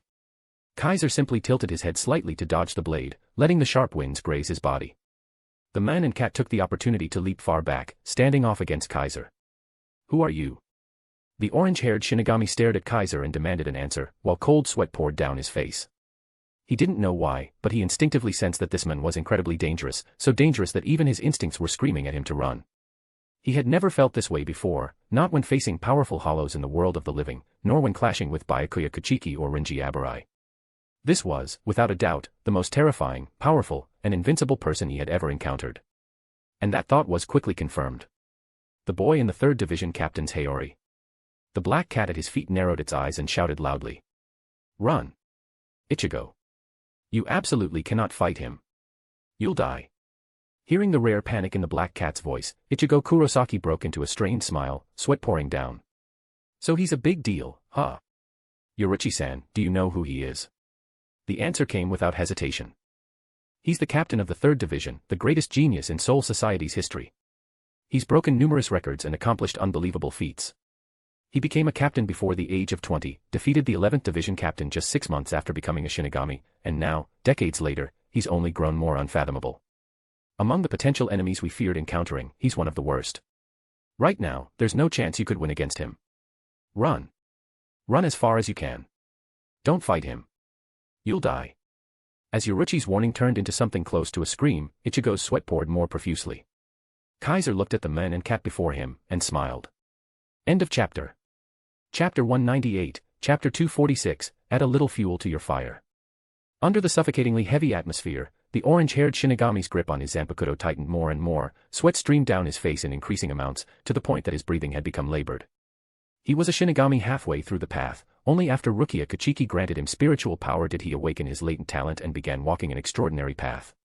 Although he possessed powerful spiritual power from the beginning and had remarkable strength as soon as he became a Shinigami, as someone who came into it halfway and not through official channels, his understanding of Shinigami was actually very limited, one could even say minimal. To someone like him, everything Yoruchi-san was saying was hard to comprehend. He didn't even fully understand what kind of genius or prodigy the other party was. But at the very least, the disparity in strength, he could feel that clearly. He also knew that within the Godai 13, the strongest Shinigami were the captains of each division. The one who had come to the world of the living and taken Rukia away, Byakuya Kuchiki, was one of them. In his understanding, Byakuya Kuchiki was indeed the strongest person he had encountered so far. He couldn't even take a single blow from that man and had been defeated instantly. And the person in front of him had already had the power to defeat a captain decades ago, and now was being described by Yoruchi-san as the worst possible opponent they could encounter, which meant he was even stronger than Byakuya Kuchiki. At his current level, there was simply no way he could defeat this person. Huff, huff. Unknowingly, the orange-haired Shinigami's breathing changed from quickened to heavy. Even though the opponent hadn't released his own Ryatsu, he already felt like he was being crushed by it, which greatly shocked him. Kaiser acted as if he hadn't noticed any of this. After glancing at the black cat, he looked at the orange-haired Shinigami with great interest. So, you're the human who became a Shinigami after receiving spiritual power from Rukia? Kaiser asked with a half-smile. I remember your name is. Hearing that, the orange-haired Shinigami took a deep breath and forced himself to calm down. Kurosaki Ichigo. He stated his name firmly. I am Kurosaki Ichigo. I'm here to rescue Rukia. That's right, he was here to save Rukia. Rukia was being sentenced to death because she had granted him spiritual power and committed a serious offense. If he fell here, wouldn't that mean he wouldn't be able to save Rukia? Then Rukia would die because of him. That must not happen. Thinking this, Kurosaki Ichigo's gaze became much more determined. His Ryatsu surged unconsciously and suddenly became much stronger. Huh. The black cat, who was thinking of ways to flee, noticed the change in Kurosaki Ichigo's Ryatsu and was startled. Oh. Kaiser raised his brow and said, as expected of this world's protagonist. You exploded with potential under pressure and got stronger just like that. If Kurosaki Ichigo's Ryatsu had been around the level of a third or fourth seat earlier, then now it had reached roughly the lieutenant level. To grow stronger just like that, this was even more ridiculous than the original protagonists Kaiser had encountered in the other two worlds. Though it was only natural, compared to those two, Kurosaki Ichigo was a far more special existence. He wasn't like Ayato Amajirai, who had been sealed by others, nor like Issei Hayadu, whose body housed a powerful sacred gear, yet he had elements of both. His bloodline was extraordinary by nature, and within his body resided multiple sources of power. He was far from an ordinary human. The spiritual power granted to him by Rukia Kachiki was merely a trigger, a catalyst to awaken his own strength and potential. Once that trigger appeared, Kurosaki Ichigo had constantly remained in a state of explosive growth. Each battle turned his potential into strength, each hardship transformed pressure into motivation, making him constantly grow stronger without pause. In the future, 5 individuals in Soul Society would be designated as special war powers, each possessing some unknown and terrifying factor. Among them, Kimpachi Zaraki was listed due to unknown combat capability, Sosuke Eisen 4, unknown Ryatsu. Kurosaki Ichigo would also become one of the 5 special war powers, listed for his unknown potential ability. In terms of potential and uniqueness, Kurosaki Ichigo was undoubtedly the most exceptional existence in this fantasy world, almost unmatched. In the original story, this substitute Shinigami, just to save Rukia Kachiki, experienced numerous deadly battles in Soul Society and, in only about 10 days, grew from having only 3rd or 4th seat power to reaching captain-level strength. That absurd growth speed was merely the tip of the iceberg of his potential. In the future, he would grow even faster, even more outrageously, shocking countless people. Unfortunately, at your current level, you're still far too weak. There's no way you can save Rukia. Kaiser smiled at Kurosaki Ichigo and said, such a rare opportunity, allow me to add a little fuel to your fire. With that, Kaiser slowly stretched out one hand toward Kurosaki Ichigo. At that moment, there were about 10 meters between them. His movement was slow, making Kurosaki Ichigo highly alert. But in Kurosaki Ichigo's eyes, the distance between them was still far, and the hand movement was so slow, even if the opponent tried something, he'd have plenty of time to react. However, just as he was thinking that, the black cat's panicked shout entered his ears. Idiot. Get some distance now. The moment the words fell, before Kurosaki Ichigo could react, he felt darkness before his eyes. His vision was blocked by a hand. Pa. Ichigo's face was suddenly gripped by the hand that had appeared before him, caught tightly in its iron-like 5 fingers. Boom. Kaiser, now somehow standing directly in front of Kurosaki Ichigo, grabbed his face, leapt forward, and with a burst of force at his feet, shot into the sky like a rocket and carried him away. Kurosaki Ichigo only felt himself being hurled through the air. The rushing wind howled past his ears, powerful gusts surged behind him, like a roller coaster ride. He couldn't resist at all as he was dragged away from the area. Boom. Moments later, Kaiser, now high in the sky, threw Kurosaki Ichigo to the ground like a fastball, making him crash down like a meteor. With a howling blast of wind and a blurred silhouette, he smashed into the ground, carving out a crater. Cough. A mouthful of blood spurted from Kurosaki Ichigo's mouth, his eyes bulged, and his body was racked with pain. Kaiser remained suspended in the sky, walking in the air as if on solid ground. Under his feet, reishi in the atmosphere condensed, allowing him to hover and move in the air. Shinigami, hollows, and other extraordinary beings could all condense reishi underfoot to move through the air. This was a basic ability. It wasn't flight, but rather the formation of invisible footholds, allowing them to walk as though standing in midair. So, at this moment, Kaiser truly was walking on air, not floating as in flight. Come. I'll give you a chance to attack. Kaiser looked down at Kurosaki Ichigo and said, hurry up, or the Shinigami in the area will be arriving soon. You bastard. Kurosaki Ichigo struggled to rise from the crater, propped up by his zanpakuto, glaring at Kaiser in the sky, his anger unconcealed. He could clearly see that the other party wasn't taking him seriously as an opponent, he was just toying with him. Don't look down on me. Kurosaki Ichigo's Ryatsu surged, breaking through once more, he became even stronger than before. Ha!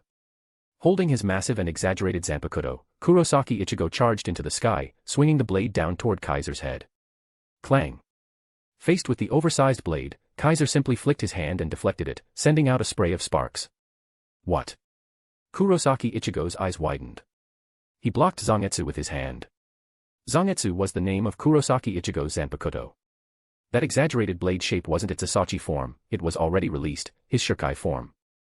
Though Kurosaki Ichigo had only been a Shinigami for a very short time, far too short to have achieved Shirkai by normal standards, he was inherently special, and after training in the world of the living to save Rukia, he achieved Shirkai with the help of a certain individual. Since then, his zanpakuto had always remained in its released form. It was one of the rarest, always released types in Soul Society, needing no incantation or name call to release. And now, this always released zanpakuto was deflected barehanded by Kaiser. How could Kurosaki Ichigo not be shocked? Don't be surprised. This is entirely normal. Kaiser's voice entered his ears at just the right time. Ryatsu is the density of a spiritual body. Its strength directly determines the strength of that body. It affects the power, duration, number of uses, and consumption of combat techniques, and everything else. If one's Ryatsu is strong enough, then attacks from those with weaker Ryatsu may not even affect their body. Even a zanpakuto can fail to cut. In other words, the gap in Ryatsu between us is too great, you simply can't hurt me. That's why I could deflect your Zangetsu with my hand. Kaiser pointed his finger at Kurosaki Ichigo, the same hand that had deflected Zangetsu. Sparks of lightning danced at his fingertip. And my attack, on the other hand, can easily inflict severe damage on your spiritual body. That's what happens when the gap in Ryatsu is this large. With that, Kaiser began reciting an incantation. Heido number 4, Byakuya. The lightning at his fingertip exploded, shooting forth like a beam of light. Splurt. Kurosaki Ichigo couldn't react in time, his shoulder was pierced by the incoming bolt. Gah. He groaned in pain. Kaiser reached out again, grabbing his face as before, and flung him toward the ground. Boom. The air roared, an explosion rang out, and Kurosaki Ichigo once again crashed into the ground like a cannonball, sending up a plume of dust. Shun. Kaiser used Shuinpa to appear in the crater and pulled Kurosaki Ichigo out from under the rubble. This isn't your full strength. Ignoring Kurosaki Ichigo's battered state and pained expression, Kaiser spoke coldly. You can become stronger, much stronger than this. Lieutenant level. In the Godei 13, that's considered strong, yes. But if you want to save Rukia Kachiki, that level isn't even close to enough. Kaiser let go, allowing Kurosaki Ichigo to drop to the ground. Boom. In the next moment, Kaiser suddenly spun and kicked, sending Kurosaki Ichigo flying. He tumbled along the ground, rolling and bouncing for nearly 100 meters before crashing into a wall, smashing it to pieces. The wall collapsed, a cascade of rubble burying his body completely, rendering him invisible. Kurosaki Ichigo's Ryatsu rapidly dropped, growing very faint. Kaiser took a step forward, just about to use Shuinpa to pursue, but suddenly sensed a Ryatsu rising from weak to strong. It wasn't Kurosaki Ichigo's, but the other strange Ryatsu he had sensed earlier. That Ryatsu was no longer hiding. As if released, it burst forth and instantly reached captain level. Shun.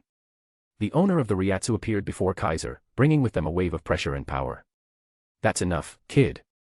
With an aged and icy voice, the black cat glared fiercely at Kaiser. Can't hold it in any more? Feeling that overwhelming Ryatsu, Kaiser wasn't surprised. Instead, he smiled as if he had been waiting for this. It's about time you return to your original form, don't you think? Hearing Kaiser's soft chuckle and words, the black cat narrowed its eyes. Looks like, you know who I am. The black cat spoke in a low voice. And you know who I am too, don't you? Kaiser said calmly. I thought the famed Flash Goddess had been away from Soul Society for over 100 years and shouldn't be so well informed anymore. But the moment you saw me, you could recite my achievements in detail, clearly you've been keeping tabs on Soul Society all along. Kaiser looked at the black cat, smiling faintly. So how should I address you? Head of the Shihoin clan? Or Captain Yoruichi Shihoin. As those words fell, the black cat fell into an indescribable silence. Moments later, its Ryatsu suddenly surged, its whole body radiating dazzling light. Within the light, the black cat's body transformed rapidly, gradually taking on a human form. Chapter 199, Chapter 247, Flash Goddess. Shihoin. In Soul Society, this was a surname that drew much attention. Because the family bearing this surname was, like the Kachiki clan, one of the 4 great noble clans, one of the oldest noble families in Soul Society, and also a very unique one. This family excelled in the development of various divine weapons and instruments, possessing numerous incredible tools, and thus was known as the Divine Armaments House. The Sokayaku atop Sokayaku Hill, used to execute criminals and said to possess the destructive power of 1,000,000 zanpakuto, was fundamentally tied to the Shihoin clan. Shihoin Yoruichi, just from the name, it was clear she was a member of that clan. She was the 22nd head of the Shihoin clan, as well as its first ever female head. Former captain of Division 2 of the Godai 13, former commander-in-chief of the Onmitsukido, and corps commander of the executive militia, her esteemed status was in no way inferior to Byakuya Kachiki. She grew up with the former captain of Division 12, they trained and matured together, childhood friends and close companions.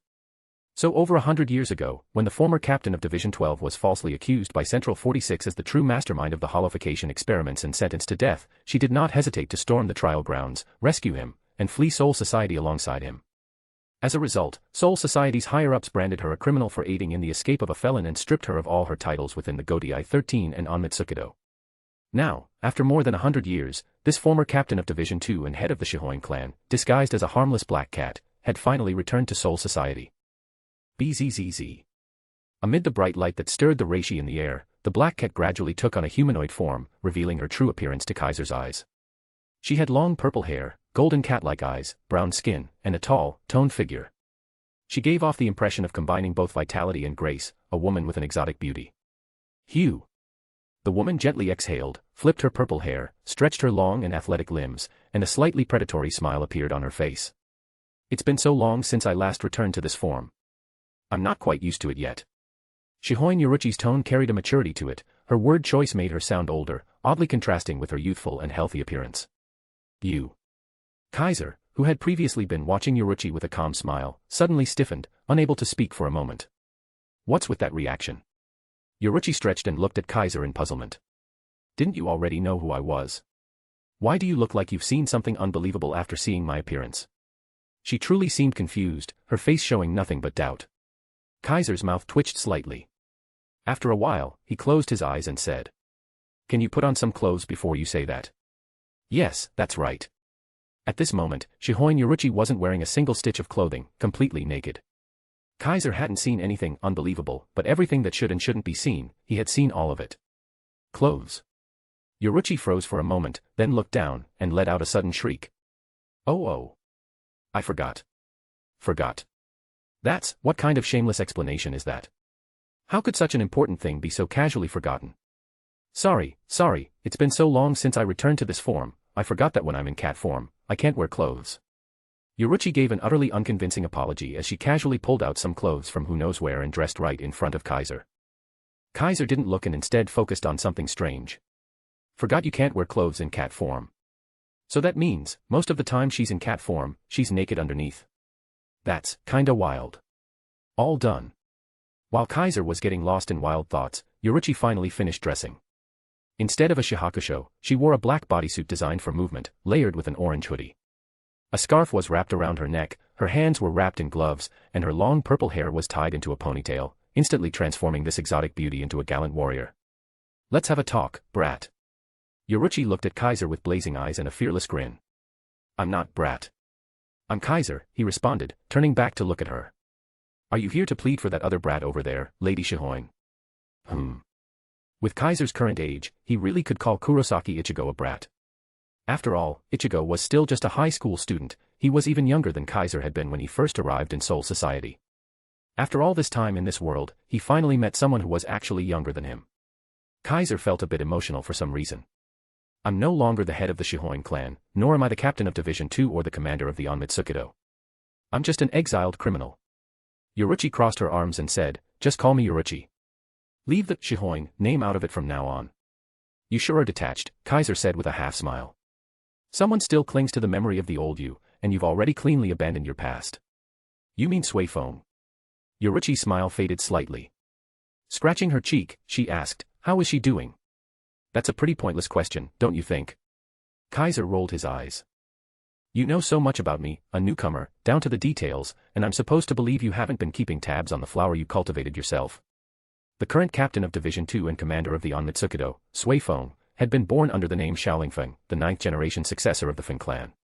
The Feng clan was a lower noble family in Seoul society, with generations of duty to the Shihoin clan, traditionally serving as executioners and assassins, closely tied to the executive militia. They even had the cruel tradition of exiling family members unqualified to join. Sui Feng was the youngest of the 9th-generation successors. All 5 of her older brothers died in the line of duty. The name Sui Feng was inherited from her grandmother. Influenced by her family, she had been deeply loyal to the Shihoin clan since childhood. At the time, the head of the Shihoin clan was Yoruchi, so Sui Feng had been utterly devoted to her, to the point of worship, obsession, even reverence. Because of Sui Feng's outstanding personal achievements, Yoruchi took notice of her early on, nurturing her, trusting her, and treating her like a younger sister. But after Yoruchi's defection from Seoul society, everything changed. The one Sui Feng had served, worshipped, and adored had betrayed them. Sui Feng took Yoruchi's place as captain of Division 2 and commander of the Onmitsukido, but also developed deep resentment toward Yoruchi out of a broken heart. When Kaiser confronted Sui Feng and mentioned Yoruchi, she immediately lost her composure. That was all the proof one needed. "She might still be frantically searching for you out there right now, you know," Kaiser said meaningfully. "Not only did you not go see the little fangirl who's been heartbroken over you for more than 100 years, you even joined up with a bunch of humans and infiltrated Ser-Veresta, protecting them along the way. Isn't that a bit too much? Or do you have some unavoidable reason to do this?" Yoruchi sighed at those words. "Don't try to sound so confrontational. I may be retired, but I was once commander of the executive militia and the Onmitsukido. Your intimidation tactics won't work on me." Threats and manipulation. The Onmitsukido had long since mastered such things. So Kaiser's tactics really wouldn't work on her. "Enough chit-chat with you, brat. We don't have time to waste." Yoruchi's tone regained its vigor as she smiled and said, "Sorry, but I'm taking that kid. I won't give you another chance to lay a finger on him." "Is that so?" Kaiser raised an eyebrow, also smiling. "And if I insist on striking him?" Yoruchi's smile didn't fade in the slightest. "The one I want to take." Before the sentence was finished, Yoruchi vanished. "You won't be able to keep, brat." The rest of the sentence came from directly behind Kaiser, sudden and jarring. Yoruchi had somehow appeared at Kaiser's back, as if they were back-to-back, whispering in his ear. Kaiser's eyes shimmered slightly, but he didn't turn around or move. Instead, he offered a calm compliment. As expected of the Flash Goddess Yoruchi. That Shuinpa was exquisite. Flash Goddess was the title others had given to Yoruchi. She was exceptionally skilled in Hakuta and Shuinpa, not only the most gifted in Hakuta in the history of the Shihoin clan, but also the fastest, most proficient Shuinpa user. Byakuya Kuchiki had once used the stealth technique, Shiho Step 3, Utsusimi, which he had learned as a child from Yoruchi. As a former captain of Division 2 and commander of the Onmitsukido, her Shuinpa techniques were absolutely on par with Sui Feng's, if not superior. "I'm taking that kid and leaving," Yoruchi said. "We'll meet again next time." With that, she disappeared again with Shuinpa, darting toward Kurosaki Ichigo's location. Unfortunately. No need to rush. Just as Yoruchi vanished, racing toward Kurosaki Ichigo at blinding speed, Kaiser's voice sounded right beside her. "It's rare that I run into all of you. Can't we have a proper conversation?" The voice was close. So close that Yoruchi, still in Shuinpa and reduced to a blur, felt her pupils contract and her heart tremble. If she looked to her left at that moment, she'd see that the distance between her and Kaiser wasn't even 1 meter. The Flash Goddess Yoruchi had been caught mid-Shuinpa. Shun. Shun. Shun. Yoruchi immediately pushed her Shuinpa to the max, flickering several times in another direction like a teleporting shadow. Pa. Yet mere moments after her retreat, a hand landed on her shoulder. Yoruchi's eyes shrank again, her heart pounded again. Instinctively, she spun her body and lashed out with a powerful axe kick, her leg like a spinning wheel, whistling through the air. Boom. Kaiser raised his arm and blocked the kick. With a muffled impact, the two separated, putting some distance between them. "Your Shuinpa." Yoruchi's gaze toward Kaiser had completely changed. Now it was filled with astonishment, disbelief. "What about my Shuinpa?" Kaiser suddenly smiled. "Is it unworthy of the Flash Goddess's eyes? If it weren't, then back when I was captain of Division 2, I would have disbanded the Onmitsukido." Yoruchi paused, then smiled wryly. "Compared to you, what Flash Goddess am I?" She was truly shaken. She'd kept a close watch on Soul Society's developments, so she was very familiar with Kaiser, if not able to recite everything, then at least very informed. She knew he was one of the most exceptional geniuses in Soul Society's history, that he graduated Shino Academy after just half a year, and immediately became the captain of Division 3. But she had never expected that his Shuinpa would be this fearsome. Just now, his Shuinpa had shocked and overwhelmed her. That level of movement, she hadn't just never reached it, she had never even imagined it. I've trained for decades. If I didn't have this level of results, I'd be disappointed in myself. Kaiser spoke honestly. In these decades, he hadn't focused on Zenjutsu or Hakuta. After mastering Kido, he devoted himself entirely to Shuinpa, rarely slacking. To train Shuinpa, he had even infiltrated the Onmitsukido for a time, and often constructed intense gravity fields using Gravisheath to practice under heavy pressure. Now, he could move at high speed under extreme gravity, leaving behind multiple afterimages. Once the gravity was removed, his Shuinpa became faster, more agile, and more natural than ever. At this point, in terms of Shuinpa alone, he could truly be called the best in Soul Society, perhaps even in all of its million-year history. No one could surpass him. Yoruichi was right about one thing. The title of Flash Goddess really ought to be given to Kaiser. He was the true god of Shuinpa. Small Blue Diamond, read 100 plus chapters ahead. Patreon.com/NiaXD. Chapter 200, Chapter 248, Why Don't You Try Again? Naturally, Yoruichi Shihoin couldn't possibly know Kaiser's current condition. Let alone her, who was no longer in Soul Society, even though still in Soul Society didn't know how far Kaiser had progressed in his abilities. Yet Kaiser's words still delivered a small blow to Yoruichi. Training for decades, and if he didn't reach this level, he'd be disappointed in himself. Seriously, who in the world trains Shuinpa for a few decades and ends up dominating all of Soul Society in the art? To Yoruichi Shihoin, who had spent hundreds of years earning the title of Flash Goddess only to now be utterly outclassed in a tenth of the time, it was an unbearably Versailles-level humble brag. And that was just comparing to herself. Compared to other Shinigami who had trained Shuinpa for hundreds of years and still hadn't mastered it, shouldn't they be ashamed to death? Oh wait, they're Shinigami, they're already dead. Never mind then. As expected of the greatest genius in 1,000 years. No wonder even Genryusai Shigekuni-sama couldn't help but want to promote you. The light tone on Yoruichi Shihoin's face had disappeared, replaced by a bit of seriousness. Since I'm your senior, could you let me pass and take that boy with me? That line meant she had admitted that she couldn't easily take Kurosaki Ichigo away from under Kaiser's nose. Kaiser didn't mind letting the two go, but he didn't think the pressure he'd applied was enough yet. Don't be so quick to give up, senpai, Kaiser humbly suggested. Why don't you try again? Maybe next time you'll succeed. Try again, your ass. This brat was clearly pretending to be clueless, intentionally teasing her. Huff. Realizing she couldn't bluff her way through, Yoruichi exhaled softly and relaxed her body. Shun. In the next instant, she suddenly vanished, her presence gone. And in that moment Yoruichi vanished, Kaiser also disappeared. Boom.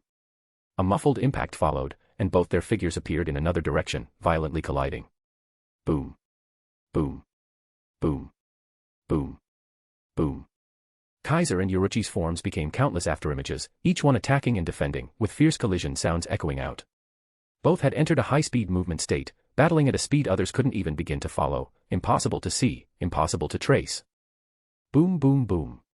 While using Shuinpa to its limits in this high-speed movement state, Yoruichi flashed through space and kicked at Kaiser, who suddenly appeared before her.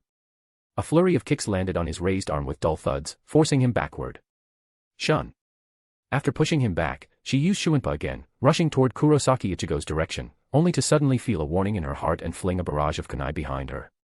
Clang clang clang. Kaiser appeared behind Yoruichi, holding his sheathed zanpakuto. He didn't even draw it, simply swinging it, sheath and all, to knock the incoming kunai aside one by one. But the kunai deflected by Kaiser began to orbit him, surrounding him as if to trap him, making him feel restrained. This is. Only now did Kaiser realize that the ends of those kunai were connected by fine, thread-like wires, almost like piano strings. Before he knew it, his body had been wrapped by these fine wires, rendering him unable to move. I advise you not to move. Yoruichi's smug voice entered his ears. These are special wire-bound kunai made by the Shihoin clan. Not only can they stretch and contract at will according to my intent, moving freely, they're also highly offensive. Their cutting power is tremendous, even captain-level Ryatsu can be sliced and torn. As the Divine Armaments House, even though she had defected from Soul Society, Yoruichi still carried many divine tools on her person. With her exceptional physical skills combined with these divine armaments, she often produced miraculous effects. In terms of power, Yoruichi wasn't weak among captains, but not overwhelming either. Yet with the aid of her bizarre and powerful gear, this former commander of the Onmitsukido was still bold enough to stand before final boss-level foes in the original story and even ambush them occasionally. As a surprise fighter, she was far more valuable than her base combat stats. That's why, even though she was a former captain of Division 2, who should have long since mastered Bankai, Yoruichi never once used her zanpakuto in the original series, not even a hint of its presence was ever shown. For someone like her, with so many bizarre weapons, if her zanpakuto wasn't exceptional, then abandoning it made sense. Under these conditions, Kaiser inevitably fell into her trap. But he didn't panic at all. Boom. A burst of terrifying heat exploded from his body. It was as if a purple-black demonic sword manifested around him, cutting through the wires in an instant. SHNK. Those wire-bound kunai that could even tear through captain-level Ryatsu were easily burned and sliced apart by that violet-black energy. What? Yoruichi's expression shifted. Those kunai were custom-made divine tools by the Shihoin clan. Even a captain slashing at them with a zanpakuto would only spark off metal, but they'd just been severed. Not even Ryujin Jaka could do that so easily, could it? What did you do? Yoruichi retrieved the severed kunai, wearing a look of disbelief as she questioned him. You guess. Kaiser replied with a counter-question. The power that had just flared up on him, of course, came from the Ser-Veresta. Though he had been focusing on Shuinpa and Kido for decades, he hadn't neglected his personal weapons. Even though he had already mastered their powers, and didn't need to keep refining them, his growing strength meant those weapons were also evolving. Occasionally, he'd draw them out and refamiliarize himself with their powers. Then, one day, he discovered that he could use part of their power without even summoning them. Just now, Kaiser had used the power of the Ser-Veresta to burn and cut through Yoruichi's wire traps. Of course, this wasn't something he would reveal to anyone. My turn now. Without giving Yoruichi a chance to ask more, Kaiser extended his hand. Bakudo number 30, Shidatsu Sansen. 3 massive beak-shaped energy blasts formed in front of his moving palm in a triangular formation and launched at Yoruichi like 3 glowing spears. The beams were aimed at her hands and waist. If they landed, they'd directly immobilize her, sealing her movement. It had a similar effect to Rikujikoro, essentially a lower-level variant. Yoruichi dared not take Kaiser's Kido lightly. Her intel clearly stated that among Zankinsoki, Kaiser's weakest was Hakuda, and his strongest were Shuinpa and Kido. As for Zanjutsu, since Kaiser rarely clashed with blades and had never released his zanpakuto, even after decades no one knew how strong his swordsmanship really was. In carrying out Division 3 duties, subjugating various targets, he mostly relied on Shuinpa and Kido. Few ever forced him to draw his sword, leaving a huge gap in intel. Now, seeing him effortlessly cast a number 30 Bakudo, even though it was low tier, Yoruichi didn't dare take the hit and vanished using Shuinpa. Bakudo number 73, Tazansho. Just a split second before Yoruichi vanished, Kaiser cast another spell, releasing a surge of Ryuryoku like a gushing spring. The surging energy formed a reverse triangular barrier around him, like a blue fortress, separating inside from out. Wah! Yoruichi appeared inside the barrier, and her face shifted as she saw her surroundings locked down. Tazansho was originally used for defense, allowing allies to enter for healing or protection. But Kaiser used it as a prison, trapping Yoruichi inside so she couldn't freely use Shuinpa. Bakudo number 61, Rikujikoro.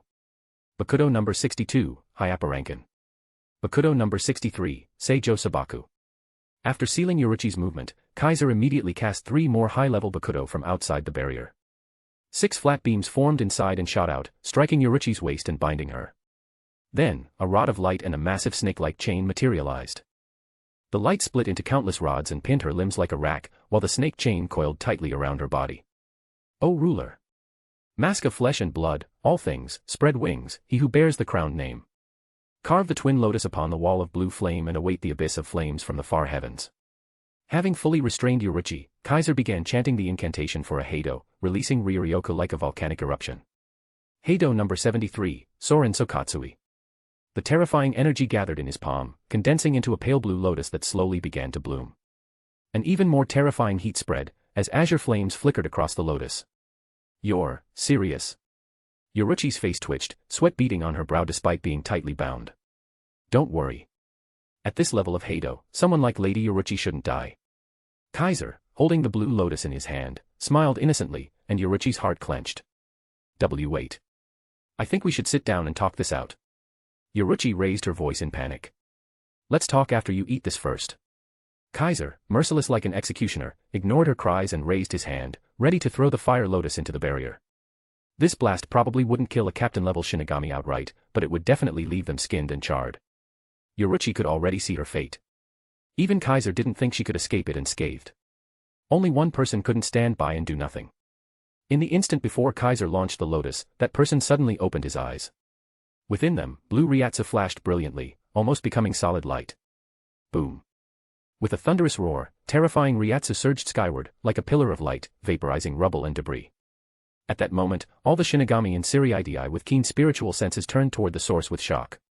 Even Kaiser and Yoruichi were stunned, sharply turning to look. Ichigo. Yoruichi cried out in surprise. Kaiser's eyes lit up, and he smiled. From the rising blue Ryatsu, the orange-haired Shinigami holding a massive sword slowly stood up from the rubble. Blood covered his body. Wounds riddled his frame. But his gaze was unwavering, and blue spiritual light flickered in his eyes.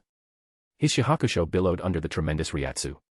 That pressure was no longer third or fourth seat level, nor vice-captain level, it was true captain-class Ryatsu. Vast and terrifying. Boom. His body surging with tangible blue Ryatsu, Kurosaki Ichigo shattered the ground beneath his feet and charged at Kaiser. He didn't use Shuinpa, or rather, he didn't know how, but his speed rivaled that of captains using Shuinpa, so fast the very air screamed. Kaiser stopped paying attention to Yoruichi, focusing instead on Ichigo's approach. The fire lotus dispersed from his hand, and he reached down, gripping the hilt of the zanpakuto once again tied at his waist. Clang. Moments later, Ichigo reached Kaiser like a falling meteor, slashing down with his oversized blade, clashing with Kaiser's swiftly drawn zanpakuto, erupting in a bell-like chime. The violent force from blade-on-blade collision tore through the atmosphere in a shockwave, bursting in midair. With glowing blue eyes, Ichigo stared silently at Kaiser and swung his giant blade again. Clang, clang, clang, clang, clang. Though Kaiser parried each strike, the blade returned again and again, no tricks, no feints, just raw power. Each strike struck his guard with such weight and force that Kaiser was pushed backward. Kurosaki Ichigo had displayed power strong enough to force Kaiser back. That power was immense and overwhelming. Chapter 201, Chapter 249, Getsuga Tensho. Clang. In a corner of Ser-Veresta where many buildings stood, the clashing of blades echoed as loudly as a bell, like thunder rumbling, continuing endlessly. The blade-to-blade confrontation between Kaiser and Kurosaki Ichigo had entered a fever pitch in less than a few dozen seconds, and their Ryatsu had turned into a storm, raging through this corner of Ser-Veresta. Golden Ryatsu swirled into a golden storm around Kaiser's body. Blue Ryatsu surged into a blue tempest around Kurosaki Ichigo's form. As the two clashed again and again, their respective Ryatsu collided with each impact of their vastly differently sized zanpakutos, reaching their peak conflict. Each clash of blades triggered shockwaves that affected the surrounding buildings. Rumble. The ground trembled, and so did the air. Buildings collapsed under the sheer force of these earth-shaking, shockwave-filled collisions, either shattered to pieces or reduced to rubble, like crumbling mountains collapsing in thunderous crashes, raising billows of dust. Even among captain-level Shinigami, such a ferocious battle was rare. This was because the two combatants did not follow conventional battle principles, neither showing off skill nor casting wondrous spells. They simply, straightforwardly, swung their zanpakuto at each other again and again, without a hint of flash, turning each collision into brute force violence. The resulting aftershocks were nothing short of terrifying. This was Ryatsu versus Ryatsu. This was brute strength versus brute strength. This was the most direct clash between zanpakutos, no tricks, no finesse, just raw and fearsome force. Boom. With another clash of swords, the Ryatsu shock forced Kaiser and Ichigo apart. The ground beneath their feet had already fractured in every direction, with no intact surface remaining. The terrain within dozens of meters was collapsing downward, nearly caving in completely. Oh! With his eyes glowing blue from his Ryatsu, Kurosaki Ichigo became the center of a blue storm, roaring as he charged at Kaiser with his sword in both hands. Clang! Kaiser's eyes flashed golden. The Ryatsu surging from him scorched the reishi in the air, and his zanpakuto, radiating an aura of regal brilliance, slashed forth with immense Ryatsu, colliding head-on with Zangetsu. The clash unleashed another deafening, bell-like clang. Finally, the ground could no longer withstand the clash of such overwhelming Ryatsu and collapsed on the spot. Ha, ha, ha. Kurosaki Ichigo gripped Zangetsu tightly with both hands, panting heavily, clearly having spent much energy. What's wrong? Is this all? In contrast, Kaiser hadn't even broken a sweat, he still had the strength to speak. This can't be your full strength yet, can it? Show me more of your potential. As he spoke, Kaiser took the initiative for the first time, stepping forward and flashing in front of Ichigo like an apparition. Clang. His zanpakuto came crashing down. Ichigo raised his sword to block, but the tremendous force passed through the blades and bent his spine, nearly forcing him to his knees. The ground beneath Ichigo's feet shattered again, collapsing into a crater. Thud. As Ichigo struggled to hold off the strike, Kaiser kicked his side, sending him flying. Damn you. Ichigo barely managed to stabilize himself, his feet plowing 2 trenches into the ground as pain throbbed in his side and twisted his expression. But Kaiser didn't stop, he rushed forward like a berserker, not using Shuinpa, not casting Kido, not even employing refined swordsmanship. Just like the inexperienced, self-taught Shinigami Ichigo, he swung his blade in straight, brutal strikes. Each clash made Ichigo's arms go numb. His feet retreated uncontrollably, leaving cratered footprints behind. So this is your limit, huh? Kaiser continued swinging his blade wildly, each slash erupting in sparks and shockwaves, tearing apart everything nearby, and pressed a verbal assault as well. You think just having captain-level Ryatsu is enough to save Rukia Kachiki? You're too naive. There are more than 10 Shinigami like you in the Godai 13, every one of them could kill you. With another strike, Kaiser forced Ichigo down to one knee, crushing the ground beneath him. If you want to save Rukia Kachiki, you'll have to defeat each and every one of those captains. You'll have to overcome the entire Godai 13. You'll have to conquer all of Ser-Veresta. Otherwise, your fate will be the same as hers, death. Or do you think dying here wouldn't be so bad? That it would be your atonement to her? Sure, she's being executed because she gave her power to you. If you can't save her, then dying alongside her might feel like redemption. But what about your companions? If you don't give it your all, they'll end up just like Rukia, dead because of you. At those words, the blue light in Ichigo's eyes flared even brighter. Shut up. Ichigo shouted, and his Ryatsu swelled once again. He slowly rose from the ground, pushing Kaiser back as he lifted Zangetsu. I'm not dying here. With firm eyes and a resolute face, Ichigo yelled. No matter if it's Rukia or Chad, Inoue, or Yuryu, I'll bring them back. I won't let any of you kill my friends. I'll defeat you all. With each declaration full of will, Ichigo's Ryatsu surged to an astonishing level. That Ryatsu already surpassed that of an average captain. It was on par with Kimpachi's Araki after removing his eye patch. Kaiser clearly saw it. Behind Ichigo, a shadowy figure in a flowing black coat appeared like a ghost, placing a hand on his shoulder. That semi-transparent figure, Kaiser recognized it instantly. It was Zangetsu, or rather, Zangetsu's spirit. Well damn, he's actually managed to temporarily manifest his zanpakuto through sheer will. Kaiser had to admit, Ichigo was totally a cheat character. He'd only just become a Shinigami, yet not only had he unleashed captain-level Ryatsu, he'd almost completed the manifestation of his zanpakuto in this battle. And to manifest one zanpakuto spirit was the prerequisite to achieving Bankai. Ichigo had done it unconsciously. Even if temporary, this was a critical step toward Bankai. As for now, he was still far from actually using Bankai, but with Zangetsu momentarily manifested, Ichigo had unleashed its full power, stacking it with his own Ryatsu, becoming even stronger. Take this. Ichigo, eyes glowing to their peak, slowly raised Zangetsu high, pointing it at the sky. VMMM.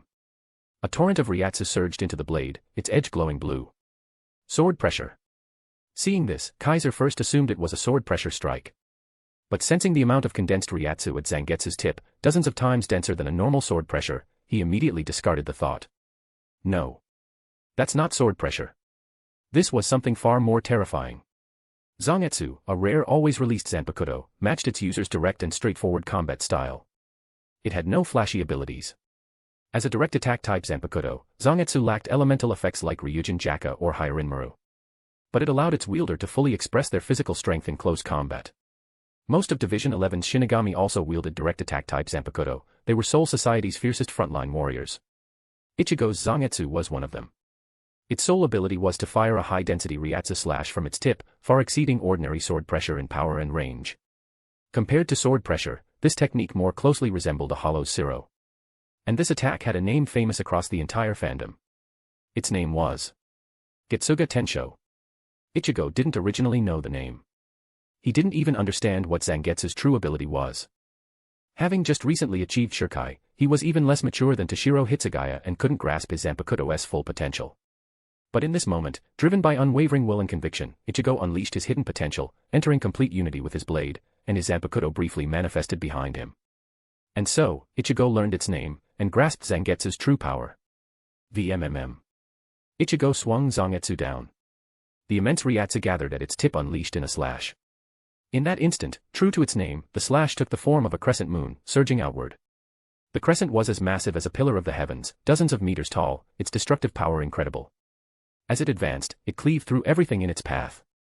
The ground split beneath it, spewing rubble and clouds of dust like a sandstorm. Watching that giant crescent approach, Kaiser didn't retreat, instead, he grinned with excitement. Who wasn't a Bleach fan at heart? Who hasn't shouted, Getsuga Tensho, after watching Bleach? And now, the real Getsuga Tensho was charging straight at him, tearing up the earth. How could Kaiser not be thrilled? He felt his adrenaline surge. The long-forgotten thrill of battle coursed through his veins, setting his body ablaze. Then let me try your Getsuga Tensho, Kurosaki Ichigo. Kaiser released all of his Ryatsu, golden waves surging like a tsunami. The golden aura swept across kilometers, blowing away rubble and dust, shattering the earth and making the reishi in the air cry out. That golden Ryatsu condensed onto his magnificent zanpakuto, which Kaiser raised high. Then, he swung it down, releasing the gathered Ryatsu into a golden sword pressure, a golden torrent, rushing forth to meet the approaching crescent. Boom. When the two collided, the heavens and earth shook with a deafening roar. All of Ser-Veresta trembled and swayed, prompting gasps from countless Shinigami. Many stared in stunned silence toward the explosion source, their minds blank with shock. Boom. The blue crescent and the golden sword pressure clashed repeatedly, violently grinding against each other, each trying to crush the other. Shockwaves burst forth like nuclear blasts. Under such terrifying pressure, every building nearby was doomed, toppled or obliterated, collapsing into the earth and turning everything into rubble. This epic clash raged for over 10 seconds. And after that, they cancelled each other out, neither overcoming the other. Both dissipated into blue and gold particles that scattered into the air. Ha, ha.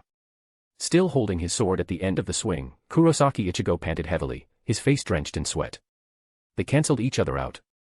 Kaiser stood tall and swung his zanpakuto downward, its tip angled at the ground. A look of surprise crossed his face. Judging by his expression, he hadn't expected Ichigo's Getsuga Tensho to actually nullify his sword pressure.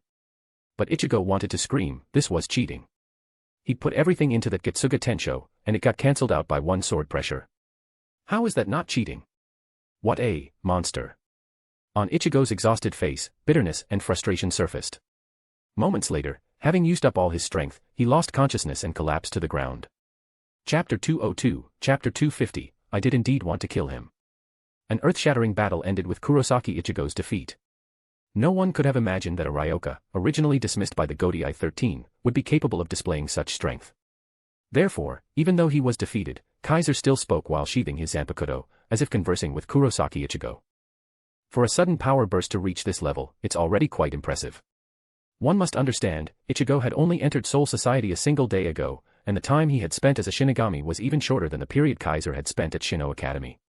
Yet, he had grown from an ordinary human into someone on par with a captain-level Shinigami. This was already unimaginable. Had Kaiser not known the original story, and understood the astonishing potential and abnormal uniqueness of this guy, even he would have been shocked by such terrifying growth speed. The key point was that this wasn't some fleeting outburst, but rather a power Ichigo could truly control. That unknown potential within his body had been gradually drawn out and realized through one deadly fight after another. Now, Kurosaki Ichigo had genuinely become a captain-level Shinigami. In terms of Ryatsu alone, he ranked among the top even within the captains. If there was still something he lacked compared to other captains, it was only one thing. As long as he can master Bankai, that kid will truly be able to go head-to-head with a captain-level Shinigami. Kaiser's words sounded like muttering to himself, but also like a conversation directed at someone. After witnessing that last battle, I believe you must be thinking the same thing too, right? These words were aimed at the exotic beauty who had suddenly appeared beside Kurosaki Ichigo. You really managed to fight to such a degree, Ichigo. Yoruichi Shihoin stood protectively behind Ichigo, speaking with admiration while casting a sharp gaze toward Kaiser. Are you satisfied now, Captain Kaiser? Her tone had become noticeably stiff. Kaiser understood this meant Yoruichi was ready to get serious. In that previous round of confrontation, although Yoruichi had shown off her Shuinpa and the tools from the Divine Armament Division, she had never intended to truly face Kaiser head-on. She had only wanted to escape the battlefield, take Ichigo with her, flee from Kaiser's sight, and leave him behind where he couldn't catch up. But now that Ichigo had fallen, Yoruichi realized that taking him away wouldn't be easy. Thus, she was now prepared to engage in a full-blown fight with Kaiser. But at that moment, Kaiser called off the fight. I suppose I'm satisfied enough, he said while sheathing his zanpakuto at his waist, smiling as he looked at Yoruichi. But he still has a lot of room to grow. It's far from the end for him. Go teach him Bankai. Only by mastering Bankai will he be qualified to get involved in what's coming next. To be honest, if another Shinigami had been present and heard Kaiser say this at this moment, they would have thought something was wrong with their ears. A Ryoka who became a Shinigami only because he was granted someone else's power, who hadn't even been one for a few months, was now going to learn Bankai. Even Hitsugaya Toshiro, who once advanced with astonishing speed, would find this hard to believe. At the very least, it took Hitsugaya more than 10 years from becoming a Shinigami to mastering Bankai. Ichigo hadn't even been a Shinigami for half a year and was already about to attempt it. This was completely contrary to the usual guidance Kaiser had offered before. However, Ichigo's situation couldn't be compared to Hitsugaya's. Firstly, Ichigo's lineage was extraordinary. He himself was highly unique, possessing bottomless potential. That potential had been gradually unearthed since he became a Shinigami and had directly translated into power. Even growing rapidly like this wouldn't result in a shallow foundation. Secondly, Zangetsu and Hyarinmaru were completely different zanpakuto.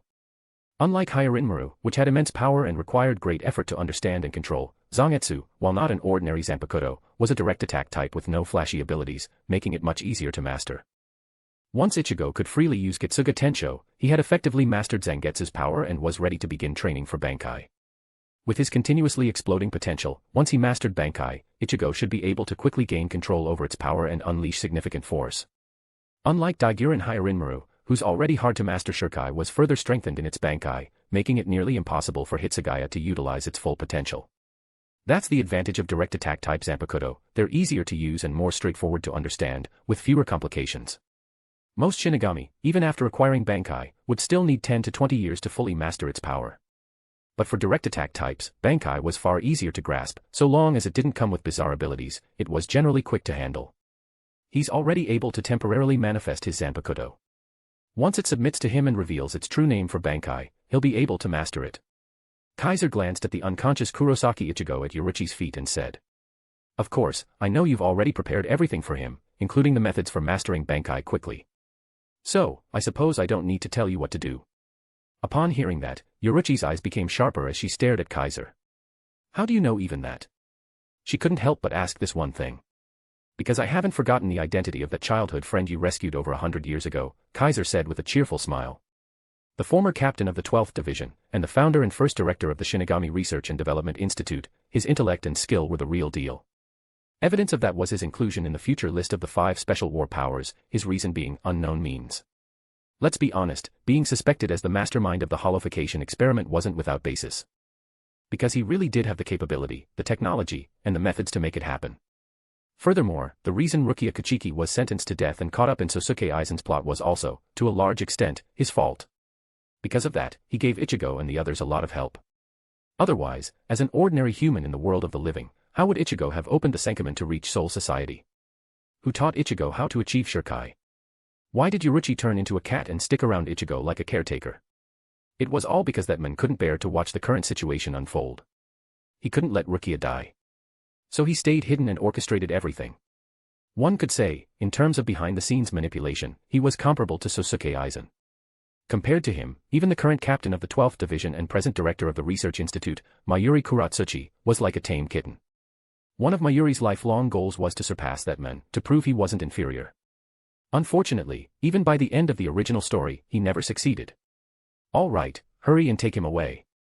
Kaiser suddenly raised his head and looked in a certain direction. He narrowed his eyes and waved at Yoruichi. "If you don't leave now, you may not get another chance." Upon hearing this, Yoruichi seemed to sense something too.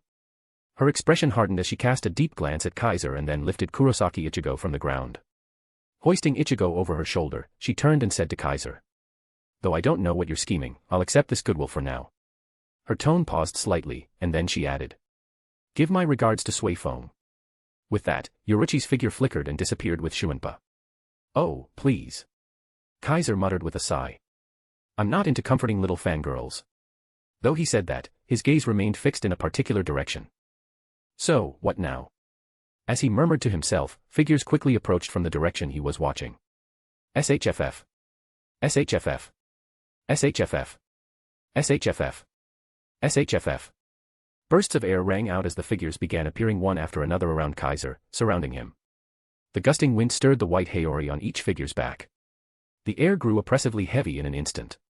Tension filled the atmosphere like drawn swords. But in the middle of this encirclement, Kaiser showed not a trace of fear. Instead, he smiled and greeted them. "You've arrived, captains." The ones who came were the captains of the Godii 13. "Finally found you, Captain Kaiser." Shunsui Kairaku stood in front of Kaiser, smiling as he pressed his straw hat down, blocking Kaiser's path. "What happened here?" Joshiro Yukatake stood beside Shunsui, also blocking Kaiser's way. He glanced at the surrounding destruction, his face slightly changed. "You, who were you fighting just now?" Suifeng blocked Kaiser's left flank, glaring at him with clenched teeth. By order of the Captain Commander, we are here to apprehend you. Surrender, Kaiser. Sajin Komamura blocked the right, speaking sternly and warning him. To murder a comrade, especially a captain, is a grave crime. Kanami Tozen stood behind Kaiser, his tone solemn and his words icy. Sorry, Captain Kaiser. I didn't want this either, but it's the Captain Commander's order, I have no choice. Jin Ichimaru stood beside Tozen, still wearing his ever-smiling face, like a snake in the grass, cunning and cruel. The captains encircling Kaiser were these 6. Byakuya Kachiki had been ordered to remain at the repentant cell. Kimpachi Zaraki was still hunting the Ryoka. Mayuri Kuratsuchi had run into Ichigo's companions while seeking test subjects. Retsu Unohana was inspecting Sosuke Eisen's corpse in Division 4. Other than those 4, Kaiser, and the deceased Eisen, all the Godei 13 captains were now here. No, there was still one more who hadn't arrived yet. Kaiser closed his eyes to sense. That one seemed to have left the Division 1 barracks and was heading this way. But that person was still far away. Otherwise, Kaiser might not have gotten off so easily today. For now, though, Kaiser remained perfectly calm. You all arrived much faster than I expected, he said, relaxed in the circle of captains. In such a hurry to drag me back. The one who answered him wasn't just anyone, it was Shunsui Kairaku, seemingly the lead. We don't want to fight you, Captain Kaiser. You're a genius, after all. It's hard to imagine how formidable you've become over all these years. Shunsui spoke as if humoring an old friend. But you've gone too far this time. The old man is furious. So. Instead of being intimidated, Kaiser looked intrigued. Are you all going to gang up on me? If possible, I'd rather not let it come to that. Shunsui shrugged. So, Captain Kaiser, could you not make this difficult and come with us to meet the Captain Commander? I want to know why you did it, Captain Kaiser. Jushiro Yukatake spoke earnestly. I don't believe you would kill Captain Eisen without reason. Was there something? Before he could finish, Kaiser interrupted him. I did have my reasons. But I also truly wanted to kill Sosuke Eisen.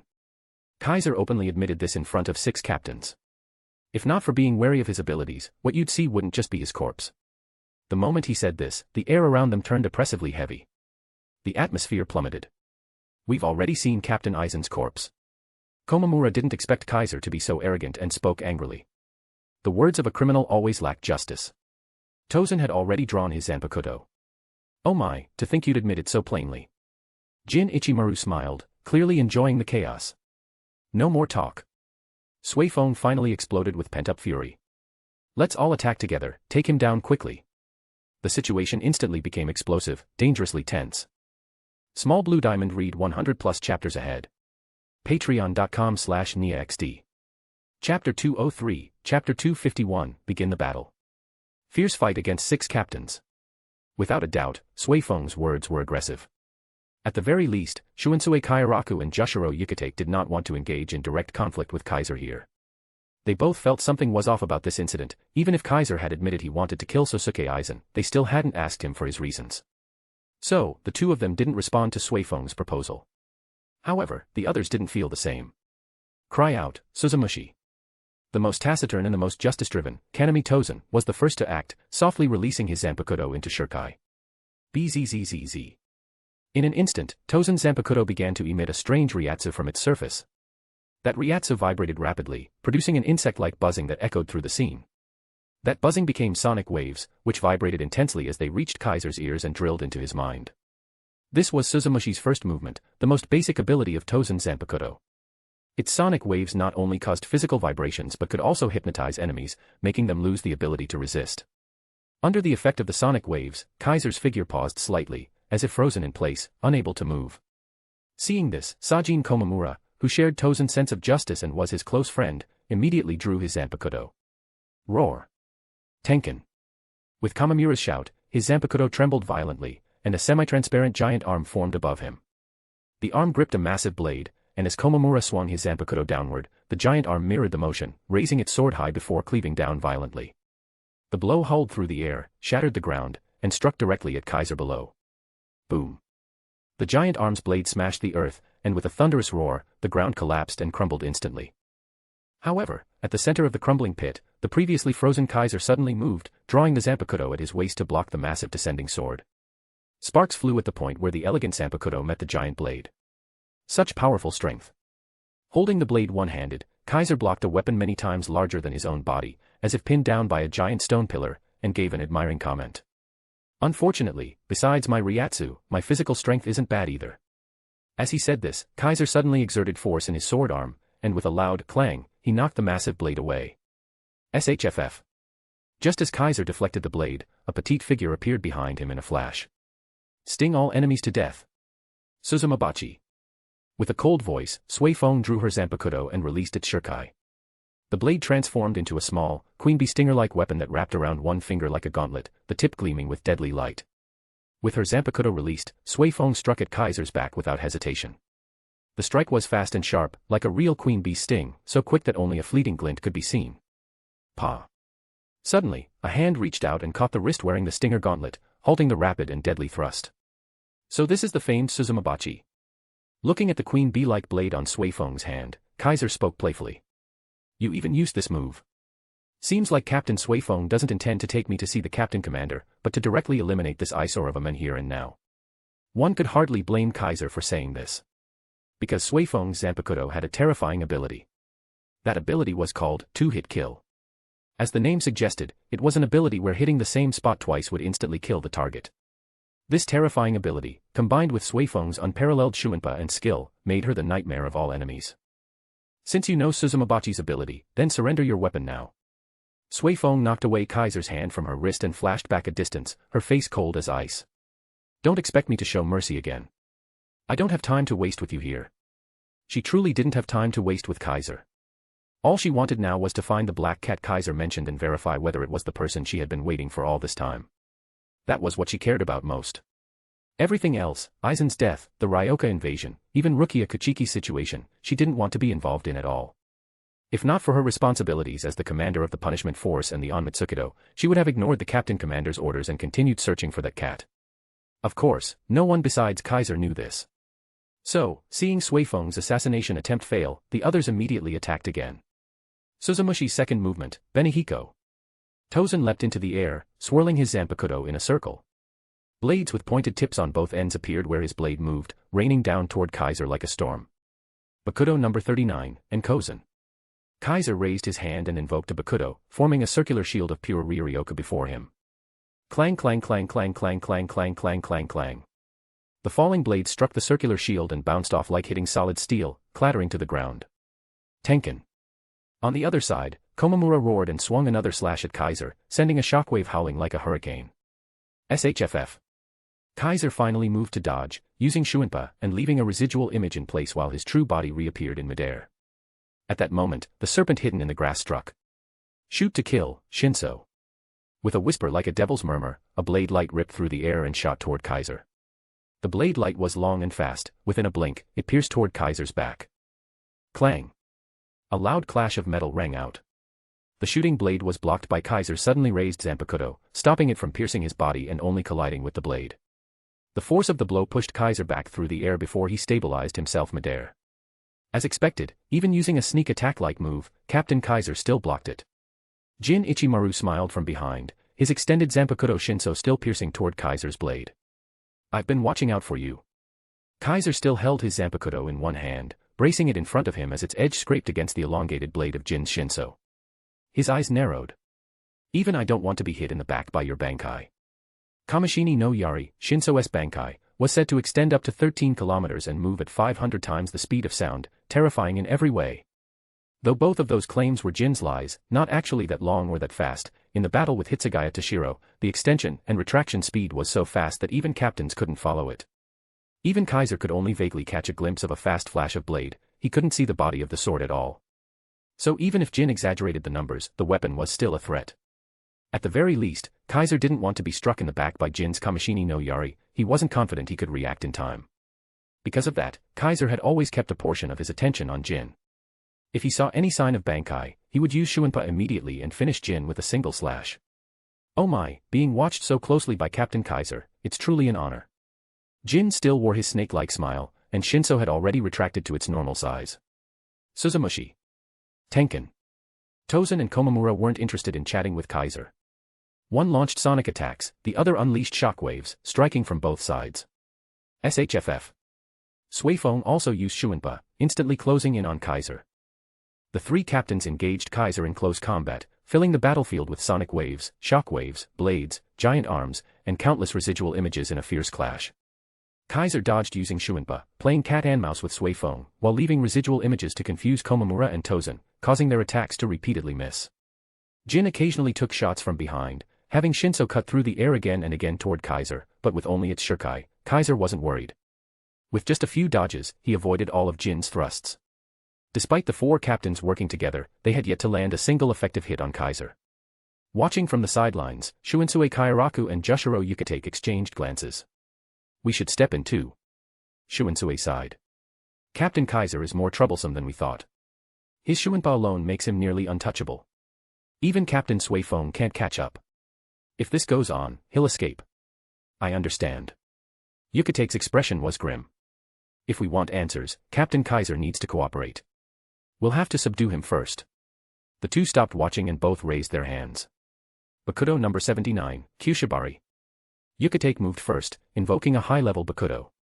9 black orbs of light formed around Kaiser, locking him in place. Heido number 78, Zong-Aren. Shuinsue drew his zanpakuto and released a wheel-shaped slash toward Kaiser. The spinning slash flew through the air with a buzzing sound, straight toward him. So they're finally joining in. Surrounded by the 9 black light orbs, Kaiser laughed instead of showing fear. He hadn't just been guarding against Jin, but also the silent Shuinsue and Yukatake. After all, these two were probably the most formidable opponents here. The Godei 13 had been established for 1,000 years, and Shino Academy dated back just as far. Both were founded by Genryusai Shigekuni Yamamoto, who served as both captain commander and the first instructor of the academy. Shuinsue and Yukatake were from the first class of academy students, both debuted 1,000 years ago. They were also the first graduates to become captains. Within the Godei 13, aside from Yamamoto and the semi-retired veteran Retsu Unohana, no one had greater seniority or deeper experience, nor stronger abilities than those two.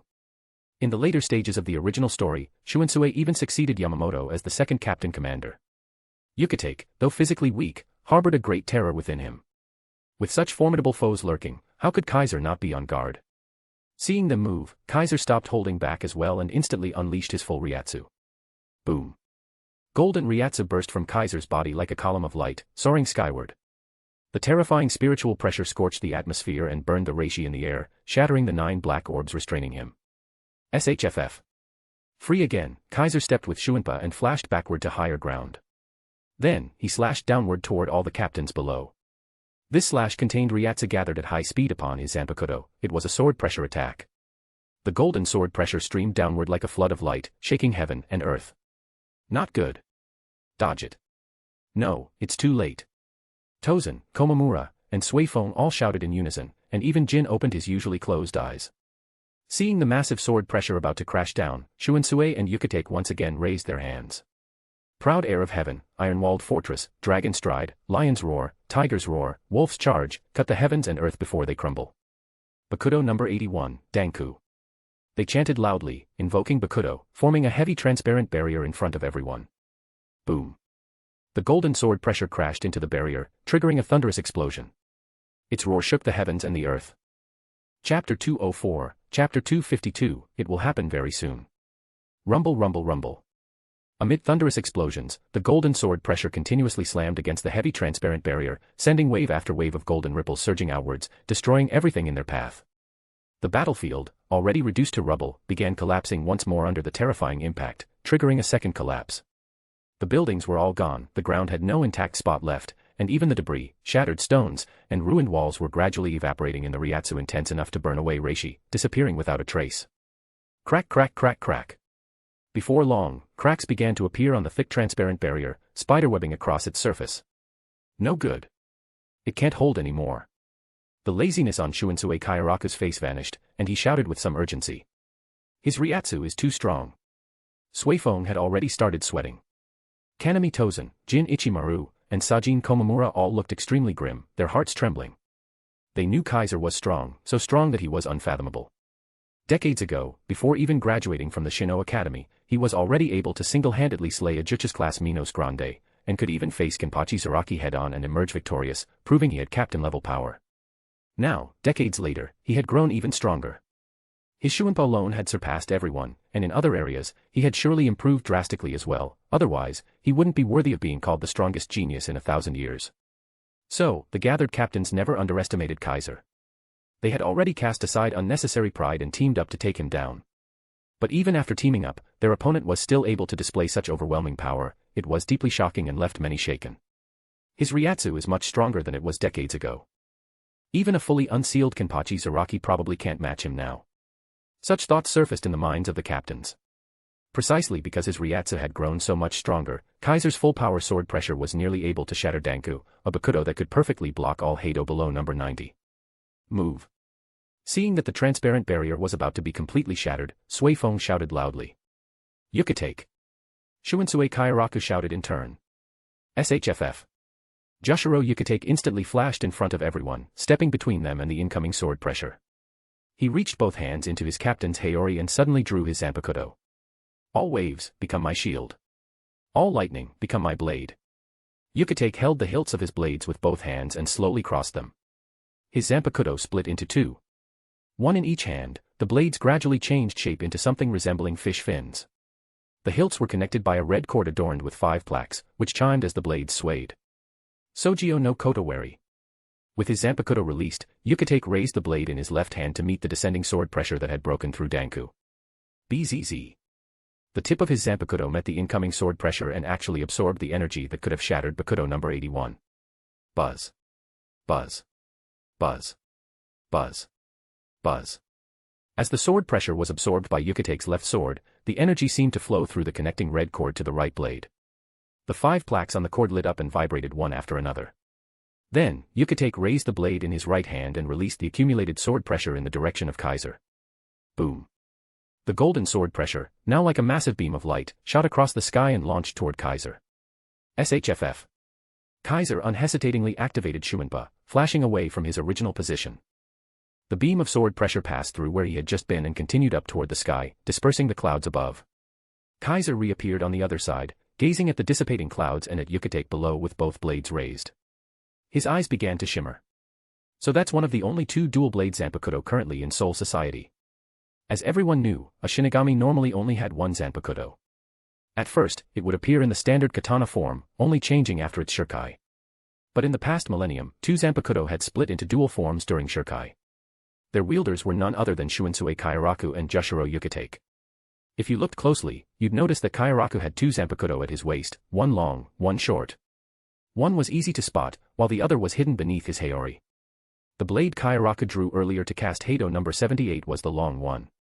The short one was still sheathed. Meanwhile, Yukatake's zanpakuto only split into 2 upon shurikai. Its name was Sojio no Kotowari, and its ability was the absorption and release of energy. The left blade absorbed, the right blade released. The red cord and 5 plaques connecting them could regulate the speed and intensity of energy transfer, making it the nemesis of all energy-based attacks. Whether it was Kido, Siro, sword pressure, or even Getsuga Tensho, all of them could be absorbed and reflected by Sojio no Kotowari, catching the enemy completely off guard. With those blades in hand, Kaiser's sword pressure and Kido attacks were effectively nullified. Using them would only result in them being reflected back. This ability is even more troublesome than I imagined. As Kaiser thought this, Shunsui Kauraku also stepped forward. He drew the short blade hidden under his Hayori, one hand now held a long blade, the other a short one. Then, he softly chanted. Winds of flowers scatter, the god of flowers weeps. Winds of heaven scatter, the demon of heaven laughs.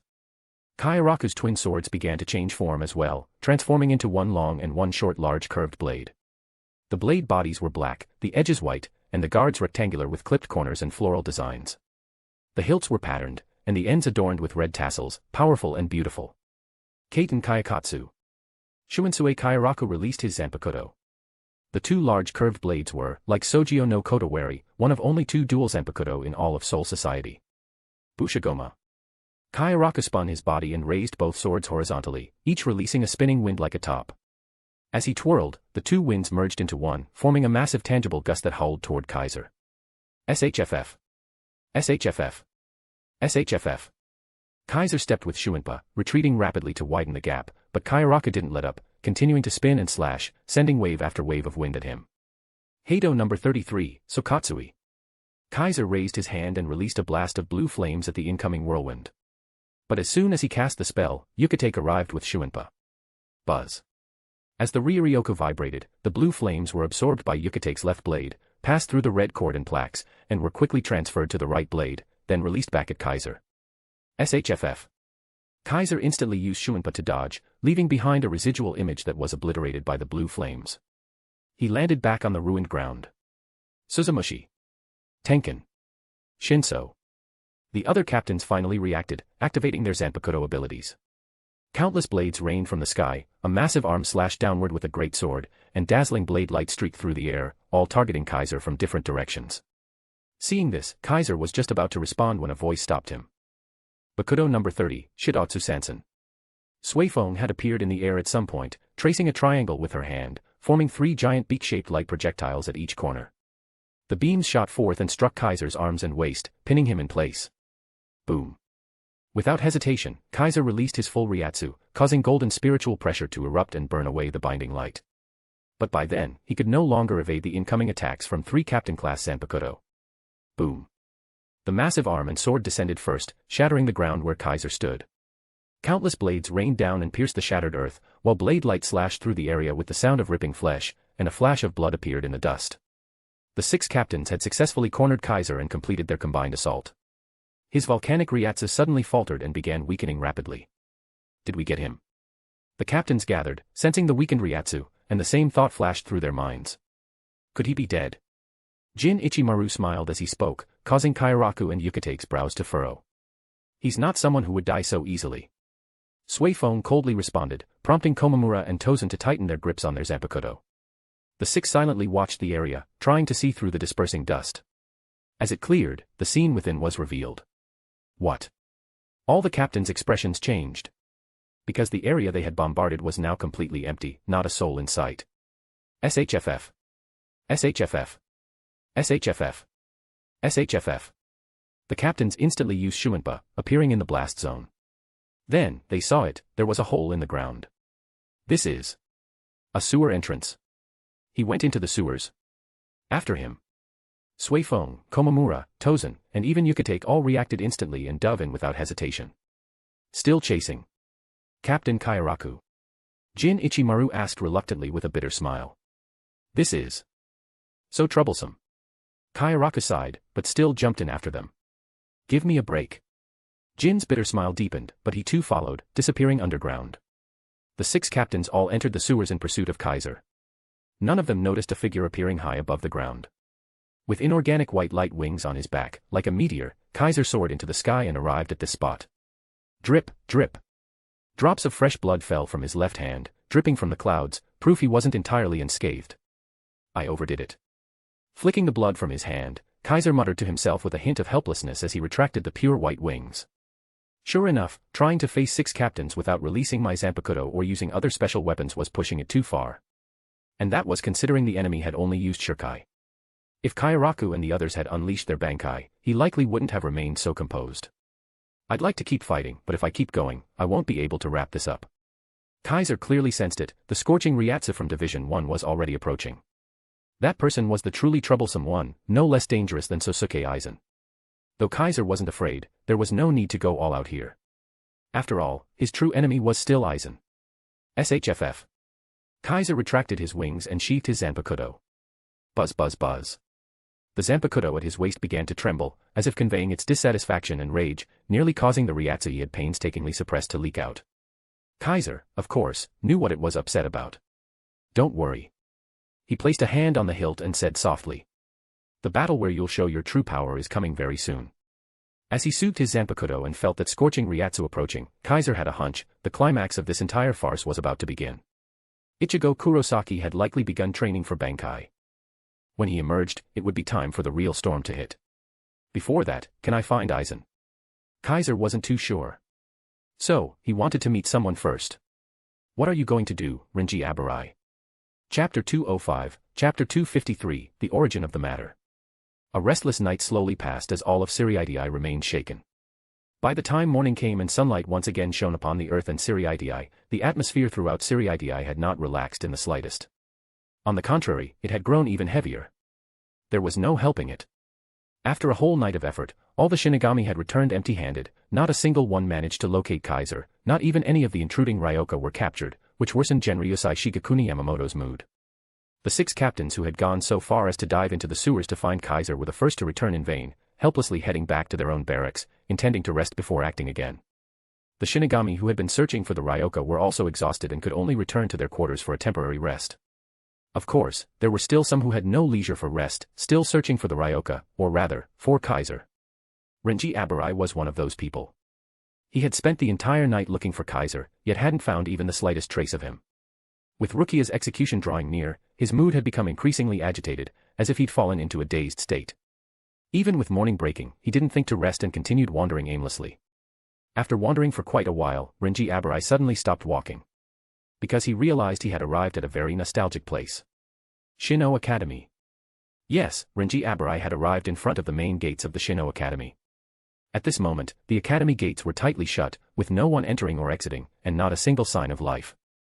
Because all of Ser-Veresta had entered a state of lockdown, the Shino Academy had closed its doors for safety reasons, publicly announcing a temporary suspension of visitation, and internally issuing orders that no students were to leave the dormitory buildings to avoid unexpected incidents. Staring at the academy he hadn't seen in decades, Renji Abarai stood frozen for a long time before suddenly launching into Shuinpa, flashing into the academy and sprinting at full speed in a particular direction. He had a premonition that the person he was looking for might be here. So, guided by a sudden inspiration, Renji used Shuinpa all the way until he reached a training hall.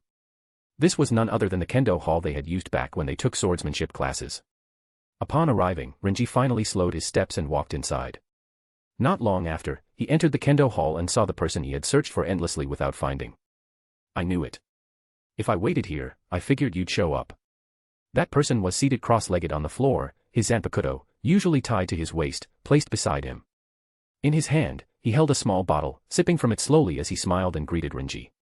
A faint scent of alcohol lingered in the air, letting Renji know that the other had already been waiting here for quite some time, enough to leisurely have a drink. Seeing that familiar smiling face, the restlessness that had filled Renji's heart suddenly began to calm. He sat down cross-legged in front of the other person and snatched the bottle from his hand, tilting it back and gulping it down. Hey, could you slow down a bit? Kaiser complained with some displeasure. That's a bottle I've had stashed away for a long time. I didn't even dare to keep it in the barracks for fear that Hinamori would find it. Hinamori even controls your drinking now. Renji responded dully, not acknowledging Kaiser's dissatisfaction. I thought she wasn't the kind of person who hated alcohol that much. She wasn't, but that's not necessarily true anymore. Kaiser replied helplessly. She's close friends with Lieutenant Ise Nanao of Division 8, and it seems that Lieutenant Ise frequently vents to her about Captain Kauraku's drinking habits and how she ends up having to handle most of his paperwork. Plus, she's also quite close with 3rd Seat Matsumoto from Division 10, another drunkard. Because of her drinking, her childhood friend has been driven to his wit's end. So now that girl has started managing my drinking too. If she found out I was secretly stashing alcohol, I bet her cheeks would puff up in anger for a whole day. Hearing this, Renji couldn't help but smile, and his irritation eased a little more. I always thought Hinamori would be totally obedient to you. Renji voiced what he'd always believed. Well, most of the time she is. Kaiser didn't deny it. He shrugged and said, but sometimes, that girl can be strangely stubborn, it makes it hard not to give in. Isn't that a good thing? Renji said honestly. You're way too easygoing. It's good to have someone keep you in check. Guess that's the downside of being too familiar. Kaiser said with a sigh. Before Hinamori became my lieutenant, Lieutenant Iba's style was much stricter than hers, and even she didn't dare interfere with me. Someone with the demeanor of a Yakuza wife like Chikane Iba didn't dare manage Kaiser, yet the gentle Momo Hinamori was bold enough to firmly keep him in line. It truly defied explanation. But the barracks of Division 3 are being watched now, Renji said in a low voice. Hinamori has also been banned from leaving. She's probably worried sick about you right now, she may have even cried several times. That single sentence made the mood on site grow heavier. Kaiser didn't respond to it. He just took the bottle back from Renji and drank calmly. Why did you kill Captain Eisen? Renji couldn't hold back anymore and asked the question. What will you do once you know the reason? Kaiser didn't answer, instead, he posed a question of his own. I don't know, Renji said in confusion. I really don't know what to do. In the Godai 13, and even across all of Seoul society, there were only 2 people Renji Abarai could truly consider important. One was Rukia Kachiki, the childhood friend he had grown up with, whom he drifted apart from due to various circumstances. The other was Kaiser, who, after Renji enrolled in the Shino Academy, had treated him as an equal regardless of status and never looked down on him because of his background. Though Izuru Kira and Momo Hinamori were also classmates and comrades, when it came to importance, Kaiser and Rukia held a higher place. And now, in just a matter of days, his important childhood friend was sentenced to execution and would soon be put to death. His important friend had suddenly killed a captain and was now wanted by the Godai 13. It was as if both of them were being ripped away from him, their situations worsening, the future uncertain, they might never see each other again. This reality tormented Renji. He didn't know what to do anymore. He didn't know how to help Kaiser. He didn't know how to save Rukia. He didn't know how to ensure both could survive. Have you met Ichigo Kurosaki? Seeing the lost expression on Renji's face, Kaiser suddenly asked this. Ichigo Kurosaki. Renji's gaze sharpened immediately. Of course he had met Ichigo Kurosaki. When they went to the world of the living to bring Rukia back, Renji had crossed paths with that human and even fought him fiercely, nearly a life-and-death battle. He remembered that human well. His Ryoryoku was unbelievably strong. Even though he had only become a Shinigami thanks to borrowed power, after being knocked down by Renji, he had suddenly unleashed terrifying strength and nearly defeated him. Renji was both shocked and resentful. If it weren't for him, Rukia wouldn't be in this situation. Renji clenched his fists tightly. But Kaiser poured cold water over him. No. Even without him, Rukia wouldn't have escaped this fate. At those words, Renji immediately raised his head. What do you mean? Renji's voice grew anxious as he asked quickly, why would Rukia still face this fate even without him? What exactly do you know? Tell me everything, Kaiser. Renji no longer wanted to keep muddling through in ignorance. He suddenly remembered, Kaiser had seemed to know a lot from the very beginning. When he went to visit Rukia, he had said many strange things. He even knew she would be sentenced to execution before Central 46 made the announcement. This convinced Renji that Kaiser must know some inside information.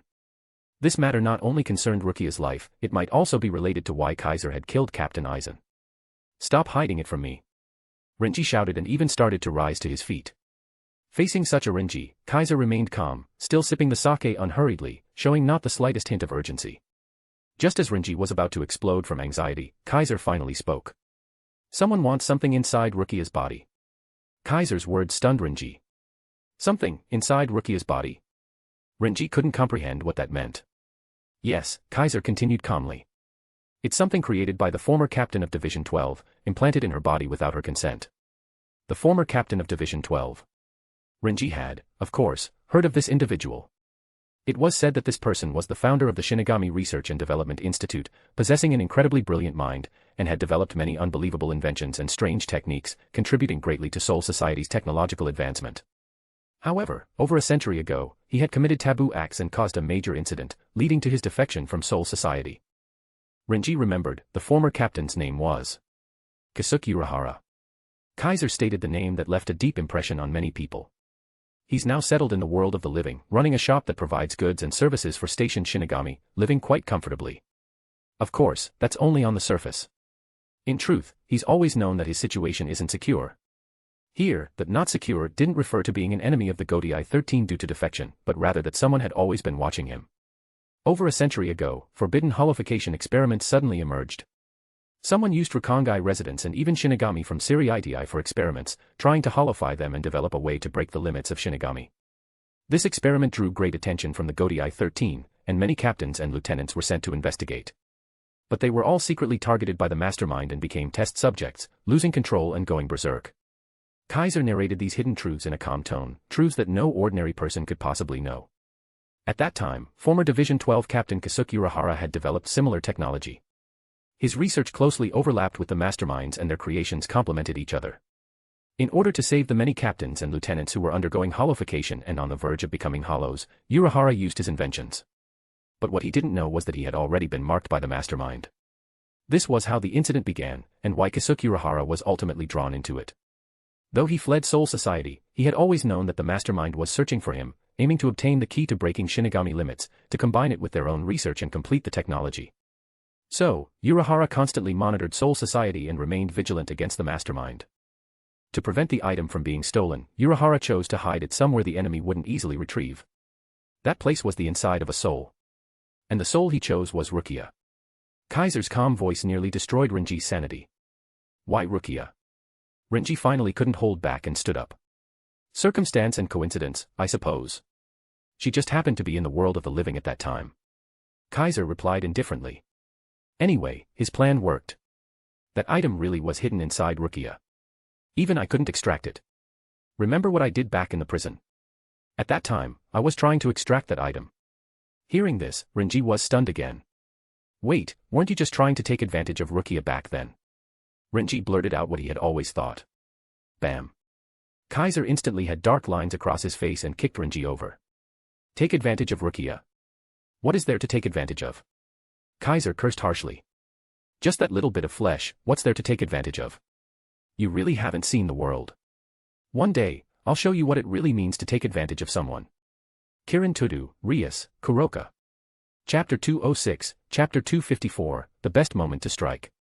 So, the reason Rukia is going to be executed is because the mastermind orchestrated everything just to get the thing inside her body. After a while, clutching his kicked and aching abdomen as he got up from the ground, Renji Abarai finally understood the meaning behind what Kaiser had been saying, albeit with a pained expression. That's right. Kaiser glanced at Renji with clear annoyance and said, if you want to extract that thing inside Rukia, ordinary means won't work.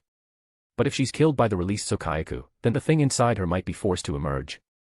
The Sokayaku is said to possess the destructive power of 1,000,000 zanpakuto and, during an execution, as it severs and pierces the body of the condemned, its power rapidly multiplies several dozen times over, completely disintegrating the soul of the condemned. To be killed by such overwhelming force, an ordinary soul has no chance of survival, it would be instantly reduced to nothing. If Rukia were to be completely eradicated by that power, then the thing within her body would be exposed. If she were killed in an ordinary manner, that thing inside her could vanish together with her. That's why the mastermind had no choice but to take a roundabout path, using this method to extract it. Otherwise, a mere Shinigami born in Rakangai, not even a seated officer, let alone a lieutenant or a captain, who hadn't committed some heinous crime, just gave her Ryuryoku to a human to help him become a Shinigami, why would she be sentenced to execution, and why would the Sokayaku have to be used? It's precisely because someone wants her dead but must have her die in a specific way that this situation came to be. In other words, Central 46. Renji Abarai realized something and his expression changed dramatically. Central 46. Kaiser said flatly, there's no Central 46 anymore. From the moment the ruling was made under the mastermind's manipulation, something had already gone wrong with Central 46. Over 100 years ago, Central 46 had already fallen victim to the mastermind's schemes, leading to the exile of Kasuki Rahara, Yoruichi Shihoin, and the captains and lieutenants who were hollow-eyed. Now, more than a century later, in order to obtain the item inside Rukia, the mastermind once again set their sights on Central 46. But this time, rather than using schemes to achieve their goal, they secretly eliminated everyone in Central 46. The ruling to execute Rukia wasn't made by Central 46 at all, it was made by the mastermind. Then why didn't you tell the captain commander? Renji asked loudly, his face contorted as he learned that Central 46 had been wiped out. Because it's pointless, Kaiser said indifferently. Even if someone did believe me, which is unlikely, do you think the mastermind wouldn't have already made preparations? This isn't the first time they've used Central 46. There's no way they wouldn't know the consequences of their actions. And there's no way they'd leave the crime scene exposed. So I can say with certainty, if I did speak out, I wouldn't achieve my goal. On the contrary, I'd fall into their trap. And then, my situation would be even worse than it is now. A being who had been laying out plans for over a century, hiding in Soul Society all the while, scheming with all their might to break the limits of Shinigami, causing multiple severe incidents in the process, there was no need to question their intelligence. Someone who could develop technology to surpass the Shinigami's limits on par with Kasuki Rahara, yet remain hidden in the shadows, would be a flawless strategist, unlikely to leave any openings. Central 46 was too big of a vulnerability, there's no way the mastermind wouldn't cover their bases. As someone who knows the original story, Kaiser knew exactly what kind of person the mastermind was, and how terrifying their powers of deception could be. That's why he didn't want to outwit the opponent. He just wanted to outfight them, strike them unawares and catch them off guard. For this reason, Kaiser had spent the past several decades acting like the mastermind didn't exist. He didn't pay attention to them, didn't raise any suspicions, and avoided provoking any kind of defense. The reason he struck now was because he knew the item the mastermind wanted was here, inside Rukia, and would appear during the execution with the Sokayaku. For the sake of that object, the mastermind would no longer be able to stay hidden, nor escape early with their defenses up. This finally gave Kaiser a chance to attack openly and seek revenge. Unfortunately, he still didn't manage to take them down, they escaped. But that was fine. It was within Kaiser's expectations. As long as the object the mastermind wanted remained here, they absolutely could not stay hidden forever, and certainly couldn't leave Soul Society. All Kaiser needed to do was lie in wait. Understanding Kaiser's intent, Renji Abarai had to face a certain truth. The reason Kaiser attacked Eisen. The one behind all this, is it really? Renji clenched his fists. Sosuke Eisen, Kaiser didn't hide it anymore and said bluntly, the very captain you think I killed. Of course, he's not dead. The corpse you all saw last night, that was just a fake created by his terrifying deception abilities. No one had been able to detect that. Not even Genryusai Shigekuni Yamamoto had realized that the corpse was a fake. Only Retsu Unohana, captain of the 4th Division, noticed something strange thanks to her many years of medical experience. Even so, she couldn't be sure. She was probably still examining the body in the barracks. That alone showed how terrifying Eisen's deception ability was. Kaiser had already experienced it firsthand. He recalled the occasional sense of being watched and an uncanny feeling that had plagued him over the years. He normally wouldn't notice those sensations, only when holding his zanpakuto would he become aware of them. Just like when he was in the High School DxD world, where he had compensated for his lack of perception and spiritual defense by sealing off his 5 senses in battle, relying entirely on the instincts awakened through his weapons and permissions, letting his weapon guide him to fight, to pierce through illusions. When he held his zanpakuto, even if his senses weren't reliable, his instinct awakened through permissions would alert him there was an enemy nearby. The enemy seemed to be observing him. So Kaiser pretended not to notice, avoided alerting them, and let them watch him. As long as the things he didn't want revealed were well hidden, the enemy would get nothing from observing him, and might even be misled instead. When he confronted the enemy openly last night, it was mostly a test, so he didn't reveal many of his methods. The enemy seemed to have noticed, and seeing that they couldn't defeat Kaiser outright, faked their death and used the opportunity to turn the Godai 13 against him. Kaiser knew their plan. That's why he chose to search for the mastermind rather than argue with the Godai 13.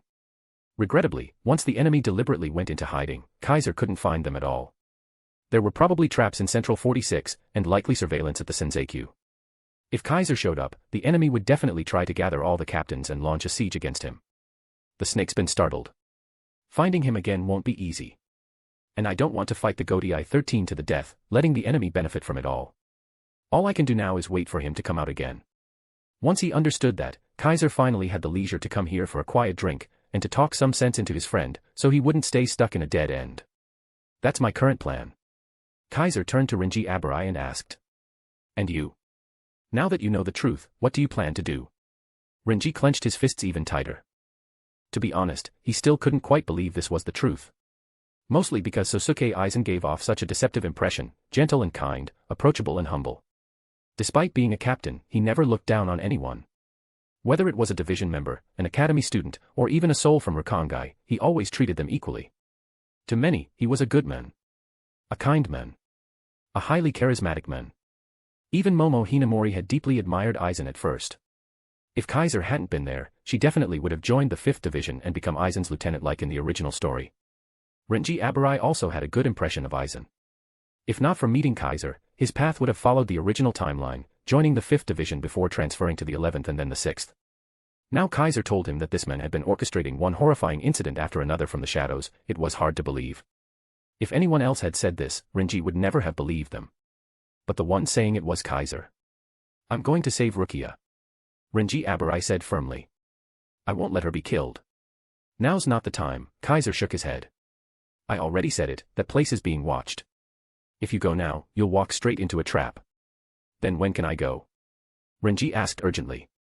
When can I act? The day of the Sokayaku execution, Kaiser said calmly. On that day, all the actors will take the stage, no one will be able to stay hidden anymore. That will be the best moment to strike. Chapter 207, Chapter 255, as you can see, I'm here. From that point on, the entire Ser-Veresta fell into a strange calm. The once bustling Ser-Veresta, for some unknown reason, suddenly entered this quiet lull. Kaiser, who had killed Eisen, vanished without a trace, no one could find him. The Ryoka also mysteriously disappeared, as if someone had taken them and hidden them away, not a single one could be found. Kimpachi Zaraki searched for them for 3 whole days, but didn't encounter them even once, which left him in a furious rage. On the other hand, Mayuri Kuratsuchi was reportedly said to have encountered the Ryoka and even fought with them, but by the time nearby Shinigami rushed to the scene, the Ryoka had already vanished, and so had Kuratsuchi himself. Afterwards, someone claimed that Kuratsuchi had returned to the Division 12 barracks, but he refused to meet with anyone. Even when summoned for follow-up Godai 13 operations, he declined by claiming he was injured, sparking widespread suspicion. Some said Kuratsuchi had been defeated by the Ryoka and was too ashamed to show his face. Others said Kuratsuchi had won and obtained precious research samples, and was so absorbed in his experiments that he used injury as an excuse to shut himself in the Shinigami Research and Development Institute. Only a few knew that Kuratsuchi had indeed been defeated by a Ryoka, nearly killed, and had been holed up in his barracks since then, treating himself, and seemingly in a very foul mood. After that, all the Ryoka mysteriously vanished, making Ser-Veresta temporarily calm once more, as if nothing more would happen. Of course, anyone with a discerning eye knew, the calmer it was now, the more likely a major incident was brewing. The evidence was that besides Kaiser and the invading Ryoka, various anomalies began surfacing among the Godai 13th divisions. For instance, Lieutenant Renji Abarai of Division 6 mysteriously went missing during these days and hadn't been seen since. Also, Lieutenant Momo Hinamori of Division 3 had a violent conflict one night with the Division 10 Shinigami stationed at her barracks, then suddenly left the Division 3 barracks without a trace, leaving behind only unconscious members of Division 10. Divisions 8 and 13 had also been acting strangely. Captains Shunsue Kauraku and Jushiro Yukatake no longer searched for Kaiser but seemed to be secretly discussing something, their movements suspicious. Captain Kanami Tozen of Division 9 and Captain Jin Ichimaru of Division 10 were even more bizarre, often disappearing without warning and never bringing their lieutenants. When others asked where they'd been, they brushed it off with vague answers, clearly unwilling to elaborate. Captain Sui Feng of Division 2, upon confirming that Kaiser couldn't be found, suddenly began asking around about a black cat. Captain Retsu Unohana of Division 4 remained hidden in her barracks and hadn't come out in days. Captain Byakuya Kuchiki of Division 6 stood watch at the Senzeki constantly, unwilling to leave even for a moment. With all that, the movements of the captains and lieutenants of each division grew increasingly strange. Combined with the mysterious disappearance of the Ryoka and the intense focus placed on Kaiser, the atmosphere in Ser-Veresta became more and more bizarre, like something ominous was brewing. In such circumstances, some people felt unease, some felt solemn, some were indifferent, and others had a knowing look in their eyes, making these short 3 days feel especially difficult to endure. But no matter how difficult, those 3 days eventually passed. In the blink of an eye, the day of execution arrived. That day, the weather in Ser-Veresta remained bright and clear, with not a cloud in the sky, making one feel relaxed and cheerful. Under the escort of the enforcers, Rukia was finally led out of the Senzeku, but not to freedom. She was being taken to the execution ground. Sokayaku Hill, a place like a cliff, sat at a relatively high location in Ser-Veresta. It wasn't far from the Senzeku and appeared like a floating platform in midair. Atop it was nothing but barren rocky ground, and at its edge stood a single long spear and an execution scaffold. The spear was long, at least 10 meters. Its shape resembled more of a guandao than a spear, standing upright at the edge of the hill, swaying in the wind. The scaffold was also tall, shaped somewhat like a torii gate. At its base was a platform, currently empty. Nearby the platform, however, were many people. Captain of Division 1 and Captain Commander of the Godai 13, Genryusai Shigekuni Yamamoto. Captain of Division 2 and Commander of the Onmitsukido, Sui Feng, Captain of Division 6 and current head of the Kuchiki clan, Byakuya Kuchiki. Captain of Division 7, Sajin Komamura. Captain of Division 8, Shunsue Kauraku. Captain of Division 9, Kanami Tozen. Captain of Division 10, Jin Ichimaru. Also, Captain of Division 11, Kimpachi Zaraki, and Captain of Division 13, Jushiro Yukatake.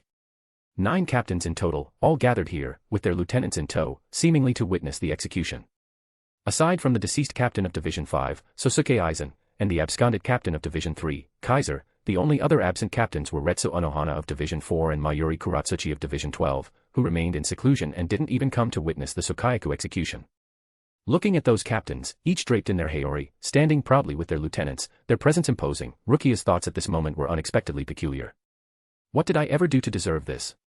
She, a Shinigami not even a seated officer, was not only sentenced to execution by the Sokayaku, a tool said to unleash the destructive power of a million zanpakuto, but also had nearly 10 captains coming to witness it. Even those who had caused massive chaos and damage in Soul Society's history likely didn't receive such a reception, did they? Rukia wasn't sure whether she had given up or was laughing bitterly, but such thoughts crossed her mind. She glanced toward the position of Division 6 and saw her elder brother standing there with a cold expression, indifferent as ever, as if the one about to be executed wasn't his sister. It felt utterly heartless. Then she looked toward Division 13 and saw Jushiro Yukatake looking at her with worry, bringing her some comfort. Renji isn't here. Rukia noticed her childhood friend was not among them. That idiot, he better not be doing anything stupid. Rukia murmured softly, as if she had some premonition. The enforcers escorting her did not stop their steps, leading her, the condemned, all the way to the platform beneath the scaffold. Rukia was placed on that platform, standing beneath the scaffold. Rukia Kuchiki. Genryusai Shigekuni Yamamoto opened his wrinkled eyes and looked at the white-robed convict about to be executed. Do you have anything to say? The attending captains all turned toward Rukia. Some expressionless, some solemn, some indifferent, and some anxious. As for Rukia, she was surprisingly calm. Her face showed no fear, nor any signs of resentment or grievance. She did not wish to explain her actions or cry injustice here. Nor did she want to leave any last words or regrets, no confessions of guilt. Though she hadn't expected her helping that boy become a Shinigami to lead to this end, she had no regrets about what she had done. So, she had only one thing to say. I have nothing I wish to say. As if accepting her fate, she said it serenely. Some among the captains reacted to this. I see. Genryusai Shigekuni Yamamoto also looked at her deeply but said nothing more. Buzz. At that moment, the restraints around Rukia's neck and wrists began to vibrate. Though connected to nothing, they seemed to move as if by remote control, spreading her arms out into a cross shape. Then, Rukia's body began to float upward, slowly rising above the scaffold. Release. The executioners then released the seal on the spear, which suddenly burst into flames and soared into the air. Boom. Flames roared, Ryuryoku surged, and under everyone's gaze, the spear transformed into a massive bird engulfed in fire, screeching as it flapped its wings and circled before Rukia. Oh. So that's the true form of the Sokayaku. Jin Ichimaru spoke with feigned curiosity. Kikouo, the true form of the Sokayaku once released. Several captains who understood the Sokayaku murmured. Byakuya Kuchiki stared fixedly at the giant bird, as if gazing upon the mythic phoenix. Unknowingly, his hand tightened around his zanpakuto's hilt. The captains all exchanged glances, each with a different expression. Begin the execution. Genryusai Shigekuni Yamamoto remained stoic, like a merciless executor, shouting coldly. Scree. The firebird in front of the scaffold let out a sharp cry, flapped its wings, locked onto Rukia, and prepared to charge. Its sharp beak was the tip of the Sokayaku, a point said to contain the destructive power of 1,000,000 zanpakuto. All it needed was to strike the condemned on the scaffold, and the execution would be complete. Unfortunately. Can you fly past me, Firebird King? As that amused voice echoed and reached everyone's ears, the expressions on the captains' faces grew even more intense. Especially Genryusai Shigekuni Yamamoto, his wrinkled eyes filled with cold light, as if he had been waiting for this moment a long time, and his gaze turned toward the source of the voice. It came from the entrance of Sokayaku Hill, the stairs that led up from the ground. A figure, like someone on a leisurely stroll, arrived fashionably late. Under everyone's gaze, he ascended the steps one by one, each step ringing clearly. I'm guessing many of you have been waiting for me to show up. Still wearing his captain's heiori, Kaiser carried his zanpakuto as he smiled at everyone. As you can see, I'm here. Just like that, calmly, plainly, he came. Small Blue Diamond read 100+ chapters ahead. Patreon.com/NiaXD. Chapter 208, Chapter 256, Hikatsu Taiho of 1,000 Radiant Hands. Screech. When Kaiser's declaration of arrival resounded throughout Sokayaku Hill, the massive firebird flying before the scaffold let out a sharp, piercing cry. That cry was so loud and violent it could be heard by everyone. Clearly, the Firebird King had been enraged. In its fury, the massive firebird abandoned the criminal it was meant to execute and turned instead toward Kaiser, who was slowly walking up the steps. It flapped its blazing wings and flew directly toward him. With that flight, a whirlwind surged forth, heat waves rolled in, and the flames burning upon the firebird's body seemed to spread outward with its motion, becoming incredibly fierce. Not good. Seeing this, the faces of the captains present changed drastically. The Firebird King, said to possess the destructive power of 1,000,000 zanpakuto, was something that even captains could not take lightly. This was power that truly posed a danger, even a deadly threat, to captain-level Shinigami. Yet in the face of such power, Kaiser still wore a smile. His gaze was utterly calm, and the hand resting on the hilt of the zanpakuto at his waist slowly lifted, aiming toward the incoming Firebird King. Endless hands, sacred hands of unreachable silence, bowmen of unreachable heavens. Solemn incantations were chanted by Kaiser. The road bathed in radiance, the wind that kindles flame, when converging, be not lost, follow my guidance. Ryuryoku burst from Kaiser's body, roaring like a storm, crashing like a tidal wave, making all the captains' faces change once more. That incantation. Could it be? This is bad. Some captains proficient in Kido already recognized which Heido that chant belonged to, revealing looks of shock. Kaiser, however, as if discarding all unnecessary emotion, chanted gravely and heavily. 8 bodies of light bullets, 9 lines, heavenly scripture, swift treasures, great wheel. Grey turret, draw your bow afar, pale and radiant, vanish forth. The massive Ryuryoku erupting from him warped around his body under the weight of this unprecedented chant. In the next moment, countless cones of light formed around him, glowing as they appeared, exuding an overwhelming pressure. Even the enormous firebird flying toward him let out a cry of both shock and rage. Kaiser then released the fully chanted Kido toward it. Heido number 91, Senju Koten Taiho. The countless cones of light surrounding him instantly turned into flashes of brilliance, shooting out at once to meet the charging king of halberds, clashing violently. Boom. Immediately, a terrifying roar erupted. Countless light cones struck the massive firebird all at once, each detonating like artillery shells on contact, unleashing a world-shaking explosion that blasted the firebird king to pieces. It was a truly astonishing explosion. It not only completely consumed the massive firebird but also drowned out its scream entirely. The blast shook the whole of Ser-Veresta, causing countless Shinigami to look this way in alarm, faces full of panic. Above Sokayaku Hill, a radiance lit the skies, more accurately, a burst of light that continued to expand. Rumble, rumble. Under this incredible explosion, the entire hill trembled as though in an earthquake. Cracks began to appear in several places, as if the ground itself might collapse at any moment. Meanwhile, the captains present on Sokayaku Hill seemed caught in a raging hurricane, as if being hit by a level 12 typhoon. They all retreated swiftly, nearly blown away, forced to raise their arms and unleash their ryatsu just to remain standing against the blast winds.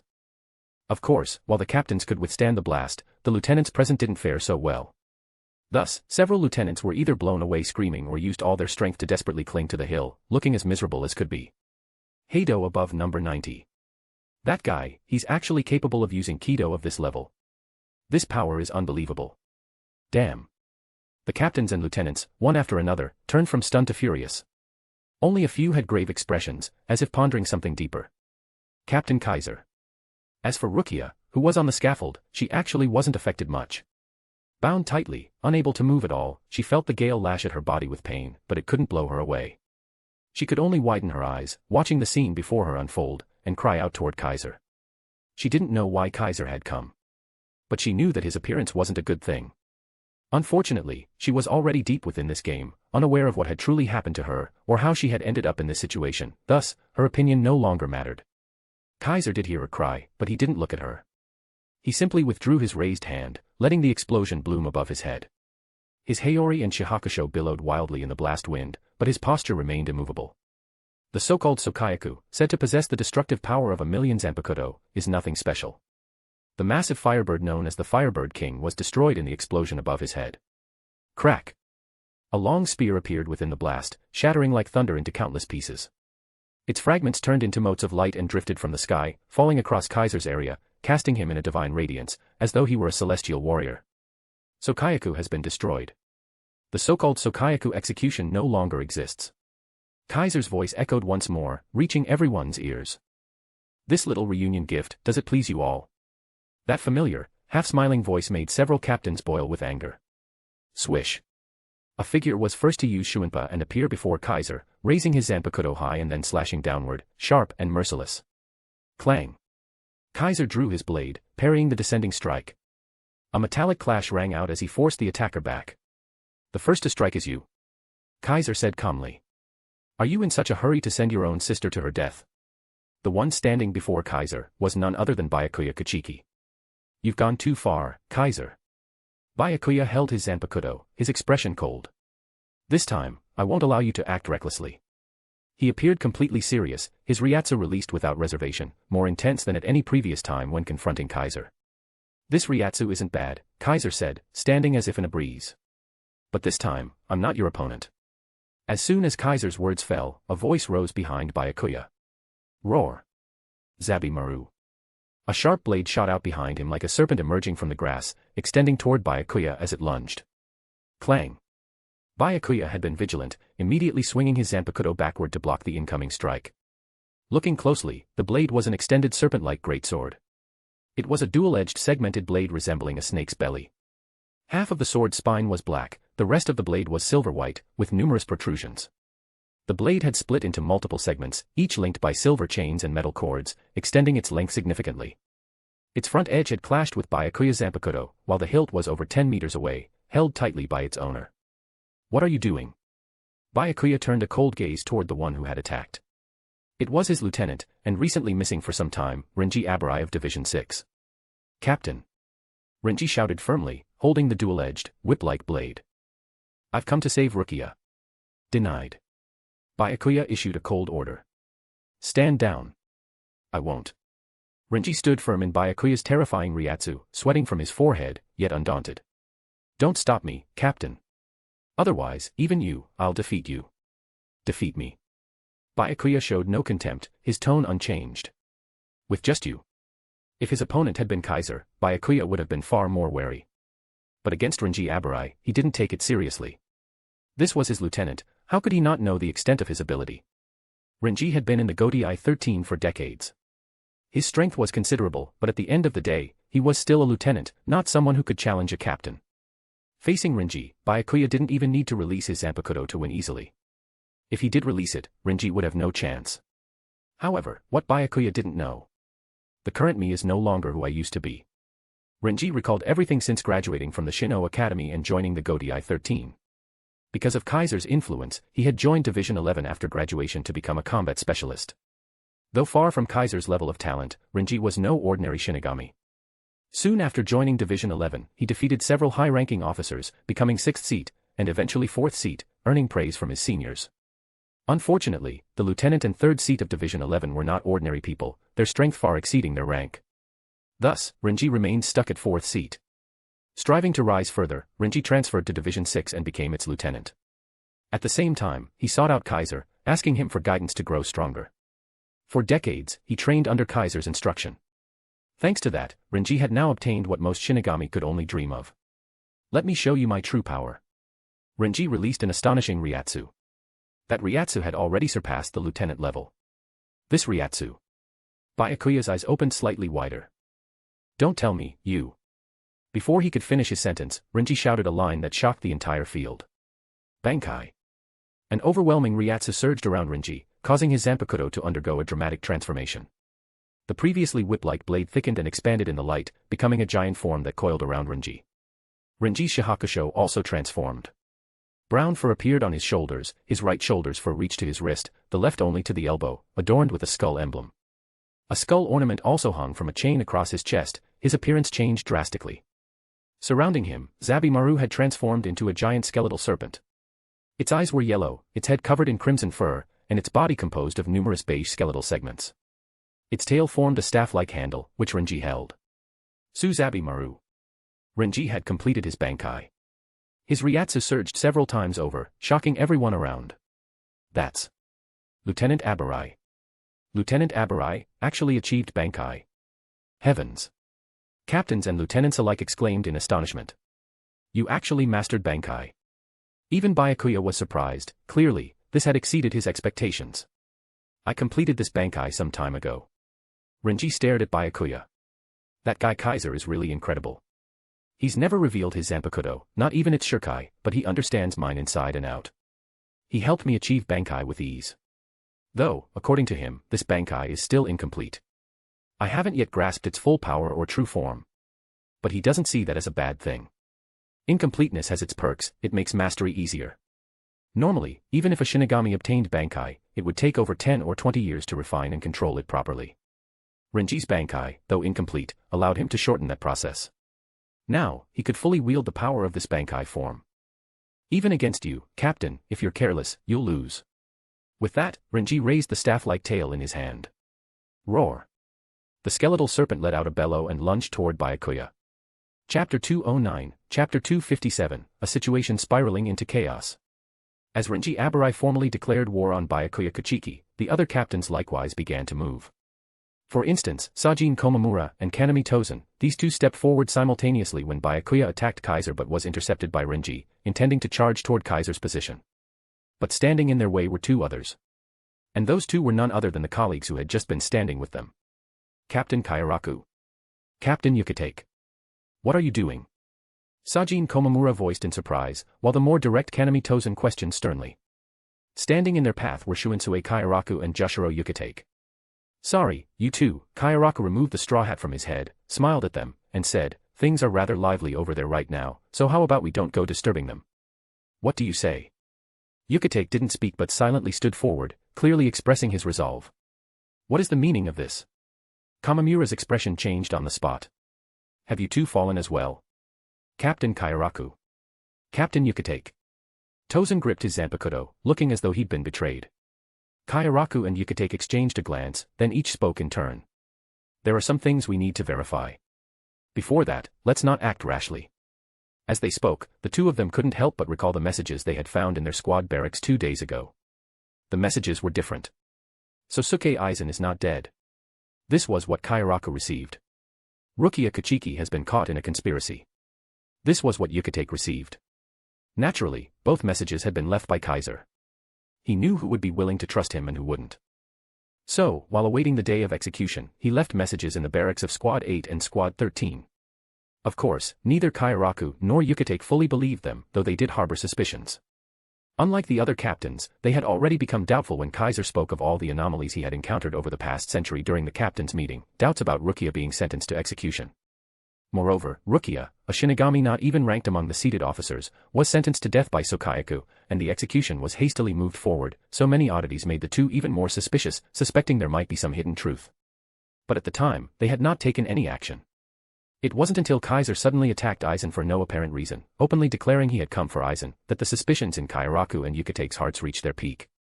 Thus, after receiving Kaiser's messages, their behavior began to change. They began verifying the matter on their own. Kauraku went to Squad 4's barracks to follow up on Retsu Unohana's autopsy results. Yukatake went to the special detention building and, with Byakuya Kachiki's permission, spoke with Rukia several times face to face. Together with other investigations, they indeed discovered some suspicious points. So today, the two were not here to witness the execution, but to protect Rukia, for now. However, before they could act, Kaiser appeared first, turning the situation chaotic. Seeing it as a good opportunity, they had no hesitation stepping in to prevent Komamura and Tozen from interfering. Komamura and Tozen, unaware of all this, were naturally unwilling to back down. As captains, how can you stand by and watch justice be trampled like this? Tozen was first to press forward, his expression grim. Do you still consider yourselves captains of the Godai 13? This is not a situation the captain commander wishes to see, Komamura added bluntly. I hope you will reconsider your actions. Despite this, Kauraku and Yukatake remained still, continuing to block the path. In that case, Komamura's anger surged as he slowly drew his zanpakuto and released his ryatsu. Stand aside. Tozen went a step further and charged directly. Kauraku and Yukatake drew their zanpakuto at once and met the attack, engaging the two captains in battle. This is getting interesting. Jin Ichimaru looked on at the four captains clashing, laughing, whether in schadenfreude or bitter amusement was hard to tell. He also drew his zanpakuto, gripping the hilt with both hands and pointing the blade tip toward Kaiser, seemingly intending to snipe him with Shinso. I suggest you don't do that, Captain Ichimaru. A slightly youthful voice suddenly spoke from behind Jin, causing his ever-narrowed eyes to open a sliver. Well, if it isn't Lieutenant Hitsugaya, Jin turned and looked at the familiar figure, smiling meaningfully. I thought you were out pursuing the escaped lieutenant of Squad 3. What are you doing here? You mean Momo? Toshiro Hitsugaya had somehow appeared behind Jin and was staring closely at his own captain. Pointing in a direction, he said, she's over there. Jin followed his gaze and saw a chaotic battlefield. At this point, not only were captains fighting each other, but lieutenants were also locked in fierce combat. Lieutenant Nanao Ise of Squad 8 was dueling Lieutenant Tetsuzeman Iba of Squad 7, Lieutenant Izuru Kira of Squad 13 was clashing with Lieutenant Shuhei Isejai of Squad 9, the battle was intense. Especially the latter pair, having once been classmates at Shino Academy and sharing a past encounter during an incident, both now found themselves on opposing sides. Unable to talk things out, they came to blows, nearly releasing their zanpakuto. Lieutenant Marekio Omida of Squad 2 had apparently been ordered by Suifeng to help, but he was intercepted by Ranjika Matsumoto, who had appeared out of nowhere. In such circumstances, Momo Hinamori used Shuinpa to rush up Sokayaku Hill. Upon seeing Kaiser, she appeared overjoyed and tearful, about to run toward him when she was stopped by Lieutenant Chojiro Sasakai of Squad 1. The lieutenants had now fully joined the fray. Though their battles weren't as intense as the captains, the scene became even more chaotic. Jin couldn't help but glance toward Ranjika Matsumoto, who was fighting with Omida, then sighed theatrically and said to Hitsugaya. So, you've decided to defect too, huh? This subordinate of his stood in his way. Jin never thought he'd receive the same treatment as Byakuya Kachiki. When I found her, she was crying. Toshiro was silent for a while, then spoke, not quite answering the question. She's always been quick to cry, but this time was different. As her childhood friend, I know, this time, that bedwetting Momo is truly panicked. To her, Captain Kaiser is special, different, and even I can see that. Saying this, Hitsugaya slowly drew the zanpakuto from his back. Sorry, Captain Ichimaru. This time, I have to help my childhood friend. These words made Jin's usual smile fade slightly. Childhood friend, huh? He glanced once more toward Ranjika Matsumoto, a complex look flickering briefly in his slit-like eyes. True. One's childhood friend should be protected by oneself, Jin said, whether to Hitsugaya or to himself was unclear. But can you really protect her from a powerful enemy you can't defeat? Hitsugaya couldn't grasp the deeper meaning in Jin's words. He raised his zanpakuto and spoke seriously. You're strong, no doubt. But I haven't been standing still. Cold air began to emanate from Hitsugaya's body. This time, I won't lose so easily. Facing Hitsugaya's declaration, Jin smiled wordlessly and released his Ryatsu. Just like when they once competed for the captain's seat of Squad 10, the two first stood off, then charged, clashing together. At the same time, Suifeng was also intercepted. She had been emotionally unstable for some time, so when Kaiser appeared and destroyed the Sokayaku, she, like Byakuya, immediately wanted to strike. But just as she moved, a figure blocked her with shocking speed, contorting her face. Well, it's been a while, Suifeng. A foreign-style beauty dressed in form-fitting attire stood elegantly before her. That casual tone, the familiar voice, face, and manner, all caused Suifeng's clenched hand to bleed. Yoruchi Shihoin. As if releasing a century's worth of pent-up emotion, Suifeng shouted that name, one word at a time. You're not holding back, huh? Yoruchi grinned boldly. You used to call me Lady Yoruchi, remember? You're no longer worthy of that title. Suifeng shouted, as if grinding her teeth into dust. You're just a traitor who abandoned everyone. Can't argue with that, Yoruchi calmly accepted the rebuke.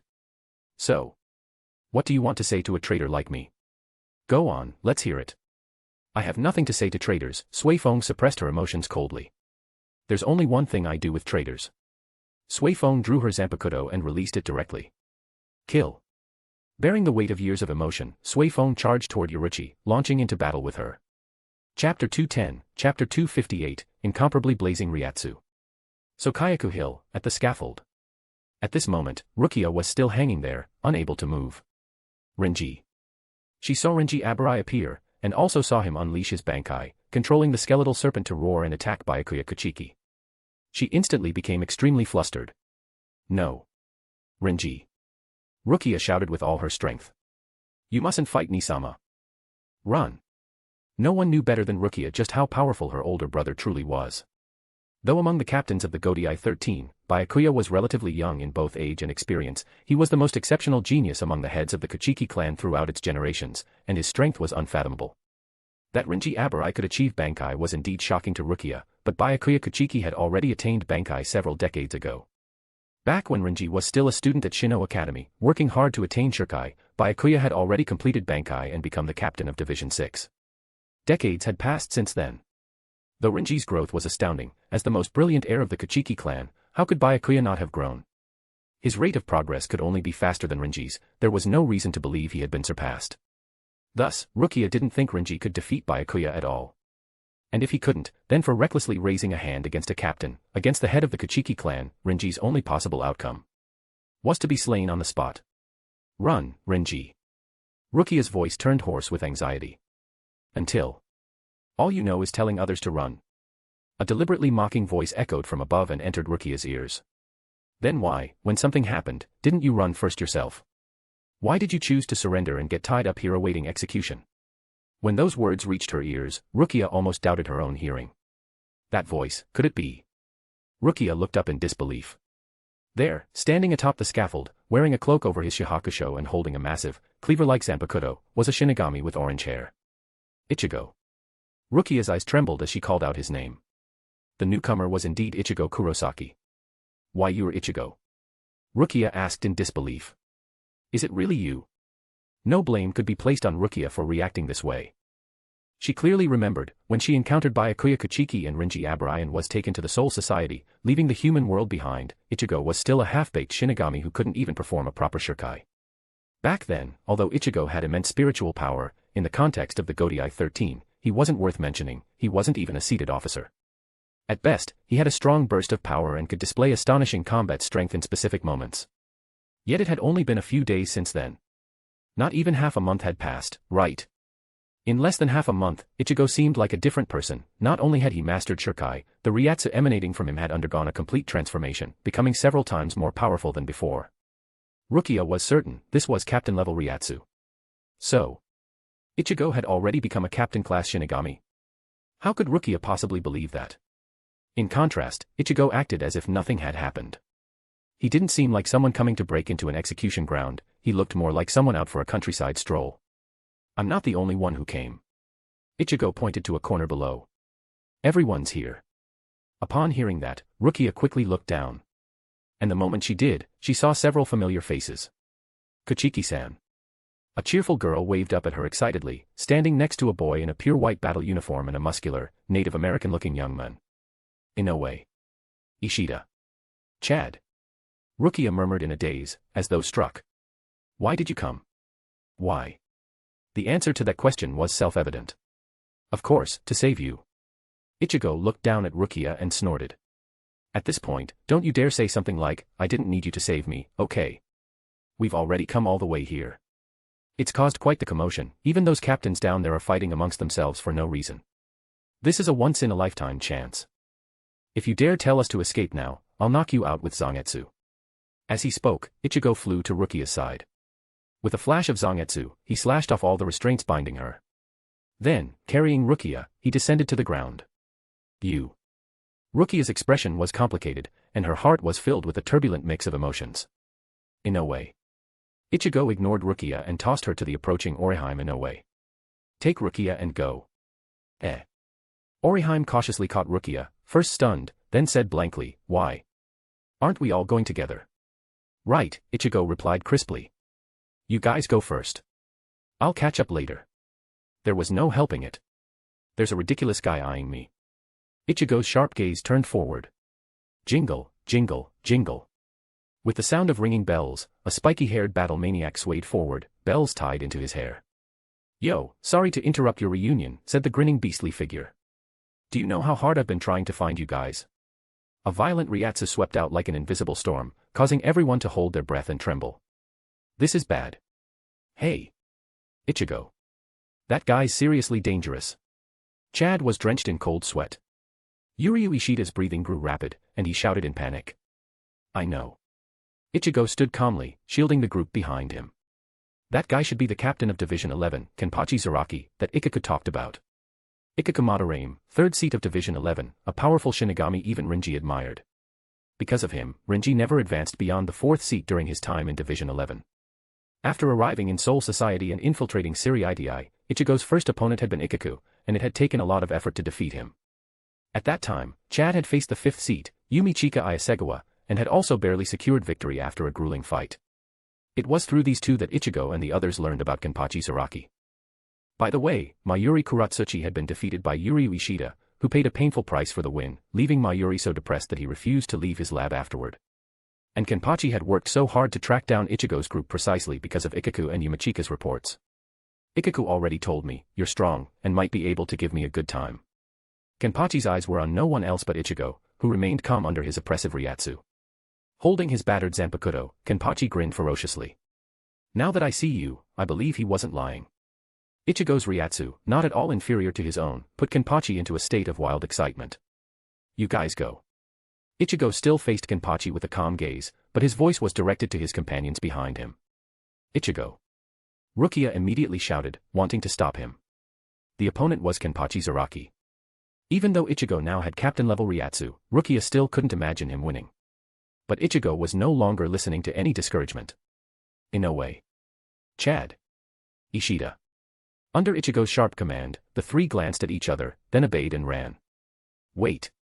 Rukia panicked, but she didn't even have the strength to resist, and was easily taken away by the three. You're not going after them. Ichigo kept his eyes on Kimpachi, but noticed he didn't care about Rukia and the others fleeing. I'm not interested in people who just run, Kimpachi grinned. Besides, as long as you're here, it doesn't matter what the small fry do. Clearly, Kimpachi had eyes only for Ichigo. I heard you had a fight with that Kaiser guy a few days ago. Kimpachi hefted his sword, speaking with interest. Yeah, got beaten pretty badly. Ichigo raised Zangetsu and smirked at the overwhelming Ryatsu coming from Kimpachi. I came today hoping to get revenge, but now it seems like that guy might actually be on our side. Who knows what that guy's thinking? Kimpachi said indifferently.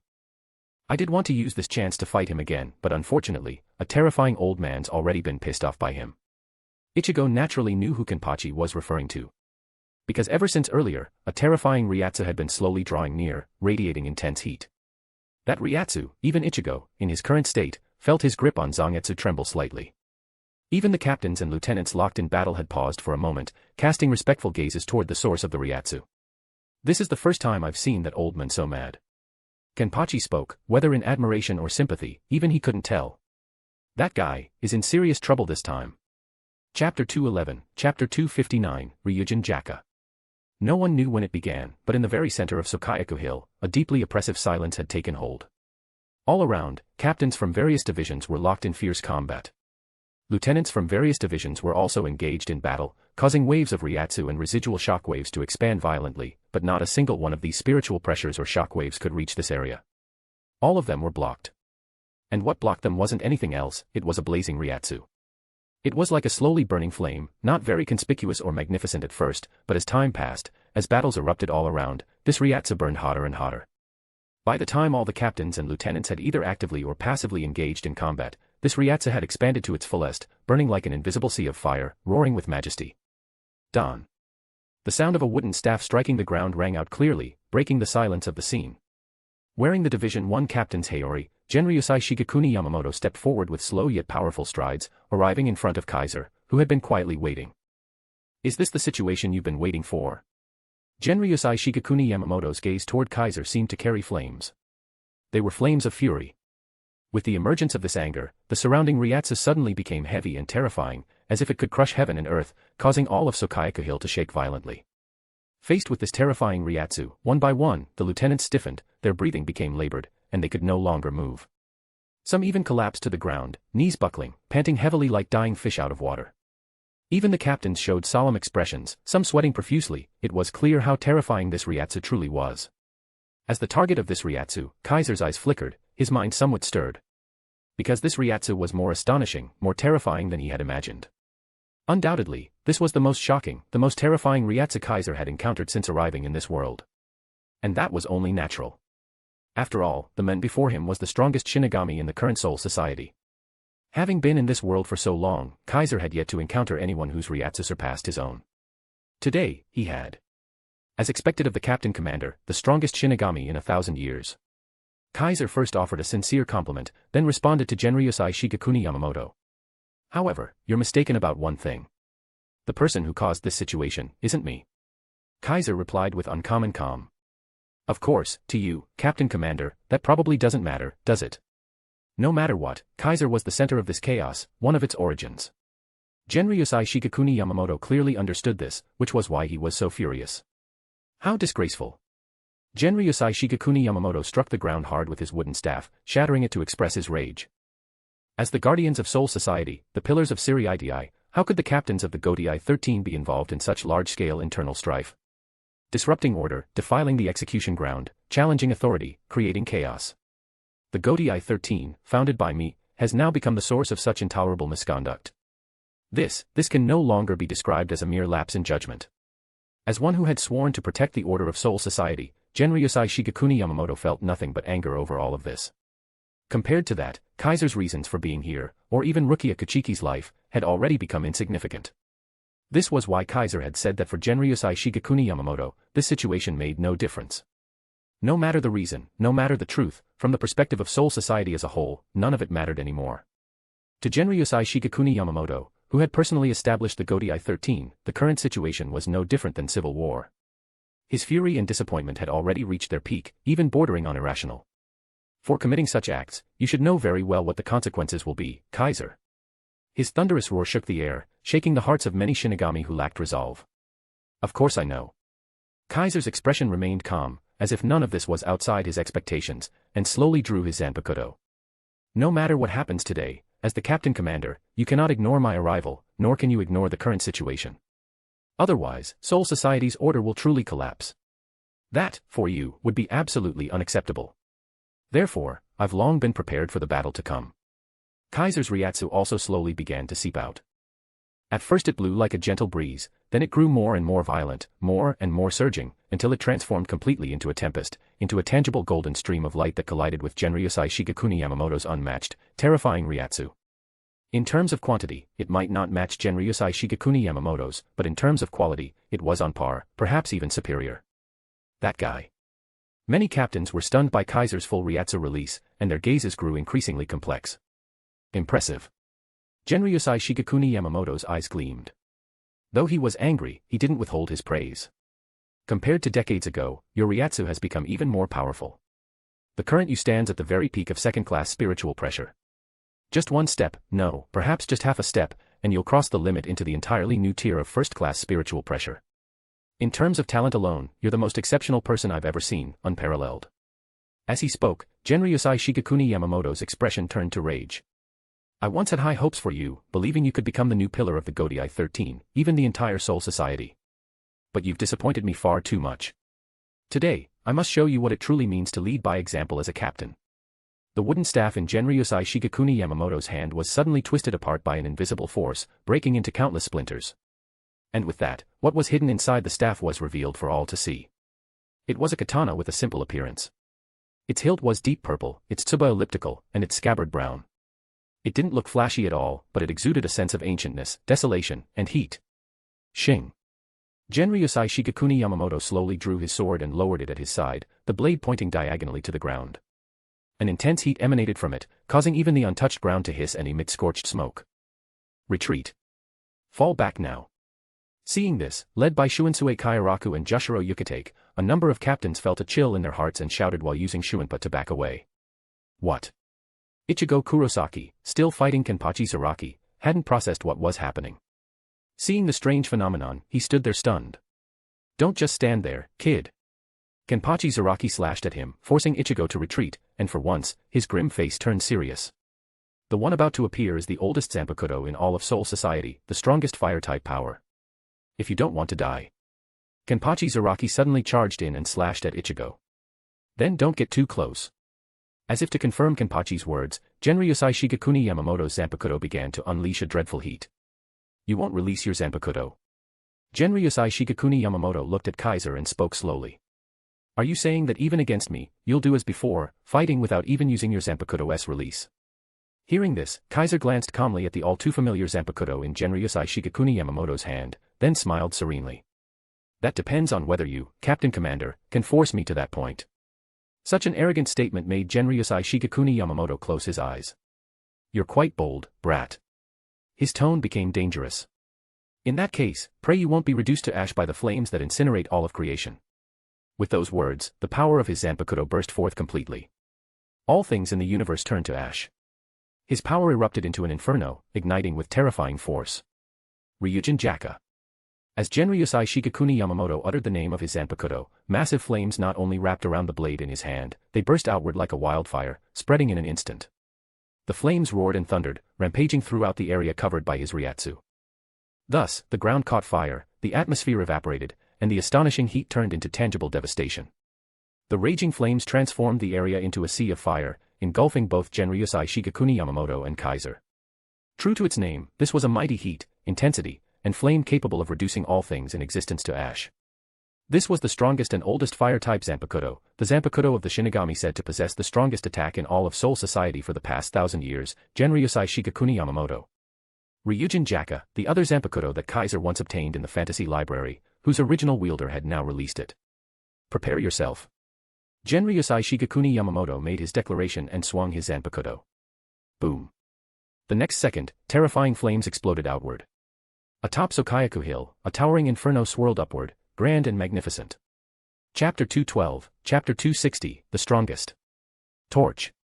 This was a technique that encased the enemy in a tornado of flame, causing the fire to spin and burn simultaneously, not dispersing until the target had been reduced to ash.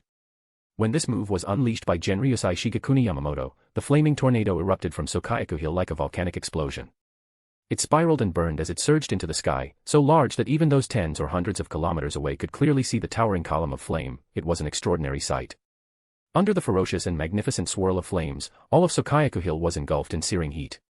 The gathered captains and lieutenants were panicked and shocked, some even abandoned their battles and fled backward in haste, only then escaping the scalding core. What is that thing? Ichigo Kurosaki, witnessing such a scene for the first time, was dumbstruck, feeling his zanpakuto in his hand become unbearably hot. This was a power beyond his comprehension. It was no surprise he was so astonished. The captain commander is still as strong as ever, like a monster. Yoruchi Shihoin also used Shunpa to withdraw from the center of the flames, clicking her tongue as she gazed at the rising tornado of fire. Captain. Momo Hinamori cried out in grief and even looked as though she was about to charge into the flames. Don't be reckless. Ranjika Matsumoto hurried behind her and held her back. TCH. Hyarinmaru's power is actually being suppressed. Toshiro Hitsugaya, who had retreated alongside Jin Ichimaru using Shuinpa, looked at his zanpakuto and couldn't help clicking his tongue as well. Looking closely, the cold air emitted from Hitsugaya's Hyarinmaru had indeed been weakened, almost imperceptible now. Hyarinmaru's ability relied on atmospheric moisture, but the moisture around Sokayaku had been evaporated by Ryujin Jaka's searing heat, drastically weakening its power. Truly terrifying. Jin Ichimaru, bathed in the hot wind and feeling the oppressive flames, opened his eyes wider than usual. He seemed to understand now why that man dared not act recklessly in Soul Society. Because within the Godai 13, there was still power even he couldn't confidently defeat. Now, that power had appeared at Sokayaku Hill. Faced with such power, even those engaged in battle nearby had no choice but to cease fighting temporarily and distance themselves from the heart of the flames. So what about Kaiser? As the one directly facing this power, how was that man faring now? The answer revealed itself shortly. Boom. From the center of the rotating, expanding tornado of flame, a figure bathed in golden ryatsu violently burst out. He was completely enveloped in fire, scorched all over, with charred patches on his body. Even his ryatsu had been burned away significantly, he had nearly failed to protect his physical form. Trying to escape, brat. Genryusai Shigekuni Yamamoto's voice rang out immediately. Weren't you just bragging a moment ago? Then why try to flee? Standing in the sea of flames like an ancient flame god, Genryusai Shigekuni Yamamoto stepped forward through the fire, holding his flaming zanpakuto, and swung it at Kaiser with brute force. Boom. Where the flaming blade swept, fierce flame surged forth like a blazing wave, evaporating the air and sweeping toward Kaiser. Bakudo number 81, Danku. Kaiser instantly extended his hand, casting a transparent, dense barrier. Boom. The next moment, the surging flames crashed against the barrier like crimson waves slamming into a rocky cliff. Blocked, they split and spread to both sides.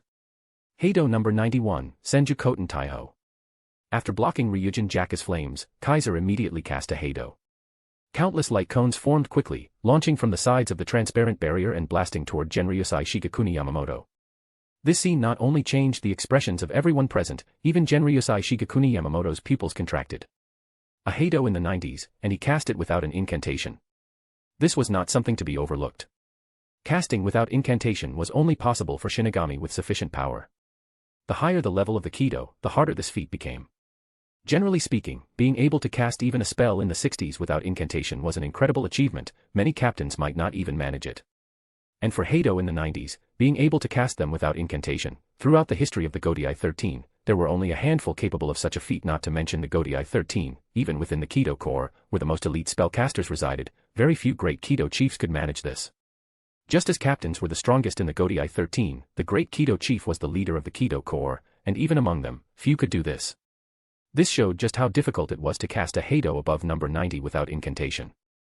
And yet, Kaiser had done so with ease, and judging by the power of the spell, even without incantation, its might had barely diminished. Unfortunately, Ryujin Jaka's power is not something a mere incantationless number 91 Heido can match.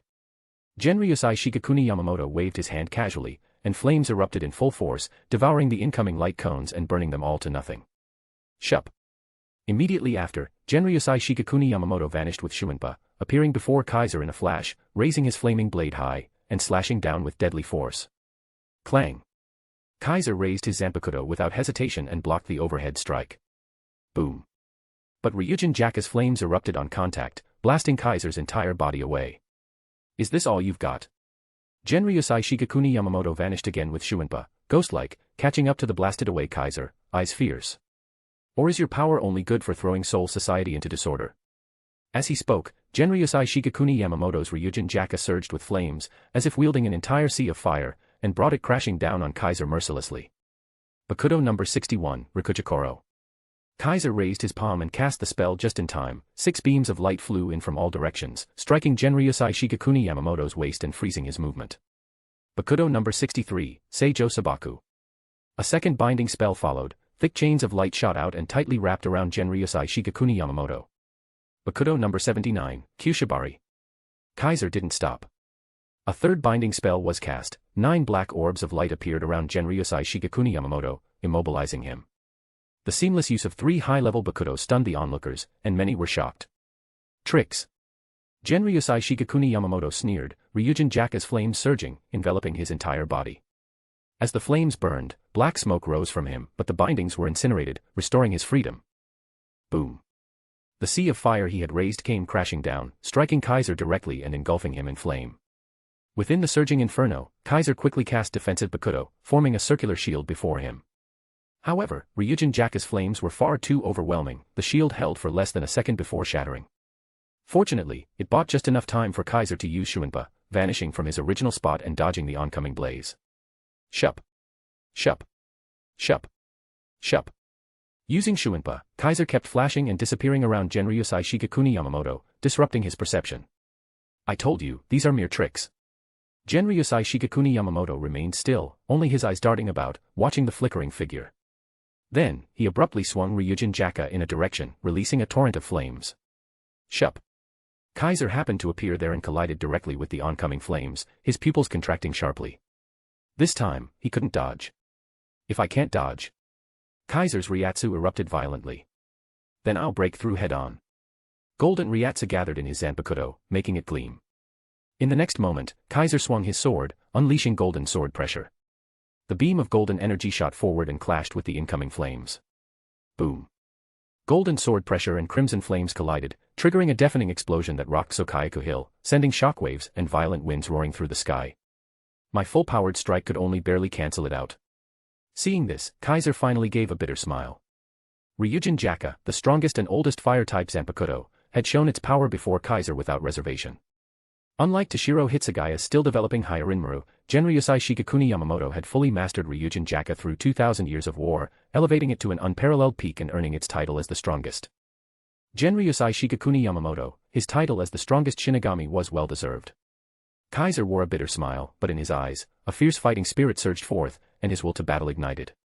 Chapter 213, Chapter 261, Crown of Heavens. The flames filled the sky, dyeing the heavens over Sokayaku Hill a fiery red.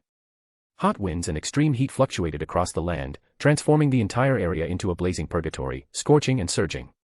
Genryusai Shigekuni Yamamoto, holding Ryujin Jaka, walked through the inferno as if treading atop fire itself, his whole body radiating blistering Ryatsu. Release your zanpakuto.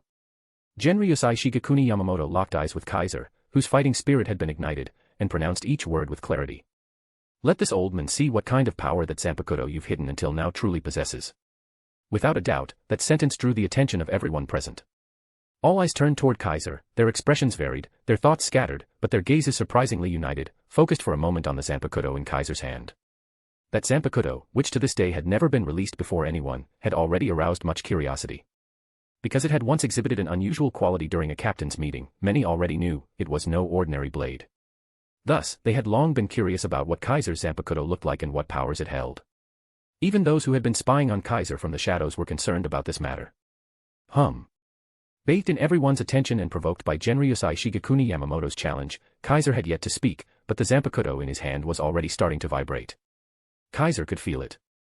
At this very moment, its fighting spirit had been fully stirred, just like his own. Indeed. Kaiser murmured to himself, as if resonating with his blade. If we're not using you now, then when?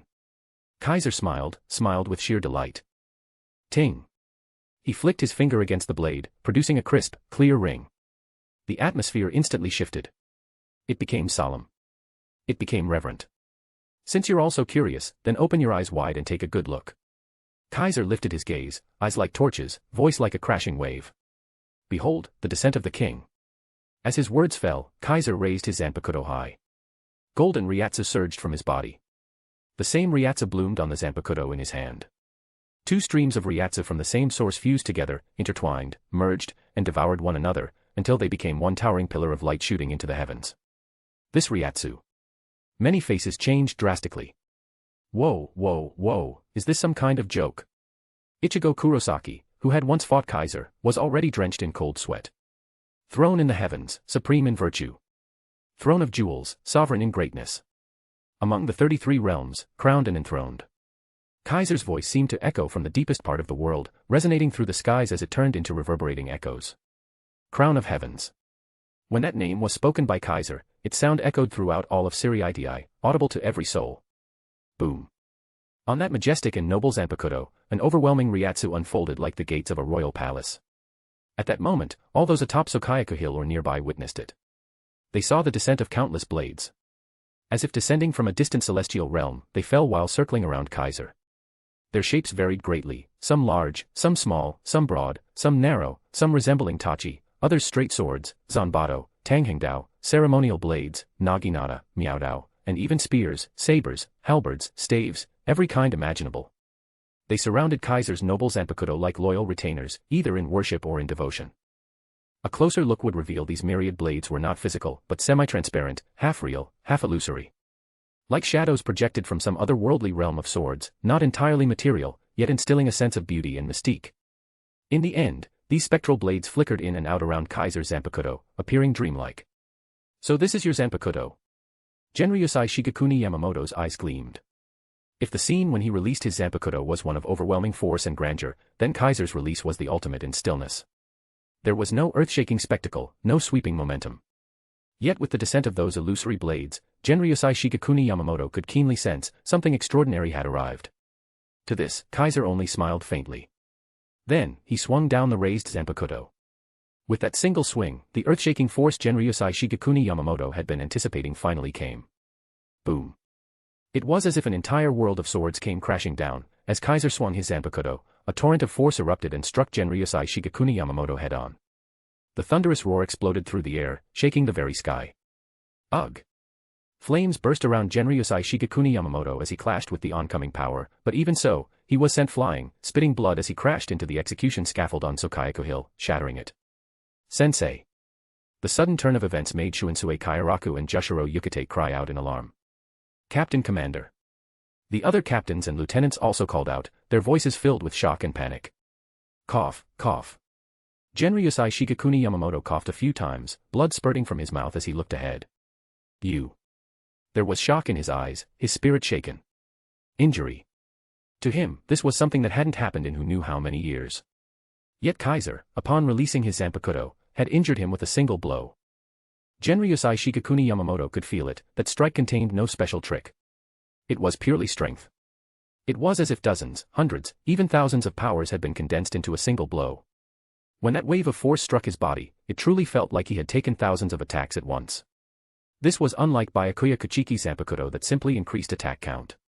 This truly felt like thousands of different strengths, some strong, some weak, all focused on him in unison.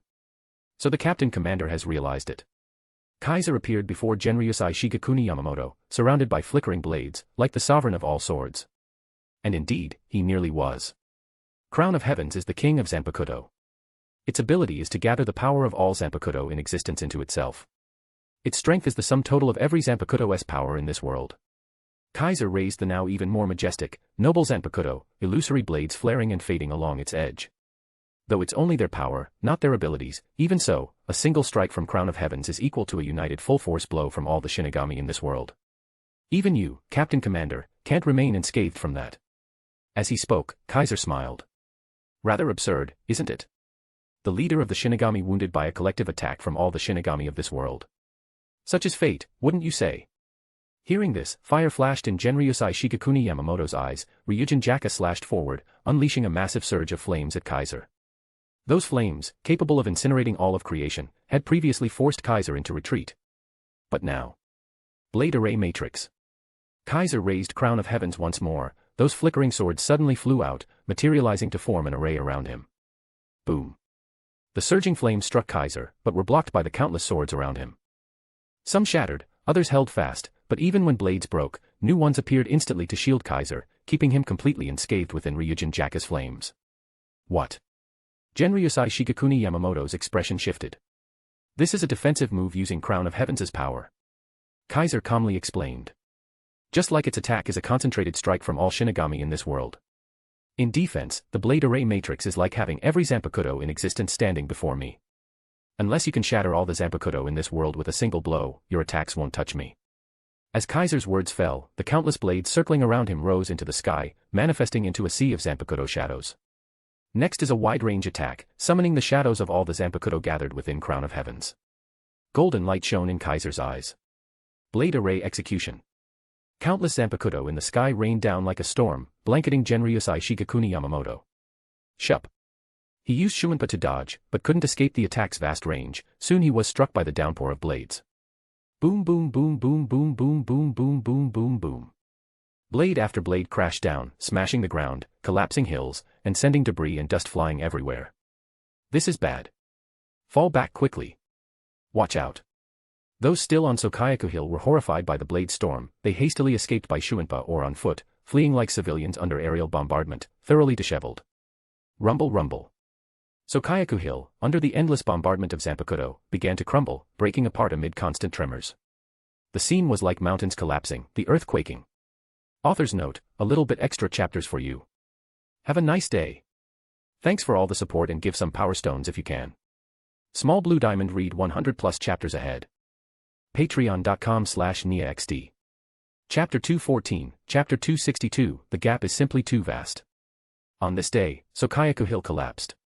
Just like a mountain crumbling apart, under the bombardment of countless zanpakuto raining from the sky, Sokayaku Hill disintegrated without suspense, turning into endless rubble, rolling down to the ground.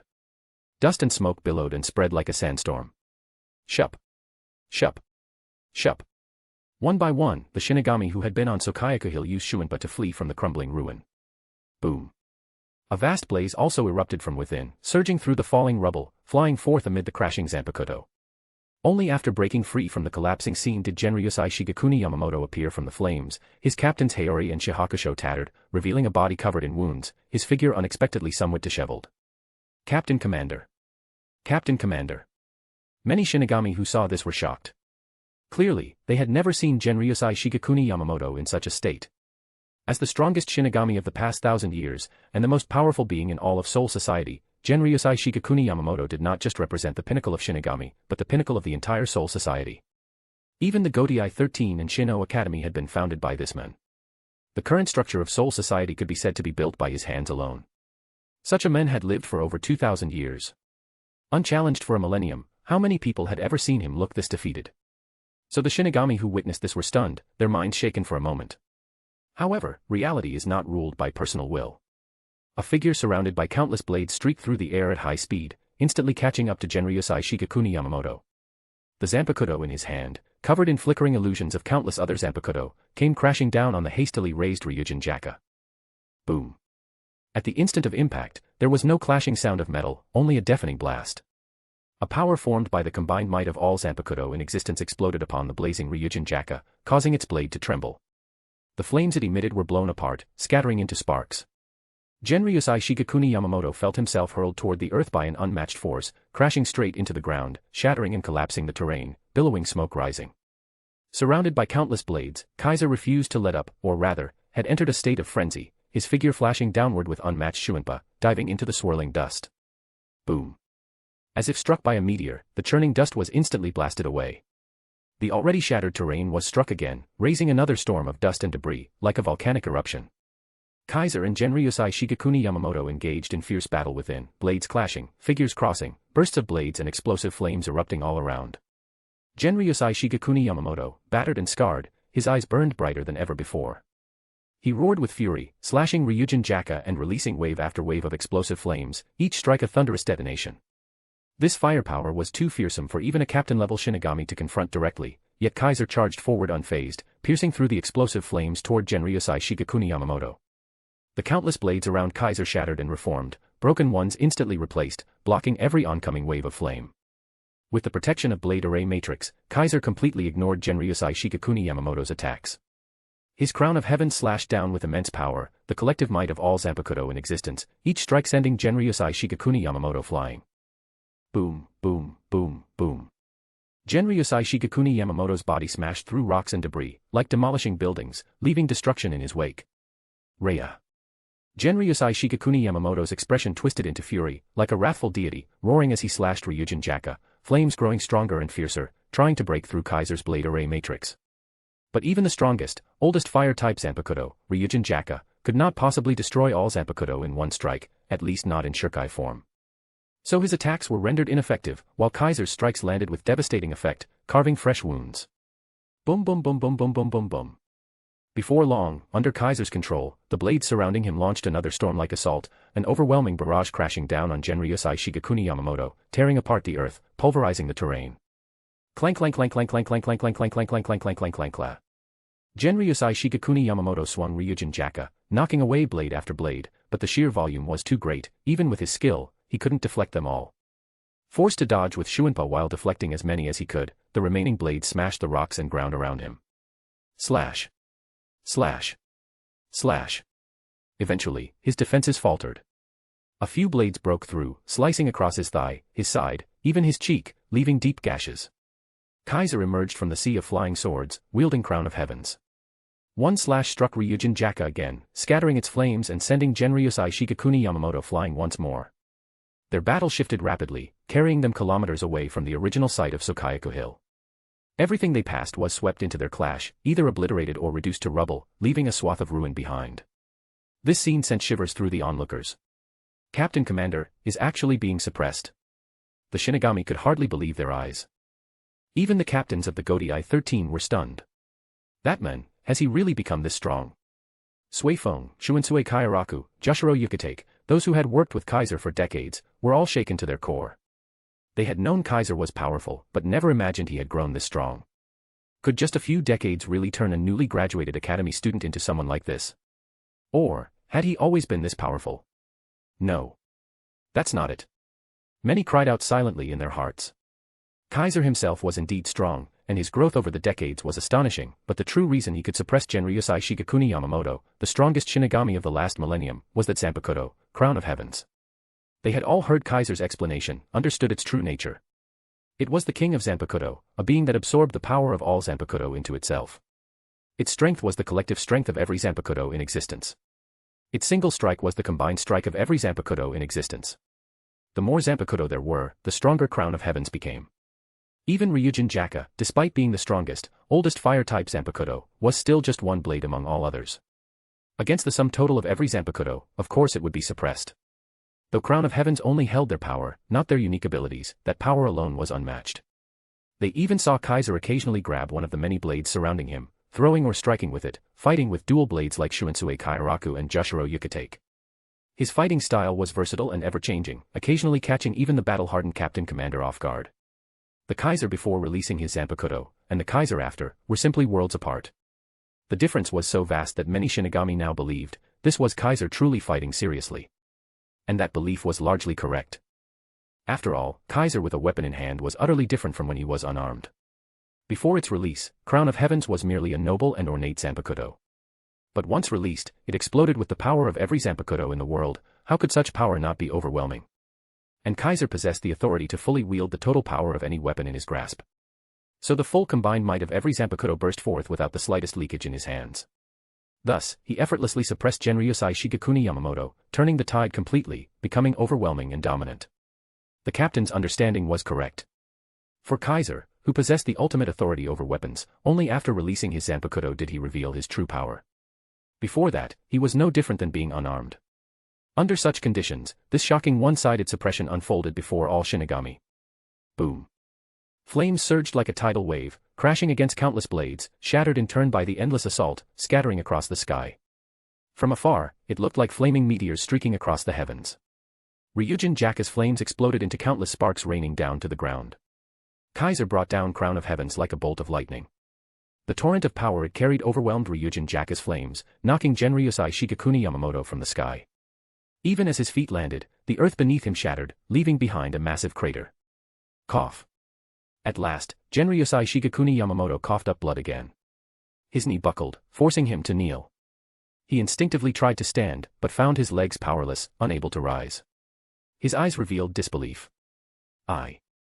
I can't even stand. How long had it been? How long since someone had pushed him to this point? As that realization set in, Genryusai Shigekuni Yamamoto also found his breathing growing rapid and labored. As expected. You've grown old, Captain Commander Yamamoto. Kaiser descended with countless blades, landing before him.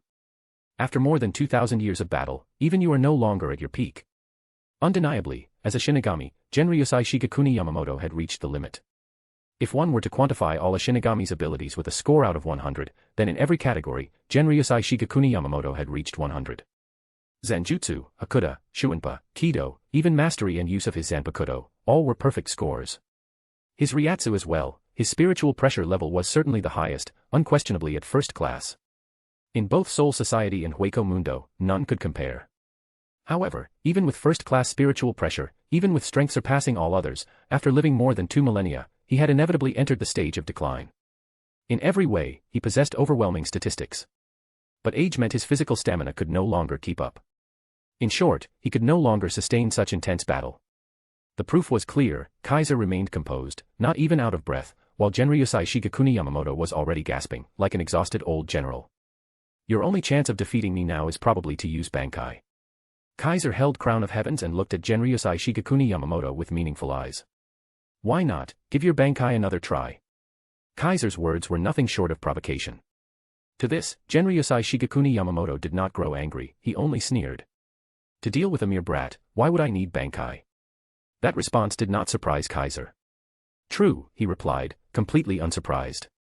Ryujin Jaka's Bankai, even to Soul Society itself, it's extremely dangerous. For someone like you, who wishes to preserve Soul Society's order, how could you casually use it? One misstep, and Soul Society could be destroyed by your own hand.